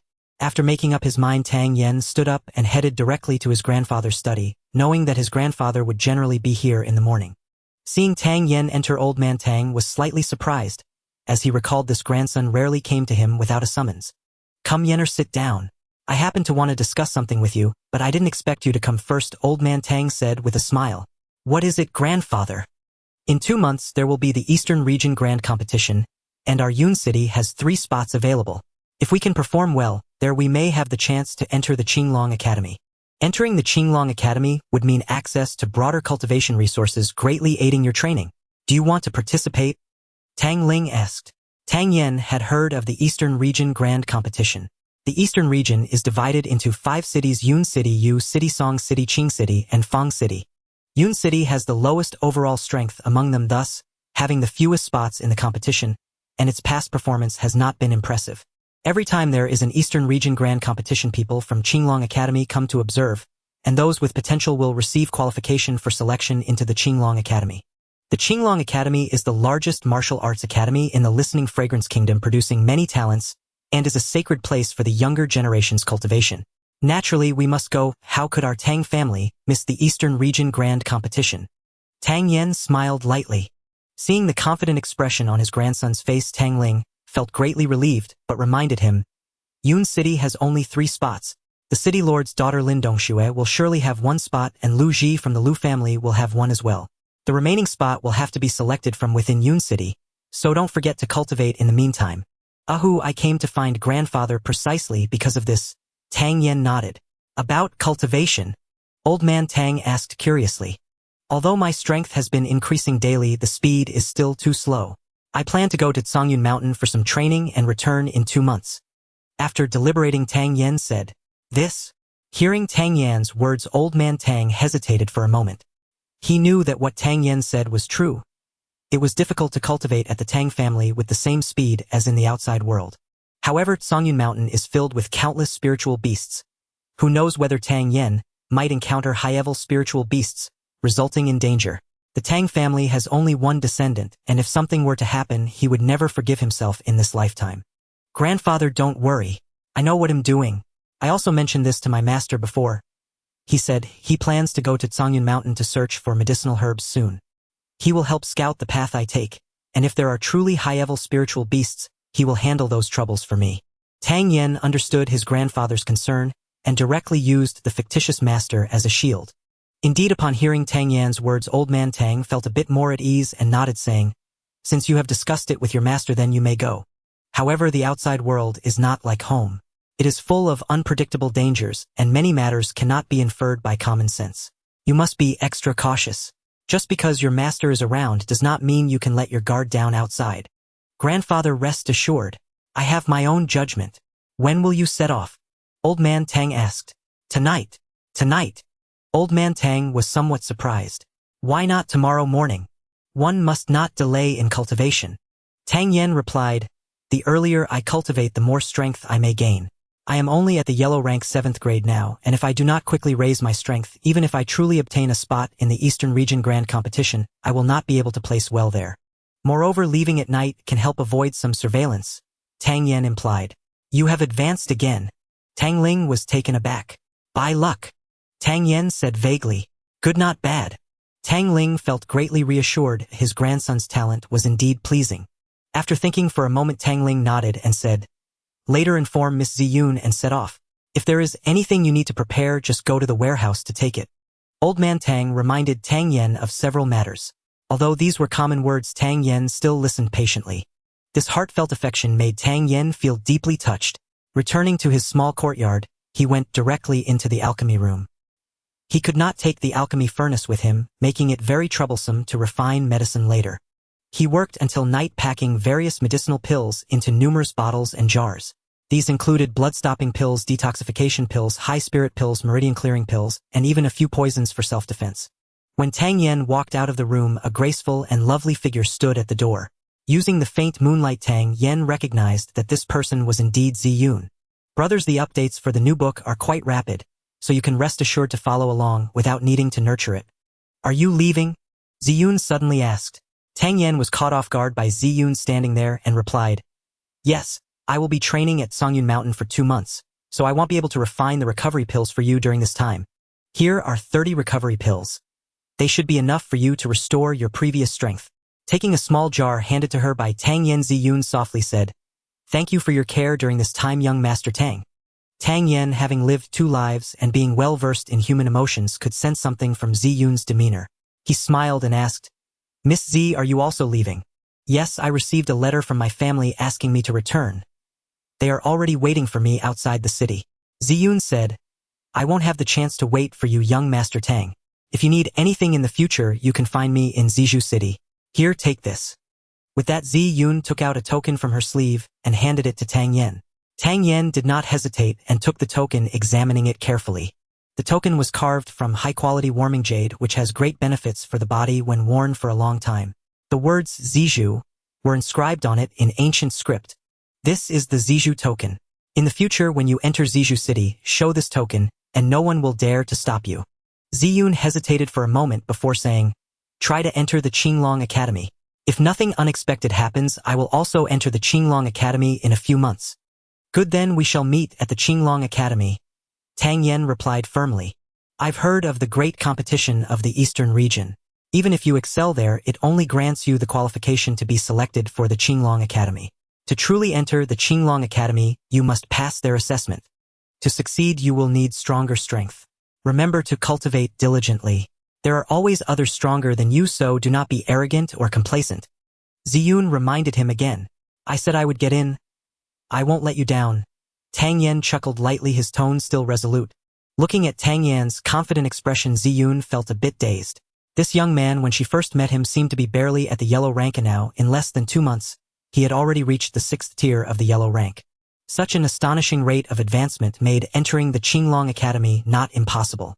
All right, until we meet again at the Qinglong Academy, take care, young Master Tang. Bowing to Tang Yen, Ziyun collected the jar of recovery pills, took a deep look at him, and with a powerful push off the ground, she swiftly darted away.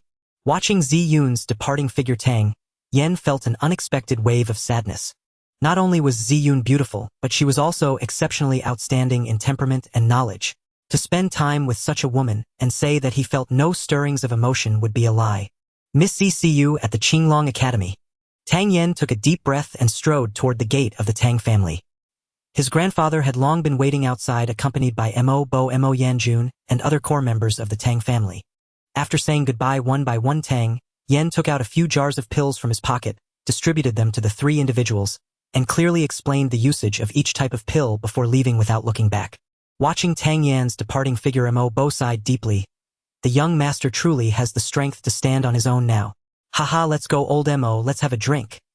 We won't stop until we're drunk tonight. Old Master Tang also felt an overwhelming sense of emotion. Back in the day, everyone in Yunqing thought Tang Yen was a good-for-nothing. Who would have guessed that this good-for-nothing would gradually change the Tang families, standing among the 4 great families in Yunqing without anyone noticing, and was even subtly competing with the Lu family. Tang Yen traveled under the stars and moon, stepping lightly through the shadows, clad in black, moving swiftly like a ghost through the hazy night. Before long, he arrived at the edge of Yunqing. Tang Yen circled to the distant city wall, took a deep breath, and jumped down. After landing, he maintained his speed and headed toward the Songyun mountain range. After running for dozens of miles, Tang Yen had yet to see any spiritual beasts. He glanced around, found a sturdy tree, and jumped up to rest. An hour passed quickly, and while Tang Yen was in a meditative state, he suddenly furrowed his brow as a faint smell of blood wafted into his nose. Tang Yen abruptly opened his eyes, but remained motionless on the tree, releasing a trace of true energy to locate the source of the bloody scent. A woo! A long howl suddenly echoed from not far away, startling Tang Yen. Wolves? Tang Yen was not foolish. Wolves are pack animals. Sitting atop the tree and surveying the surroundings, he saw a dark mass of wolves surging toward his location. Before long, the area beneath the tree was surrounded by wolves. A pack of wolves with glowing green eyes surrounded him, their howls echoing incessantly. Seeing the pack of wolves that numbered in the hundreds, Tang Yen felt a tingle at the back of his head. What kind of deity had he angered to encounter such a situation on his very first day? Fortunately, he was in the tree and these wolves couldn't reach him for the time being. Tang Yen felt somewhat reassured and carefully observed the wolves. These wolves were merely ordinary first-tier spiritual beasts outside the Zongyun Mountain, and did not pose a significant threat to him. However, due to their sheer numbers, Tang Yen did not dare to jump down recklessly. A woo! A powerful wolf howl suddenly rang out from a distance, and the pack of wolves who had previously been at a standstill beneath the tree began to move. A woo! Countless giant wolves surged toward the base of the tree, with those in the back stepping on the backs of those in front, charging forward without any hesitation. Tang Yan's eyes narrowed. These wolves were actually forming a wolf ladder. The branch he was sitting on was only about 4 to 5 meters off the ground, and in just a few breaths a dark figure rushed toward him. Tang Yen did not dodge. True energy surged within him as he swung his fist down toward the wolf's head. Bang! The power generated by the 7th tier of the yellow rank was indeed considerable. The wolf simply could not withstand the blow, and after being struck it let out a mournful cry midair before flying backward. Wolves are remarkably resilient and ruthless creatures. After one wolf was knocked away, distant howls rang out, and immediately 3 dark figures came rushing toward him from 3 different directions. Standing at the treetop, Tang Yen found it difficult to exert his full strength, but fortunately his formidable power allowed him to handle the 3 wolves with ease. Bang, bang, bang! Tang Yen swung his fists again, sending the 3 wolves flying swiftly. However, before he could catch his breath, a dangerous aura approached, and a gray-black wolf shadow suddenly lunged at him from behind. Feeling the speed and power of this wolf, Tang Yan's heart raced. This wolf seemed different from the previous ones. Without time to think further, the Chenshan fist was unleashed immediately.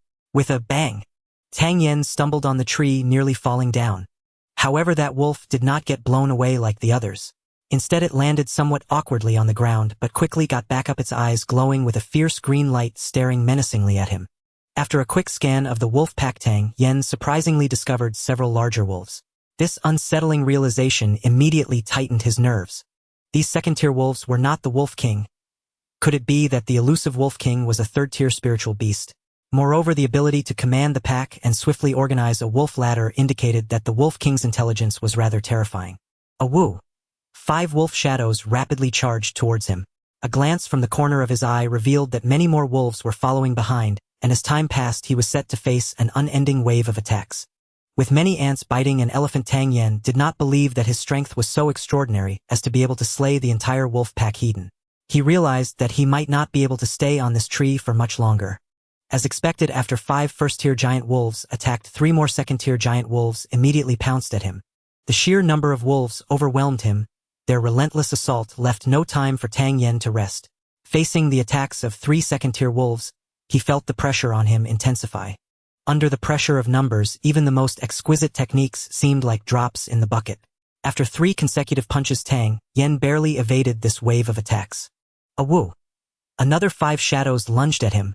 Among the 5 giant wolves there were even 2 2nd-tier ones. Taking a deep breath, he summoned his true energy and swiftly swung his right fist towards the giant wolf. Bang, bang!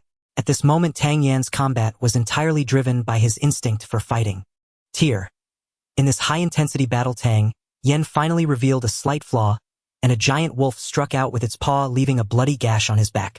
A surge of hot blood immediately flowed out, soaking through Tang Yan's clothes. Furious, he unleashed a powerful 1,000-mountain fist forward, and with a loud bang he sent flying a giant wolf that attempted to sneak attack. I'm all in! Tang Yen roared angrily, swiftly employing the shadow step, leaping fiercely, and stomping down on a giant wolf's head, using the rebound force to leap towards another tree. After jumping across several trees, he finally found himself no longer at the center of the wolf pack. He jumped down directly and began to confront the wolves on the ground. A woo! Seeing that Tang Yen had reached the ground, the hidden Wolf King let out a long howl, commanding the pack to chase after Tang Yen. Bang, bang, bang! Tang Yen fought instinctively among the wolves, combining his fighting skills as he rapidly engaged in battle. The number of wolves was overwhelming, or every now and then Tang Yen had to use the shadow step to change positions to prevent being completely surrounded by the pack, for that would make escape impossible. In his past life, although Tang Yen was a 9th-tier alchemist and possessed high-level strength, his combat skills were not particularly outstanding. After all, so many owed him favors that no one dared to provoke him, for doing so would inevitably invite pursuit from various experts. Unless one was a true desperate person who would dare to clash with Tang Yen. In this ongoing battle, the fluidity of his techniques continued to improve. The synergy between fighting and martial skills began to rapidly harmonize. In his confrontations with the wolves, Tang Yen realized that the battles he had fought in Yun City, even his duel with Lu Ji, could only be considered child's play. After an hour of intense fighting, Tang Yan's stamina began to wane, and he had countless wounds all over his body. His once black clothes were now ragged and covered in blood, appearing terribly horrifying. More importantly, under the continuous onslaught of this wolf pack, he didn't even have a chance to take out and swallow a healing pill. Run. Knowing that, if he continued to fight, he might really lose his life here, he no longer hesitated. He jumped up onto a wolf's head and stomped down with all his might, resulting in a loud crack as the skull of the first-tier giant wolf shattered. Tang Yan's figure suddenly leaped into the night, swiftly employing the shadow step and bounding off several trees before rapidly dashing away from the wolf pack. A woo! Out of the corner of his eye, Tang Yan saw a giant wolf with a completely silver-white coat, howling to the sky, appearing majestic and imposing under the night. Tang Yan dared not look closely and ran for his life. A woo! Responding to the Wolf King's call, the pack howled in unison, their voices echoing through the mountains and fields. Even some high-tier spiritual beasts crouched on the ground, too frightened to move, fearing the attacks of this wolf pack. As he dashed out, Tang Yan quickly tossed a high-grade spirit pill and a chi-boosting pill into his mouth, howling as he sprinted far away. Although the wolves were fast compared to Tang Yan, who had mastered the shadow step as his best means of escape, their speed was still lacking. After about 15 minutes, the wolves finally realized they could not catch up to this despicable human, and with a mournful howl gave up the chase. Tang Yan had run over 20 miles and finally stopped by a small river. After cleaning his wounds, he took out a hemostatic ointment and haphazardly applied it to his injuries. A fiery pain surged, causing beads of sweat to form on Tang Yan's forehead. Glancing at his blood-stained clothes, Tang Yan hurriedly tossed them into the river, as the stench of blood could easily attract spiritual beasts in the wild. If a few more high-tier spiritual beasts arrived, he would have to venture into the underworld for training. Thinking back to his previous predicament, Tang Yan felt a wave of fear. If it weren't for mastering the shadow step, he might have regretted his first day of training in Songyun Mountain. Though it was quite a mess, this battle also exposed my shortcomings in combat.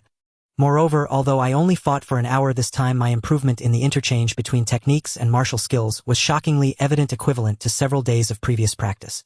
From now on, I will follow this wolf pack until I perfect the integration of martial skills and combat. Tang Yan resolved, finding a large tree, and leaped up to begin his recovery. The medicines Tang Yan prepared for himself were rare spiritual herbs. By the next day, the wounds on his body had already scabbed over. After searching around, he quickly caught a wild rabbit. After washing it by the river, he started a fire to roast it. After eating for a while, Tang Yan paused, pressing his ears to the ground as a rumbling sound of water reached him. Tang Yan's heart stirred. He hastily finished the rabbit meat and swiftly headed in the direction of the sound. As the sound grew louder, Tang Yan soon saw a waterfall cascading down from a cliff over 20 meters high like a silver ribbon. The thunderous roar of the waterfall was magnificent, carrying the potential energy of gravity as it fell from the heights. After watching for a while, Tang Yan suddenly broke into a grin. Coming out this time was indeed an incredibly wise decision. The potential energy contained beneath this waterfall is immense, making it an excellent training ground. Staying at the Tang family, where would he find such resources? Resolute in his decision, Tang Yan wasted no time. He stripped off his clothes and leaped down to the side of the waterfall. He reached out his hand into the waterfall, feeling the stone-like force which caused his heart to race. Damn, with such a strong current coming down, I won't be knocked silly, will I? Taking a deep breath, Tang Yan took a step forward. The cascading waterfall felt like a mountain suddenly crashing down. Tang Yan's body instantly sank, his foot stumbled, nearly causing him to fall. Unleashing his full strength at the 7th rank of the yellow stage, his swirling dantian worked frantically, continuously outputting spiritual energy, just managing to stabilize his form. He attempted to move his body beneath the waterfall, walking from one end to the other. The width was merely about 10 meters, but upon reaching the end, Tang Yan nearly felt exhausted. Though fatigued, Tang Yan did not give up. Instead, he gritted his teeth and continued to persevere, trying to recover his strength beneath the waterfall. After a quarter of an hour, he could no longer hold on and exited the waterfall. Once out of the waterfall, Tang Yan felt an immediate release of pressure from his body, and even the speed of his dantian's operation was smoother than before. With a glint of determination in his eyes, Tang Yan had already regarded this place as a miraculous location for cultivation. After resting briefly on the shore, he re-entered the waterfall. After 20 minutes, Tang Yan took a deep breath and emerged from the waterfall once more. Repeating this practice over and over, by the time the sun set, he was able to endure under the waterfall for an entire hour. Amidst this high-intensity cycle of true energy, Tang Yan's dantian began to gradually strengthen. Vaguely, he even felt as if he had reached the peak of the 7th rank of the yellow stage. After leaving the waterfall, Tang Yen tidied up his belongings, made a simple picnic, and began to meditate, preparing for the night's battle. As night fell, he slowly opened his eyes, fully adjusted. With a slight smile at the corner of his mouth, Tang Yen moved, stepping into the shadow step, beginning to search for the wolf pack. The number of wolves was indeed too great, and the occasional howls in the night constantly reminded him of their location. It didn't take long for Tang Yen to find the wolf pack. He did not try to hide, and soon a wolf from the pack noticed him. A woo! A warning sounded, and the entire wolf pack fell silent, glaring at Tang Yen with keen eyes. A woo! Another long howl rang out, and the pack of wolves began their tactic, waves of wolves charging towards Tang Yen like a tide. Having learned from his previous experience, although Tang Yen still could not eliminate the pack, he was no longer in a state of panic. Gathering his true energy, he charged towards the wolves with a punch. While using the wolf pack as training targets would greatly expedite his strength growth, the danger involved was something most ordinary people would find hard to accept. A slight misstep could lead to being devoured by wolves, paying the ultimate price of life. However, a true warrior must endure the baptism of blood to truly qualify for the pinnacle of martial arts. The transitions between moves and techniques occurred rapidly amidst the wolf pack. First-rank wolves and second-rank wolves were continually sent flying by Tang Yan's fists. Tang Yan's punching speed continued to accelerate. His evasion speed became increasingly nimble. His attack angles grew ever more cunning. Tang Yan's offensive momentum became increasingly fierce, yet the wounds on his body multiplied with each ongoing battle. Blood flowed continuously from him, and under the frenzied attacks of the wolves, his stamina gradually waned. Get lost! With a roar, Tang Yan's fist landed heavily on one wolf, and then, like last time, he executed the shadow step and swiftly fled the scene.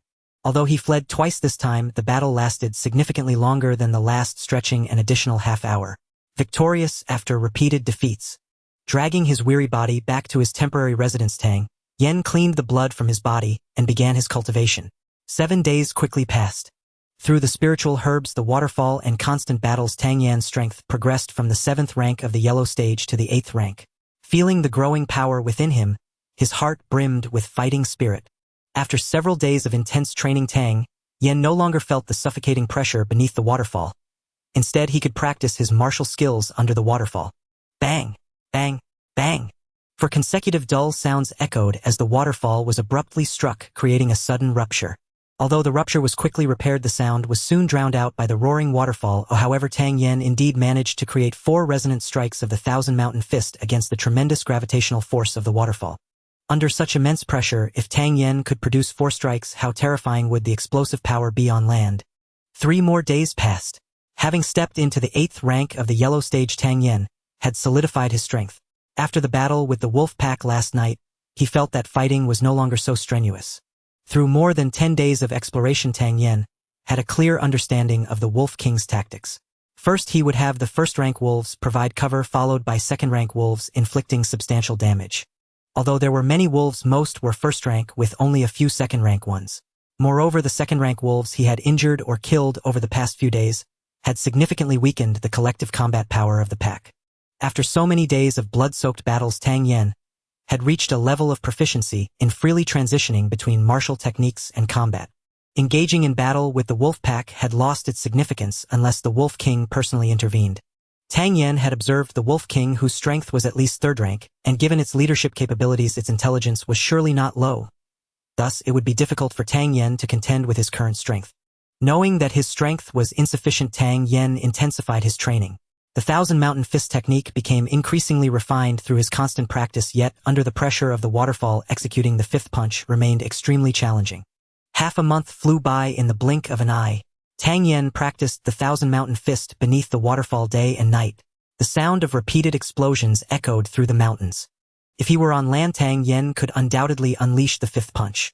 However, underwater, the torrential waterfall fell upon him like a heavy hammer. The 4th punch already consumed considerable energy, and the 5th punch felt just out of reach. Tang Yen was unsure how many punches he had thrown beneath the waterfall. However, after delivering the 4th punch this time, his dantian suddenly surged, and an endless flow of true energy began to sprout within it. Tang Yen momentarily froze, but joy surged in his heart. He was about to break through. Without hesitation, he spun his body and roared as the true energy that had erupted from his dantian surged into his fist. Explode for me!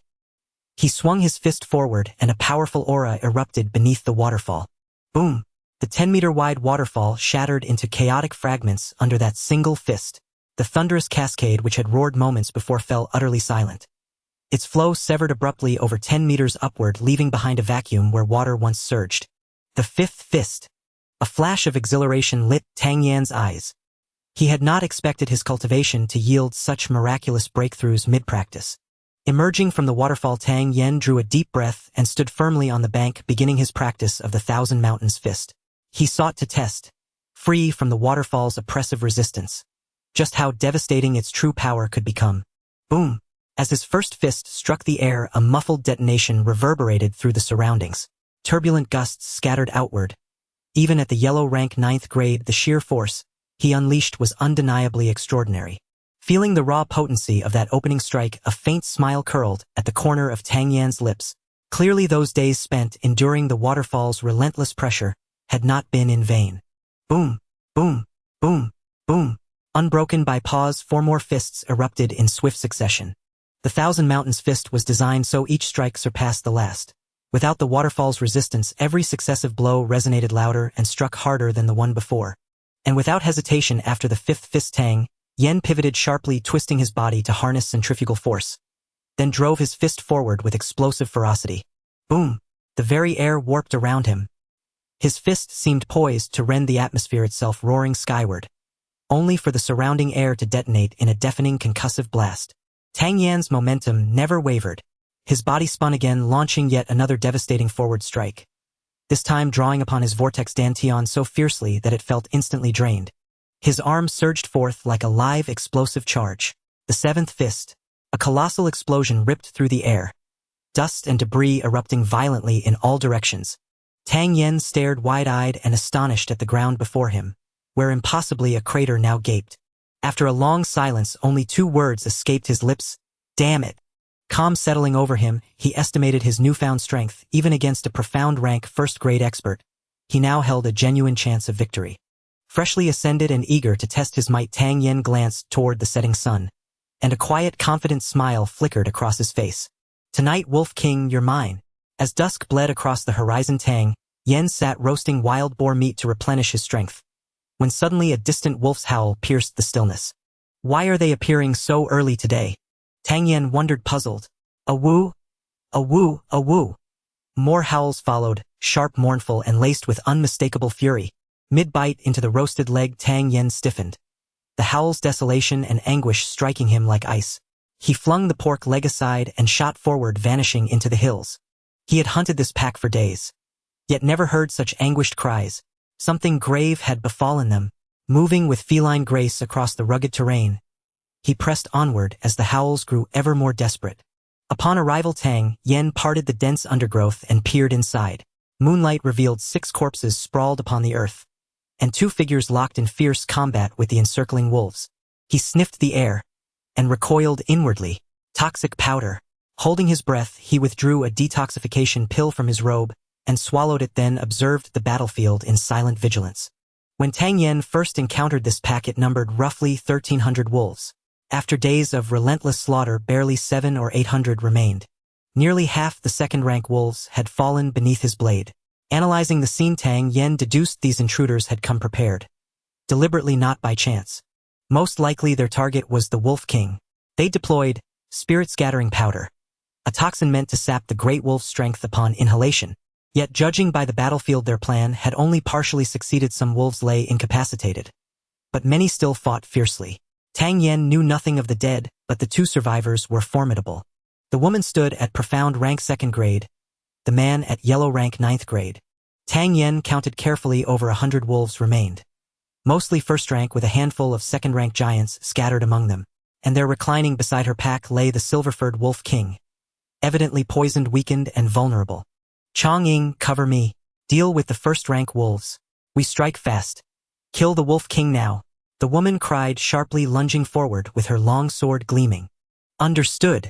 The man responded without delay, hefting his heavy saber and surging ahead to cleave through the 1st-rank wolves.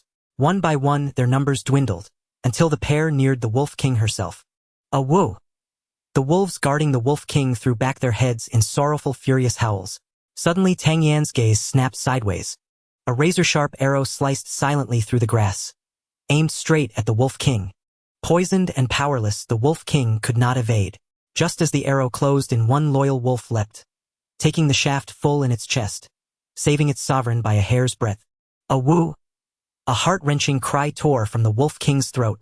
Before she could react, several more arrows flew, targeting both her and her closest guardians.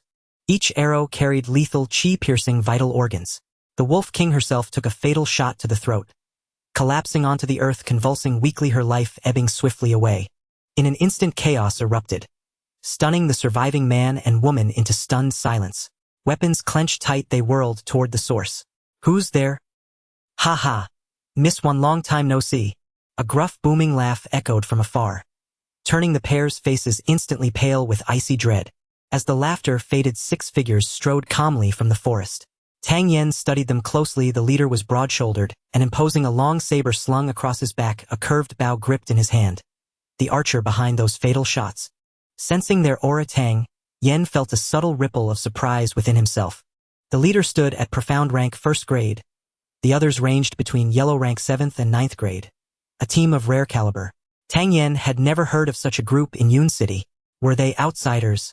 Qing Lang, what brings you here? Miss Wan demanded, voice glacial. Wan Fei, you're no fool. You know exactly why I've come. Qing Lang grinned, revealing yellowed teeth. So, you mean to steal my prey? Wan Fei retorted with biting mockery. In the past I would never have dared. But now, just look at you two left standing, both grievously wounded. Do you truly believe you stand a chance against me? Qing Lang burst into raucous laughter, his leering gaze repeatedly sweeping over Wan Fei. Hearing his words, her expression hardened further. Yet she knew deep down that they were indeed no match for Qinglong's band in their current state. There would be time enough later. Once she regained her strength, she would settle the score with these despicable wretches. Humph. So a mere wolf is worth fighting over. Truly the Qinglang brigade must be destitute beyond measure. Very well. Take the beast and be gone. Chongqing, let us leave. Wan Fei acted decisively, turning on her heel to depart. Halt! Qinglong's eyes turned icy as he watched her walk away so unhesitatingly, and barked out the command. What now? Do you wish to fight me? Though I bear minor wounds, you dream of gaining advantage over me. That is pure fantasy. Wan Fei spoke coldly. Qinglang paid no mind to her bluster. With a sly chuckle he said, Chongqing may go, but you must remain. We've traveled far not merely for this White Wolf King, but also to savor the taste of Wan the Tiger herself. Once we've had our fill, we'll sever your dantian, and only then will you be permitted to leave. Wan Fei needed no further proof. The contemptuous glint in Qinglong's eyes confirmed he meant every word. They weren't fools. They'd never leave her alive to exact vengeance later. True peace demanded total annihilation. Gazing upon the corpses of her fallen comrades strewn across the ground, an unbearable sorrow welled within Wan Fei's heart. She had envisioned this mission as a windfall, only to suffer utter annihilation instead. Since you demand my death, Wan Fei, then I shall drag 2 of you down with me. Just as she steeled herself to act, a languid voice cut through the air. Who killed my pet? Pay up! Immediately! Amidst the group's stunned silence, Tang Yan emerged from the shadows. His words left everyone bewildered. Who among them had slain his pet? Could this White Wolf King truly be his pet? Seizing their momentary confusion, Tang Yan strode swiftly to the beast's side, drew a dagger and deftly slit open its skull, extracting a vivid green beast core which he sealed into a porcelain vial. Only then did the onlookers grasp the truth. This youth wasn't here to mediate. He was here to rob. Wan Fei and Chongqing had clung to faint hope until they saw Tang Yan's face. Their hopes dissolved instantly. This boy, whose youthful features still bore traces of innocence, couldn't possibly be older than 17. What could he possibly do? Boy, who are you? Qinglong too took in Tang Yan's appearance, a greenhorn barely out of childhood, and sneered with cruel amusement. I've lived this long without a single soul daring to snatch something from my grasp. You're the first. No one dares steal from you. Tang Yan widened his eyes in feigned astonishment. To date, no one has ever dared take anything from Brother Qinglong. One of the gang's youths declared boastfully. Tang Yan blinked innocently. As a man, you must have loved someone once. Yes. Has no rival ever stolen your beloved right from under your nose? Have you ever attended an auction? Ever set your heart on an item you longed to bid for? Did your purse run dry, leaving your desired treasure snatched away by another bidder? And tell me, your cultivation base appears weaker even than this elder sister's. When hunting spirit beasts have stronger cultivators ever seized your spoils? For instance, this very beast core, has it not just been taken from you? Spoken with solemn earnestness, his words darkened the faces of both factions alike. Wan Fei had initially found his barbs deeply satisfying, thinking if this youth stands up for me I'll die shielding him before letting him fall. But then, what? I'm only 22. You're finished, boy. Qinglong's countenance darkened, seething inwardly. His offhand threat had been met not with fear, but with ruthless precise dissection. Every word struck a raw nerve. Was this not humiliation incarnate? The only one truly delighted in the entire clearing was Chang'ing. This broad-shouldered, thick-skinned man paid no heed to Tang Yan's anti-jab. Clenching his fists, he grinned broadly at the youth. Brother, your words pierce like needles. That old fraud loves to brag. And yet you saw through him at a glance. You'll regret ever setting foot in this world. Third brother. Seize him. Qinglong's gaze raked over Tang Yan with venomous calculation, already devising tortures that would make life itself feel like mercy. The man dubbed Third Brother was the same youth who'd spoken earlier, roughly 1.7 meters tall, powerfully built with a notably wide mouth. His cultivation level had reached yellow rank 8th grade. Third Brother swaggered forward, cracking his knuckles with theatrical menace. Boy, will you kneel and surrender quietly? Or shall I break all 5 of your limbs? Tang Yan smiled, and echoed his words precisely. Will you kneel and surrender quietly? Or shall I break all 5 of your limbs? Qinglong's men erupted into mocking laughter. Third Brother. Did you hear that? He's threatening to break your 5 limbs. Ha ha ha. One instigator ignited a fresh wave of jeers. Third Brother hadn't expected such audacity, and roared in fury, lunging forward with his right palm transformed into a slashing strike. Watching him charge, Tang Yan sighed softly. Having fought wolves accustomed to lightning-fast lethal assaults, Third Brother's movement now seemed agonizingly slow. Ungrateful fool. I'll break your 5 limbs. Tang Yan murmured lightly, and blurred forward like drifting smoke. Your right arm first. Before the crowd could blink, Tang Yan's fist slammed straight into Third Brother's outstretched palm. A sharp, brittle crack rang out. His wrist shattered outright. Your left leg next. Tang Yan didn't pause, his speed unbroken. The brutal close-quarters combat techniques honed amid wolf packs now revealed their feral, devastating edge.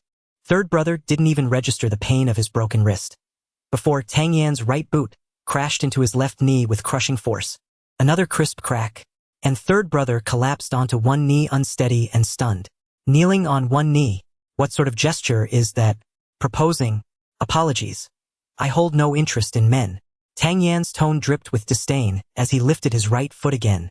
A third unmistakable crack, and Third Brother's right kneecap shattered. With a heavy thud he dropped, both knees striking the earth. A third unmistakable crack, and Third Brother's right kneecap shattered. With a heavy thud he dropped, both knees striking the earth.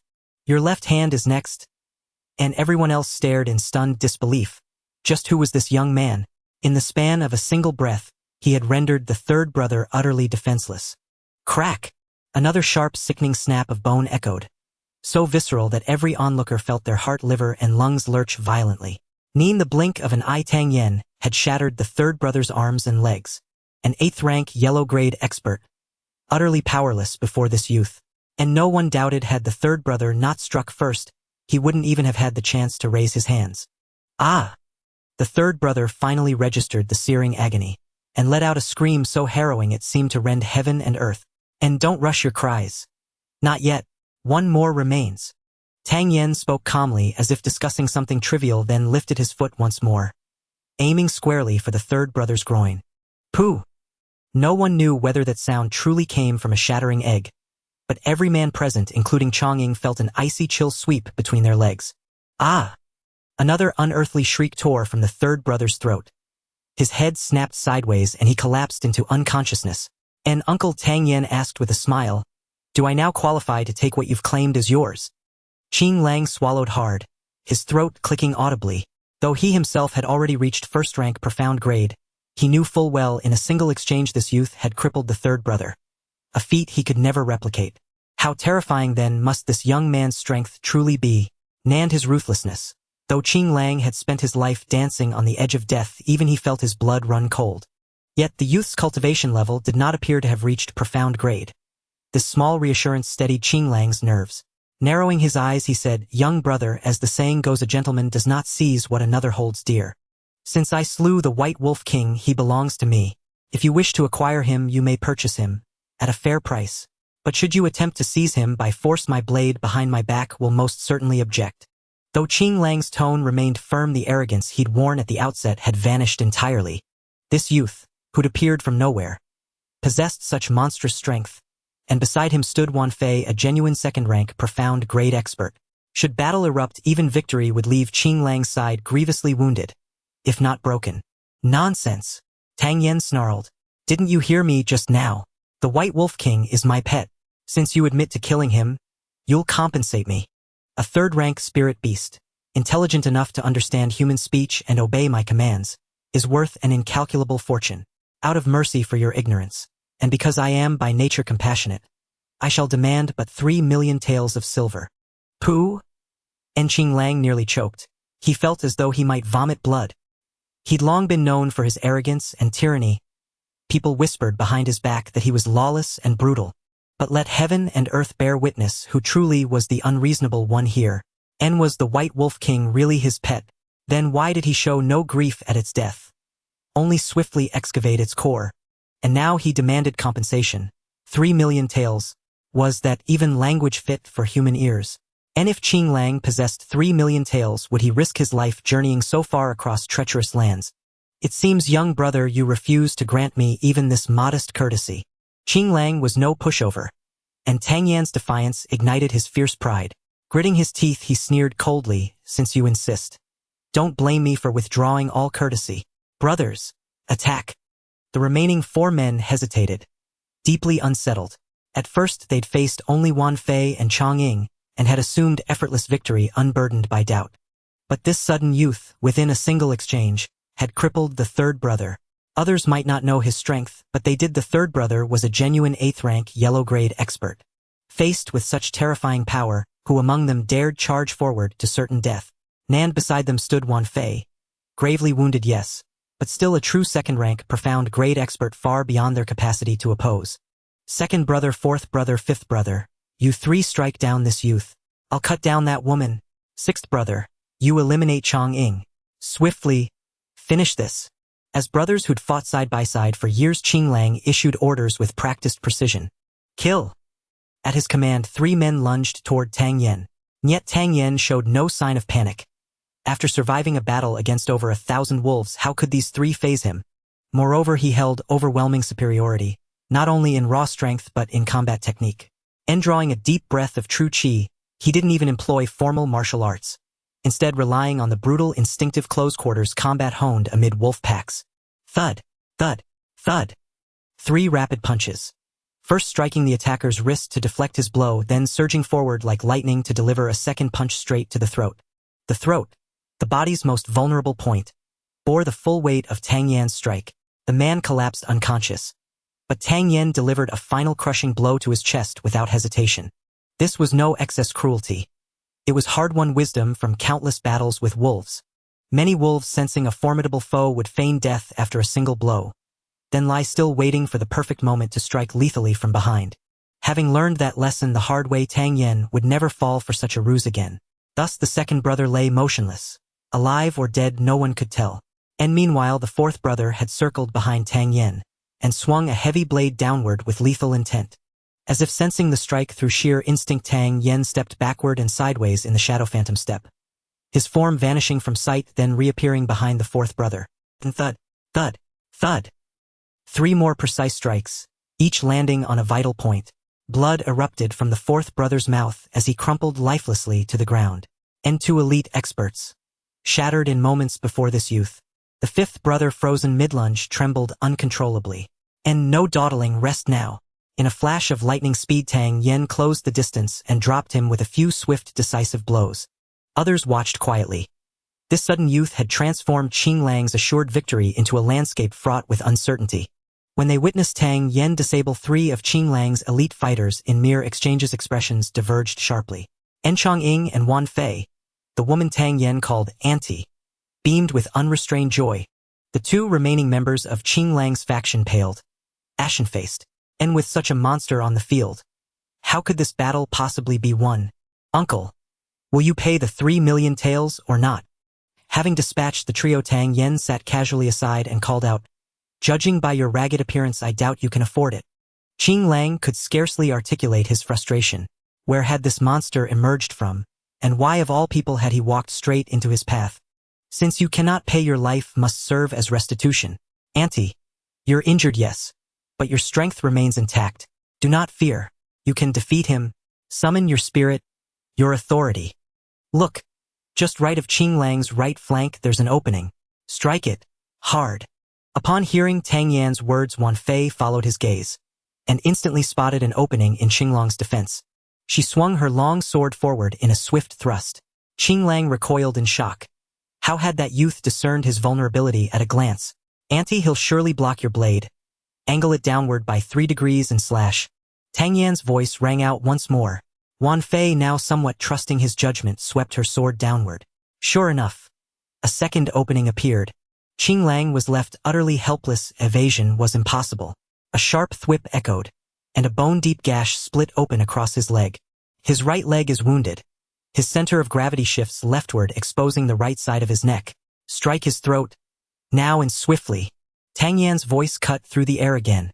The moment the words left his lips, Wan Fei acted without hesitation. Her blade arced toward Qinglong's neck. Crack. Even she hadn't anticipated it. Qinglong's head parted from his body with shocking ease. A tempest of disbelief surged within her chest. She had expected a grueling, perilous duel. Yet this youth had orchestrated Qinglong's downfall in merely 3 moves, or rather 2. Such a feat would have been nearly impossible even at the peak of her own strength.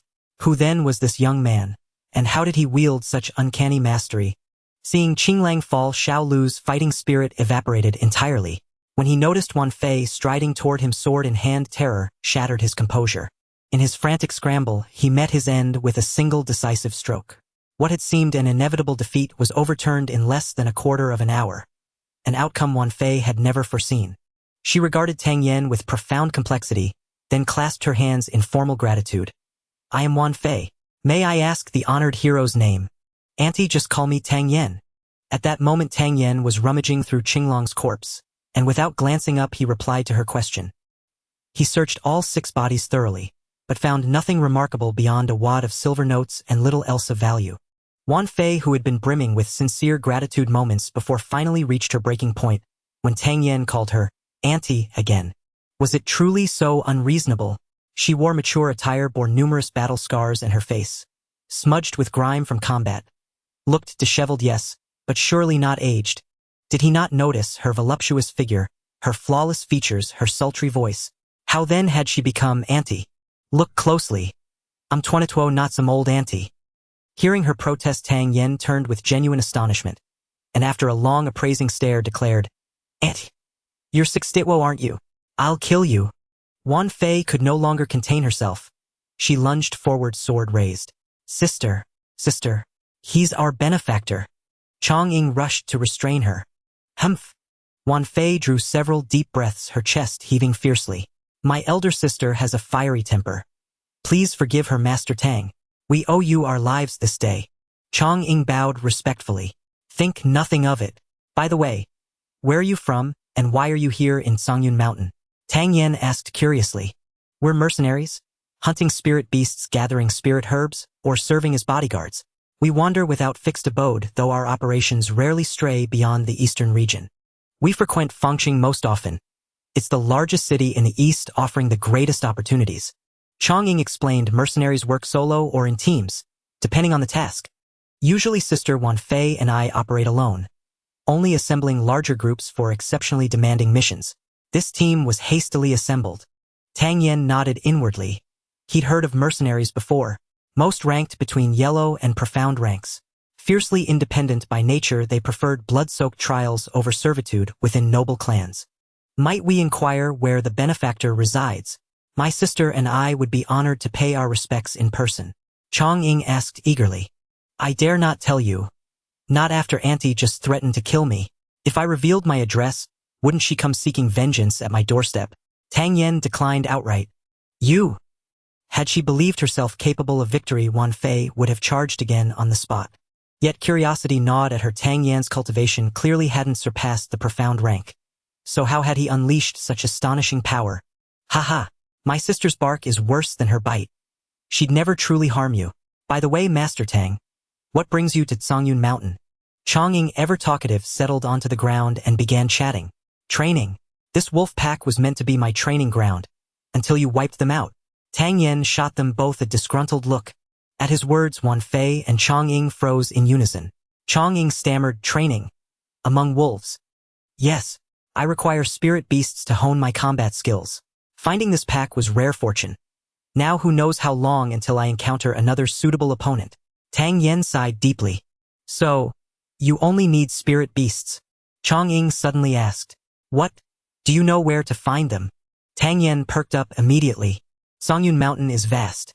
But through hard-won experience we've sketched a rudimentary map. He paused, then added sheepishly.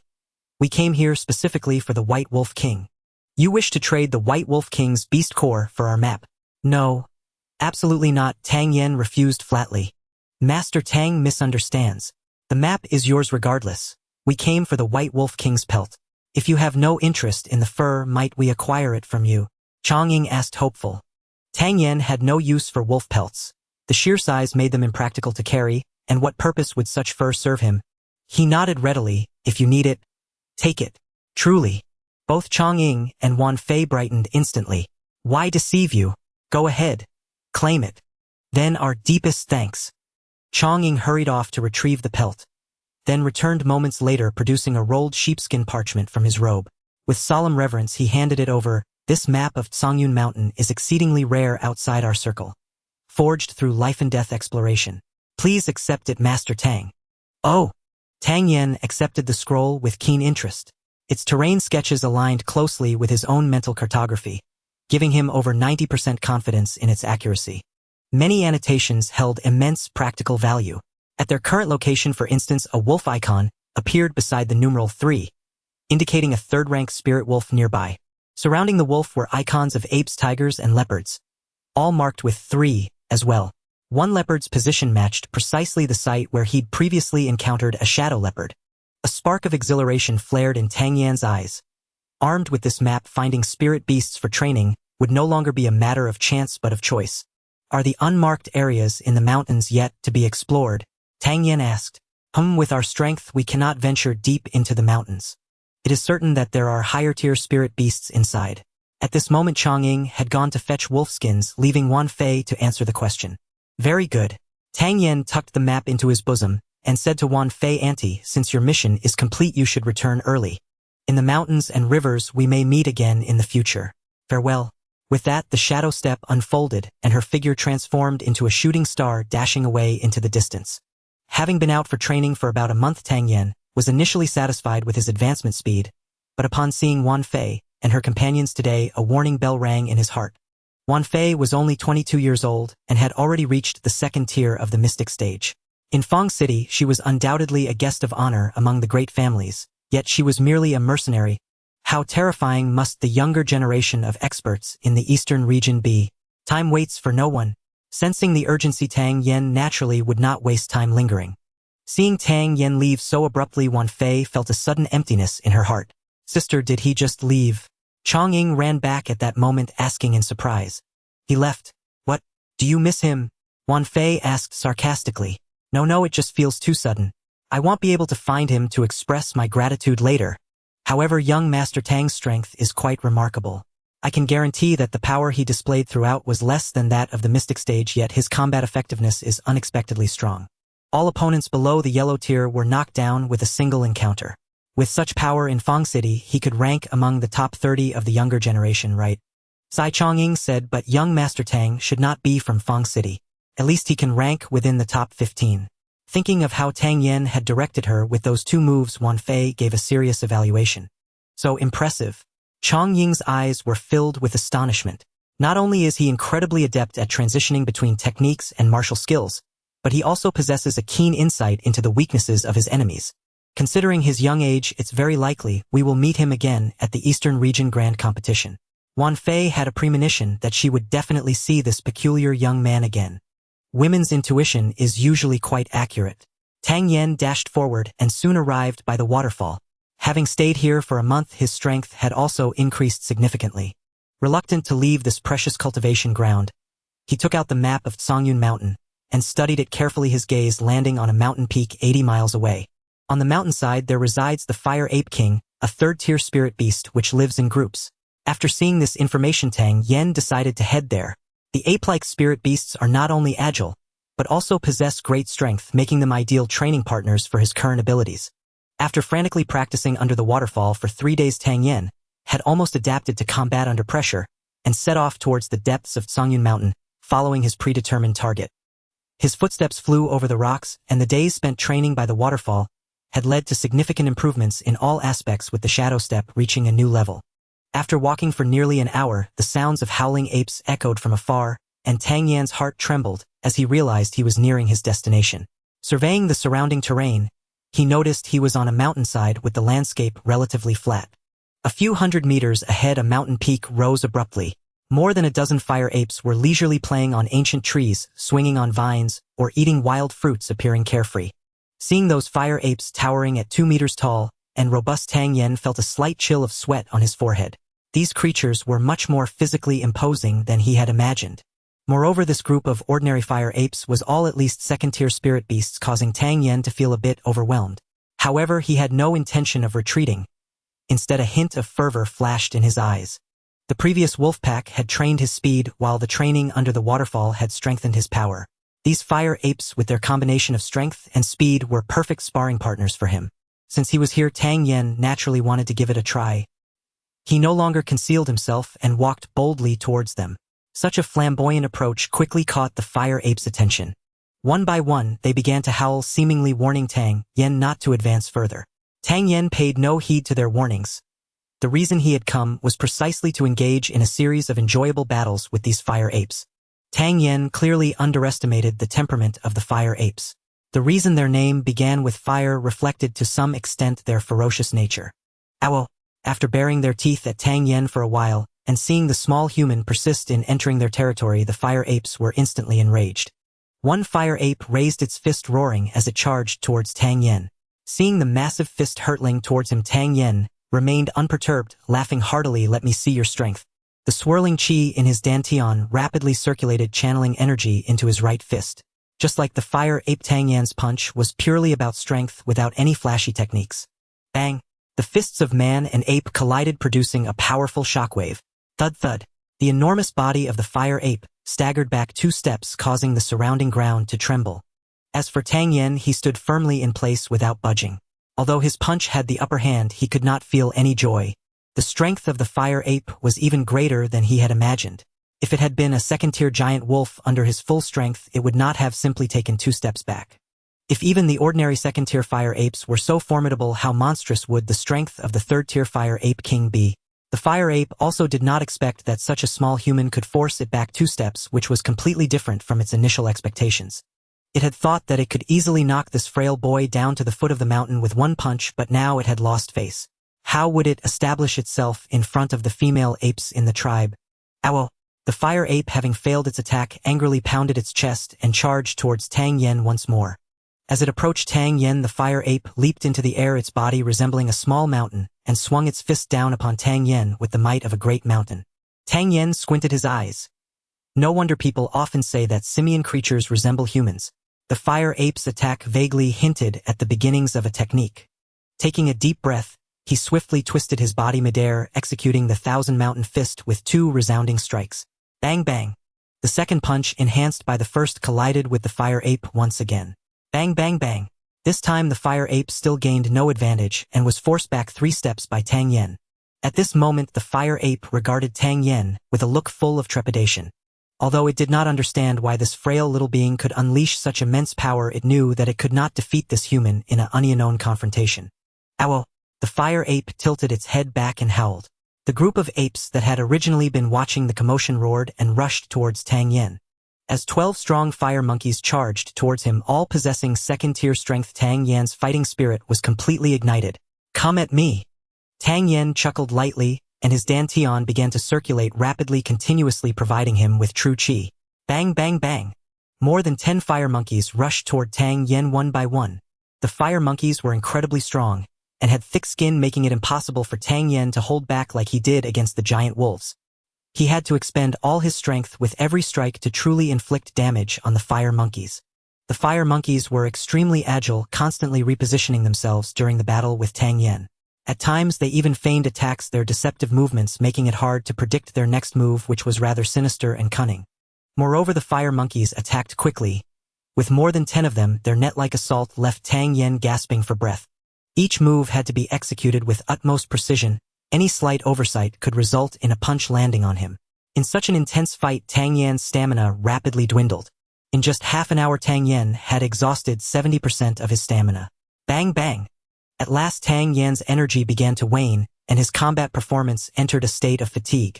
Compared to these naturally powerful fire monkeys, Tang Yen had now fallen behind. Ultimately, due to his dwindling stamina, he failed to execute a move in time and was struck by 2 punches, causing his body to be sent flying. In midair, Tang Yen suddenly felt a chill run down his back. With a glance, he saw a fire monkey waiting for him nearby. Tang Yen was alarmed. His true chi was nearly depleted, and if he were to take another punch, escaping would be more difficult than ascending to the heavens. He absolutely could not fall into the hands of these fire monkeys. Tang Yen frantically drew true chi from his dantian, attempting to stabilize his body. However, having just been struck by 2 punches, despite his efforts, he could only muster 20% of his true chi. Seeing the mocking glint in the fire monkey's eyes, Tang Yen made a bold decision. A ghostly blue flame suddenly appeared before his fist. The air around the flame began to distort, creating an eerie atmosphere. The fire monkey that had initially prepared to strike Tang Yen froze in fear. In that brief moment of hesitation, Tang Yen took a deep breath and turned in midair, positioning his belly downwards. As his toes barely touched the ground, he forcefully pushed off and shot out, slipping beneath the fire monkey's armpit. Bursting out of the encirclement of fire monkeys, Tang Yen did not pause. He swiftly executed the shadow step and fled into the distance. A woo! Seeing Tang Yen escape, the group of fire monkeys chased after him. After a few minutes of pursuit, Tang Yen disappeared from their sight. That was close. Reflecting on the perilous moment, the already exhausted Tang Yen collapsed heavily onto the ground, gasping for breath.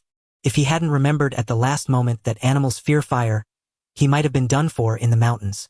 Unbeknownst to him, the fire monkeys, being fire attribute spirit beasts, were not as afraid of fire as other spirit beasts.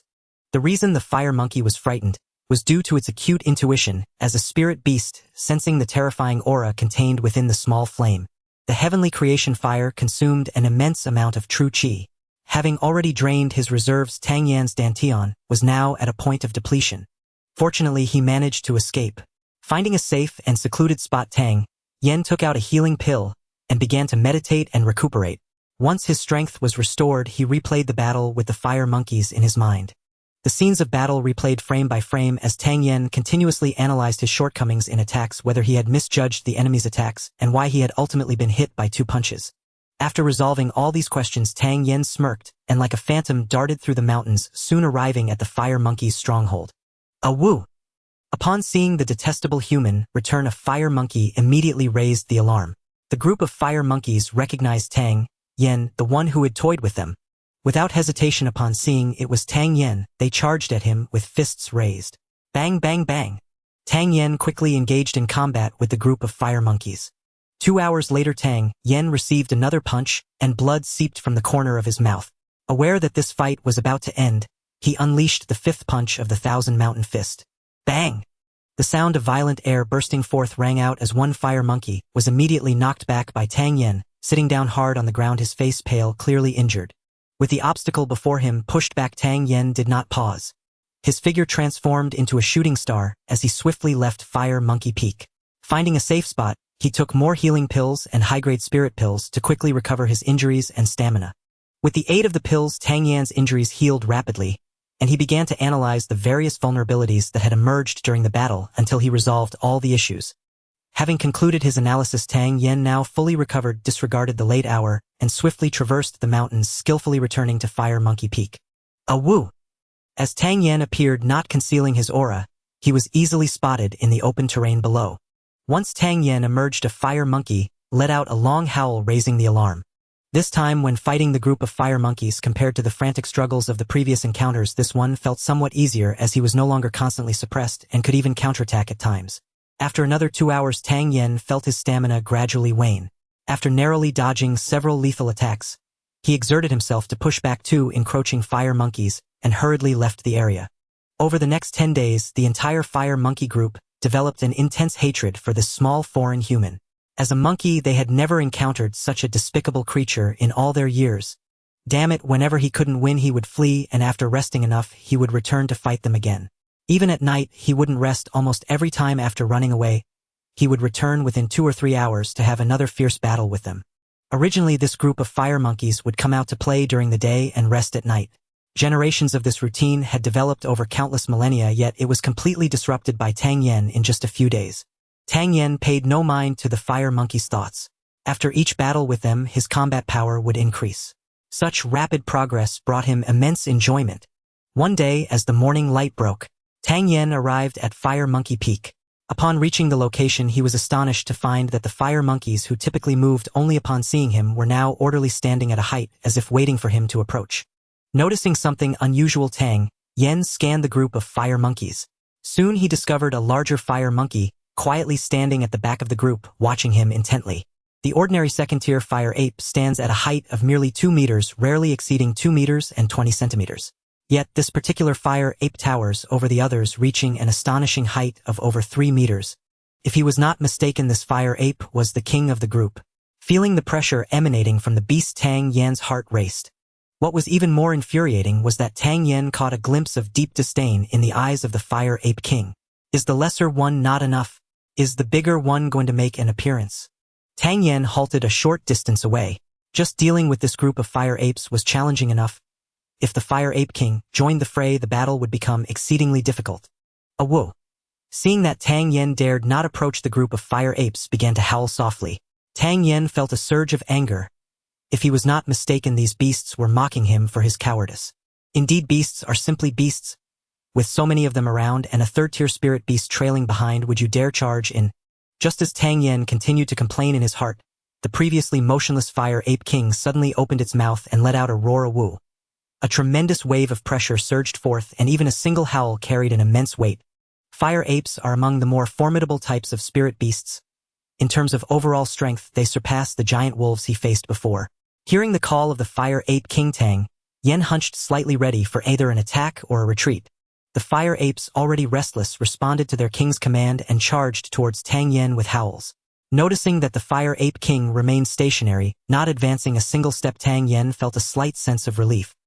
He was confident that as long as he fully utilized his shadow step, even the fire ape king would not be able to catch up with him. Come on. Tang Yen called out, swiftly activating his vortex dantian, drawing forth a continuous flow of true energy to his body. Bang, bang, bang. As before, the battle began without any probing, a reckless clash from the outset, making the fight extraordinarily intense. After several days of adaptation, Tang Yen's combat skills improved significantly. It was precisely this enhancement that brought misfortune to the fire apes, who had often been on the receiving end of his beatings. Not long into the fight, Tang Yen's eyes lit up as he spotted a defensive flaw among the fire apes.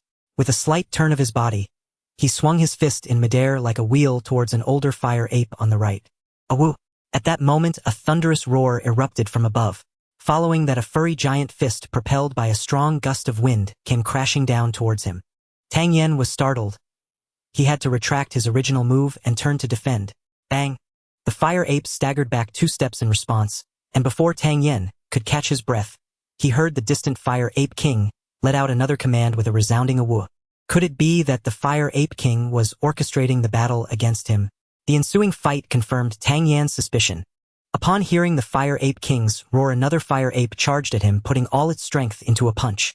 Having battled for 2 days, Tang Yen believed he had adapted to the attacks of the fire apes. He did not expect the fire ape king to intervene at this moment.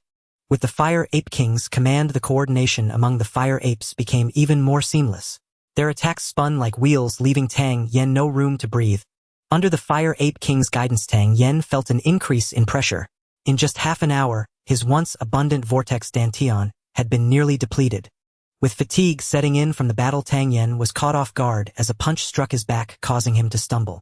A sweet taste filled his mouth, and he felt a surge of hot blood threatening to spill out.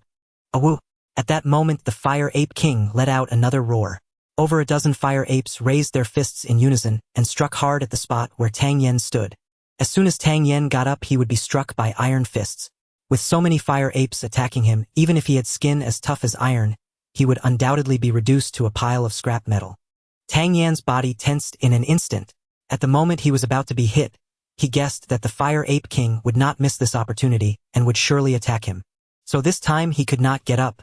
In the blink of an eye, Tang Yen formulated a plan. He simply decided not to rise. Using the momentum from being knocked back, he bent his knee and pushed off, slipping through the narrow gap between two fire apes. Bursting out from the group of fire apes, Tang Yen leaped forward and delivered a powerful kick to the back of the nearest fire ape, quickly retreating using the recoil.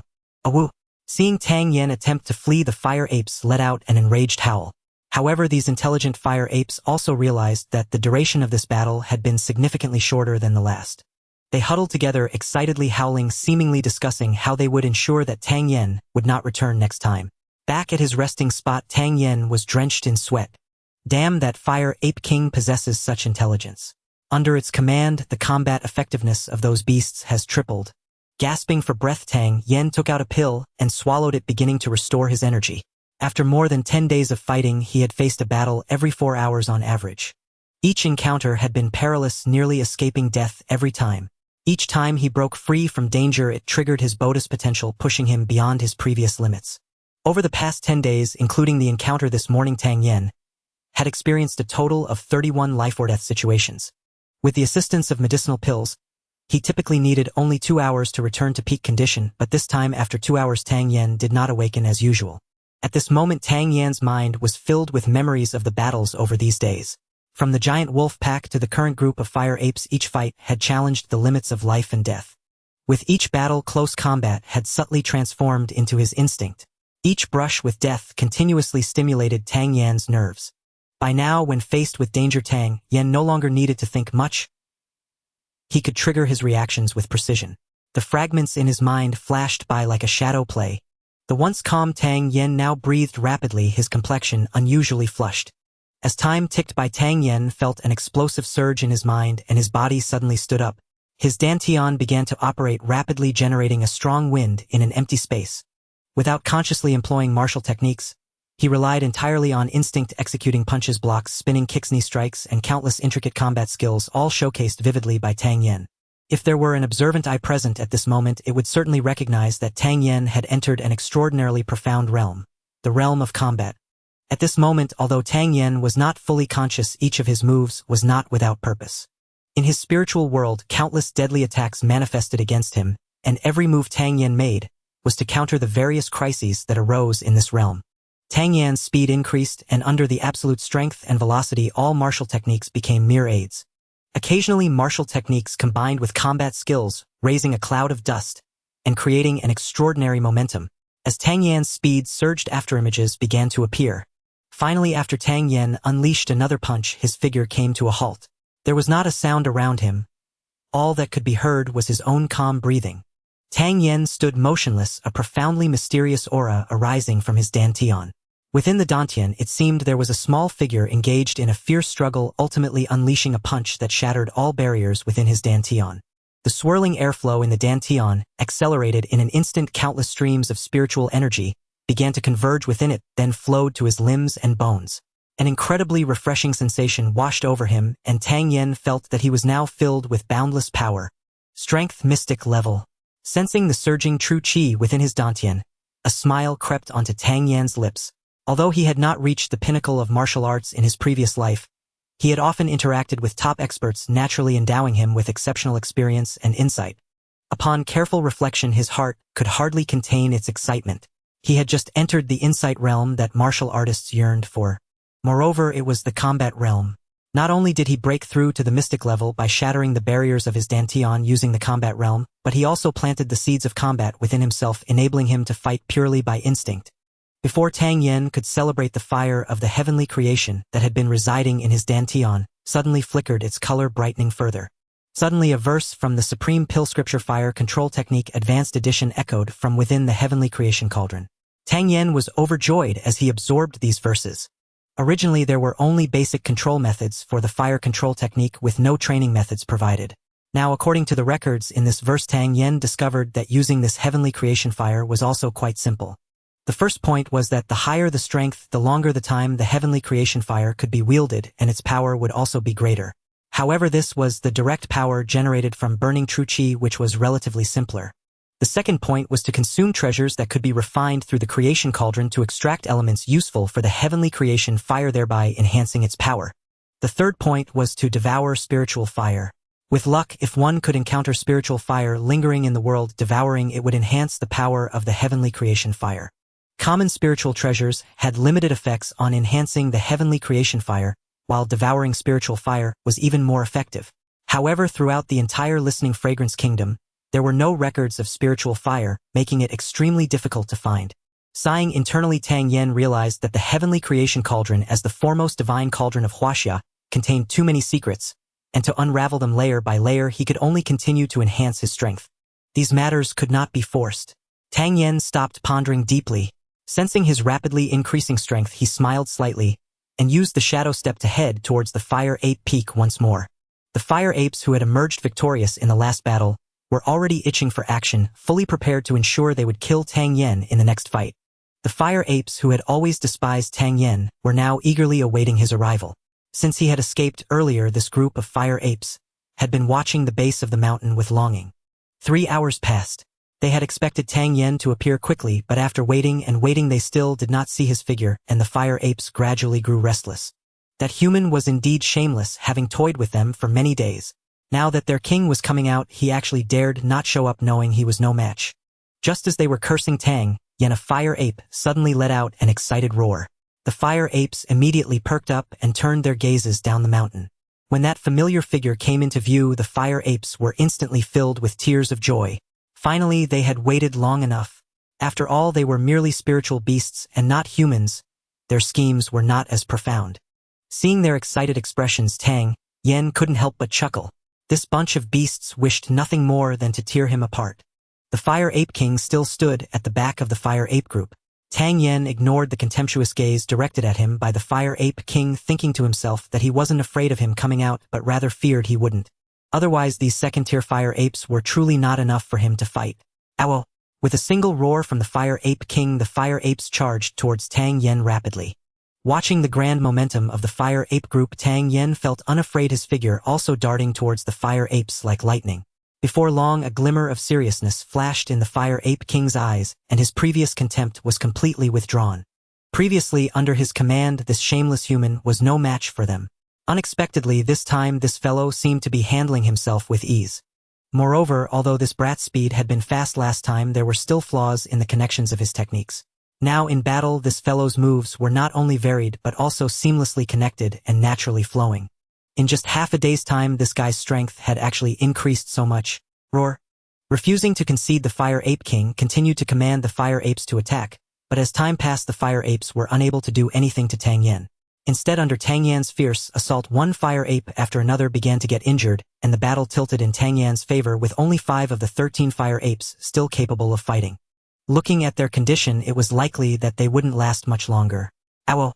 The Fire Ape King let out a long howl to the sky, and the fire apes that had been fighting suddenly ceased their attacks, all retreating to the side. Watching the Fire Ape King approach step by step, a hint of seriousness flashed in Tang Yan's eyes. The Ape King bared its teeth at Tang Yen and roared as it charged at him. Seeing the Fire Ape King coming fiercely, Tang Yen did not show weakness. Having stepped into the first rank of the mystic level, he also wanted to know how his current strength compared to that of a third-level spiritual beast. Bang! The fists of the man and the ape collided, producing a tremendous sound. Tang Yen staggered back a step while the Fire Ape King merely swayed slightly. The strength is still a bit lacking, but my current power should be enough to deal with you. With a newfound understanding of the Fire Ape King's strength, Tang Yen felt relieved. Closing the distance, his fists rained down like raindrops upon the Fire Ape King. The Fire Ape King's speed was also extremely fast, and the two engaged in a fierce battle amidst the mountains. A small half-hour passed in the fight. At that moment, Tang Yen suddenly noticed a flaw exposed by the Fire Ape King. With the heart of combat in motion, his techniques showed no signs of hesitation, and the martial arts swiftly transitioned between moves, launching the Thousand Mountain Fist with sudden force. Bang! Bang! Bang! Bang! Bang! 5 strikes of the Thousand Mountains fist flowed like water, striking naturally towards the Fire Ape King. The Fire Ape King, endowed with innate divine strength, had previously fought against Tang Yen, and understood that his powers were still lacking by a fraction, thus he approached without fear. However, the Fire Ape King underestimated the explosive power of martial skills, and he could never have anticipated that each punch of Tang Yan's Thousand Mountains fist would be significantly stronger than the last. In the first punch, the Fire Ape King's momentum still overpowered Tang Yen. By the second punch, Tang Yan's figure merely swayed, nearly matching the Fire Ape King's strength. With the third punch, the Fire Ape King's body trembled violently, as the power erupted from Tang Yen surprisingly surpassed that of the Fire Ape King. In the fourth punch, under the terrifyingly increasing strength of Tang Yen, the Fire Ape King actually stumbled back a step. In the fifth punch, Tang Yan's fist with overwhelming force quickly shattered the Fire Ape King's defenses, causing the latter to stagger back 3 large steps at that moment. If Tang Yen had not comprehended the heart of combat, he would have been no match for the Fire Ape King in terms of strength or speed, at best achieving a draw. But even so, though the Fire Ape King was strong in speed and strength, Tang Yen executed his attacks with the same fluidity and ease, as if he were performing just one move. This near-perfect combat level meant that once Tang Yen seized even the slightest chance to counterattack, a storm of retaliation would inevitably follow. A hint of madness flashed in Tang Yan's eyes as he unleashed the sixth form of the Thousand Mountains fist without hesitation. The surrounding air twisted, and a strong gust of wind accompanied Tang Yan's fist as it surged towards the Fire Ape King. Bang! An immense force struck, and the massive form of the Fire Ape King was sent flying by Tang Yan's punch, crashing heavily to the ground. The law of survival in nature has always been survival of the fittest. On the path of the strong there is no room for mercy. Once he struck, Tang Yen showed no hesitation, drawing his longsword from behind and executing a precise arc in midair, sealing the Fire Ape King's throat with a single stroke. Seeing the Fire Ape King killed, a group of fire apes flashed with intense fear in their eyes. To them, the Fire Ape King was nearly a godlike figure. How could such a powerful king lose to this person? How terrifying must this individual be? Awoo! Without their leader, the fire apes scattered like lost dogs in a panic. Tang Yen did not pursue. Instead, he took out a dagger and sliced open the Fire Ape King's head, retrieving a crimson beast core. Directly absorbing this beast core into the cauldron of creation, it was instantly refined, sending a jolt through Tang Yan's spirit. The fire ape, being a creature of the fire element, provided considerable auxiliary effects to the cauldron of creation. Once the beast core was fully absorbed, Tang Yen felt refreshed. Calculating the time, it had nearly been 2 months since he set out for this training. In just under 2 months, he had transformed from an 8th grade yellow stage to a 1st grade mystic stage. Such a pace of advancement would surely shock many. With 10 days remaining, Tang Yen was unwilling to waste time. He took out the map left for him by the Long Eagle and selected his next target, a 3rd grade spirit beast, the striped rock tiger. In the following days of battle, Tang Yen would also try to suppress his own strength as much as possible. For instance, against spirit beasts that normally required a 9th grade yellow stage to contend with, Tang Yen continuously challenged them using only his 8th grade yellow stage, even his 7th grade, to build his resistance to pressure. Indeed, having comprehended the heart of combat, Tang Yan's combat effectiveness became much easier. After 6 days of eliminating 3 3rd grade spirit beasts, he did not continue hunting them as he spotted a more magnificent waterfall. This waterfall was about 40 meters high and 16 meters wide. The thundering cascade of water carried immense potential energy. Tang Yen decided to spend the remaining days here solidifying his strength. Though this waterfall was only twice the height of the previous one, based on the principle of acceleration, the potential energy that one would need to withstand while standing beneath the waterfall had increased several times. Bang! Bang! Bang! For such an excellent training location, Tang Yen, the training enthusiast, eagerly charged in to practice the Thousand Mountains fist. Under a gravitational force nearly 30 times that of the outside world, Tang Yen endured the overwhelming feeling of being crushed and stubbornly held on, gradually adapting. Bang! Bang! Bang! Bang! Bang! After crazily practicing the Thousand Mountains fist for 5 days under the waterfall, Tang Yen finally advanced from the initial 3 punches to the 5th punch. Calculating the time, he should return to Yun City tomorrow. As his training drew to a close, a bold idea suddenly surged in his mind. Practicing the flame explosion palm beneath the waterfall. This martial skill required mystic stage strength to master. Yet Tang Yen, merely a 1st grade mystic stage, wanted to practice the flame explosion palm under the waterfall. Though it was very difficult, an infinite fervor flashed in Tang Yan's eyes. If he could successfully cultivate it, the power of the flame explosion palm he unleashed would surely multiply. The flame explosion palm compresses the true chi within the body and then detonates it rapidly. Utilizing the explosive force of the airflow can deal immense damage to enemies. Puff! The first attempt failed. Puff! The second attempt also failed. Each time he gathered power, it was dispersed by the waterfall, but Tang Yen was unwilling to give up. As time ticked away, and as the final day drew to a close, an extremely powerful fluctuation suddenly erupted from beneath the waterfall. A fiercely murderous and violently overwhelming aura suddenly surged upwards, directly clashing against the waterfall. Explode for me! With a furious roar accompanied by a resounding blast. In that instant, the 40-meter waterfall was entirely shattered. Tang Yen was secretly astonished. The power of the strike was indeed tremendous. Looking up at the crashing waterfall, Tang Yen felt a moment of daze. After 2 months of cultivation today, he had produced a relatively satisfactory report card. Emerging from the waterfall, Tang Yen let out a long howl towards the sky, the sound echoing up to the heavens, startling countless ferocious birds and beasts. Disregarding the darkening sky, Tang Yen activated the shadow step and swiftly made his way back along the path he had come from. By the time Tang Yen returned to Yun City, the sky was still not bright. His figure darted through the night, soon arriving at the Tang family courtyard. Like a spirit cat, he returned to his room, making no sound throughout.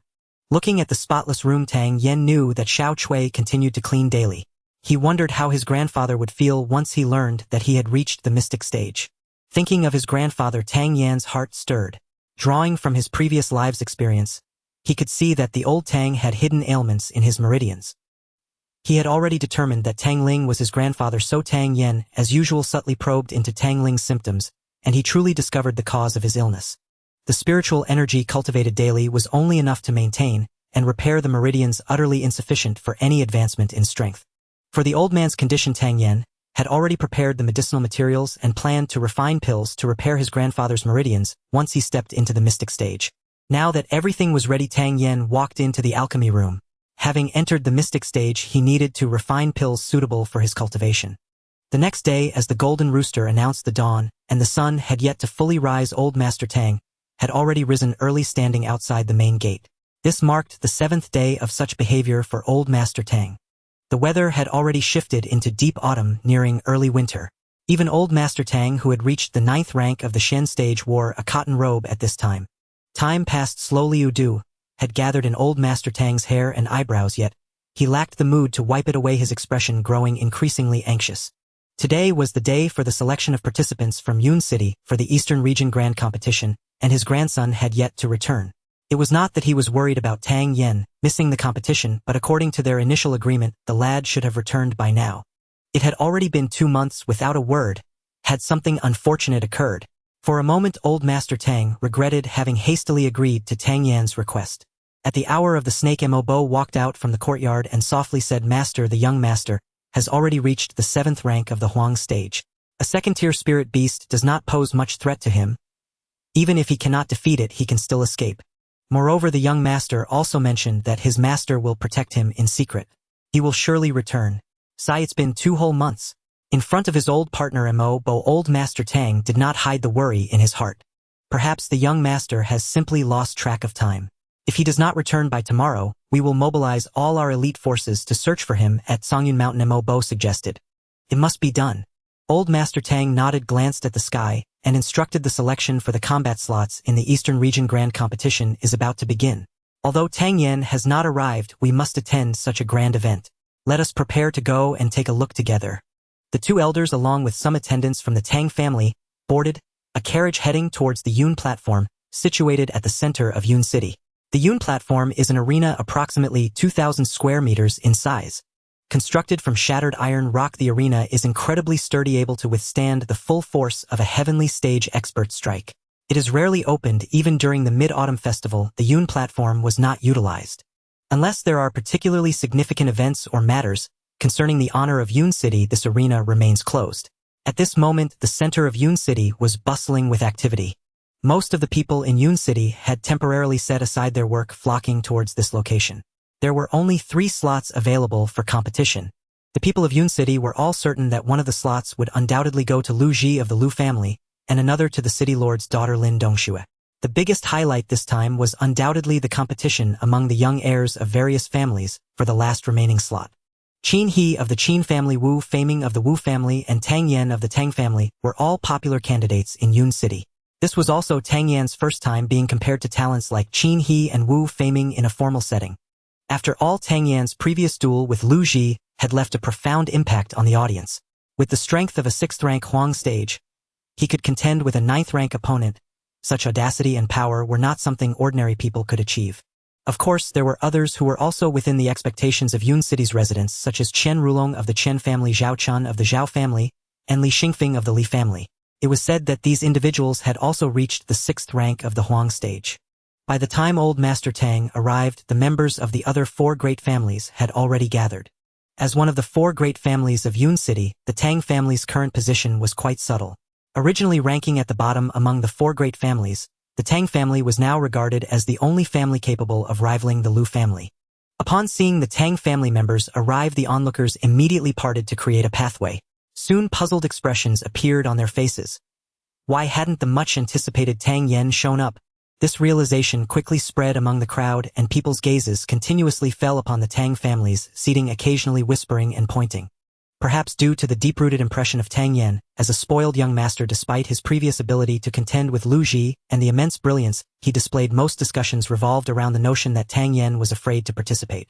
There were also rumors suggesting that Tang Yan's strength was not even at the 6th rank of the Huang stage, and that his previous performance was merely a result of using some magical artifacts to forcibly enhance his strength.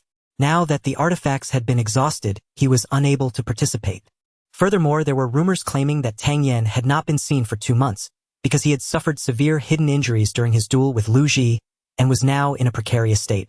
As the saying goes, 3 men make a tiger. Within just a quarter of an hour, since the Tang family's arrival, these seemingly absurd rumors quietly spread among the crowd, and a portion of people actually believed them. Seeing that most of the people had arrived, City Lord Lin Xiao stepped onto the Yun platform. After surveying the crowd, his gaze lingered momentarily on the Tang family's position, feeling somewhat curious. Where on earth had this Tang Yen gone? The spies in the estate had genuinely not heard anything about Tang Yen for 2 months. This lad seemed to have evaporated from the world. Could it be true, as the rumors suggested, that he had already kicked the bucket? However, recalling all the interactions he had previously had with Tang Yen, Lin Xiao found it exceedingly absurd. Although Tang Yen appeared incredibly young, his maturity in action and clarity of insight were far beyond ordinary. How could such an extraordinary person easily perish? Since Tang Yen had not come, Lin Xiao could not wait for him specifically. He collected his thoughts, cleared his throat, and proclaimed loudly, "In 1 month, the Eastern Region Grand Competition will commence. This will be a review of the younger generation among the various cities in the Eastern region, and it concerns the honor of our Yun City. Our Yun City will have 3 combat slots available, which is crucial for our city's honor. We must select the most outstanding talents from Yun City. The final selected heroes will represent Yun City in battle. Achieving remarkable results in the Eastern Region Grand Competition will not only bring fame to Yun City, but also yield rich rewards, as Yun City will bask in your glory." Lin Xiao's impassioned words stirred the blood of the young people present. To represent Yun City and fight for honor. Isn't this precisely what young people often fantasize about in their hearts? The selection for this competition is not limited by status or background. As long as you are a member of Yun City and have confidence in your own strength, you may sign up to participate. After Lin Xiao finished this statement, many young people's eyes lit up. They had initially thought there was no chance to participate, but did not expect the selection criteria to be so broad. In stark contrast to the bustling atmosphere at the Yun platform, the Tang family was much more relaxed. When Tang Yen finished refining the pills, took a shower, and changed his clothes to go find his grandfather, he suddenly heard a high-pitched scream. The piercing female high note startled Tang Yen, who glared displeasedly at Xiao Cui, and exclaimed, "What are you screaming for in broad daylight? Young master, is it really you who has returned?" Xiao Cui's eyes widened as if she had seen a ghost. Hearing her words, Tang Yen replied irritably, "It's only been 2 months. You don't even recognize me." No, that's not it." Xiao Cui hurriedly waved her hands, speaking in a flurry. "Young master, when did you return? The old master has been standing at the gate since dawn these past few days, waiting for you to come back. I thought you weren't home." Hearing Xiao Cui's words, a sharp pain struck Tang Yan's heart. His grandfather stood at the door every day waiting for his return. "I came back last night. I should go see Grandpa." Just as Tang Yan was about to head to the study, he heard Xiao Cui call out, "Young master, the old master isn't home." "Where did Grandpa go?" Tang Yan paused, turning to inquire. "I heard today is the East Region Grand Competition. The old master went to watch the matches." Where is it being held? Tang Yan asked again. At Yun Tai. Young master. Young master. As soon as Xiao Chui mentioned the location, Tang Yan sprang several times and vanished from the spot. Dazed, she called out twice before stamping her little foot, and muttering, he disappeared right after we met. What's wrong with young master? On Yun Tai City, Lord Lin Xiao spoke some words of encouragement before revealing the selection rules. This competition will be based on the results from the Mid-Autumn Festival. The contestants are Lu Ji from the Lu family, Lin Dongxue from the City Lord's residence, Qin He from the Qin family, and Wu Faming from the Wu family, who will compete for the top 3 positions. As for the others, they will participate in a challenge match, and the last contestant standing will duel with the third-place winner for the final spot. Does anyone have any objections to this? This method is relatively fair, and naturally no one raised any objections. Just as everyone was about to agree, a discordant voice suddenly rang out, I disagree. This voice was not loud, yet it was clearly heard by everyone present. The crowd turned in surprise to see a slender figure emerge from a corner, gradually making their way to Yun Tai. Tang Yan. Upon seeing the newcomer, gasps of astonishment erupted from the crowd. Old Master Tang sprang up, excitedly gazing at the newcomer, his face instantly flushing red. His emotions overwhelmed him, and his body trembled slightly. Fearing he might be seeing things, Old Master Tang scrutinized carefully. It had been 2 months since they last met. His grandson appeared to have changed little on the surface. Could this boy have been out indulging in pleasures? After a brief moment of excitement, this thought suddenly popped into Old Master Tang's mind. It was no wonder Old Master Tang was overthinking. Tang Yan had cultivated the supreme pill scripture, the foremost alchemical text in the world, which integrated the principles of nature, making it difficult to easily discern Tang Yan's true strength. Moreover, he appeared refined and immaculate, devoid of any signs of hardship from trials. Grandson greets grandpa. Tang Yan quickly walked over and bowed to Tang Ling. Good, good. Old Master Tang patted Tang Yan's shoulder. Although his grandson seemed unchanged, what he worried about most was Tang Yan's safety. Seeing Tang Yan return safely at last relieved his heart. The crowd, upon seeing Tang Yan's appearance, erupted into lively discussions. Although Tang Yan had interrupted the selection process, his presence made it all the more exciting. Tang Yan's appearance also shattered the previous rumors. The higher-ups from the Qin and Wu families wore somber expressions. Why was this guy stirring up trouble at such a moment?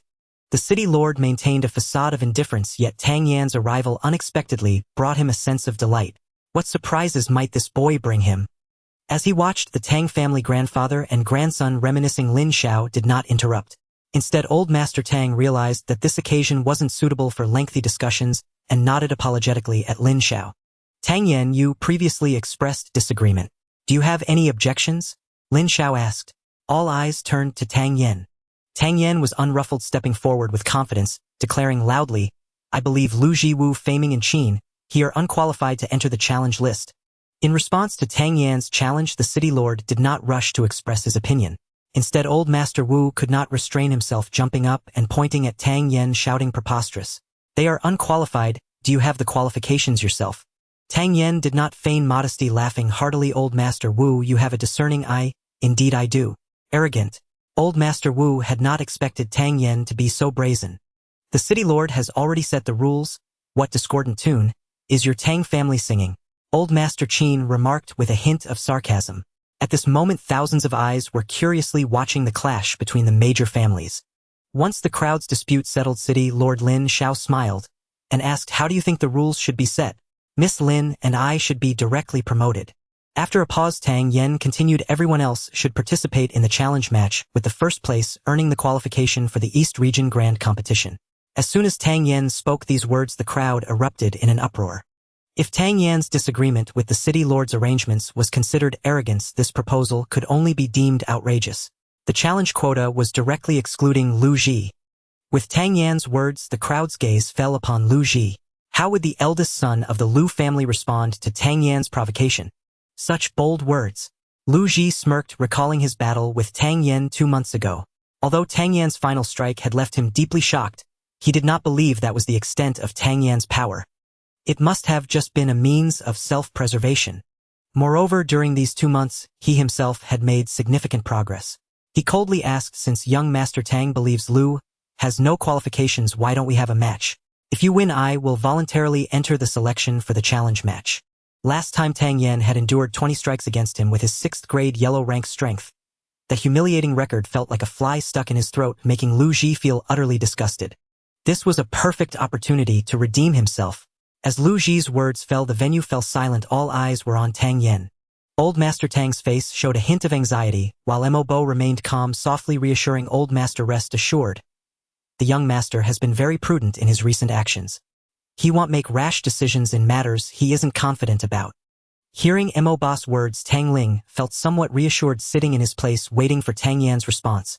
Tang Yen felt a flicker of joy within himself.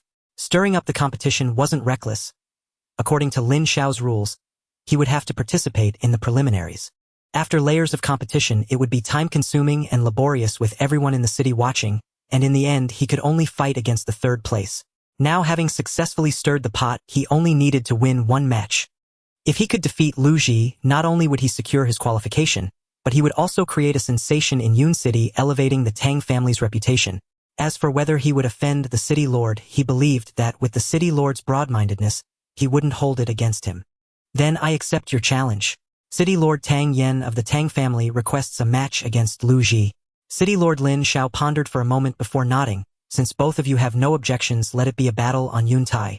Let me see just how much you've improved. Lu Ji sneered contemptuously, then leapt upward. His figure light and agile as a spirit ape, landing gracefully upon the cloud platform. This dazzling display instantly drew thunderous applause from the crowd. Tang Yen offered a faint smile, casting a reassuring glance toward Elder Tang, before strolling leisurely onto the platform. Fists and feet know no mercy, casualties in combat are but commonplace. I trust young Master Tang is prepared. For both body and mind, Lu Ji's eyes flickered with cold malice. This time he would not only erase past humiliation. He would sever all future threats once and for all. Enough talk. Shall we begin? Tang Yen asked, his impatience unmistakable. If you wish to die sooner, just say so. Lu Ji scoffed coldly. Lin Xiao signaled the match's commencement. And Tang Yen, unwilling to waste a second, surged forward with startling speed. Sensing the aura Tang Yen exuded, the onlookers exchanged puzzled glances. His cultivation remained at yellow rank 6th tier. Could he truly stand a chance against Lu Ji? Having learned from his last defeat, Lu Ji immediately unleashed his full yellow rank 9th tier strength. As Tang Yen charged toward him, a cruel glint flashed across Lu Ji's eyes. Yellow rank 6th tier. This time I'll beat you to death. Tang Yen shot forth a lightning-fast punch. Lu Ji met it head-on with equal force. Just as their fists were about to collide, Tang Yan's strike abruptly shifted trajectory. Striking inward toward Lu Ji's elbow joint. Lu Ji's heart lurched. How could this youth alter his strike so fluidly mid-motion? Frantically adjusting his stance, Lu Ji managed only 70% of his peak power. In that first clash, even his yellow rank 9th tier strength gained no advantage whatsoever. Without pause, Tang Yen pressed forward, not hesitating for an instant to close the distance and engage Lu Ji in brutal intimate combat, despite the latter's superior rank. Another blistering punch followed.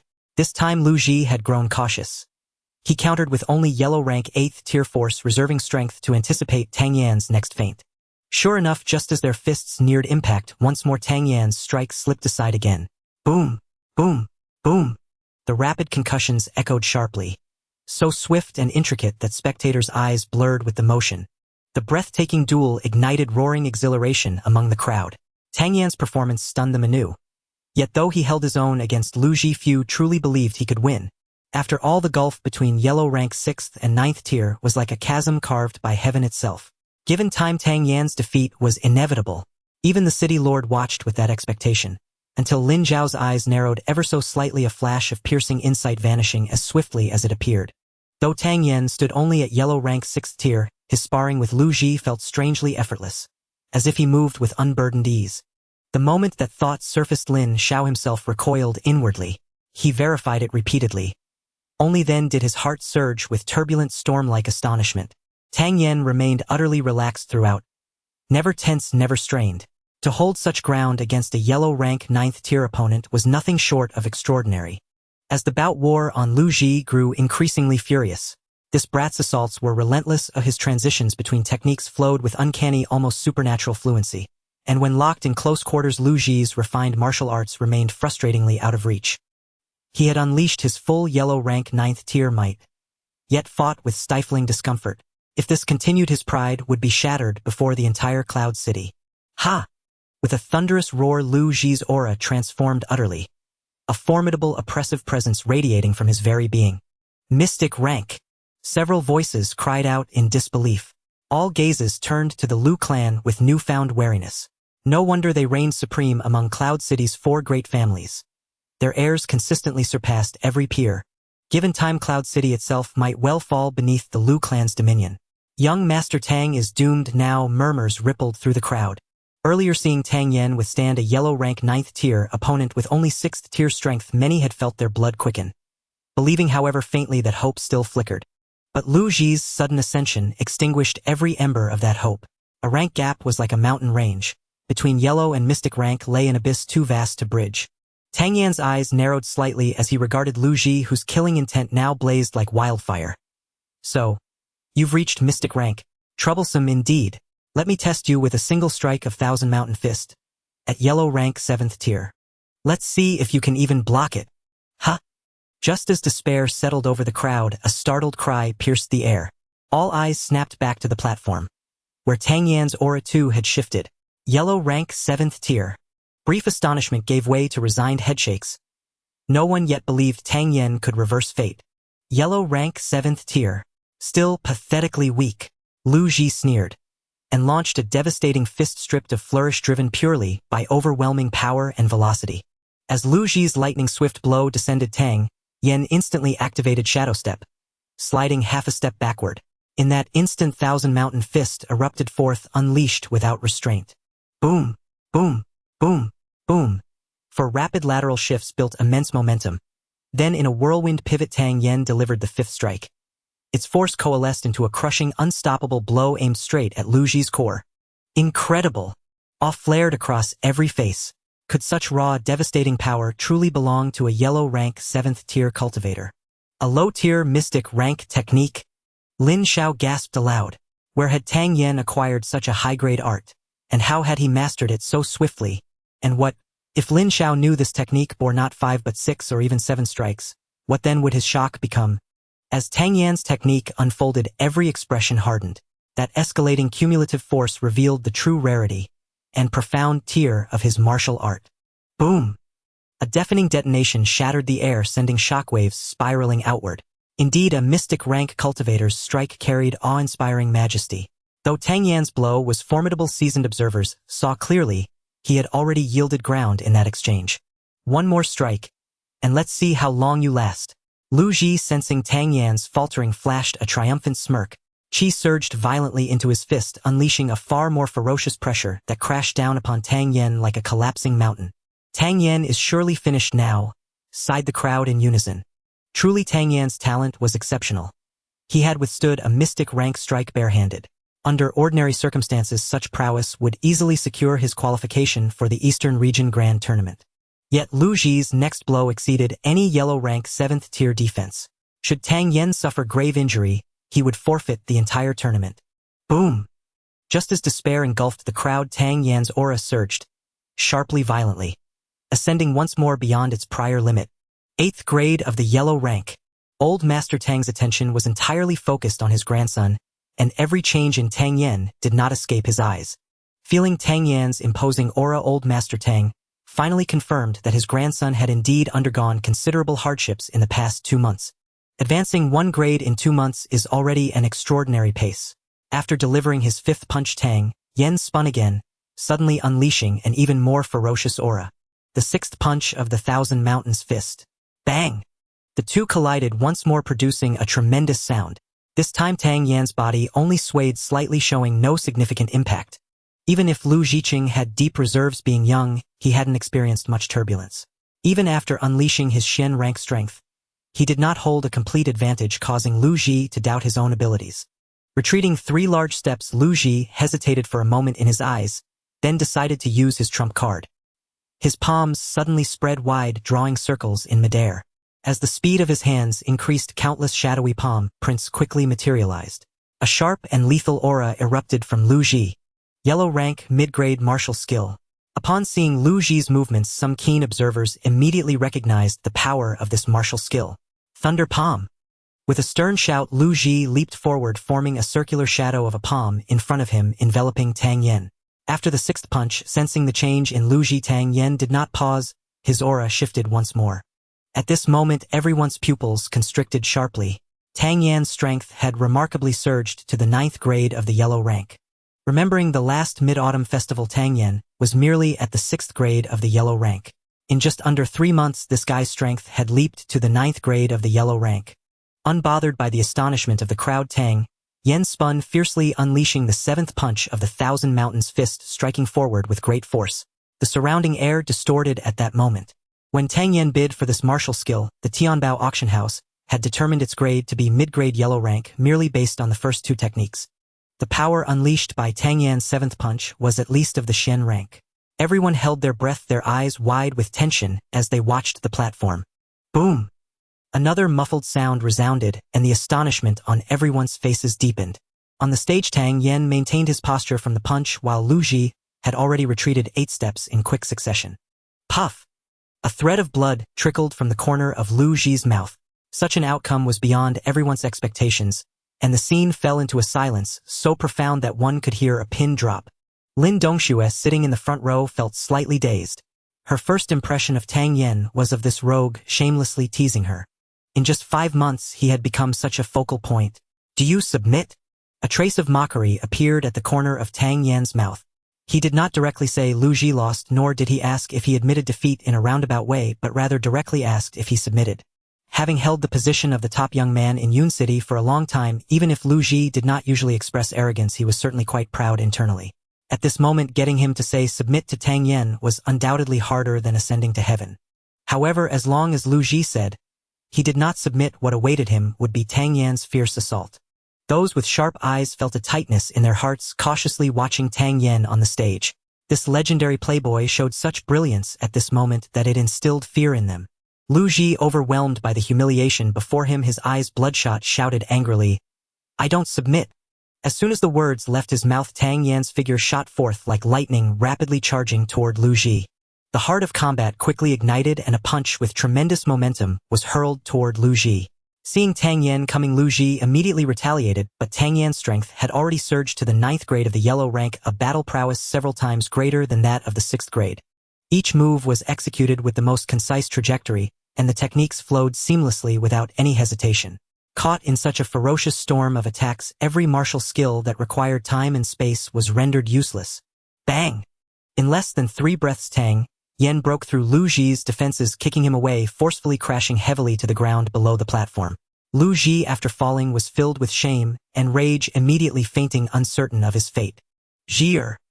Seeing Lu Ji injured, the Lu family members called out and rushed forward immediately. "If anything happens to Jier, I will not spare you." Lu Wuhui sat at the front of the platform, his aura suddenly erupting. The pressure of a peak Xian rank expert surged toward Tang Yan. However, Tang Yan, in his previous life as a 9th grade alchemist, had seen all kinds of experts. Though Tang Yan could not compare to Lu Wuhui's strength, the oppressive force was trivial to him, akin to a child's play. During the previous competition, young Master Lu himself stated that fists and feet have no eyes. It seems that young Master Lu is indeed a person of great integrity. Fearing that I might injure him, old Master Lu would blame me. He had clarified this before the duel. If old Master Lu were to pursue this matter, it would not only be a slap to young Master Liu's face, but also to the Lu family's face. This statement from Tang Yan was undeniably sharp, and although old Master Lu wanted to explode, he forcefully held back. Suppressing his anger, he shot a chilling glance at Tang Yan and sat there lost in thought. Boom! The audience, coming back to their senses, erupted in an uproar. After today, the title of the top young man in Yun City would fall to Tang Yan. Regarding Lu Ji's defeat, Lin Xiao had some psychological preparation, but a Xian rank expert being so severely beaten by a 9th grade yellow rank Tang Yan was beyond his expectations. With a bitter smile, Lin Xiao addressed the crowd. "I did not expect such a turn of events in the selection. Young Master Tang's strength is indeed impressive. Therefore, we should adjust our selection rules accordingly. The first place in this selection will have the qualification to challenge Lu Ji or Lin Dongxue. As long as they can win, they will obtain the qualification to participate in the Eastern Region Grand Competition." Hearing Lin Xiao's words, the crowd couldn't help but feel speechless. Although Lu Ji had been defeated by Tang Yan, it did not negate Lu Ji's strength. Everyone asked themselves, if they faced Lu Ji, they would have no chance of victory. Moreover, no one would be foolish enough to challenge Lin Dongxue. Although her true strength was unknown, she was the daughter of the city lord. If one were to challenge Lin Dongxue at this moment, wouldn't that be disrespectful to the city lord's mansion? If they did not show the city lord respect, how would they mix in Yun City in the future? For a moment everyone exchanged glances. Those who originally wanted to test their strength now helplessly gave up. After waiting for half an hour, no one on the stage stepped up to challenge. Since no one is willing to challenge, the spots for the Eastern Region Grand Competition in Yun City are tentatively assigned to Tang Yen, Lin Dongxue, and Lu Ji. Master Lu, once Lu Ji awakens, please inform him to gather at the City Lord's mansion in 10 days to head to Fang City together. Lin Xiao instructed Lu Wuhui. I will obey the City Lord's command. Lu Wuhui felt quite anxious as his beloved grandson had been mercilessly beaten by that brat Tang Yen. After greeting Lin Xiao, he hurriedly made his way to the Lu family. Lin Xiao looked at Tang Yen with profound interest. This young man had amazed him in countless ways, and today he was astonished to realize that he found it somewhat difficult to see through Tang Yen. Whether in terms of cunning or strength, this young man seemed to always exhibit a side that was never his strongest. Having finished at the bottom for several consecutive Eastern Region Grand Competitions, Lin Xiao had long been harboring a fire in his heart. He initially thought that even if Yun City did not finish last in this year's Eastern Region Grand Competition, it would at most linger in the lower mid-tier. However, with Tang Yan's strong intervention, Lin Xiao found himself feeling a hint of expectation. Amidst the astonished and respectful gazes of the crowd, Tang Yen returned to the Tang family's camp. The old man Tang had not seen Tang Yen for 2 months and had much he wished to discuss. After the selection ended, he was unwilling to linger and pulled Tang Yen toward the Tang family. As soon as they boarded the carriage, the old man Tang could no longer contain himself and excitedly pulled Tang Yen aside to ask, "When did you break through to the 9th rank of the yellow tier?" "About 20 days ago, I think." Tang Yen couldn't quite remember. "That's great, truly great." The old man Tang was quite excited and suddenly thought of something, asking, "Where did you obtain that martial skill you used against Lu Ji?"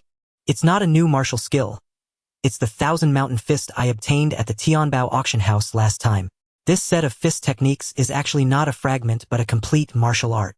The exact rank cannot be determined at the moment, but I am certain it must be above the mystic tier," Tang Yen stated solemnly. "Mystic tier?" The old man Tang was greatly shocked. In Yun City, even yellow tier techniques are extremely rare. What kind of luck did this boy encounter? The flame burst palm his mother left for him is at least mystic tier, and the martial skill he casually obtained at the auction house is also at least mystic tier. With so much good fortune falling upon Tang Yen, the old man Tang felt it was unreal. Especially considering that he crossed 3 ranks in just 2 months, it felt surreal. Carefully examining his grandson, he tentatively asked, "Have you really reached the 9th rank of the yellow tier? Is it not a forcibly enhanced strength using secret methods?"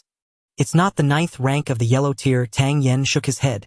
Seeing Tang Yen deny it, the old man Tang felt a bit disappointed, but thought it should be expected. He comforted, "The 8th rank is already quite strong. Keep practicing and breaking through to the 9th rank is just a matter of time." "It's not even the 8th rank of the yellow tier." Tang Yen shook his head. "What? Not even the 8th rank?" The old man Tang's eyes widened in disbelief as he scolded. "Did you not say before you left that your strength had reached the 7th rank?" As soon as he finished speaking, the old man Tang felt his tone was a bit harsh, so he softened his attitude. "But that's normal, you just broke through to the yellow tier 7th rank before you left. It's quite good to consolidate your strength in 2 months. With the Eastern Region Grand Competition in a month, Tang Yen was somewhat confused. He had only heard of rising from a specialized degree but had never heard of rising from a foundational level. Scratching his head, he quietly said, "I am already at the 1st rank of the mystic tier." I know. The old man Tang felt as if he was being choked by air, his eyes wide open, as he stared at Tang Yen, unable to believe his ears. "What did you say?" "Grandfather, you heard correctly. It is exactly as you heard." Seeing the old man Tang look startled, Tang Yen wanted to slap himself. Admitting he was at the 9th rank of the yellow tier shouldn't have led to such a twist. Is it really mystic tier? The old man Tang believed that over the decades, he had seen many astonishing things, but none compared to today's revelation. "Why would I lie to you?" Tang Yen confidently nodded. Good. The old man Tang exclaimed 3 times in astonishment, unable to find suitable words to praise his grandson. "How did your strength break through to the mystic tier in these 2 months? The old man Tang was quite curious about Tang Yan's experiences. Under the old man's repeated inquiries, Tang Yen tactfully shared his training experiences. Although he had downplayed the brutality of his training, the old man Tang could still sense the hardships Tang Yen had faced. "You have suffered." The old man Tang's eyes grew a bit moist. Grandfather, did you sustain injuries to your meridians when you were young? Tang Yan changed the subject. Hearing Tang Yan's question, Tang Ling sighed. It's all ancient history now. We will talk about everything once your strength reaches the heavenly tier. How did you know? My master noticed it. He refined several pills for me to bring to you, saying they have excellent restorative effects on the meridians.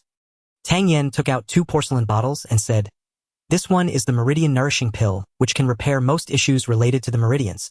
This one is the Zhen Yuan pill, which can stabilize the spiritual energy in the dantian.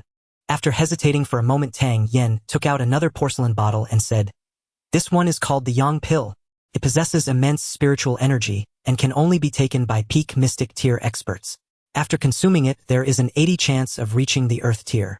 However, my master repeatedly instructed that you must ensure your dantian and meridians are completely stabilized before taking it. Hearing Tang Yan explain the pills one by one, the old man Tang's heart raced, and he excitedly took the bottles, asking in astonishment, can they really repair the dantian and meridians? My master said they are effective for you. Tang Yan replied confidently.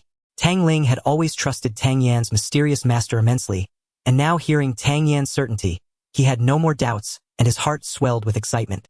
Next time I see your master, I must invite him to our home. I want to thank him in person. Tang Ling instructed earnestly. All right. Tang Yan nodded. At that moment, the carriage happened to stop at the entrance of the Tang family. Recently, pay attention to family matters. You can make decisions on minor issues, and for major matters, consult Uncle Mo. I will be in seclusion for a few days.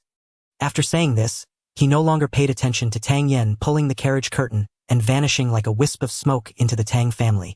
Leaving Tang Yan alone in the carriage, feeling a bit disordered. Tang Yan's strength had already entered the mystic tier, and refining low-tier pills had become second nature. With only a month until the Eastern Region Grand Competition, Tang Yan was immensely looking forward to the so-called Qinglong Academy. He had already resolved in his heart that he would definitely push into the Qinglong Academy and step into a broader world.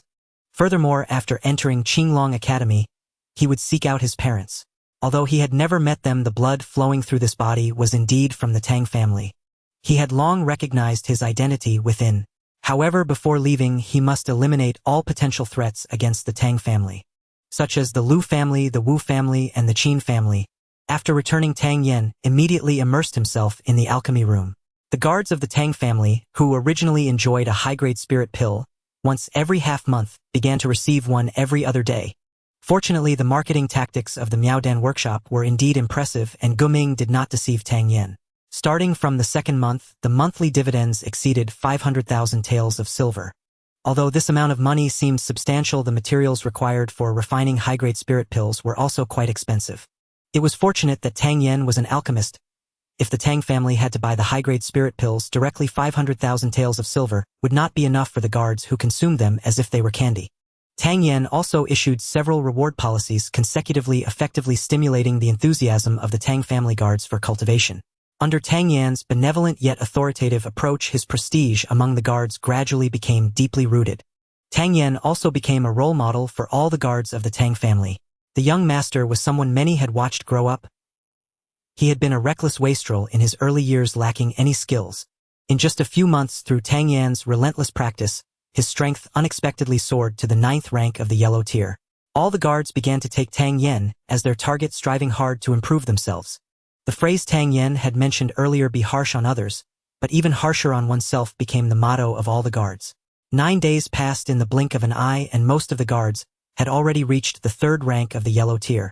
As for the few hidden guards of the family, Tang Yan had prepared enough pills for them before his training, allowing their advancement speed to be remarkable. Seeing the comprehensive combat power of the Tang family guards soaring, Tang Yan knew his hard work had not been in vain. In 10 days, aside from supplying pills to the family guards, Tang Yan also stored a large number of pills. One morning, while practicing the extreme 6 forms, he suddenly felt a terrifying aura sweep over him, causing his hair to stand on end. Startled, he quickly felt a surge of joy. If nothing unexpected occurred, it should be his grandfather breaking through. With a thought, Tang Yan lifted his foot and headed towards his grandfather's training room. From a distance, he saw the old master of the Tang family striding towards him with great enthusiasm. "Grandfather, have you recovered from your chronic ailment?" Seeing the radiant Tang Ling, Tang Yan's anxieties immediately dissipated. At that moment, the old master's eyes were bright, his brows relaxed, and he no longer looked gloomy. It seemed that the issues with his dantian and meridians had been completely resolved. Thanks to the pills from your master, he is a benefactor to our family. May I know your master's name? I intend to set up an everlasting tablet for him in the Tang family. The old master spoke with gratitude and respect. Tang Yen was taken aback and awkwardly replied, my master has never mentioned his name. When I invite him to the family next time, you can ask him in person, grandfather.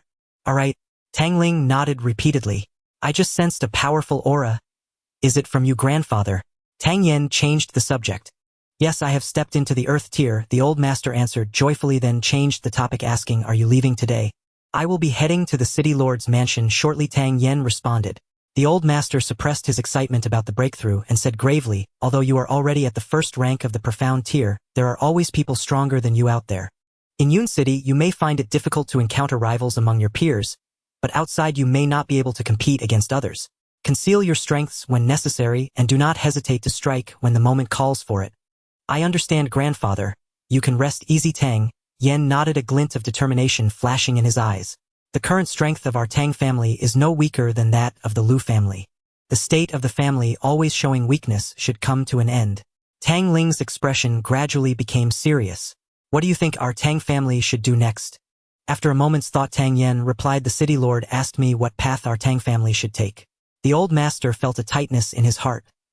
The city lord actually discussed this with Tang Yen. He quickly perked up his ears to listen carefully. My answer is the doctrine of the mean. If others do not offend me, I will not offend them. If someone offends me, I shall strike them down, no matter how far they are. Hearing Tang Yan's words filled with killing intent, the old master's eyes flashed with a hint of pleasure. He understood his grandson's intent. If others came knocking, they should be dealt with.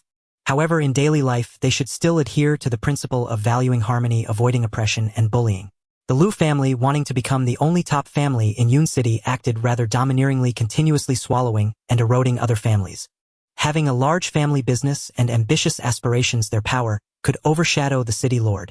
Although the city lord appeared aloof and disinterested in worldly affairs, he inevitably had reservations about the Lu family. However, if the Tang family walks the doctrine of the mean, restraining their desires and being kind to their neighbors, they could thrive in Yun City. Grandfather's thoughts align with yours. Tang Ling laughed heartily. Seeing his grandfather so insightful, Tang Yen felt relieved. He took the old master to the alchemy room and retrieved the stored pills.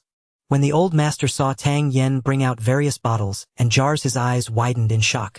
Having been away for nearly a month, I specifically prepared some pills. One high-grade spirit pill every 2 days for the guards, while the elite forces will still receive one each day. The urgent task now is to arm ourselves to prevent being besieged by the 3 families. It is not the time to worry about money. When I return from the Eastern Region Grand Competition, I will seek cooperation with the Miaodan workshop again. Money is not an issue. These pills are for Mo Bo and grandfather to use for cultivation. One can be taken every 3 days. Watching Tang Yan's orderly arrangements, the old master seemed a bit dazed. In less than half a year, his grandson had transformed from a source of great worry into a reliable presence today. Truly, heaven blesses the Tang family. After chatting for a while longer, the old master patted Tang Yan's shoulder and said, you can rest assured to participate in the Eastern Region Grand Competition. You need not worry about matters at home. It's getting late, young man, you can set off now. As the old and young exited the alchemy room, Xiao Chui had already packed Tang Yan's luggage. Looking at Tang Yan about to leave, her eyes were filled with tears as she bid a heartfelt farewell. Young master, take care of yourself. Everyone in the Tang family was aware that the young master was leaving today, and they all came out to see him off voluntarily. Such heartfelt sentiment was something Tang Yan had never experienced before he had traveled back in time. After bidding farewell to everyone, Tang Yan put aside his emotions, mounted his horse, and quickly headed towards the city lord's mansion. Upon arriving at the mansion and entering the main hall, he found Lu Ji and Lin Dongxue already present. Seeing Tang Yan enter, Lu Ji's face flashed with a hint of awkwardness, while Lin Dongxue looked at Tang Yan with surprise in her eyes. Why did you arrive so late? Lin Dongxue feigned annoyance. I was held up by grandfather's nagging, which took some time. Please forgive me, everyone. No worries. You 3 come over here. I will briefly explain our itinerary, the city lord said. The city lord unfolded a map on the table, pointing to it. As he said, our Yun City is located in the eastern region of the Tingxiang Kingdom. This location is Fang City, the strongest among the eastern region and the foremost of the 5 cities. It is a place brimming with talent where many under the age of 30 have reached the profound tier. Every Eastern Region Grand Competition has been held in Fang City. According to intelligence this time there are participants at the third rank of the profound tier. Tang Yan's expression remained unchanged, but he was somewhat astonished. With such a genius merely from the Eastern region, how many prodigious figures could there be in the entire Tingxiang country or even in the broader continent? Third rank of the Xian stage. Lin Dongxue exclaimed in surprise. Lu Ji's face also revealed astonishment. Observing the expressions of the three, the city lord felt increasingly curious. Since the day Tang Yan presented his gift, this kid seemed as if he had encountered countless tempests, remaining unfazed by any situation. Indeed, it is truly the third rank of the Xian stage. It seems there is not just one. In this Eastern region competition, most of the strength is above the Xian stage, Lin Xiao stated solemnly. Moreover, this information is merely what we've gathered. The actual situation remains to be verified. Whether there exists a genius of the fourth rank of the Xian stage, no one can ascertain. I will send someone to investigate continuously, and once there is news I will inform you immediately. In 20 days, the Eastern region competition will commence. It takes us about 10 days to reach the location. Once we arrive at Fangxing before the competition, I will take you into the Zhu Sha Tower for training. Zhu Sha Tower. What is that? Lu Ji asked curiously. You can think of it as a training ground open to all martial artists below the Earth stage. It consists of 6 levels fraught with danger. Without sufficient strength and combat experience, it is challenging to complete the trials. Every time you enter, a fee of 50,000 taels of silver is required, Lin Xiao patiently explained. 50,000 taels. Lu Ji exclaimed again. No matter how long you stay inside, it costs that much. That's right. Even if you are forced out the moment you enter, it is still 50,000 taels of silver. However, they have a regulation: those who can pass the trials can waive the 50,000 taels. But passing the trials is exceedingly difficult. There hasn't been anyone who succeeded in many years. You need not feel pressured. Now then, this is the specific itinerary. Do you have any doubts? Lin Xiao inquired. Lu Ji and Lin Dongxue both expressed that they had no objections, but Tang Yan spoke up. City Lord, I have a request. Speak, what is it? Lin Xiao smiled. I wish to go to Fangxing alone. Once I arrive, I will seek you out. Lin Xiao frowned slightly but did not refuse, calmly asking, have you thought this through? Yes, Tang Yan nodded. All right, once you reach Fangxing, we will meet at the Wanfang Tower. That will be our temporary resting point in Yun City.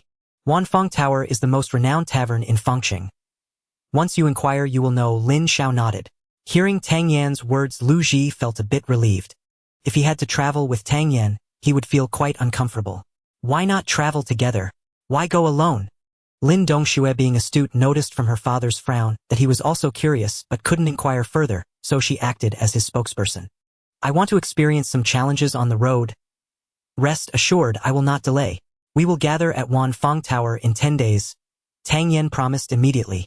Upon hearing Tang Yan's words, Lin Dongxue's big eyes spun around, and she immediately had an idea, turning to Lin Xiao and saying, Father, I also want to go with Tang Yan. No way. Before the city lord could speak, Tang Yan immediately shouted.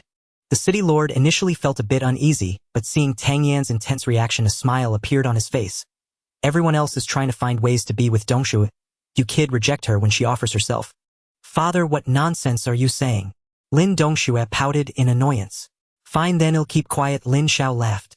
Feeling embarrassed by Tang Yan's rejection, Lin Dongxue angrily questioned, why not? Having lived 2 lives, Tang Yan's face was thicker than a city wall. With a tone of consideration for Lin Dongxue, he said sincerely, it is inconvenient for a lonely man and a solitary woman. Traveling together for these 10 days may affect Miss Dongxue's reputation. If any rumors spread, I would feel guilty and uneasy.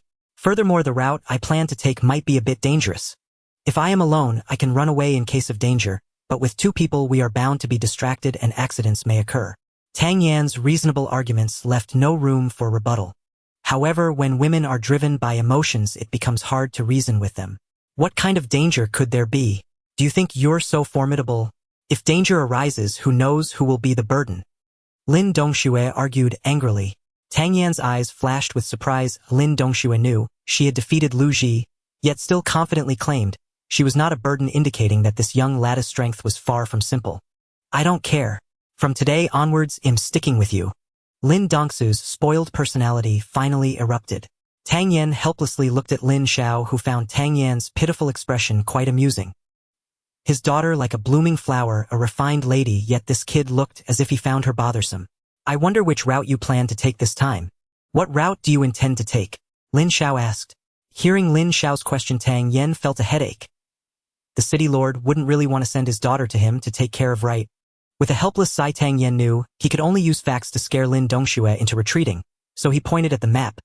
This massive mountain range is the Songyun Mountain. I plan to cross the mountain range to reach Fengqing. The route I intend to take is about this, although it is on the outskirts, no one can guarantee whether dangers will arise. Lin Xiao followed Tang Yan's finger, having personally explored the Songyun mountain range. The area Tang Yen marked was mostly frequented by second-tier spirit beasts. Of course, there are also third-tier spirit beasts, making the danger level quite high.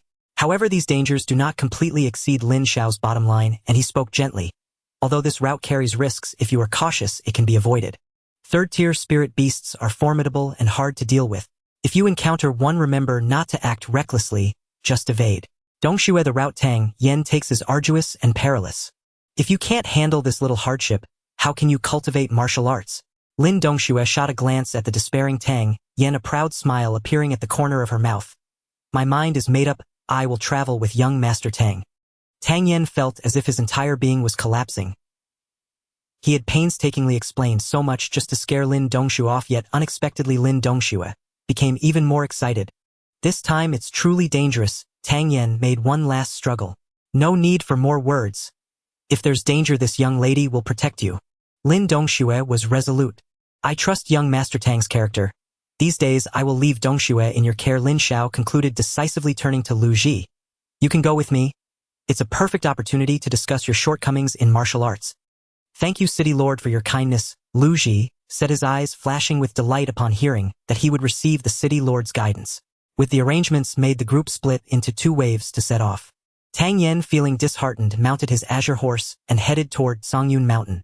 Beside him, Lin Dongxue rode a fiery red steed, her face filled with pride and cunning, occasionally breaking into a smile contrasting starkly with Tang Yan's demeanor. Miss Lin, why are you following me instead of taking the proper path? Once we reach Songyun Mountain, we won't be able to ride, and you'll be walking through mountains and waters. What will happen if your delicate little feet get calloused? Besides, it's not convenient for just a man and a woman like us.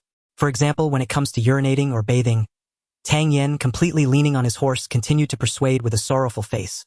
If you still have any sense, you can definitely catch up if you ride now. The 2 rode out of the city quickly. Seeing that there was no one around, Lin Dongxue let go of herself, saying, stop talking nonsense, you won't be able to shake me off. Did you not say you liked me for many years when you wrote me a love poem before? Why do you want to shake me off now? Were you deliberately deceiving me that day? Hearing Lin Dongxue's bold words, Tang Yen immediately choked on his own saliva. This girl usually appears to be a refined lady, but how can she speak so fiercely now? When I first wrote meeting joy for Lin Dongxue, wasn't that a deception too? But Tang Yen dared not admit this, and besides, a graceful lady deserves a gentleman. He was a perfectly normal guy, and facing the charming and beautiful Lin Dongxue, it was indeed unrealistic to say he felt nothing. All right, when you're tired and crying, don't blame me for not reminding you. Tang Yen had no choice but to surrender. Humph, don't look at me through a crack in the door. I have endured countless hardships throughout my life, and I have been to Songyun Mountain many times. Hearing this, Tang Yen felt a stir in his heart, increasingly believing in Lin Dongxue's strength. Perhaps she truly was not inferior to Lu Ji. In this East Region Grand Competition, Yun City's historically last place ranking might change. Since there was nothing else to do, Tang Yen casually asked Lin Dongxue, how much do you know about the East Region Grand Competition? Not much, just know that it's filled with talented individuals, and those who fight are the best talents cultivated by various families. This competition is much fiercer than Yun City's contest selection. Lin Dongxue's face also showed a serious expression. Our Yun City has always been at the bottom. I hope for a good ranking. Inside the city, Lu Ji and the city lord were preparing to set off in a carriage. No one noticed that before getting on the carriage, Lu Ji subtly slipped a note into the hand of a guard from the Lu family, saying, deliver this to the old man, make sure it gets there. Understood. The guard responded quietly and turned to rush back to the Lu family. After arriving at Songyun Mountain, Tang Yen and Lin Dongxue patted their horses. Both horses were quite intelligent and familiar with the path due to frequent outings. With a neigh, they galloped down the road they came from.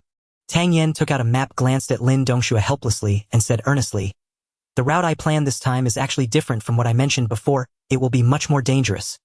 Most of the beasts encountered will be tier 3. it is possible that there may be higher tier ones as well. If we do face danger, you stay behind me, and if you feel my strength failing, you must flee immediately. My footwork is quick, so escaping should not be a problem. Lin Dongxue was incredibly frustrated. Why does this guy always underestimate her strength? Grinding her silver teeth, Lin Dongxue said fiercely, "You are fast. Since we have to hurry, why don't we race to see who is faster? If you lose, you'll have to follow behind me from now on and only follow my lead." "No way." Tang Yan immediately refused without a second thought. "Are you even a man?" Lin Dongxue was nearly furious. "Yes, I have always been, and not racing with you is also because of that. It's just human anatomy. I was born a man, there's nothing I can do about it." Tang Yan shrugged helplessly. In her 20 years, Lin Dongxue had never met anyone who dared to act so shamelessly towards her. With her brows furrowed, Lin Dongxue angrily asked, "What are the terms for the race?" "Only if there are benefits will I race with you." "You?" Lin Dongxue glared angrily at Tang Yan. This guy must have been lying when he said he liked her. But she also couldn't stand Tang Yan looking down on her. She then said, "If you win, I will let you kiss me. If you lose, you will have to follow my lead from now on." Tang Yan stumbled, almost falling flat on the ground. This girl who seemed dignified and elegant on ordinary days, how could she act so differently at this moment? Based on Tang Yan's understanding of Lin Dongxue, if he didn't race with her today, she would probably pester him for an entire day. Coincidentally, there were no high-tier spirit beasts in the mountain's outer area, and Tang Yan wanted to walk deeper into the mountain, so he nodded, saying, "All right, you set the rules." "Good." Seeing that Tang Yan agreed, Lin Dongxue was eager to try. She prepared on the spot and said, "Half an hour limit, oh, whoever runs ahead by then wins." "All right." Tang Yan had no objections. Seeing that he agreed, Lin Dongxue quickly said, "Start." After speaking, she turned her delicate body and rushed forward with her footwork. Seeing this girl rush out without waiting for him to prepare, Tang Yan couldn't help but shake his head. She was truly a reckless woman. Lin Dongxue was dressed in tight attire today, her figure perfectly outlined. Watching her graceful silhouette from behind, Tang Yan felt his heart stir. After a moment of distraction, Lin Dongxue had already dashed far ahead. She was indeed the daughter of the city lord, and the resources she could enjoy were incomparable to those of ordinary families. Just her footwork was likely above the yellow tier. Feeling the aura emanating from Lin Dongxue, Tang Yan understood that this girl's strength had indeed reached the Shen tier. He collected his thoughts and followed closely. A few minutes later, after a full-out chase, he was already right behind Lin Dongxue. At first, Lin Dongxue had taken a lead and ran ahead for a quarter of an hour, without sensing any movement behind her, feeling quite pleased. Worried that she was running too fast and losing Tang Yan, she gradually slowed down her speed, turned her head to see if Tang Yan was following, and muttered, "You big fool, this footwork was personally chosen for me by my father. There's no better footwork in Yun City. If you want to catch up, try in your next life. Let me see how far you've come. Are you looking for me?" A voice came from another side, and Lin Dongxue was taken aback. "Ah!" A sharp scream pierced the air, and Tang Yan felt like his eardrums were about to burst. "What are you screaming for?" Tang Yan complained. "You, how can you run so fast?" Lin Dongxue turned around in disbelief and was astonished to see Tang Yan keeping pace with her. "I've been behind you for ages. You just noticed." Tang Yan was a bit speechless. "Why didn't I sense your aura?" Lin Dongxue felt increasingly shocked. This guy had actually been following her the whole time. "You are foolish." Tang Yan practiced the phantom step, characterized primarily by its ghostly and elusive nature. With a negligible difference in strength, it was exceedingly difficult to detect Tang Yan's presence. Hearing Tang Yan's scorn, Lin Dongxue felt increasingly frustrated and retorted, "Humph, half an hour isn't over yet, let's continue." With that, she accelerated again, darting forward like a shooting star. Concerned that Tang Yan might fall behind, she had not unleashed her full power until now. Upon witnessing Lin Dongxue's increased speed, a hint of surprise flashed in Tang Yan's eyes.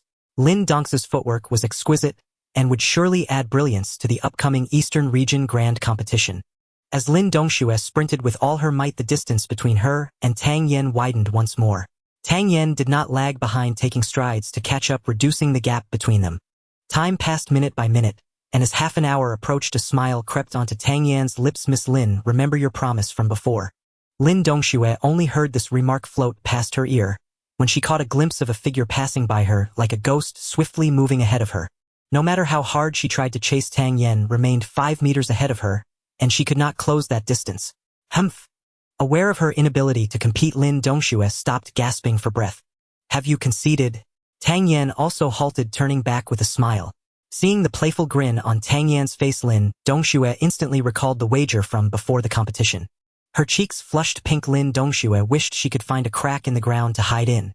How could she have been so impulsive? Of course, Lin Dongxue had never anticipated before the competition that Tang Yan would possess such a monstrous speed. So what if I lost? Lin Dongxue feigned ferocity.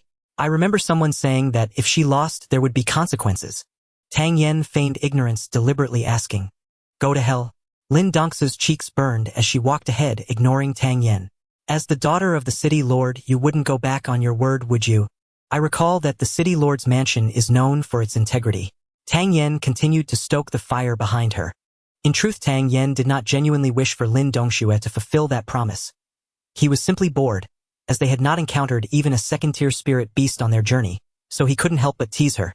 Suddenly, the graceful figure ahead stopped and a beautiful face came into view. Then two soft lips came closer and Tang Yan felt his head explode with blankness. Was his first kiss actually taken by a woman? I'll give it back to you. Lin Dongxue said fiercely, turning her head and continuing forward. Tang Yan was momentarily stunned. In 2 lifetimes, he had never experienced a scene like this as a genuine boy, and his thoughts were in turmoil as he followed Lin Dongxue. Both of them fell silent, creating an incredibly awkward atmosphere. Roar! With their minds in disarray, suddenly a red figure lunged at them. Tang Yan immediately snapped back to reality, glancing at Lin Dongxue, who was still dazed and sighed as he charged forward. Fortunately, it was merely a second-tier spirit beast. Tang Yan managed to intercept it in time, while Lin Dongxue broke into a cold sweat upon regaining her senses. If Tang Yan had been a bit farther away and she had lost focus, it could have been dangerous. Before them stood a second-tier red-striped tiger.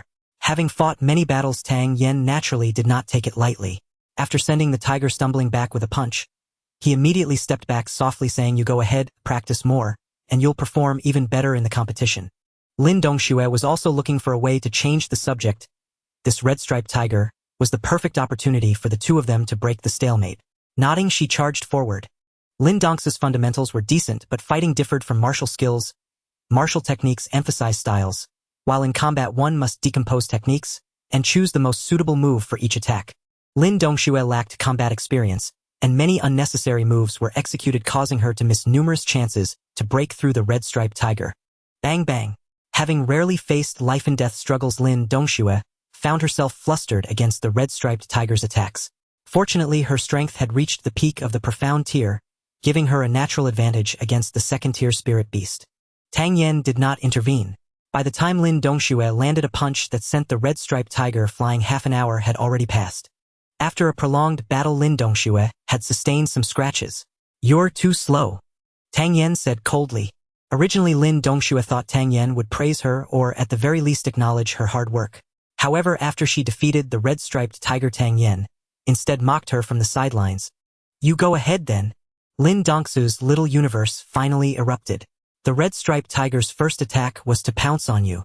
Your footwork is swift and you have the advantage in strength. You just needed to slide quickly underneath it to attack. The belly of a spirit beast is its Achilles heel. With just one move you could inflict significant damage, yet you chose to confront it head-on. Though spirit beasts possess innate strength, given your advantage in power, you should have maintained the upper hand with your first strike and initiated close combat at that moment. The red-striped tiger was already fatigued.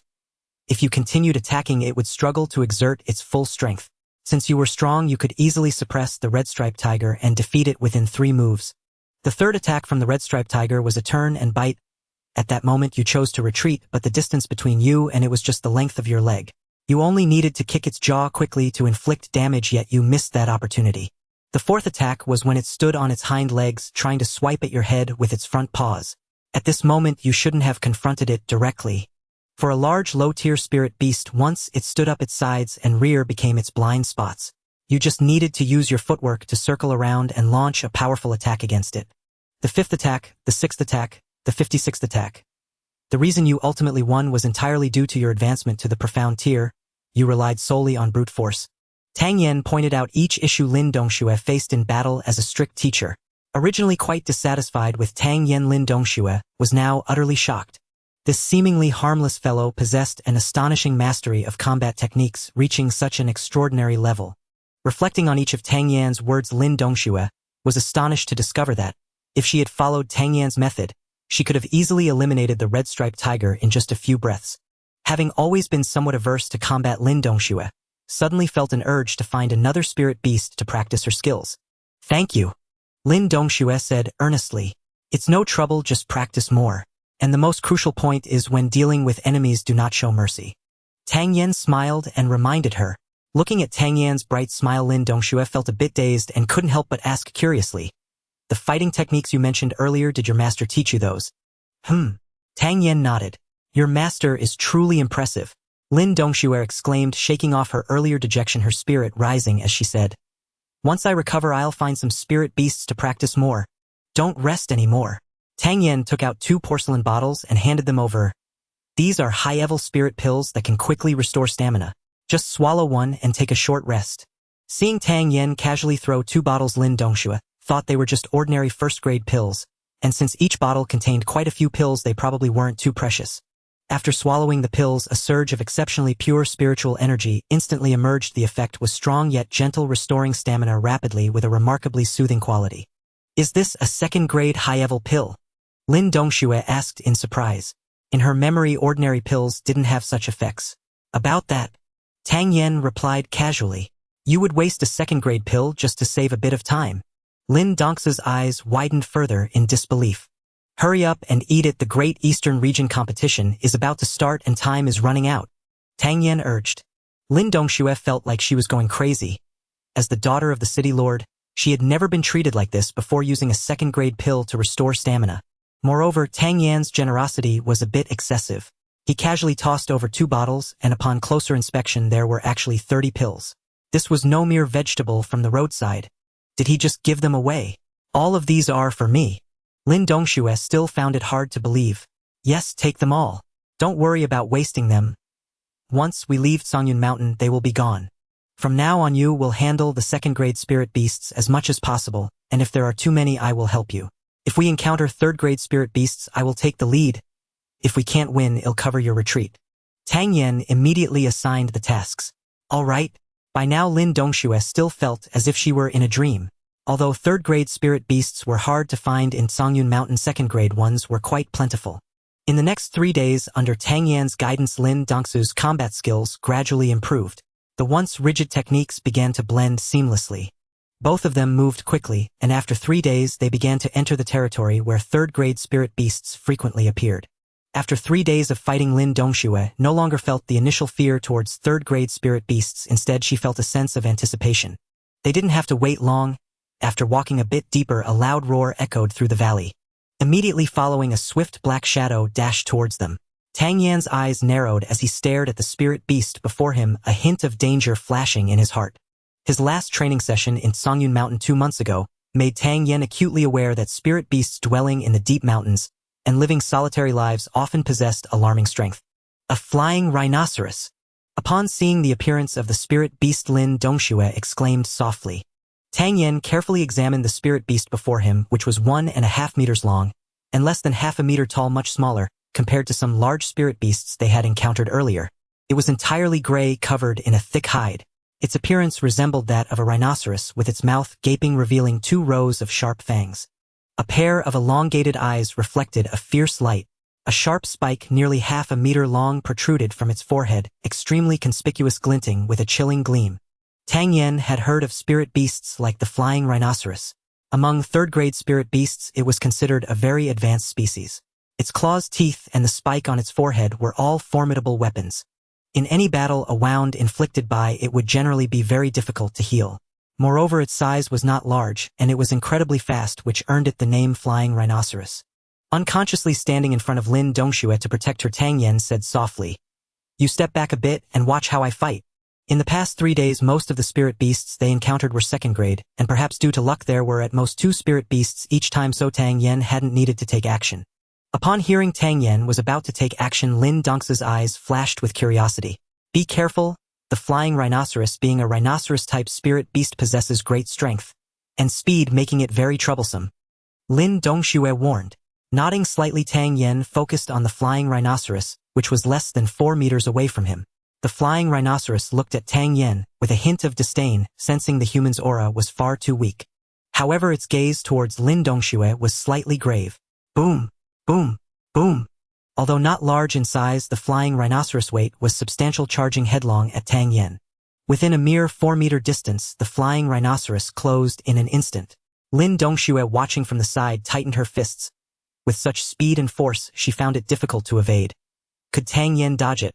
Tang Yan's eyes narrowed, and amidst Lin Dongxue's astonished gaze, he leaped high into the air, swiftly kicking towards the back of the flying rhinoceros.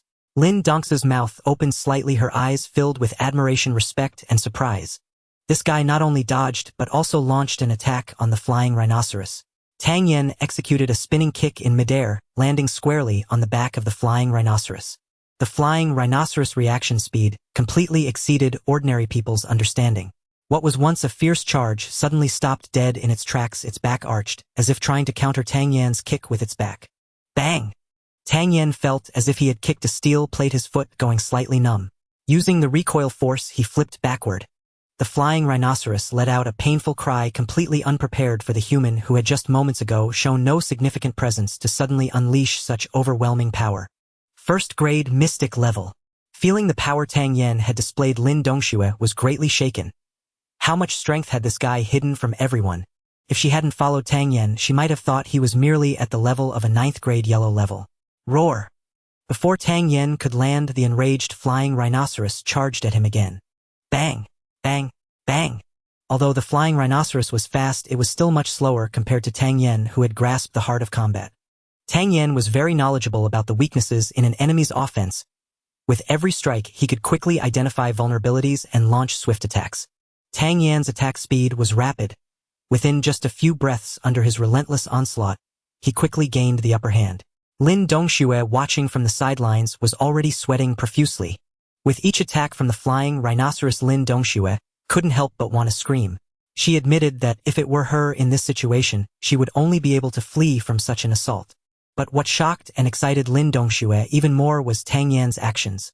This guy wasn't just evading the flying rhinoceros but continually counterattacking. The flying rhinoceros attacks narrowly missed Tang Yan's vital points each time. After every attack Tang Yen executed, he would follow up with the next attack without pause. The seamless flow of combat movements made Lin Dongxue feel as if she were witnessing an art form. So this is how one can dodge while keeping a side stance. So it turns out that, after throwing a punch, if the force hasn't completely dissipated, one could use their elbow for a second attack. Rolling on the ground isn't just for evasion. It can also be used to kick hard, inflicting damage on the enemy. Lin Dongxue felt that everything she had learned about offensive techniques in the past 20 years paled in comparison to what Tang Yen had taught her in just a few days. The ever-changing combat techniques, the integration of martial skills and basic moves could unleash such fierce power.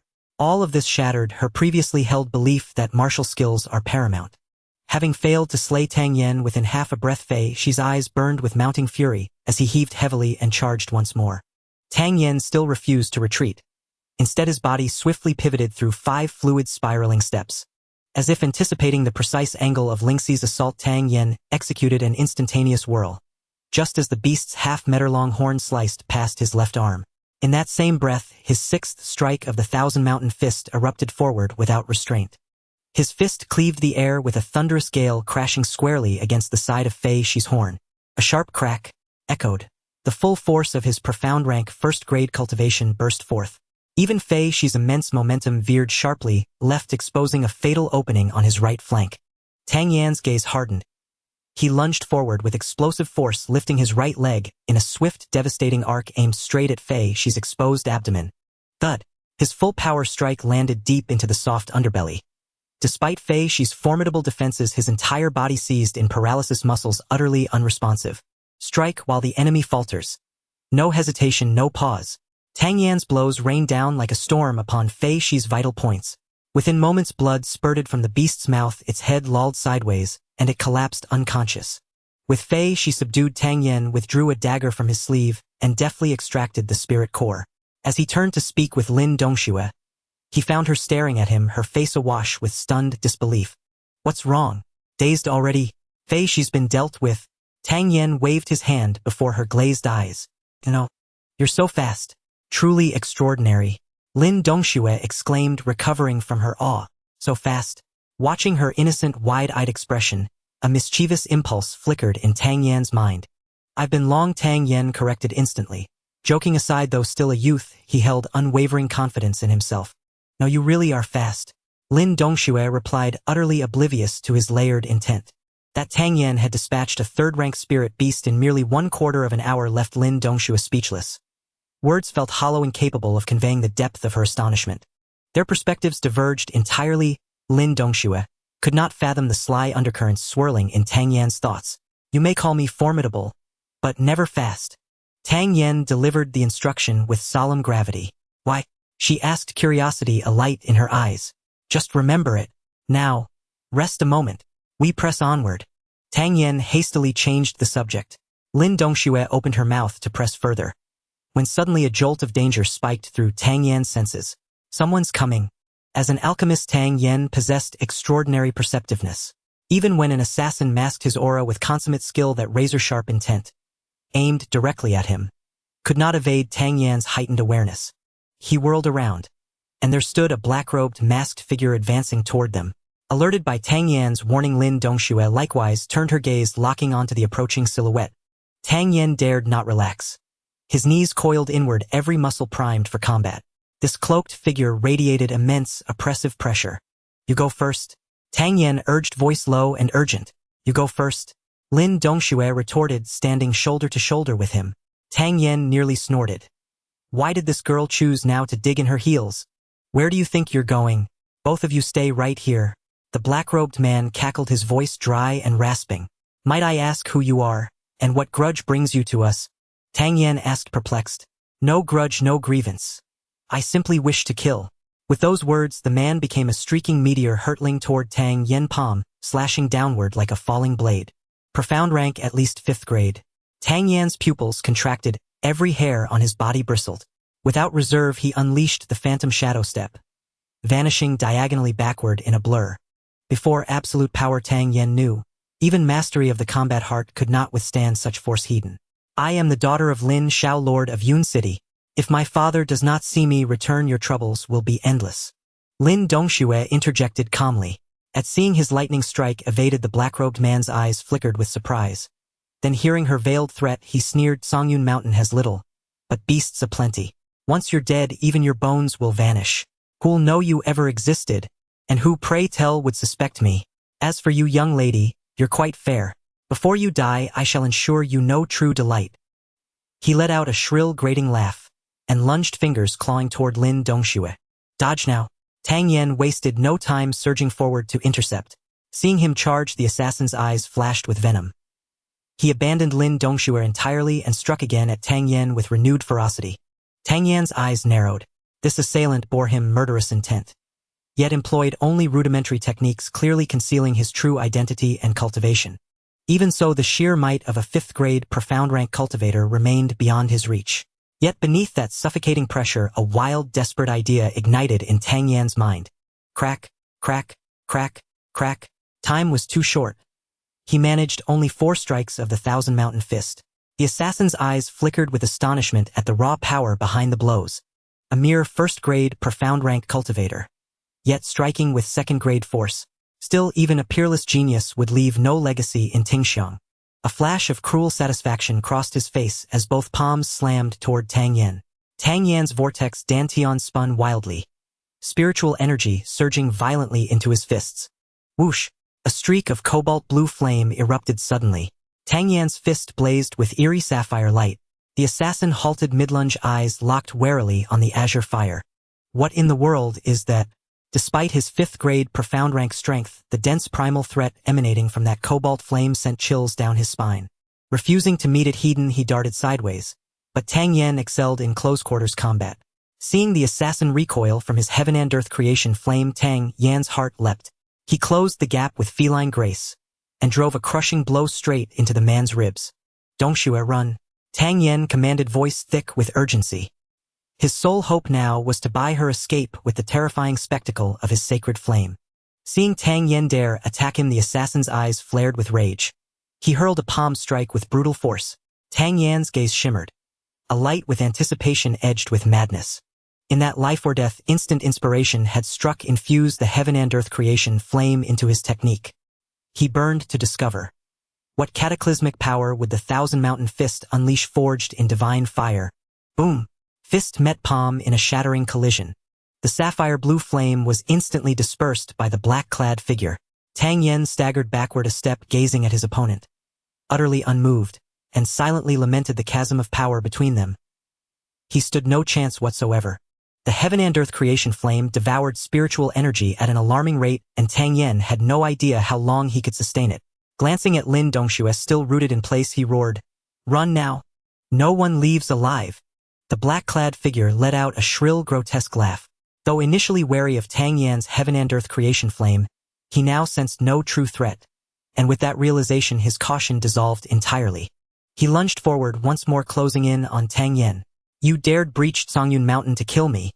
You must be of the Lu clan," Tang Yen suddenly declared, sending a jolt through the black-clad man's heart. That fleeting flicker of alarm in the black-clad man's eyes did not escape Tang Yan's sharp gaze. "Seeking to uncover my identity. So long as I remain silent, even if you rack your brain to ruin, you'll never deduce the truth." Even as he spoke, his palm strike slashed through the air, already inches from Tang Yan's chest.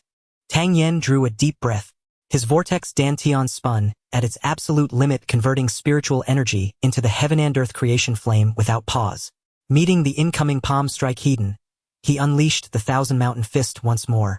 "You dare not employ advanced martial techniques, relying only on crude direct strikes, meaning you fear revealing your origins. And such hesitation implies but one possibility: we know each other.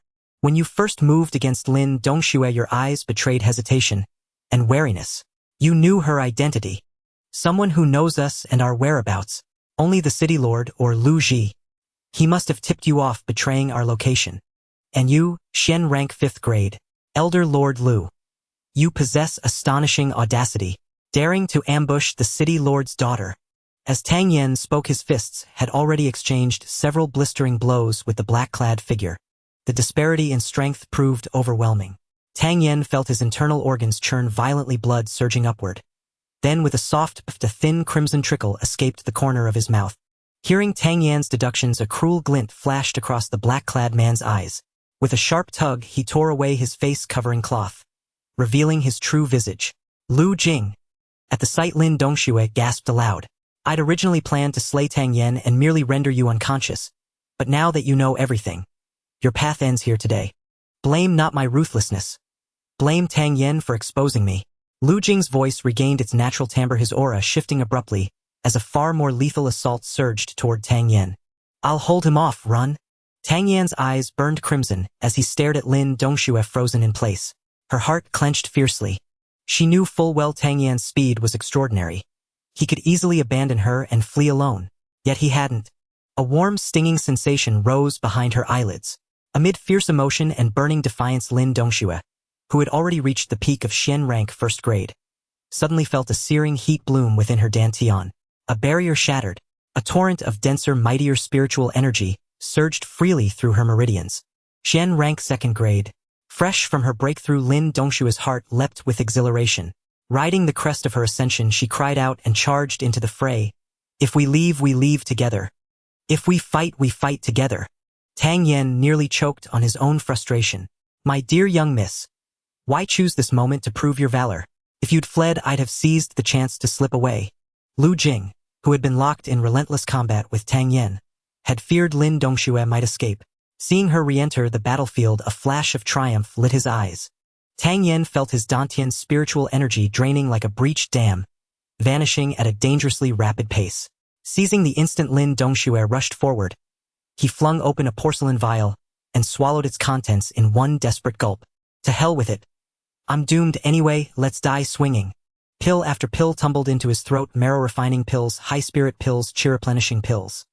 Any elixir beneficial to cultivation vanished in seconds. An immense surge of spiritual energy erupted within him, then detonated like a volcanic eruption, blasting outward from his dantian. Feeling that wild geyser-like surge, Tang Yan's heart sank. "Damn it! I overindulged." His dantian and meridians simply couldn't withstand the onslaught. Yet surrender was unthinkable.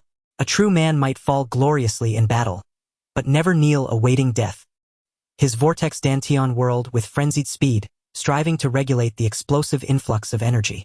Both Lu Jing and Lin Dongxue watched Tang Yen intently.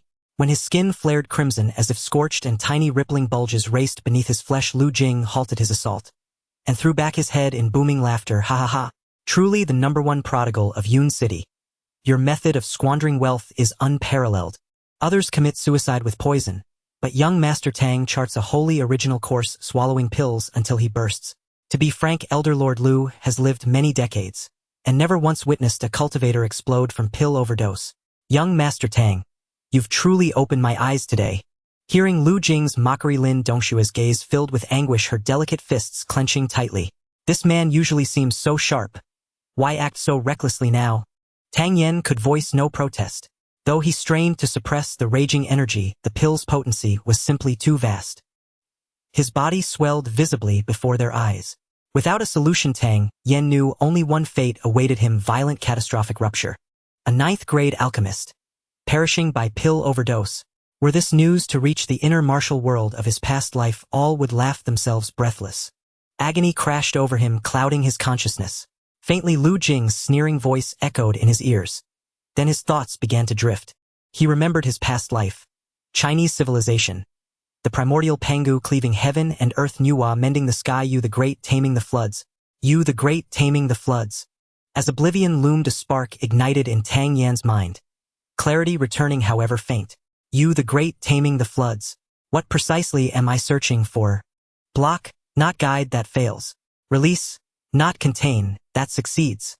Just as unconsciousness threatened to swallow him whole, a sudden flash of insight pierced the haze. His answer finally found. Biting his tongue to sharpen his wits, Tang Yan's eyes blazed with feral resolve. Abandoning all restraint, he stood firm, crimson-eyed, unblinking, staring down Lu Jing's mocking grin. If his body could not contain this flood of energy, then he would expel it. Should his release outpace the pill's catalytic fury, even by a hair, he might yet snatch a sliver of survival. Tang Yen had no certainty this gamble would work, but retreat was impossible. Lu Jing, previously relaxed, felt a sudden tremor in his chest at the raw madness blazing in Tang Yan's gaze. What does this boy intend? Before Lu Jing could react, Tang Yen answered with action. His aura surged skyward in escalating waves, and with phantom shadow steps he shot forward like a bolt of lightning. Within him, spiritual energy swelled like a mountain, rendering concerns over depletion utterly irrelevant. His right hand carved intricate serpentine trajectories through the air, wreathed in sapphire blue heaven and earth creation flame. Around him the atmosphere thinned, sucked inward, leaving only suffocating pressure. Flame burst palm. Tang Yen bellowed. An overwhelming heaven-shaking aura erupted as his palm thrust forward. Not like a strike, but like the inexorable advance of a colossal mountain. This palm strike appeared slow in motion, yet its momentum was grand and overwhelming, as if all obstacles ahead were destined to be crushed. Just a moment ago, Tang Yen would never have dared to use the flame explosion palm. The threshold to wield this martial skill is at the Xian level, consuming an immense amount of spiritual energy, even more than the heavenly creation fire. After throwing 2 punches in succession, one would be left incapacitated on the spot. But now it's different. Lu Jing's face revealed intense unease. He could sense the pressure brought by Tang Yan's martial skill. The power seemed to be at least of the high tier of Xian level. Lu Jing was puzzled, wondering what kind of luck Tang Yan had stumbled upon to be able to unleash martial skills as if they were free. Regardless of whether Tang Yen used the flame explosion palm or the heavenly creation fire, he could never truly contend with Lu Jing. However, the terrifying aura produced by their combination made Lu Jing begin to doubt whether Tang Yan's current strength could really stand on equal footing with him. Unconvinced, Lu Jing took a deep breath, unleashing the power of the 5th rank of the Xian level. With a step forward, he charged like a fierce tiger, descending the mountain, launching a punch towards Tang Yen with unstoppable force. Bang! A violent gust of air exploded outward, sending the surrounding sand and stones flying. Both Tang Yen and Lu Jing stepped back simultaneously.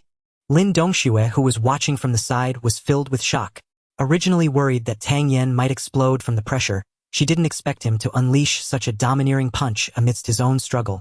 At the 5th rank of the Xian level, Lu Jing found he had not gained any advantage against Tang Yen. His heart was filled with shock and disbelief. This guy with only the strength of the 1st rank of the Xian level managed to withstand a punch without showing signs of defeat. Before Lu Jing could catch his breath, Tang Yan's flame explosion palm came crashing towards him again. At this moment, Tang Yen no longer cared for fighting techniques. If he needed technique, the flame explosion palm contained supreme skill. If he needed strength, the flame explosion palm wielded overwhelming power.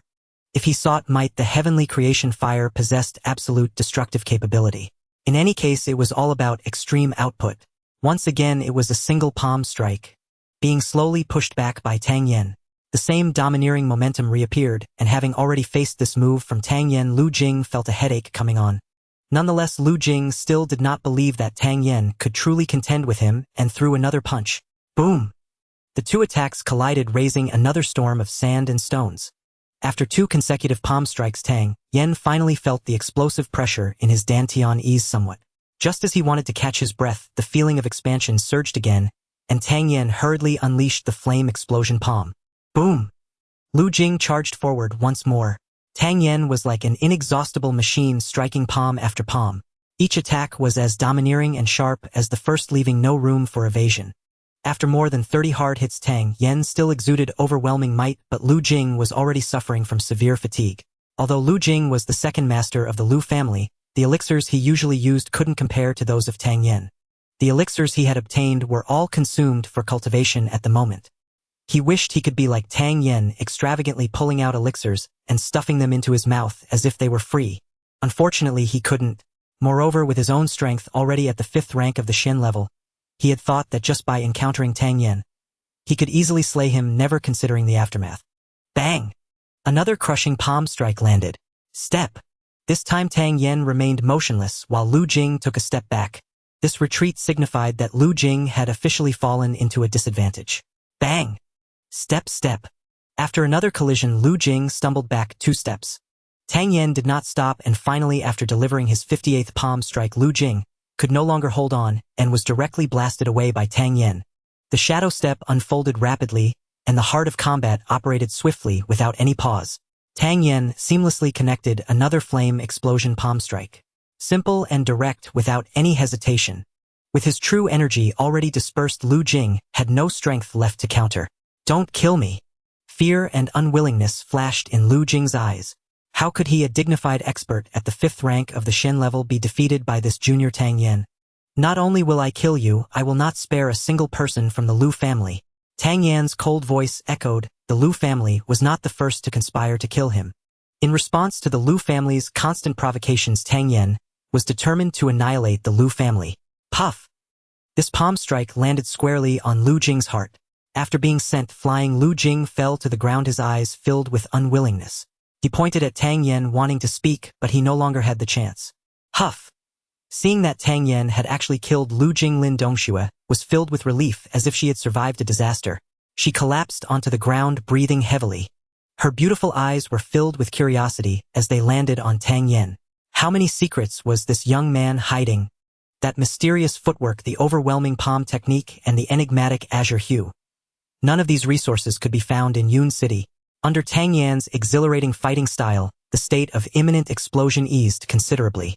Feeling the continuous generation of spiritual energy from his dantian, Tang Yen prepared to find a spirit beast to vent his feelings. Just then, the previously silent heavenly creation cauldron began to shake continuously, and the immense spiritual energy was completely absorbed by the cauldron in an instant. Tang Yen was so furious that he wanted to smash the cauldron. Just when I was about to explode, you didn't show any signs. Now that the danger has passed, you instead gobble up all the excess spiritual energy. How dare you even pretend to be a cauldron? Suddenly, a breath filled with vitality overflowed from the cauldron, surging towards his meridians along with his dantian. As this life-filled breath flowed by, the severe damage caused to his dantian and meridians due to the spiritual energy expansion visibly healed at an astonishing speed. A familiar aura suddenly emerged from within his dantian. Tang Yen, who had been extremely frustrated, felt an immense joy at this moment. What a great cauldron! It truly deserves to be the #1 treasure of the inner Jianghu. Protect me, I need to recuperate for a while. Tang Yen found a secluded spot and sat down cross-legged. Tang Yen knew that barring any accidents, he was about to break through again. He was not in a hurry to break through, but waited for the stream of life energy to completely repair his dantian and meridians before focusing and beginning his meditation. During the battle, due to the tense atmosphere, Tang Yen had only focused on releasing spiritual energy and had not paid attention to how much his dantian meridians could withstand. At this moment, Tang Yen was astonished to find that his meridians had actually been forcibly expanded to twice their original size. Moreover, the capacity of his dantian to hold spiritual energy had increased significantly. This time could be considered a blessing in disguise. The clash of spiritual energy had provided an extreme trial for his dantian and meridians. Although the gains were substantial and he turned danger into opportunity, surviving was truly a matter of great fortune. The spiritual energy had reached a critical point. If the speed at which he released the spiritual energy slowed even slightly, it would explode. Tang Yen truly did not wish to experience such a perilous scene again. True energy rapidly circulated within his dantian, gathering again. When the spiritual energy accumulated to a threshold, it naturally passed over a hurdle. Second rank of the Shen level. However, everything was not completely over. Tang Yan's aura began to rise once more. Lin Dongxue watched Tang Yen from the side, his handsome and bright face causing her heart to flutter. If she had met Tang Yen earlier, she would have surely discovered his uniqueness. Suddenly a wave of energy from Tang Yen startled Lin Dongxue. This guy actually broke through as well. After the initial shock, Lin Dongxue calmed down. After all, Tang Yan's strength was already considerable, and given that he had consumed so many spirit pills, it was only natural for him to break through due to a twist of fate. But soon a look of astonishment appeared on Lin Dongxue's face. Just after breaking through, Tang Yen, having calmed for a moment, suddenly emitted another wave of energy. Immediately after, an overwhelming aura flashed and disappeared. In just one day, Tang Yen had directly advanced 2 ranks. Lin Dongxue widened her eyes at Tang Yen, wondering if this guy had transformed into a spiritual beast from Songyun Mountain. When Tang Yen opened his eyes, what met his gaze was Lin Dongxue's curious eyes. "What are you looking at?" Tang Yen asked curiously. "Ah!" Lin Dongxue, lost in thought, was startled by Tang Yan's voice and patted her chest, saying, "You scared me. You could have said something when you woke up." Tang Yen was at a loss for words. Clearly, it was her who was staring at him, yet she was blaming him for causing her distraction. However, Lin Dongxue was more concerned about the issue at hand and excitedly asked Tang Yen, "Did you just break through?" Having cultivated right under Lin Dongxue's gaze, Tang Yen knew nothing could be hidden from her eyes and nodded to confirm. No, what I meant was, did you just advance 2 ranks? Lin Dongxue hurriedly exclaimed. Yes, Tang Yen nodded again. What's so strange about that? Hearing Tang Yan's nonchalant tone, Lin Dongxue felt an overwhelming sense of absurdity. Advancing 2 ranks in succession, what could possibly be strange about it? Or are you just pretending? Do you know in the entire Tingxiang kingdom, those who can break through 2 ranks consecutively are all unparalleled geniuses? Lin Dongxue gritted her teeth and shouted. I know now. Tang Yen casually replied, as if advancing 2 ranks was not a big deal for him. Seeing Tang Yan's indifferent demeanor, Lin Dongxue nearly lost her mind. After talking at length about how difficult it is to advance 2 ranks in succession, despite her efforts, Tang Yen still maintained his irritating calmness, leaving Lin Dongxue quite frustrated, prompting her to drop the subject. Having gone through the battle with Lu Jing, the earlier awkwardness of Lin Dongxue kissing Tang Yen had vanished without a trace. In the following days, Lin Dongxue primarily practiced combat skills.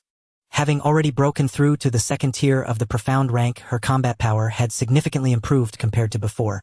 Under Tang Yan's guidance, Lin Dongxue's progress was remarkable. After experiencing the battle with Lu Jing, Tang Yen, seizing the opportunity, began to fuse the heavenly creation fire with martial skills, developing a keen interest in this innovation. In these days, Tang Yen continuously honed the perfect integration of the heavenly creation fire and the heart of combat. After 6 full days, Tang Yen finally managed to smoothly incorporate the heavenly creation fire into his fighting style. Lin Dongxue repeatedly felt grateful for her impulsive decision to accompany Tang Yen, as this choice was simply too wise. Songyun Mountain was filled with countless spiritual beasts, and deeper into the mountain, 3rd-tier spiritual beasts could often be encountered. Indeed, Songyun Mountain was a paradise for her cultivation. After climbing over another hill with Tang Yen, a grand city presented itself before them. Lin Dongxue glanced at Tang Yen, feeling a twinge of disappointment, as if she was reluctant to leave so soon. Realizing her thoughts, Lin Dongxue was suddenly startled and her cheeks flushed. Seeing that Tang Yen seemed not to notice her change, Lin Dongxue breathed a sigh of relief. According to the map, this is Fang City. In 10 days' time, it will be the day to meet with the city lord. Tang Yen called out, "Let's go, we're heading down the mountain." Half an hour later, the two arrived at the city gate. Fang City. Confirming the location, Tang Yen and Lin Dongxue walked inside. Not long after entering the city, the surroundings became lively. As expected of the first city in the eastern region, it is far more prosperous than Yun City. Tang Yen sighed. Just as he finished speaking, he felt a sharp pain in his waist, turning to see Lin Dongxue glaring at him fiercely. Realizing that his previous words had somewhat implied Lin Xiaoxiao, Tang Yen chuckled awkwardly. This girl really knew how to strike hard. Rubbing the pinched area, Tang Yen said, "Let's go to the agreed meeting place." They hailed a carriage and climbed inside. Not long after the carriage came to a halt. They had arrived in the city center, which was even more bustling. The most eye-catching establishment here was the Wanfeng building. As soon as they stepped down from the carriage, Tang Yen noticed this place, because it was tall. Not only tall, but it also occupied a large area. Most of the surrounding buildings were 3 stories high, but this one had 6 stories, standing out like a crane among chickens. "Welcome, esteemed guests. Please come in. Are you here to dine or stay?" As soon as the two entered, a waiter immediately came over to greet them. "There are already rooms reserved. Please help me check." Tang Yen said kindly. "Sure. Just provide your name and let me know who reserved the room, and I can check for you." The waiter eagerly explained. After Tang Yen gave their names, the waiter took out a ledger to check. Upon finding Tang Yan's room, a humble expression appeared on his face, and he hurriedly said, "Please follow me." Without going upstairs, the waiter opened the back door, leading Tang Yen and Lin Dongxue inside. As they entered through the back door, the view suddenly opened up. Not far ahead, there was a massive lake with a small river connecting to it, flowing towards an unknown destination. The surrounding trees were abundant. Even now, in early winter, the scenery remained lush and vibrant. Every so often, there was a separate small courtyard. Looking at this tranquil place, Tang Yen could not help but sigh. As expected of the most famous restaurant in Fang City, the environment of this back courtyard was incomparable to ordinary inns. "Little brother, how much is it to stay here for a night?" Tang Yen asked curiously. "It ranges from 100 to 1,000 taels." The waiter replied honestly. Tang Yen nodded slightly. Indeed, it was not something ordinary people could afford.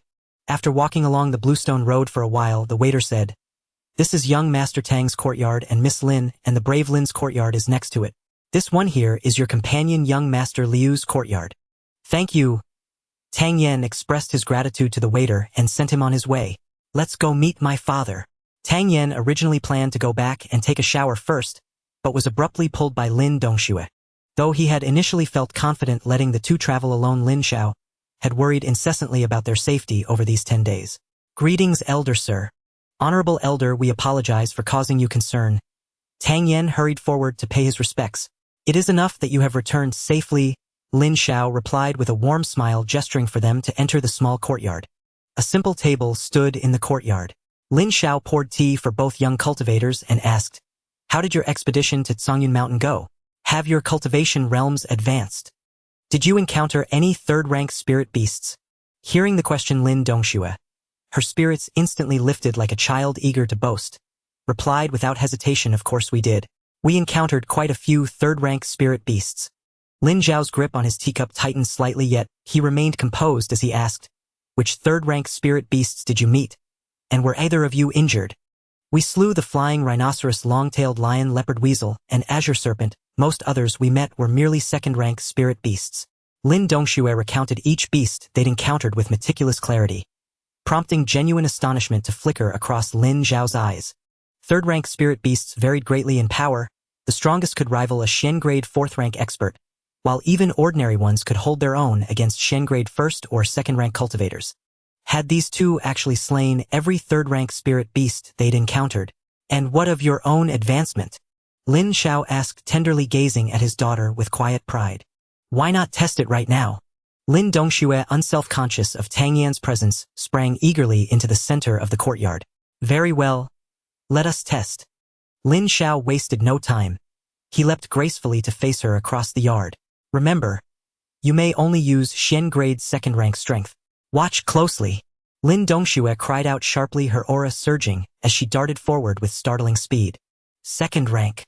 The moment Lin Xiao sensed the unmistakable resonance of her qi, exhilaration surged within him. According to his earlier estimation, his daughter would need at least 6 weeks to break through to Shen-grade 2nd rank.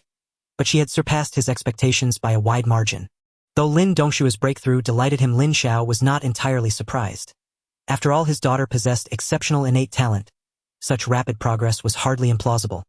He watched her charge forward untroubled, until a sudden sharp exclamation escaped his lips. From years of observing her combat style, he knew her next move would be a textbook follow-up kick.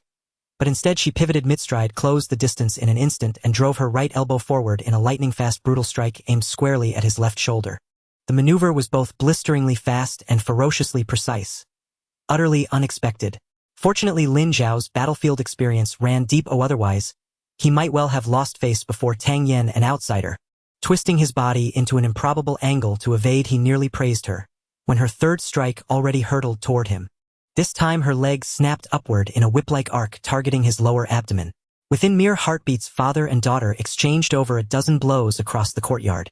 Each of Lin Dongshue's attacks sent fresh waves of astonishment crashing through Lin Zhao's mind.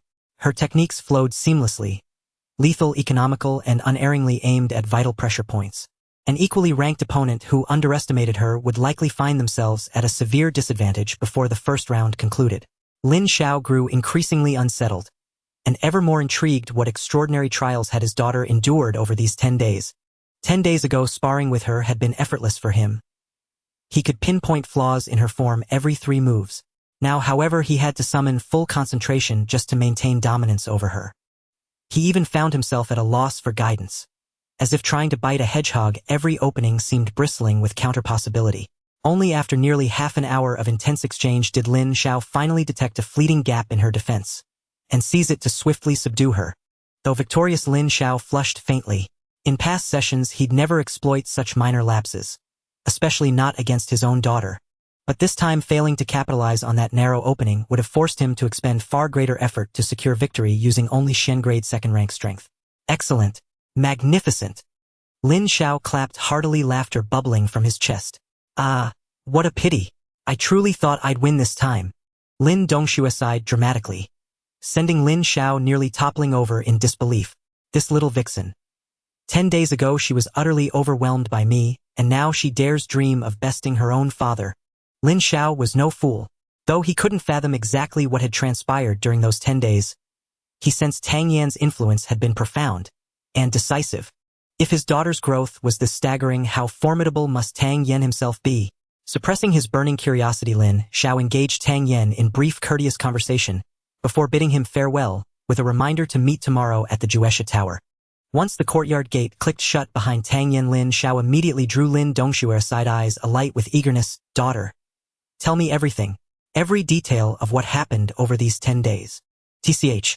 So you're really just trying to snoop into Tang Yan's strength? Lin Dongxue teased, mischief dancing in her gaze. Caught Lin Zhao didn't deny it. He simply smiled. Curiosity is mutual. How did you advance so rapidly? 10 days. And your power has doubled. Tang Yan taught me. To her father, Lin Dongxue held nothing back. From their first encounter with the crimson-striped tiger, she recounted every lesson, correction, and insight Tang Yan had imparted, leaving Lin Zhao profoundly shaken. So, you mean Tang Yan's martial prowess exceeds yours? Lin Zhao pressed urgently. Lin Dongxue shook her head. Not slightly stronger. Then how could he possibly instruct you? Puzzled by her denial, Lin Zhao asked. In close combat he isn't slightly superior. He is vastly, overwhelmingly superior. Lin Dongxue corrected him with solemn precision. You really must learn to speak plainly, girl, Lin Zhao chided fondly, then asked. Has he already broken through to the Shen grade realm? Yes, he's reached Shen grade 3rd rank. Her reply struck Lin Zhao like thunder. Shen grade 3rd rank. Confirmed.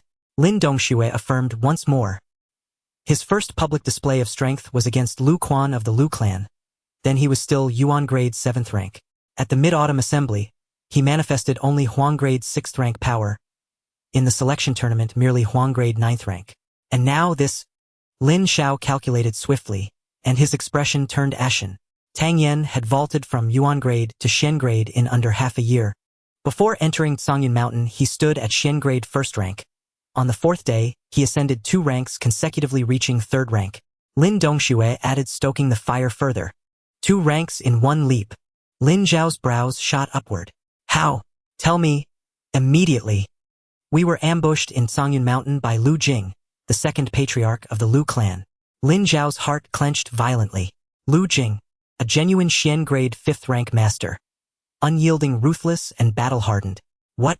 Lu Jing attempted to assassinate you both. How did you escape? He did not escape. Lu Jing was slain by Tang Yan. Lin Dongxue spoke with startling calm. Lin Zhao's face instantly contorted in disbelief. Yet he knew his daughter never lied about matters of consequence. He drew a deep breath to steady himself and pressed on with his questions. Lin Dongxue recounted the events of that day without omission, and Lin Zhao's expression grew steadily darker. Her vivid, heart-pounding narration could not possibly be fabricated. The Lu family deserves death 1,000-fold. Veins bulged along Lin Zhao's arms as murderous intent roiled within him. Had Tang Yen not fought with desperate life-risking resolve, his daughter would have perished in Songyun. After a long silence, Lin Zhao subdued his fury and spoke gravely. Faced with certain death, Tang Yen staked his very life to carve out a sliver of hope for you. A man of profound loyalty, unshakable integrity, and true courage. I judged him well indeed. This debt of gratitude weighs heavier than mountains. Once the Eastern Region Grand Competition concludes, we shall repay the Tang family in full. After speaking with Lin Dongxue for nearly an hour, Lin Zhao finally dismissed her to rest. He settled into a wicker chair, glancing toward Tang Yan's courtyard, his eyes flickering with layered emotion. Curiosity, anticipation, quiet satisfaction, and deep admiration. Ever since Tang Yen composed the poem Jianxiang Huan, Joy of Reunion, Lin Zhao had been captivated by the young man. Yet the more he sought to understand him, the more elusive he became. Carefully reflecting upon Lin Dongxue's account, Lin Zhao found himself filled with unprecedented confidence in Tang Yan's strength. In past competitions, the Eastern region's perennial last-place finish had left Lin Zhao exhausted and humiliated. Each time he entered with bowed head and heavy heart. But this year, all three representatives from Yun City were ranked at the profound tier, and his own daughter had already attained profound tier 2, while Tang Yen stood as a peerless prodigy. For the first time in decades, Lin Zhao approached the Eastern Region Grand Competition with genuine excitement. Upon returning home, Tang Yen realized practicing martial techniques in the bustling city was impractical. So he began training the 6 ultimate forms within his small courtyard. A day passed swiftly. The next morning, scarcely after rising, Tang Yen heard a rhythmic knock at his gate. And from its cadence alone, he recognized Lin Dongxue. With a smile, he opened the courtyard gate, and seeing the graceful figure before him clad in sleek martial attire, teased, "Dressed like this? Are you planning to return to Songyun Mountain? Don't be ridiculous. Didn't my father say earlier we'd visit the Juesha Tower once we arrived in Fang City?" Lin Dongxue shot him a playful glare. Tang Yen suddenly recalled the detail entry cost 50,000 taels of silver. An exorbitant sum that only deepened his fascination with the place. Very well. Let's go take a look. Without hesitation, Tang Yen followed Lin Dongxue toward the magistrate's courtyard. Lu Ji was already waiting there. Once all three had assembled, Lin Zhao led them through breakfast before stepping out. The Juesha Tower stood near the city center, not far from Wanfang Tower. Within half an hour, the quartet beheld a towering structure rising before them. Its foundations spanned an immense area, a perfect square 100 meters on each side. 6 stories rose skyward, its outer walls forged not of brick or stone but of gleaming bronze. It appeared impregnable, delivering an overwhelming visual impact. Between the 2nd and 3rd floors, 3 colossal characters, Juesha Tower, were embedded in the facade, radiating sheer, unassailable authority. The Juesha Tower enjoyed renown not only across the Eastern region but also among neighboring cities. This notoriously difficult trial ground fascinated countless aspirants. Countless prodigies had failed here. Yet their defeats had not dimmed its prestige. Instead, they had ignited fiercer determination in others to conquer it. To succeed was to claim unparalleled honor. This is the Juesha Tower, 6 stories high, each housing a distinct trial. Entering carries grave risk, severe injury is likely, death possible. Proceed with utmost caution. Never pride yourself beyond your limits. Lin Zhao issued the warning solemnly. What if we can't endure it? A flicker of fear crossed Lu Ji's eyes. Before entering, each of you will receive 2 tokens. One to hold, one to clench between your teeth.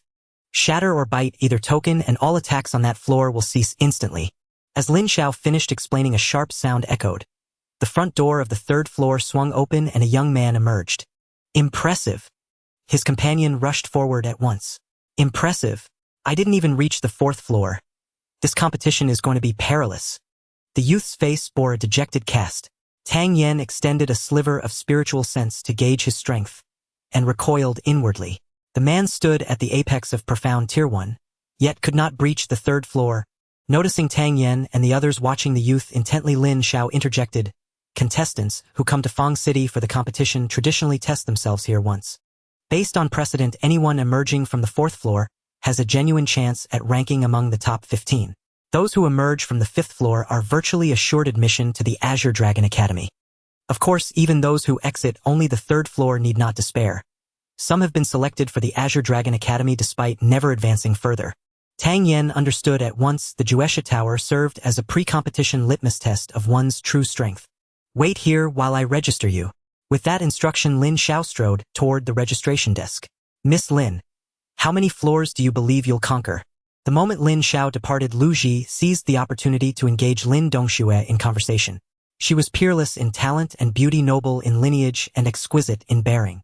Marrying her would mean gaining not only an exceptional consort, but also the formidable patronage of the magistrate's office. Lu Ji schemed relentlessly to draw closer to her, yet his calculations were doomed to fail. Perhaps before the assassination attempt, Lin Dongxue had held some faint regard for Lu Ji. But after Lu Jing's treacherous strike, she harbored not a shred of goodwill toward the Lu family, and strongly suspected Lu Ji himself had betrayed their whereabouts. Pay no mind to others, young Master Lu. Do exert yourself fully today. At the very least, emerge from the third floor. Wasting silver is trivial, disgracing Yun City would be unforgivable. Lin Dongshue's words carried a razor-sharp edge. Lu Ji frowned inwardly. Why had this woman grown so cold toward him so suddenly? Tang Yan's survival had not unsettled Lu Ji. In his letter, he had explicitly instructed his second uncle to handle the matter personally. His uncle's strength, profound tier 5, should have ensured success. That Tang Yan lived meant only that his uncle had failed to locate them. Tang Yan, how many floors do you think you'll ascend? Lin Dongxue, whose icy demeanor toward Lu Ji contrasted sharply with her lively interest in Tang Yan, drew a flash of venomous resentment from Lu Ji's gaze. That wretched pair.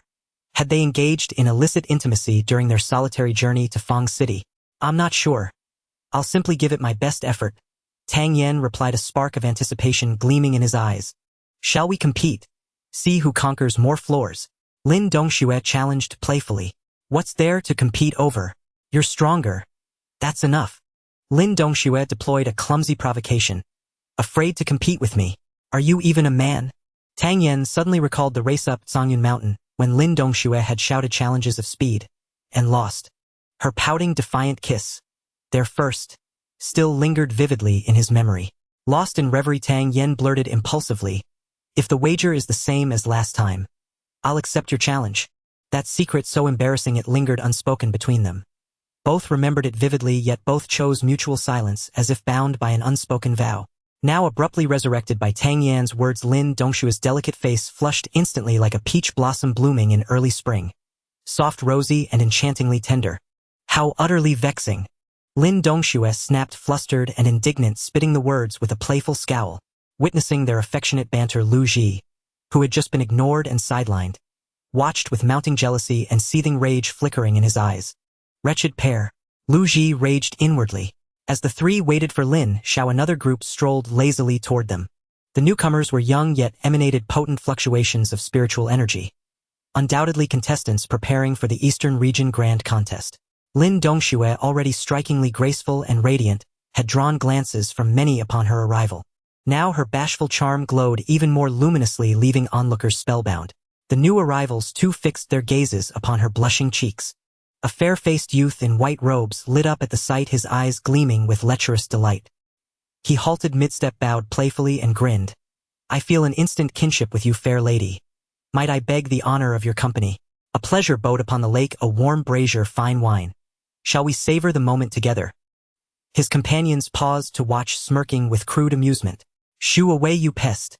Lin Dongxue frowned in distaste, her voice sharp with disdain, as she met his unwelcome gaze. Senior brother Yao, she told you to scram? Teased a lanky youth clad in azure robes. I am Yao Yuan of Yu City. Pray do not refuse me, fair lady. To be rebuffed before my peers would leave me utterly humiliated. Though his smile remained affable, his tone brooked no dissent. Nearby, Lu Ji's eyes gleamed with quiet, venomous satisfaction. So this little wretch dares deny me even a courteous glance. Now she's courted trouble. Dignity is earned, not granted. I hold neither the power nor the duty to bestow yours upon you. Lin Dongxue offered no softening word, no appeasing gesture. Her defiance only inflamed Yao Yuan's urge to dominate. Not even this small courtesy. And what if I insist upon this dignity? His voice chilled. We serve the Yun City Lord's mansion. Do you wish to declare war upon Yun City itself? Tang Yan interjected sharply. Yun City. The five youths blinked, then burst into raucous laughter. Yao Yuan's expression twisted into open mockery. Yun City. For a moment I didn't even recognize the name. Next time you boast of Yun City, simply call it the bottom-dwelling city. That title has echoed across the realm for millennia far louder than any hollow epithet like Yun. Tang Yen had meant only to intimidate and avoid confrontation. Instead his words had backfired spectacularly. A flash of ire crossed his mind. His gaze swept sideways, landing on Lu Ji, who stood grinning with malicious glee. An idea struck. Calmly Tang Yen declared, "The gentleman beside me. You surely know him. Yun City's undisputed first Lu Ji. Master Lu surpasses you in countenance, wealth, and martial prowess. What qualification then do you possess to invite this lady to drink with you?" Lu Ji. Yao Yuan furrowed his brow, sifting through memories of Yun City. A perennial last-place finisher in every contest. Truth be told, he'd paid it scarcely any attention. Yet a vague recollection stirred. The Lu family did boast one prodigy, their city's sole champion. His eyes now locked onto Lu Ji. Hearing Tang Yan's praise, Lu Ji instinctively lifted his chin, pride swelling in his chest. Tang Yan ranked merely 9th grade, though he'd bested Lu Ji once before. Lu Ji still refused deep down to concede his inferiority. "Oh, then tell me, what must I do to earn that privilege?" Yao Yuan asked. "Defeat Master Lu and the honor is yours. Fail, and you have no claim whatsoever," Tang Yen declared with unshaken confidence, as if Lu Ji's strength were beyond doubt. The Juesha Tower, famed throughout the eastern region for its lethal precision, was perpetually thronged with patrons. With the Eastern Region Grand Contest drawing near, its halls overflowed even more. As tensions flared, onlookers began gathering in clusters. When word spread that Tang Yan's party hailed from Yun City, the eternal last-place finisher, curiosity surged. All eyes turned to Lu Ji, eager to gauge the mettle of the bottom city's top contender. Yao Yuan scrutinized Lu Ji with growing suspicion. Tang Yan's endorsement, and Lu Ji's haughty bearing, convinced him this was indeed Yun City's strongest contestant. "And what say you, fair lady?" Yao Yuan felt a stirring of genuine interest. Though supremely confident in his own strength, and capable of coercing her by force, he craved something finer, her willing companionship, that he knew would crown him with true prestige. "Win first, then speak." Lin Dongxue had nearly refused outright, but recalling her own formidable cultivation, and the fact her father stood nearby, she softened her reply. Even if Lu Ji fell, she faced no real peril. "Master Lu, if I may, forgive the intrusion, all for the sake of this lady's favor." Yao Yuan bowed formally. Lu Ji, finally grasping the truth, realized with dawning horror he'd been used, manipulated by Tang Yen. He tried to protest, but before he could utter a word, Yao Yuan's aura erupted, and he lunged forward like a storm unleashed. Mystic rank 2 peak. A collective gasp rippled through the crowd as they sensed Yao Yuan's overwhelming pressure. Lu Ji had only recently ascended to mystic rank. Despite his family's lavish investment, he'd barely stabilized his foundation. Against a peak 2nd-rank cultivator, he stood hopelessly outmatched. A sharp, stinging slap echoed. Crack. Lu Ji hadn't even raised a hand before his vision blurred. Fire exploded across his left cheek. A stunned hush, then erupting laughter. "Ha! Yun City truly lives up to its millennial last-place legacy. Couldn't even block a single strike. Indeed, Yao Yuan isn't even Yun City's strongest. And Yun City, pathetic." Murmurs swirled thick with contempt for the infamous bottom-dwellers. Lu Ji stood dazed, humiliated beyond measure. How could he, heir of the proud Lu clan, suffer such public disgrace? Yet shock wasn't confined to him alone. Even Yao Yuan's entourage stood momentarily speechless. Could Yun City's vaunted strongest really be this frail? Slap, slap, slap, slap, slap. Yao Yuan, disbelieving his own ease, struck again. 5 times. Until Lu Ji, utterly subdued, offered no resistance. Only then did Yao Yuan exhale, his doubts dissolving into scorn. Bah! So he's not feigning weakness. He's just utterly worthless. Thud. Yao Yuan drove a kick into Lu Ji's chest. Lu Ji staggered backward, collapsing hard onto the ground. Humiliation and fury choked him. Blood erupted from his mouth in a violent cough. "Master Lu! Master Lu!" Tang Yen rushed forward, frantic to assist, his visible panic only drawing louder jeers from the crowd. So this truly was Yun City's finest. No wonder the bottom-dwelling city bore its title with such grim authenticity. Having finished his humiliation, Yao Yuan smiled faintly. "They say Shoyue Lake scenery is peerless. I shall escort you aboard my painted pleasure barge, where we'll toast beneath the heavens, savoring the lake's ethereal light." Tonight will linger in your memory forever. Upon hearing Yao Yuan's words, the faces of the surrounding people revealed ambiguous expressions. Lin Dongxue did not expect Lu Ji to be so easily shaken. Just as she was about to refuse, a deep male voice came forth. "What are you all doing?" An invisible pressure descended and the crowd immediately parted to make way for the tall and sturdy Lin Xiao. Lin Dongxue's face brightened with joy as she turned and rushed into Lin Xiao's embrace, pointing at Yao Yuan, and the others saying, "Father, that person bullied me and even hurt young Master Lu." Lin Xiao frowned in displeasure, simply assessing Lu Ji's injuries before casting a dark look at Yao Yuan, and the others coldly asking, "What do you mean by this?" Yao Yuan looked at Lin Xiao with a hint of fear in his heart. At this moment, a tall young man in a green robe who had remained silent beside Yao Yuan stepped forward with his hands clasped and said, "My brother here found a connection with 3 outstanding youths from your city and engaged in some conversation out of impulse before the competition. It was just a friendly spar." Lin Dongxue immediately reported, "Father, that Yao An wanted to force me to drink with him, and a dispute arose when I refused." Lin Xiao's cold gaze fell upon Yao Yuan, whose previously frivolous demeanor now seemed uncomfortable under Lin Xiao's penetrating stare. "This young lady is being too harsh," Yao Yuan began, but before he could finish, a sudden crisp slap interrupted him. Slap! For more sharp slaps rang out, leaving the 5 youths from Yuqing stunned each, receiving a slap across their faces without being able to retaliate. As the daughter of the city lord, offending her is tantamount to offending Yun City. Considering it is your first offense, I will impose some light punishment, but if there is a next time, I will not be lenient. Lin Xiao's cold voice resonated, and although he did not unleash overwhelming power, it still managed to intimidate everyone present. The might of a city lord unfolded in that moment. If younger generations are to quarrel, must the elders interfere? I am rather short-sighted. I did not know that Yun City had such rules under the Eastern Domain. The young man in the green robe, despite his lack of strength, still taunted. Tang Yan knew that if Lin Xiao responded, it would truly be a loss of dignity. He stepped forward and boldly declared, "This brother not only has issues with character but lacks intelligence as well.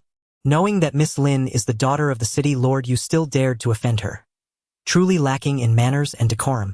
Master City Lord kindly educates you on the principles of being human, yet, instead of being grateful, you speak disrespectfully. What difference is there to a beast?" Hearing Tang Yan's words, Lin Xiao glanced at the silent Lu Ji, feeling once again that cooperating with Tang Yan was indeed a pleasant experience.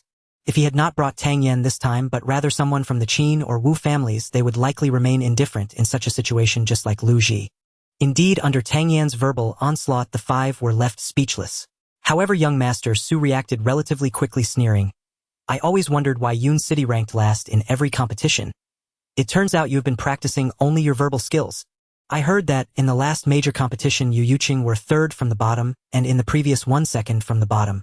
At this rate, if you do not end up last this time, it would truly defy the cycles of heaven." Tang Yan's retort was sharp.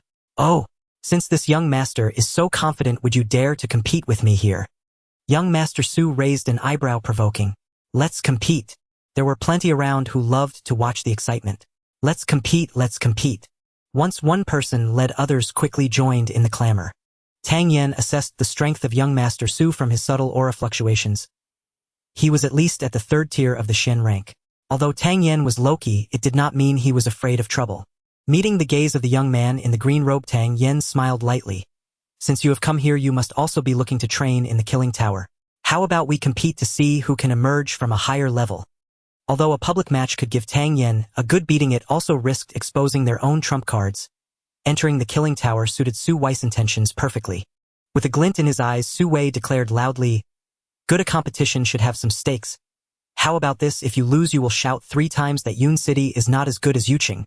And if I lose, I will shout 3 times that Yuqing is not as good as Yun City. What do you say?" Hearing Su Wei's suggestion, the interest of those around surged. Before the Eastern Domain Grand Competition had even begun, such fierce confrontations emerged between the cities. It seemed this year's Eastern Domain Grand Competition would be as lively as ever. "Ladies and gentlemen, today Yuqing and Yun City have some disputes, so we will borrow the Killing Tower for a while. I thank you all here." Su Wei bowed to everyone. No problem, no problem. You all go ahead and compete." Everyone was very curious about the rivalry between the 2 cities. At this moment, naturally, no one would be so foolish as to deliberately delay the 2 from competing. Each person graciously allowed them to cut in line. Su Wei looked at Tang Yan with disdain and asked, "Who goes first?" You go first, Tang Yen shrugged. Logically, the one who challenges first has a certain advantage. If they achieve a good result, it would undoubtedly place great psychological pressure on the opponent and affect their performance. Tang Yan's suggestion aligned perfectly with Su Wei's thoughts. Su Wei was not polite. He took out the token he had prepared in advance, and after it passed inspection, he entered the first level of the killing tower. Tang Yen, do you have confidence in this competition? Lin Xiao softly asked. I will give it my all, Tang Yen replied firmly. I just assessed that the strength of that young man is indeed impressive already at the peak of the 3rd tier of Shen rank. Breaking through to the 4th level is not difficult, and there is a certain possibility of reaching the 5th level. But you need not feel psychological pressure. A victory and defeat are common affairs in battle. Our Yun City does not care for honor or disgrace, Lin Xiao reassured. I understand. What exactly is in the killing tower? Taking advantage of the time, Tang Yen quickly inquired. The killing tower is divided into 6 levels. The first 3 levels test relatively basic skills. The first level has 5 times gravity, where you need to walk from start to finish within the time of a stick of incense. The second level has 10 times gravity with the same layout as the first level, but there will be some attacks to obstruct you, and you need to reach the end within the time of a stick of incense. The third level introduces difficulty with 15 times gravity. Such immense pressure poses a significant hindrance to those at the lower and even middle tiers of Shen rank. Moreover, the attacks around will be even more perilous. You have 3 sticks of incense worth of time. If you cannot pass, it will be considered a loss. Most Shen rank martial artists fall at this level. The 4th level tests combat ability, featuring some mechanical beasts. The 5th level tests various aspects including physical strength, mental strength, willpower, and endurance. As for the 6th level, Lin Xiao paused briefly before speaking. The Juesha Tower refuses to disclose anything about it. Even the rare prodigies who enter remain tight-lipped, rendering the 6th floor an enigma to the outside world. Its secrets can only be uncovered by stepping inside oneself. Having gleaned what he could about the first 5 floors, Tang Yen was already satisfied. Yet his curiosity about the 6th floor deepened further. All present waited patiently for Su Wei to emerge. The people of Yu City held unwavering confidence in Su Wei's strength, and their gaze toward Yun City brimmed not only with hostility but also a subtle vindictive satisfaction. Should Tang Yen lose, the humiliation of Lin Zhao's slap would be fully repaid, and Yun City would suffer a crushing public disgrace. Indeed, this sentiment was shared not only by the 4 from Yu City, but also by the onlookers, most of whom held little hope for Yun City's chances. Rumors had long claimed Lu Ji as Yun City's strongest cultivator. Yet, in a single exchange, he was struck across the face several times by Yao Yuan. If even their strongest fell so pitifully, what could Tang Yen possibly achieve? Time ticked away. Half an hour passed.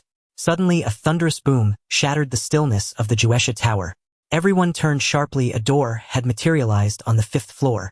Beside the door glowed the numeral 2. The 5th floor. A collective gasp rippled through the crowd at Su Wei's emergence. Tang Yen narrowed his eyes, studying Su Wei as he stepped out from the 5th floor.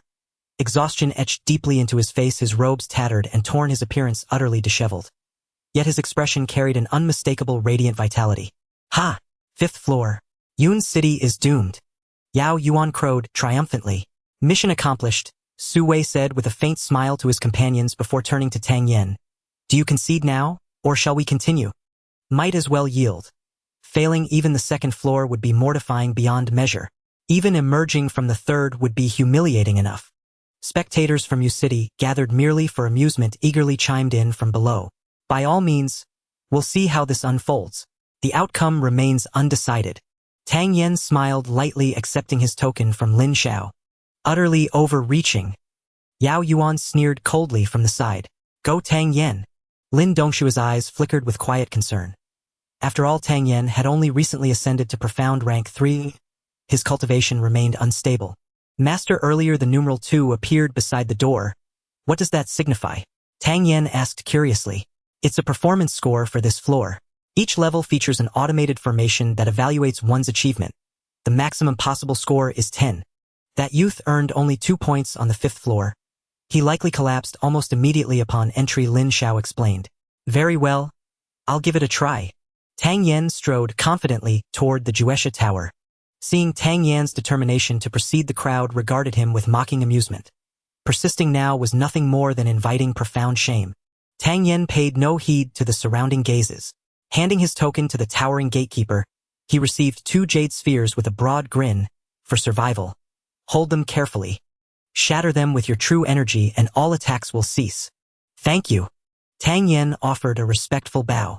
Step inside, young man. Your courage is admirable. With that, the gatekeeper swung open the first floor's entrance, and Tang Yen stepped forward without hesitation. Betting opens now. 10-tune odds on Master Tang Yan's victory. Odds of 1. 5-1 if he emerges from the second floor, 1. 3-1 for the third, 2-1 for the fourth, 8-1 for the fifth, and 9-1 for a draw. 15-1 for emerging from the sixth floor, and a staggering 100-1 for full completion. The moment Tang Yen entered, bookmakers swiftly opened their ledgers, and within moments eager bettors crowded in. I wager 10 taels on the second floor, 200 taels on the third floor, 1,000 taels on the third floor, 20 taels on the second floor, 100 taels on the third floor. Bets poured in from all sides, but among the throng nearly all wagers clustered around the second and third floors. Few dared venture beyond the fourth, though none placed bets on the fifth or higher, and not a single soul wagered on Tang Yan's outright victory. A flash of indignation crossed Lin Dongshua's eyes as she tugged her father's arm playfully. Father, place a bet for me. On what? Lin Xiao asked, intrigued. On his victory, 10,000 taels. Lin Dongxue replied instantly. 10,000 taels? Lin Zhao's eyelid twitched. My dear girl, you truly treat wealth as if it were dust. Perhaps betting on his emergence from the fourth floor offered better odds. But even that gave Lin Xiao little confidence. 10,000 taels on the second floor. Yao Yuan withdrew a thick stack of banknotes from his sleeve and tossed them onto the bookmaker's table.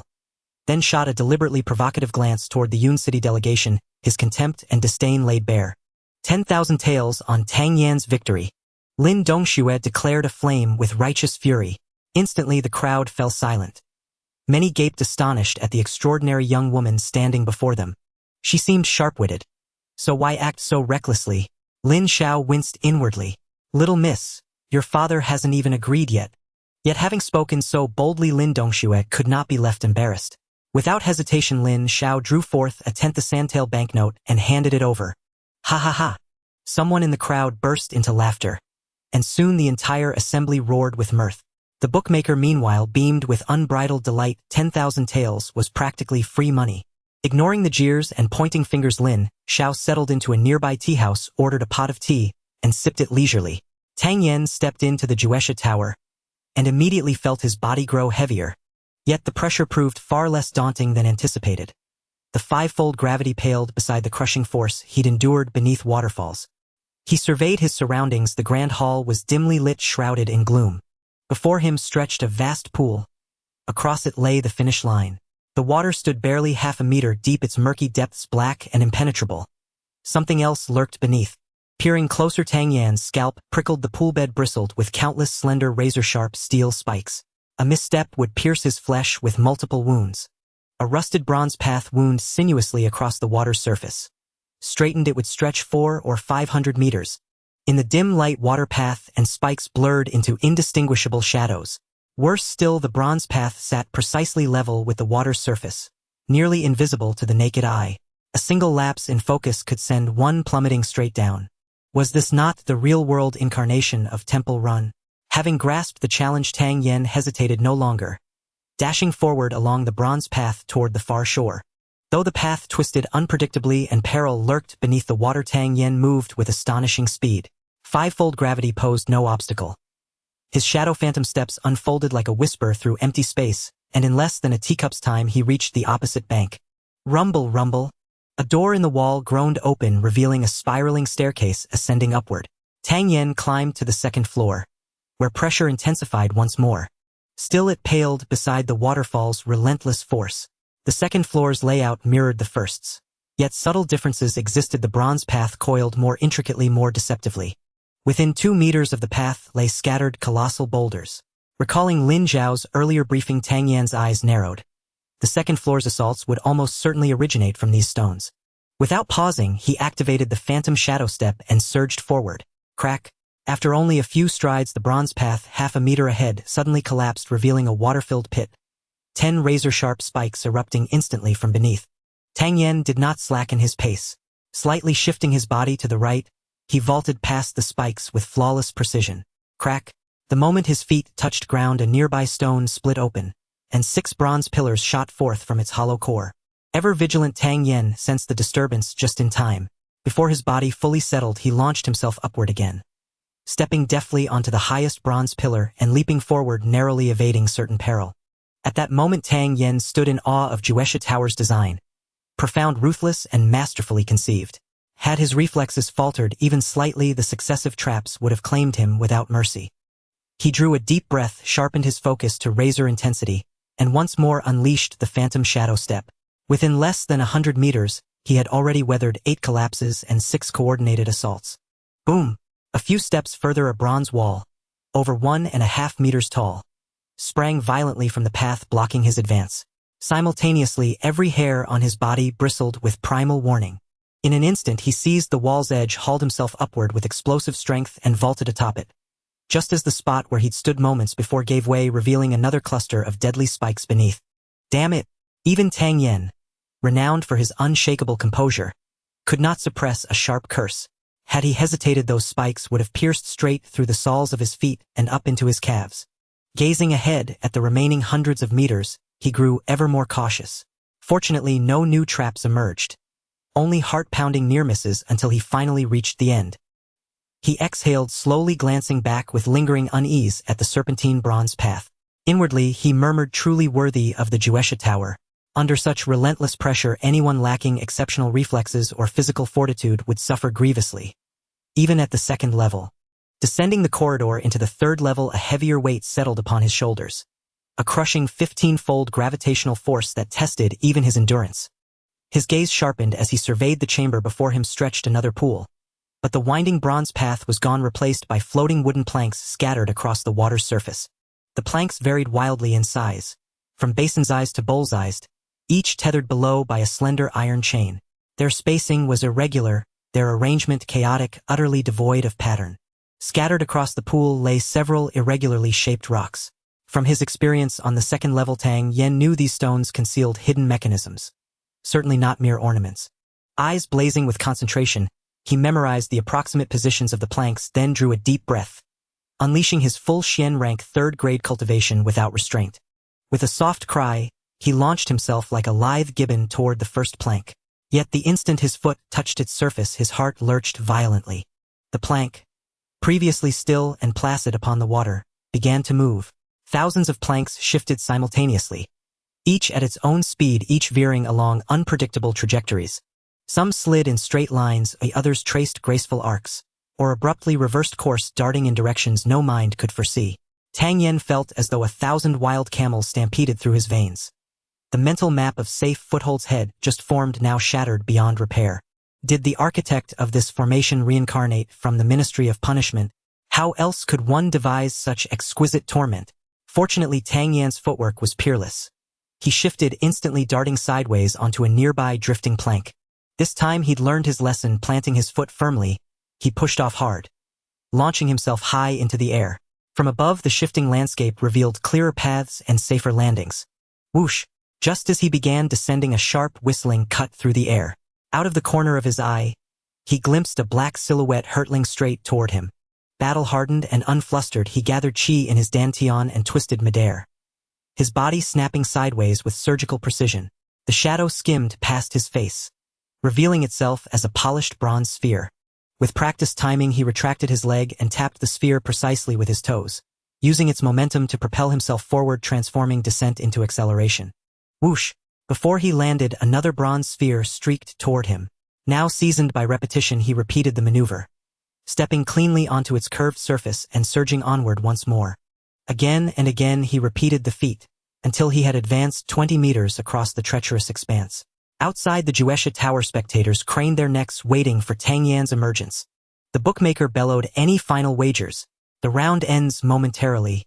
Just as he prepared to close betting, a clear, confident voice rang out, "I wager 10,000 taels of silver on Master Tang's victory." All turned to see the speaker. A woman of striking beauty, fiery curves, sharply defined features, and an aura of poised, incisive maturity. Wan Fei. A murmur rippled through the crowd as some recognized her. Wan Fei, an extraordinary figure among Fangcheng's mercenary ranks. She had appeared in Fangcheng only 6 months prior, her origins shrouded in mystery. Though born female, she lived a life carved by blades and blood. Fierce in power, decisive in action, equal in grit to any man. Her mission success rate remained exceptionally high, earning her swift renown in Fengqing. 1.5 months ago, she accepted a task that stirred widespread attention, retrieving the pelt of the giant wolf king. Ordinary giant wolves posed little threat individually, but their numbers were endless, and the giant wolf king himself was a confirmed third-rank beast lurking unseen as a lethal ambush. Even masters of high Xian rank avoided confronting wolf packs outright. Yet this woman stormed alone into Zhongyun Mountain and completed the assignment. That extraordinarily difficult feat catapulted her to fame. So when Wan Fei placed her wager, astonishment spread through the crowd. How could she possibly know anything about that young man from Yunqing? And why bet on him? And 10,000 taels. Was such wealth spent so recklessly? The bookmaker too had not expected a final generous deposit. Just as he was preparing to pack up, that youth inside wouldn't last beyond the 3rd level. How could he possibly win? Eager lest she retract her bet, the bookmaker beamed as he accepted the banknote and handed Wan Fei the signed wager contract. Lin Xiao and his companions stood momentarily stunned. This woman was utterly unfamiliar. Why stake everything on Tang Yan? Could she be Tang Yan's sweetheart? Lin Dongxue suddenly interjected, her tone laced with faint acidity. Hearing the subtle resentment in his daughter's voice, Lin Xiao teased gently, why concern yourself with him? Have you taken a liking to Tang Yan? Lin Dongxue flushed crimson, shot her father a scolding glance, and retorted with mock indignation, father, don't speak nonsense. Miss Wan Fei, do you know that young man? Why wager such a sum? Voices rose from the crowd, curious and persistent. To their questions, Wan Fei offered no explanation. Her wager rested solely on intuition, an unshakable inner certainty that Tang Yan would prevail. Though the last time she'd seen him, his cultivation had been merely Huang rank. Objectively, he might have reached only Shen rank 1st grade, but women often follow instinct over logic, trusting gut feel over cold calculation. That day, Tang Yan's enigmatic aura, his profound insights into martial techniques, and his magnanimous gesture, gifting the White Wolf King's pelt, had left an indelible impression upon her.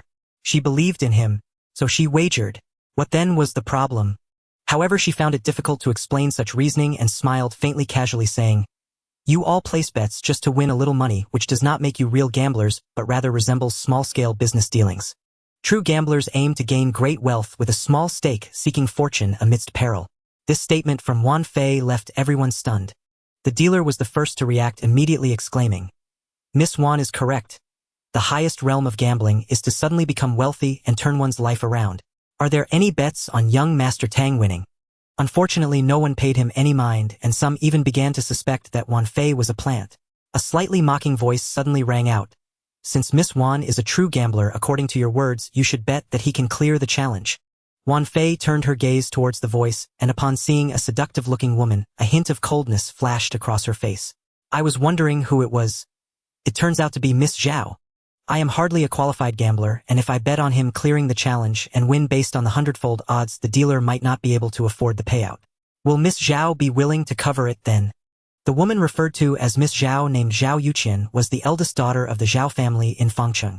Not only did she possess the strength of a 3rd-tier Xian class, but her appearance was also enchanting, with a slim waist and curvy hips that made people fantasize upon just one glance. With both beauty and talent, she was highly pursued by the young men of Fengqing, and usually held herself high above others with a strong sense of vanity, believing herself to be the most charming woman in Fengqing. However, Wan Fei entered Fengqing like a celestial being, quickly gaining fame.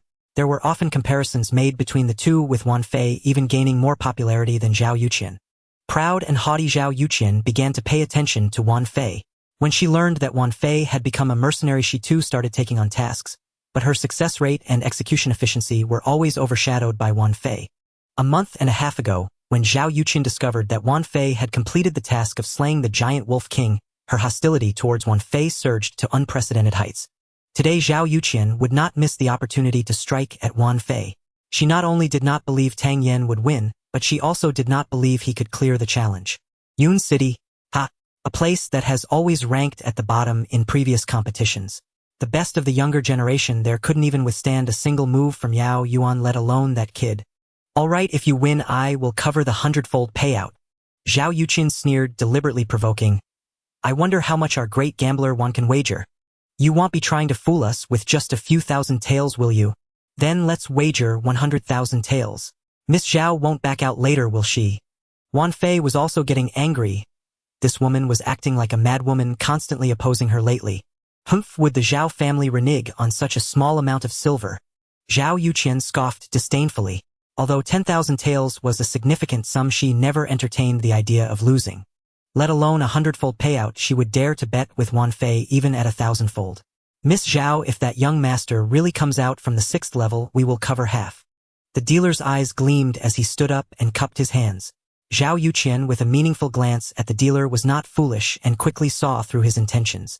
The 100,000 taels that Wan Fei wagered was a sure loss. The dealer was only worried that she would bear the risk of the payout and not give him his share. Well, 100,000 taels, I won't take a single cent. I don't even regard this small amount of money as worth mentioning, Zhao Yuqian said proudly. Miss Zhao's noble character is admirable, but this money still needs to be divided. A crafty smile flickered in the dealer's small eyes. He dared not take advantage of the Zhao family's wealth. By the way, where does young Master Tang come from? Wan Fei suddenly asked. She had just arrived and from a distance only saw Tang Yen entering the deadly challenge tower, not understanding what had transpired before. A silence fell around as everyone stared at Wan Fei in shock. Am I hearing things? Big brother, did Wan Fei just speak? One person in the crowd asked incredulously. It seems she did. The burly man next door looked equally dazed. 200,000 taels. An ordinary person might not earn such a sum in their entire life. To place such a huge bet without even knowing who the person is. A sense of absurdity began to rise in everyone's hearts. Had Wan Fei taken the wrong medicine today? Lin Xiao's expression was equally strange. He could still understand his daughter's bet on Tang Yen. However, this girl's actions were completely beyond his comprehension. But since she was supporting Tang Yen so strongly, he couldn't just stand by. Taking a step forward, he smiled and said, "This young lady, the Tang Yen who went in, is from Yun City." Upon hearing the answer, Wan Fei was momentarily stunned. Yun City, isn't that the place that has always ranked at the bottom in the Eastern region competitions? Could someone like Tang Yen possibly be cultivated from Yun City? Ha ha ha, Wan Fei, it turns out you don't even know who he is. Zhao Yuqian laughed, her laughter causing her to tremble. Humph. Acting angrily, Wan Fei turned and walked towards Lin Xiao and the others with her long eagle. Wan Fei was very interested in Tang Yen, while Lin Xiao was also quite curious about Wan Fei's reason for betting on Tang Yen. With a common topic, they quickly became familiar with each other. Inside the deadly challenge tower, since Tang Yen stepped onto the first iron ball, he had not descended again. Who? A copper rod shot out with lightning speed from within a stone, and Tang Yen twisted his waist, placing his foot on the copper rod, using it to leap forward. In just a few jumps, Tang Yen reached the finish line. The whole process took less than a stick of incense. On the 3rd level, how many Shen-class experts have reached this point unable to evade due to pressure or have withdrawn due to time running out? Tang Yan's speed was indeed rare. This was also thanks to Tang Yan's innate advantage. After all, no one would be strange enough to practice madly under a waterfall.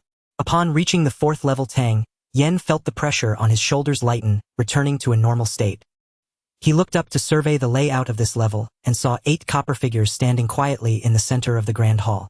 The height of these copper figures was not much different from that of ordinary people, around 1.70 meters. Their bodies gleamed with a bright copper luster, appearing flawless. Each copper figure held a copper rod in both hands.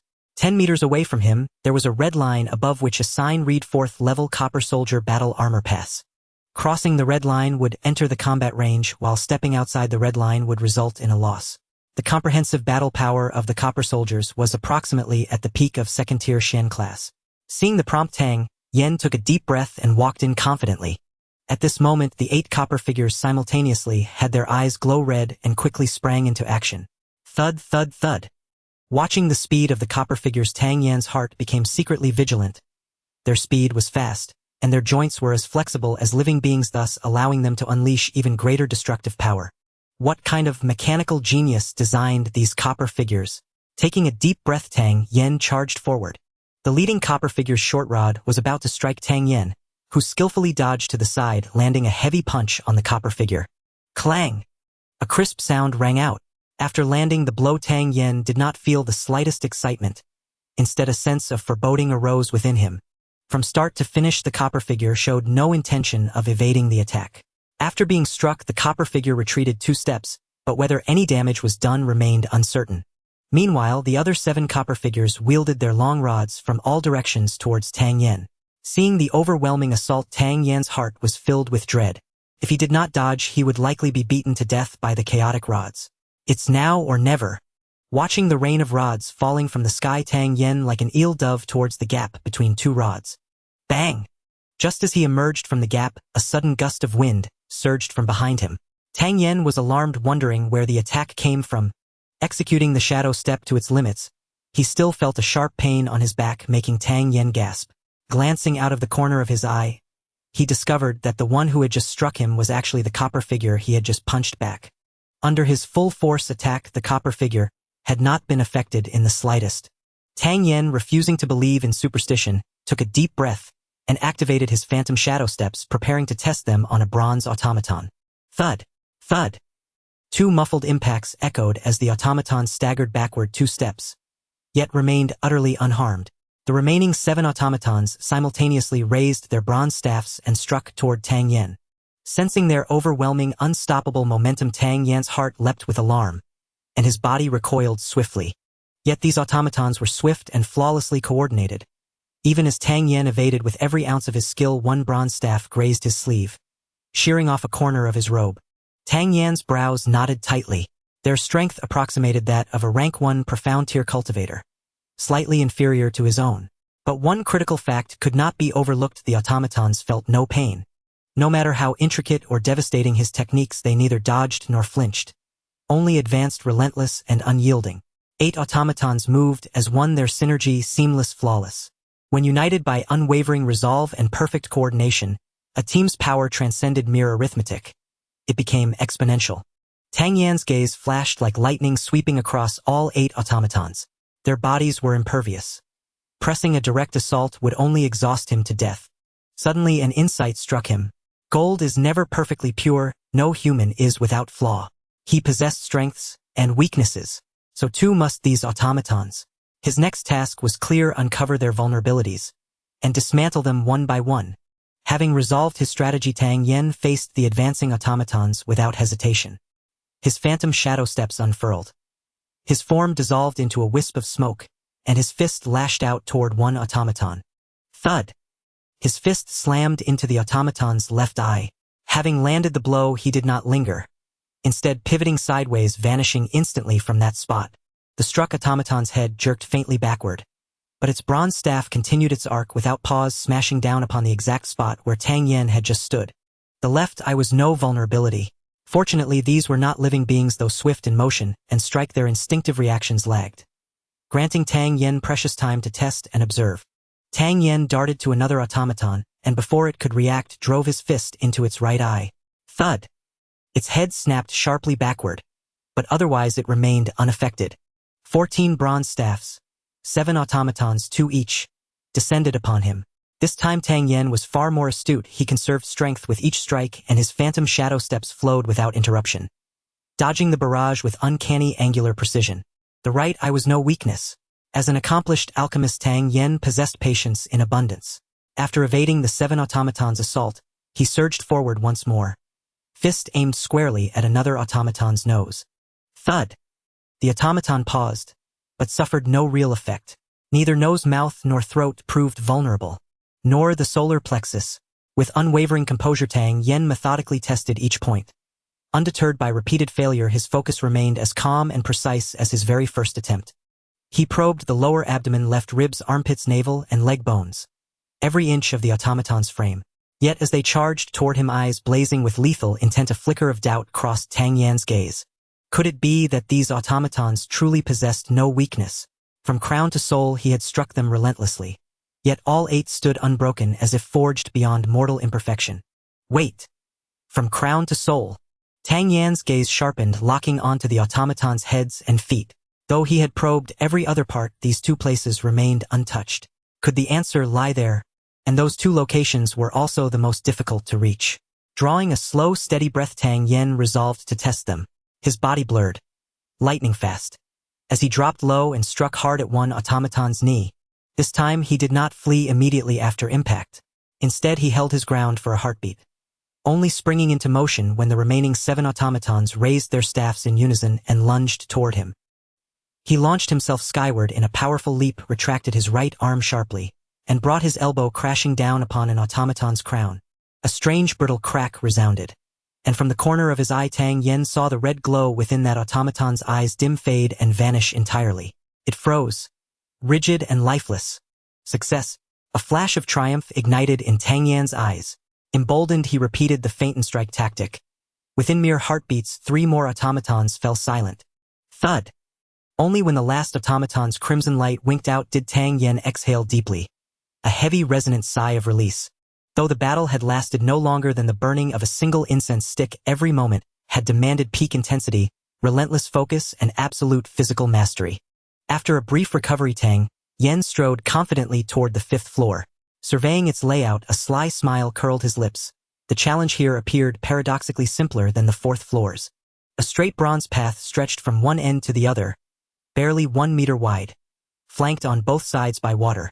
Along each edge stood a line of bronze automatons. Each automaton wielded a different weapon: swords, spears, axes, hammers. None alike. And scattered along the center of the path lay obstacles. Some large, some small, rising unpredictably from the bronze surface. If Tang Yan's intuition was correct, this trial-tested raw combat acumen, demanding exceptional reflexes, tactical awareness, and mastery of close-quarters martial artistry. Few could hope to cross such a gauntlet unscathed. No wonder Su Wei had been expelled after barely a single exchange.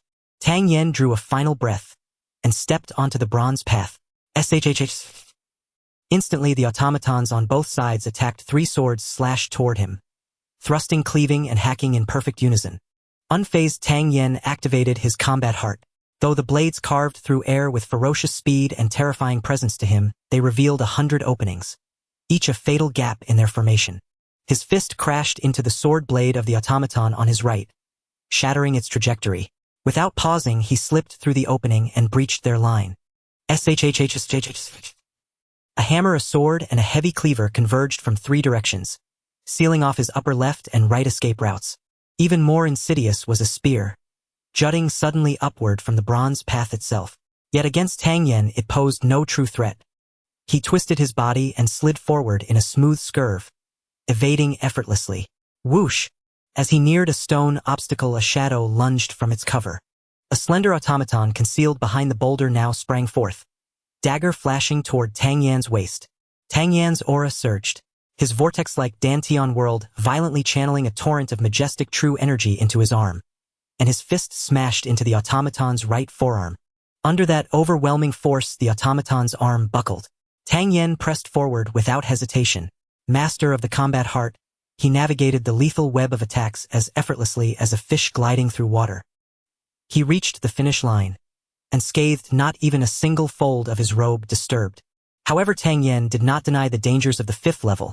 Without the experience of bloody battles and rich combat experience, traversing this path would be several times more difficult than the 4th level.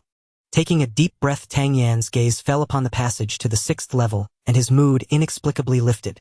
He felt a strange attraction to something within the 6th level. Tang Yen was somewhat curious about why he felt this way.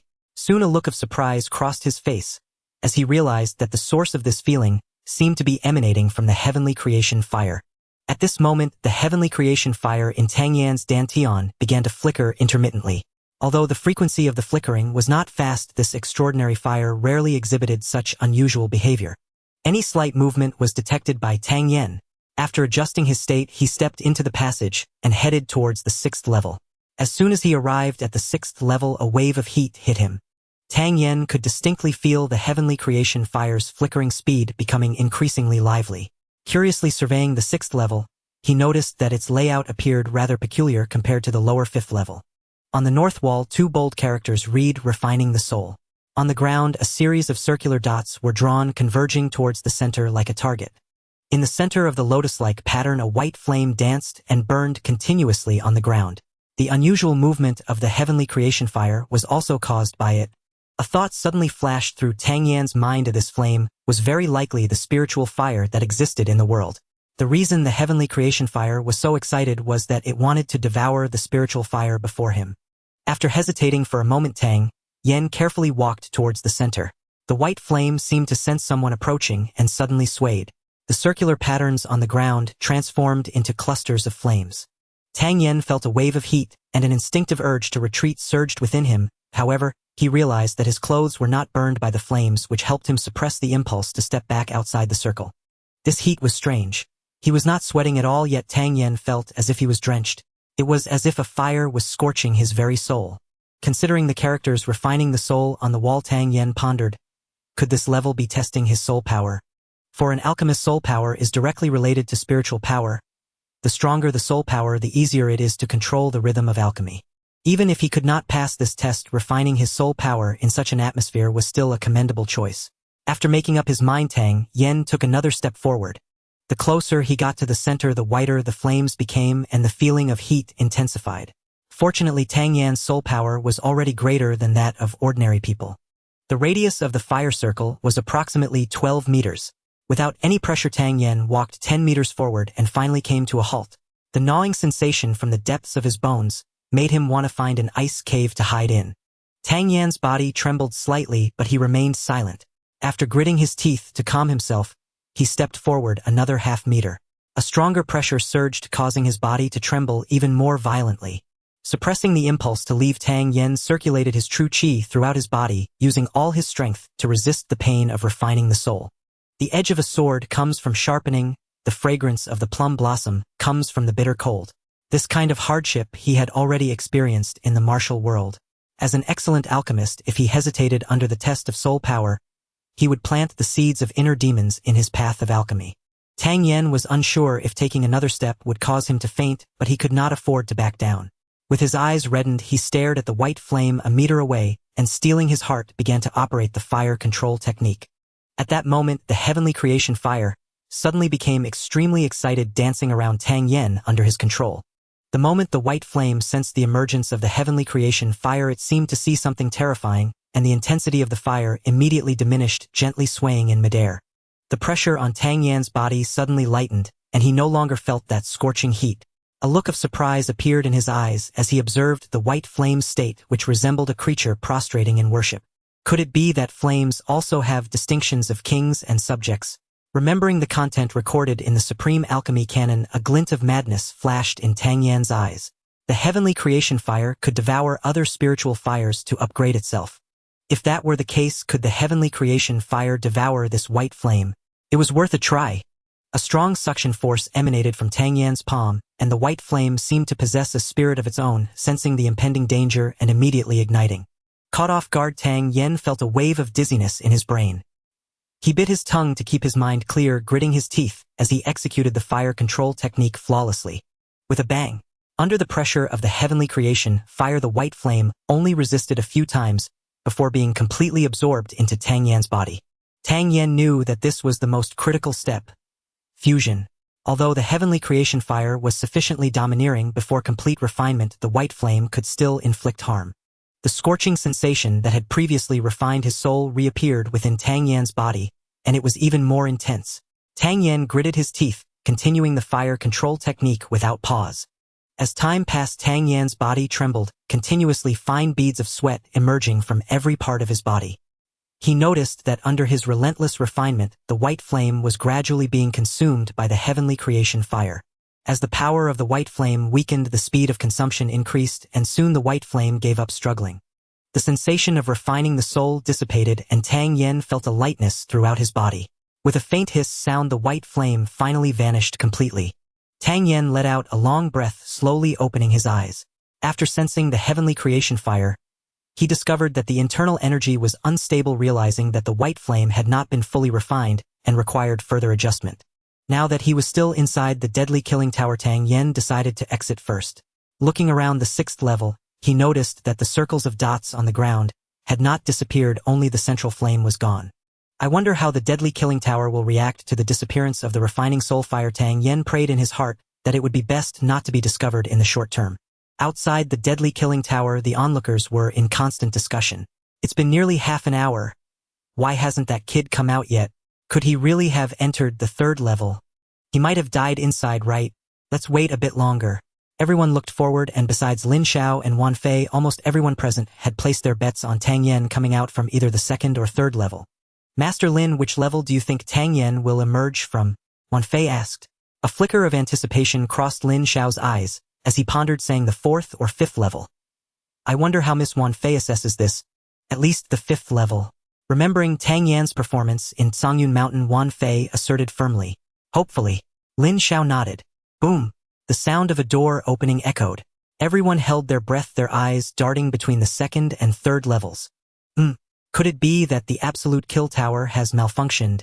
The doors on the second and third floors remained silent. Where did that sound of opening come from? In the crowd, a sharpied youth immediately exclaimed, "Damn it, why are you yelling?" Others around quickly reprimanded. Sixth floor. With this person's voice, everyone's gaze turned toward the sixth floor. Above the sixth floor, a tall figure stood dressed in spotless white. Looking at the confident young man, the crowd couldn't help but rub their eyes. Once they confirmed it was Tang Yen, the crowd immediately erupted. 10 points. Another exclamation arose from the crowd, their hearts jolting, as they turned to look at the side of the sixth floor door. The huge 10 made everyone gasp in disbelief. It had been years since anyone had ascended to the sixth floor. Today, not only had someone entered, but they had also succeeded. Even more incomprehensible was that the one who succeeded was from Yun City. "We won. Sister, that's 10 million taels of silver." Long Ying reacted, shouting excitedly. The dealer, still dazed, was suddenly jolted awake by Long Ying's words. He was pondering whether to flee, but seeing Wan Fei's gaze fixed on him, he couldn't help but smile bitterly.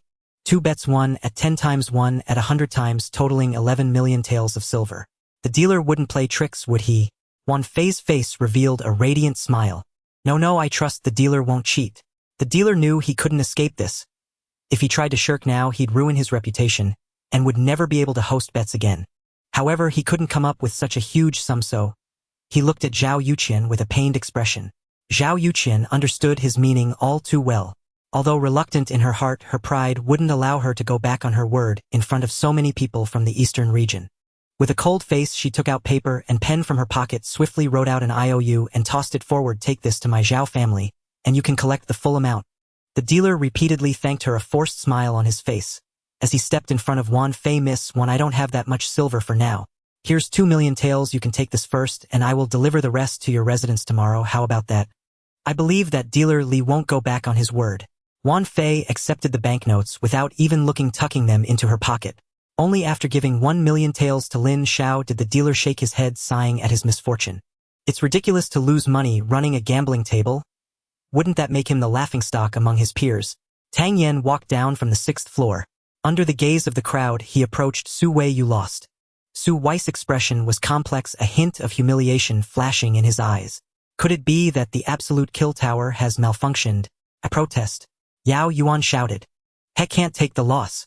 Tang Yan's eyes were filled with disdain.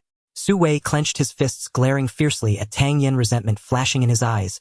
As he gritted his teeth, "One should leave a way out when doing things. Why must you push things to the extreme, young Master Tang?" The bet was agreed upon by both parties. "You can't just back out now," Lin Xiao said blandly. "What, Brother Lin, do you still want to bully the weak?" An angry voice rang out as a burly man in a red cloak strode over from a distance. Yao Chen, the city lord of Yuqing. Someone recognized his identity. Seeing the newcomer, Lin Xiao waved his hand and said, "Brother Yao, you're exaggerating. It's your Yuqing youths who are intending to go back on their word." Yao Chen had already learned about the situation and felt a surge of anger. He had only arrived a moment late, and this group of brats had caused such a commotion. If today Su Wei did shout Yuqing is not as good as Yun City 3 times, Yuqing would have to use its face to clean up the eastern region. A few youngsters who don't know better, a Brother Lin, you wouldn't take this seriously, would you? Yao Chen laughed heartily. Seeing Yao Chen's nonchalant attitude, Lin Xiao immediately became displeased. Over the years at the Eastern Region Grand Competition, he had suffered no small amount of ridicule from these people. He then said sternly, "The youths participating in the Eastern Region Grand Competition represent the image of their respective cities. They were no longer young. If they went back on their word and didn't fulfill the bet, who would dare to deal with Yuqing in the future?" In just 2 sentences, Lin Xiao elevated the issue to the level of the city's reputation. Yao Chen's breath caught in his throat. Seeing Lin Xiao's demeanor, he was determined to let these Yuqing youths lose face. His voice turned cold. "Brother Lin, if today you insist on humiliating my Yuqing, when we meet Yuqing's youths at the Eastern Region Grand Competition, I'm afraid we won't show mercy." "No need for Brother Yao to worry. We won't stray from the topic. Since you lost, let's fulfill the bet." Lin Xiao waved his hand. Yao Chen shot Lin Xiao a glare, his gaze landing on Tang Yen, saying, "Young man, you can come out from the 6th floor. Your strength must be extraordinary. How about this? You fight Su Wei again, and if you win, not only will the previous bet count, but I will also give you 3 third-grade pills." If you lose, the previous debts will be erased, and I will also gift you 1 third-grade pill. How about that? Third-grade pills. The crowd's pupils constricted sharply. Not to mention in the eastern region, even in the entire Tingxiang kingdom, third-grade pills are very precious. The bet was indeed won by Tang Yan. Lin Xiao couldn't interfere too much, so he simply observed how Tang Yan would respond. A look of disdain appeared on Tang Yan's face. I'm not even the best in Yun City. What do I have to fight with? Hurry and fulfill the bet. The crowd was greatly disappointed, having thought there would be more excitement. Thinking about it, in a place like Yun City, how could there be any brilliant genius? Tang Yan was likely just someone skilled at clearing challenges. How about this? I'll give you all 3 pills and let's call it quits, alright? Yao Qian felt a pang of pain, but to salvage some respect for Yuqing he had no choice but to resort to this lowly tactic. Such generous terms even made Lin Xiao a bit tempted. Having Su Wei shout 3 times Yuqing is not as good as Yun City would at most earn some face without any real benefits. But getting 3 third-grade pills would be a rare treasure. Others also flashed with intense envy. Third-grade pills are sometimes hard to even buy. Lin Xiao sighed softly. Such temptation even intrigued him, let alone Tang Yan. Let's fulfill the bet. Just as everyone thought Tang Yan would agree, a calm voice came from his lips. Upon hearing Tang Yan's words, the crowd was stunned. Even Yao Qian hadn't expected that Tang Yan would refuse so decisively. This was a third-grade pill. Could it be that this guy is a fool? To others, third-grade pills might be extremely precious, but to Tang Yan they were no different from candy. As long as he wanted, he could refine them, having as many as he desired. Seeing that Tang Yan was impervious to both soft and hard approaches, Yao Qian was greatly infuriated. He also felt quite resentful towards Su Wei and the others.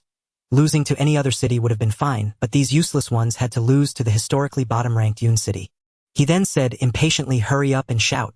Su Wei cast a venomous glare at Tang Yan and coldly declared, I hope I don't see you at the grand competition. Stop dawdling like a woman. Hurry up, Tang Yan urged. Seeing Tang Yan's infuriating smirk, Su Wei nearly spat blood out of the corner of his eye. He noticed Yao Qian's face darkening. Clearly the city lord had no intention of lingering. Swallowing his pride, Su Wei shouted Yuqing yields to Yunqing. 2 more times. Louder. Did you skip breakfast? Tang Yan chimed in helpfully. With eyes burning with ever deeper resentment, Su Wei gritted his teeth and bellowed again, Yuqing yields to Yunqing. Yuqing yields to Yunqing. Mountains may not meet, but rivers surely will. We'll settle this at the grand competition. Yao Qian tossed out a parting threat before turning sharply and sweeping away in a swirl of robes. Su Wei and his entourage hurried after him, heads bowed low. As the Yuqing delegation departed, all present understood Yunqing, and Yuqing had irrevocably severed diplomatic pretense. At the Eastern region grand competition, their disciples would inevitably clash in fierce rivalry. Yet most observers held little faith in Yunqing. Having provoked Yuqing so brazenly, Yunqing's disciples would undoubtedly retaliate with ruthless severity against any Yunqing opponent they faced. No one felt greater satisfaction than Lin Xiao. Su Wei's 3 declarations rang in his ears like celestial chimes, each more melodious than the last. And he bore little anxiety.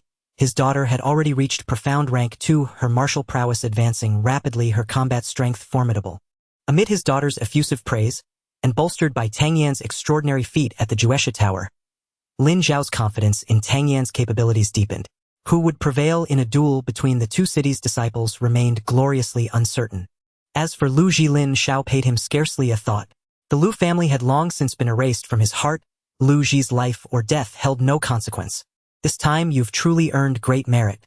Yet though we've won face, we've also forged a powerful enemy, and forfeited 3 third-rank pills. You've borne an unfair burden, Lin Xiao said, clapping Tang Yan firmly on the shoulder. His gaze upon Tang Yan now held unmistakable warmth. It is my duty. Any who insult Yunqing shall suffer 10-fold retribution. Tang Yan replied without hesitation. Excellent. Lin Xiao roared with laughter, thoroughly delighted by the answer. By the way, this is your friend Lin. Xiao gestured toward Wan Fei standing nearby. Tang Yan studied her curiously, furrowed his brow, and asked, has this young lady mistaken me for someone else? Have we met before? Lin Xiao nearly choked. You dare claim you've never seen her? What about the 200,000 taels she wagered on you? Savior, that's my elder sister. Chongqing stepped forward hastily to explain. At the sight of Chongqing, Tang Yan recalled the mercenaries he'd encountered at Songyun Mountain. He studied Wan Fei more closely, a delicate oval face, willow leaf brows, almond-shaped eyes, and sensuous lips radiating both wildness and sharp competence. Yes, she did seem faintly familiar. Auntie. Tang Yen ventured cautiously. Wan Fei's cheerful smile vanished instantly, replaced by volcanic fury. I'll tear you limb from limb. Seeing Wan Fei launch herself at him, claws bared, Tang Yen recoiled in panic and stammered, Auntie, please listen. I truly didn't recognize you.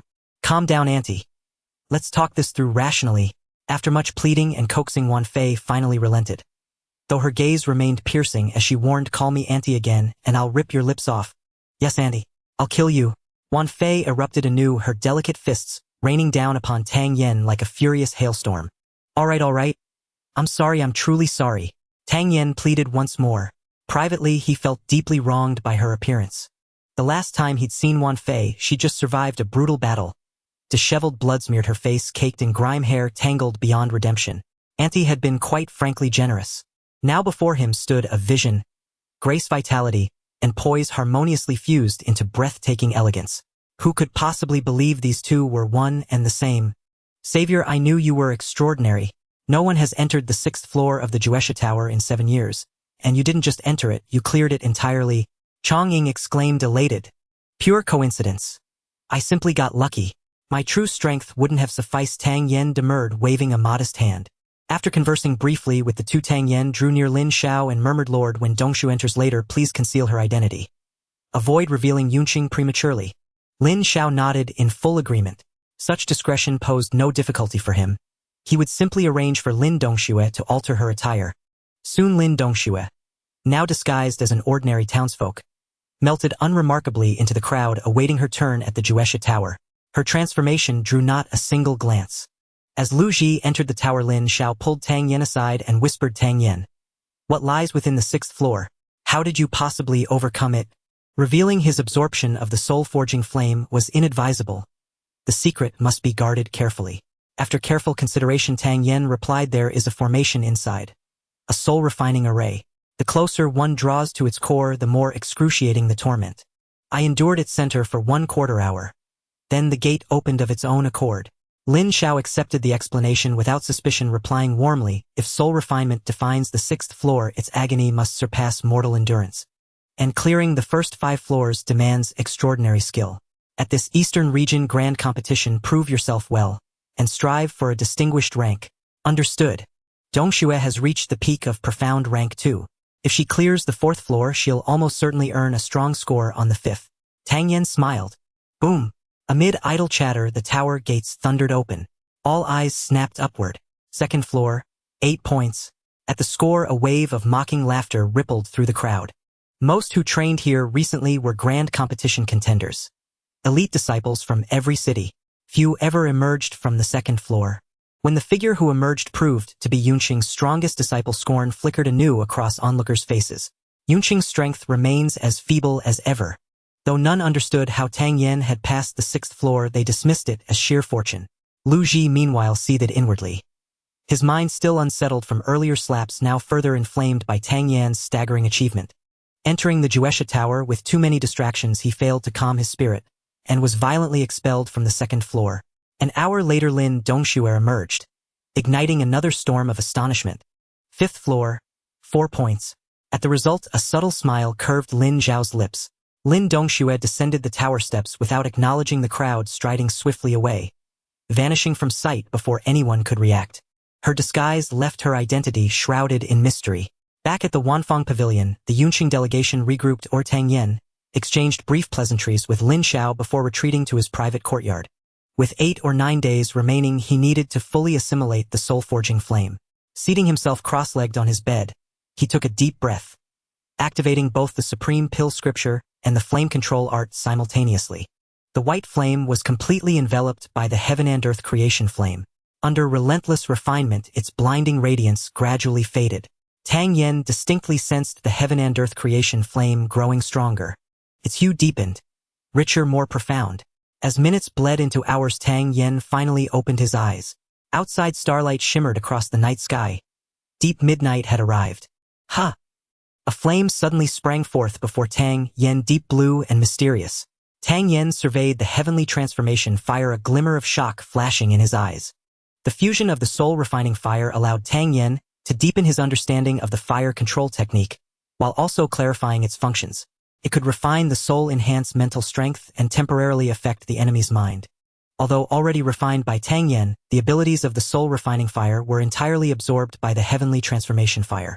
Feeling the soul pressure brought by the flames, Tang Yan's heart stirred.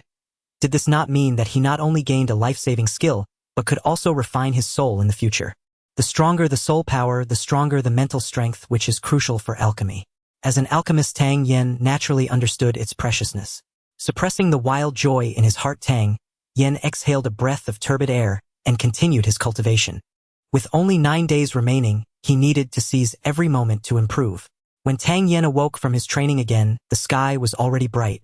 Although Yun City had been looked down upon for years, Tang Yan's success in passing the 6th level of the Killing Tower spread throughout the city in a day, as if he had sprouted wings. The name Tang Yen was also remembered by many. Fang City.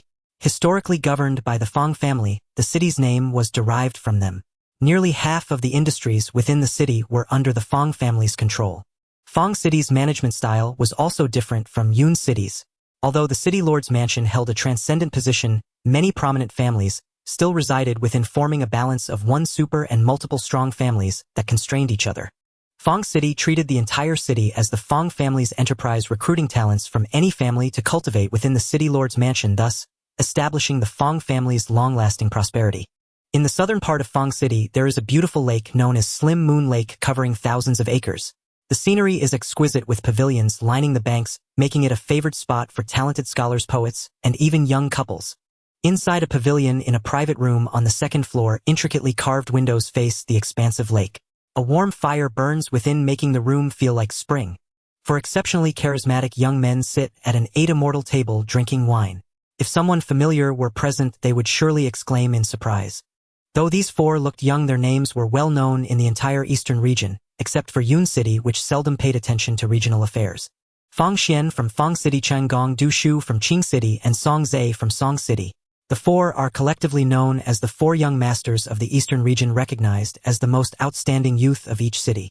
As for the top figures from Yu City and Yun City, they did not catch the eye of the crowd, and were naturally not mentioned alongside these 3 cities.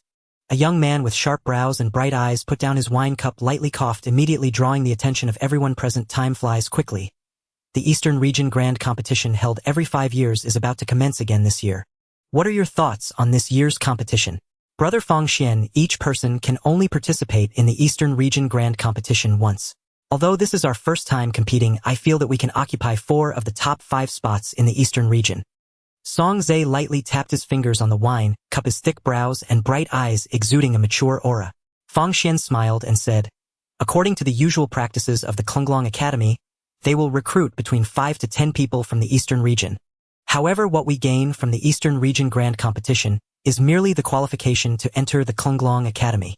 We will have to undergo another assessment by the Academy to confirm our admission. The reselection by the Klunglong Academy is even more intense. When the time comes, we, the people of the Eastern Region, must unite to have a greater chance of entering the Academy. Who do you think might become our companions? If only 5 are recruited, Zhao Yuqian and Wan Fei from Fang City have great potential. Cheng Gong immediately replied. From Song City, Song Qing also has the strength to compete. Song Zhe spoke loudly. From Qing City, Sun Long has decent strength. Du Shu recommended someone from Qing City. Fang Xian nodded upon hearing this, a hint of a smile appearing on his face. His confidence, revealed in every gesture, captivated the hearts of those around him as he took a sip of wine and said leisurely, Su Wei from Yu City is not bad either. It's said that he has already reached the pinnacle of the 3rd tier, but unfortunately he hasn't reached the 4th tier. Otherwise, as the top person from Yu City, he could also be invited for a drink. I heard someone passed the 6th floor of the Killing Tower yesterday, Song Zhe reminded. Fang Xian nodded. I have also heard about it. Yesterday Yun City and Yu City engaged in a bet, resulting in Yu City's loss, which is another reason why I didn't invite Su Wei. Have you found out about Tang Yan's background? Du Shu frowned and said, I inquired a bit. 5 months ago Tang Yan had a bad reputation in Yun City, being good for nothing and indulging in pleasure. But now he has displayed impressive strength. However, his strength seems weak. I've only heard he has reached the 9th rank of the yellow tier, and he hasn't even stepped into the profound tier. I have also recently investigated Yun City. The top person in Yun City has always been Lu Ji, who currently holds only the 1st rank of the profound tier. Surprisingly, he couldn't even withstand a single move from Yao Yuan of Yu City yesterday, and was slapped several times. As for Tang Yen, who wasn't even the top person, it seems the killing tower had a problem allowing him to pass by luck. Chang Gong interjected. Fang Xian pondered for a moment before saying, the latest information shows that the highest strength that kid has exhibited is merely the 9th rank of the yellow tier. Passing the killing tower might indeed have been sheer luck. The strength of the 9th rank of the yellow tier is still too weak, so we won't consider him. Unbeknownst to Tang Yen, he was entirely unaware of the conversation among the 4 young masters of the eastern region. He hung a sign saying currently cultivating on the gate, and did not step out hiding in the small courtyard to fervently refine the soul refining fire. With such dedicated cultivation, Tang Yan's progress was tremendous. The soul refining fire possessed boundless benefits for one's soul. After these days of refining, Tang Yen could clearly feel a significant increase in his soul power. He believed that it would be easier to refine pills in the future. Counting the time, tomorrow would be the day of the Eastern Region Grand Competition, and Tang Yen had fully integrated the soul refining fire. Originally from the deep blue flame, as long as Tang Yen wished, he could separate the bone-white soul refining fire, which was incredibly miraculous. After taking a shower and changing into a white robe, Tang Yen opened the yard door, and coincidentally saw Lin Xiao coming over with Lin Dongxue. Few finally know to come out. Upon seeing Tang Yen open the door, Lin Dongxue pouted in dissatisfaction. On Songyun Mountain, when Lu Jing attempted to assassinate the 2, Tang Yen blocked Lu Jing to let her escape. Lin Dongxue had accepted Tang Yen as a friend in her heart. Afterward, Tang Yen taught her many battle experiences. She originally planned to use these 10 days to discuss combat matters with Tang Yen, but this guy directly entered seclusion, not showing his shadow for 8 whole days. I feel like my strength hasn't solidified. It was just right to take the opportunity to digest things here.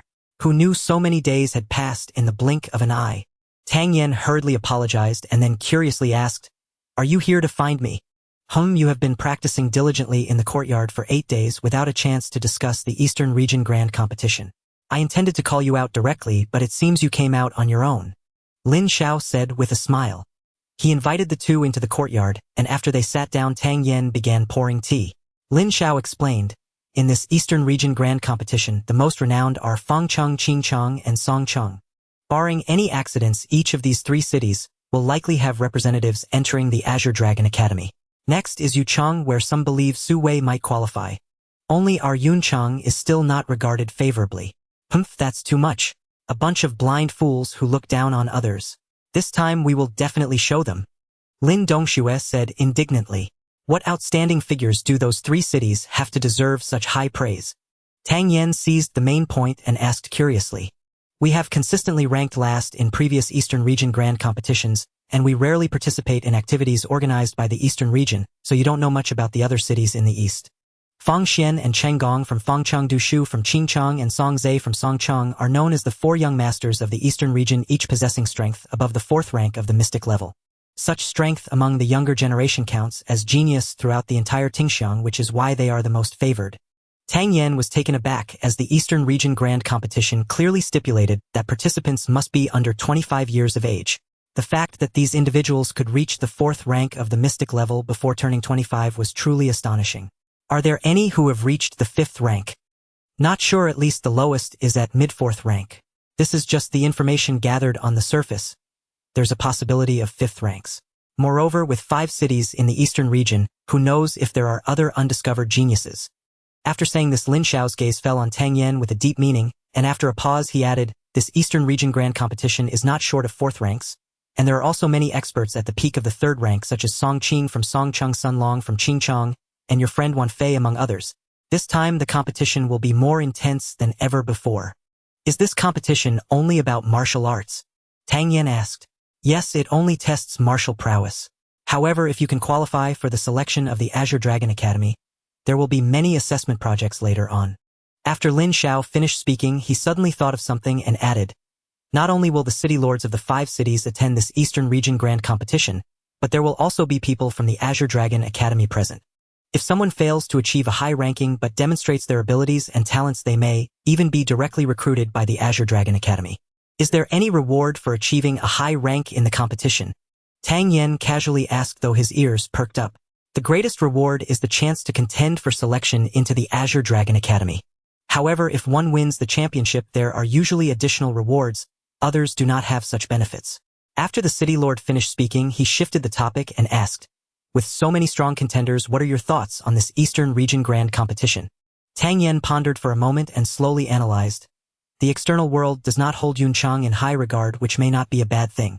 With Lu Ji, the number 1 in Yuncheng, backing us, people will be less wary of my and Dongsu's strengths. I have already reached the 3rd rank of the mystic level. If the opponents underestimate us, we may have a better chance of winning. This year, at least, we will no longer be at the bottom of Yuncheng. The rankings in the competition are determined by the strongest. For example, if Song Zhe from Songcheng is the champion, even if the 2nd to 10th places are all from Fengcheng, the top position will still belong to Songcheng. So to avoid finishing last, you must at least defeat Su Wei from Yucheng. What do you think your chances are against him? He has already reached the peak of the 3rd rank. Perhaps my winning odds are around 50-50. Tang Yen estimated a number. Father, why not have a match with Tang Yen to get a rough idea? Lin Dongxue chimed in. Lin Xiao's eyes brightened at her words.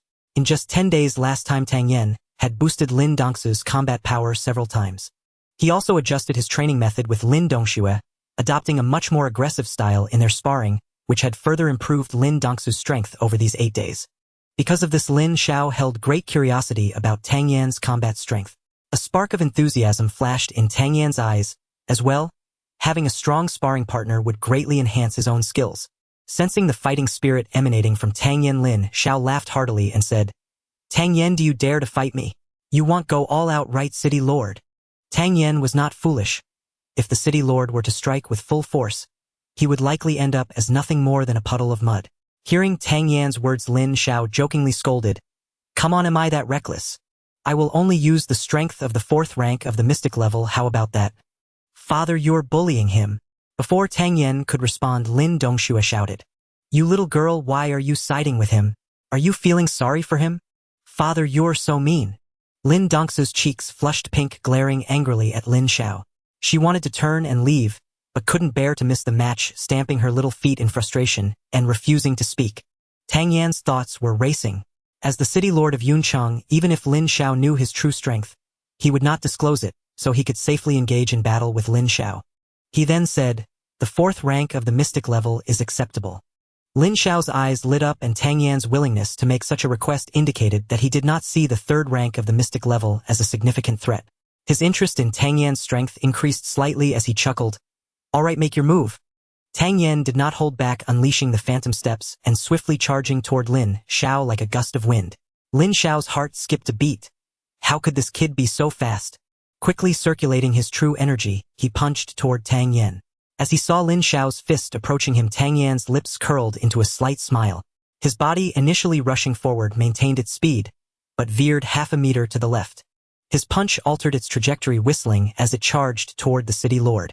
Lin Xiao's gaze sharpened. This guy could change tracks even at such high speed. Fortunately, Lin Xiao had extensive combat experience and a profound understanding of martial arts from being a ground-level expert, giving him an edge far beyond that of a typical 4th rank of the mystic level. Leaning back slightly to adjust his direction, their fists collided. Boom! Lin Xiao had just altered his offensive trajectory, causing his punch's power to diminish slightly. Tang Yen had also changed his attack direction, logically making his punch much weaker compared to Lin Xiao's. However, after their fists collided, Lin Xiao was astonished to discover that Tang Yan's punch maintained the power of a peak 3rd rank. This defied logic. In their first exchange, even when Lin Xiao employed the strength of the 4th rank of the mystic level, he found himself at a disadvantage.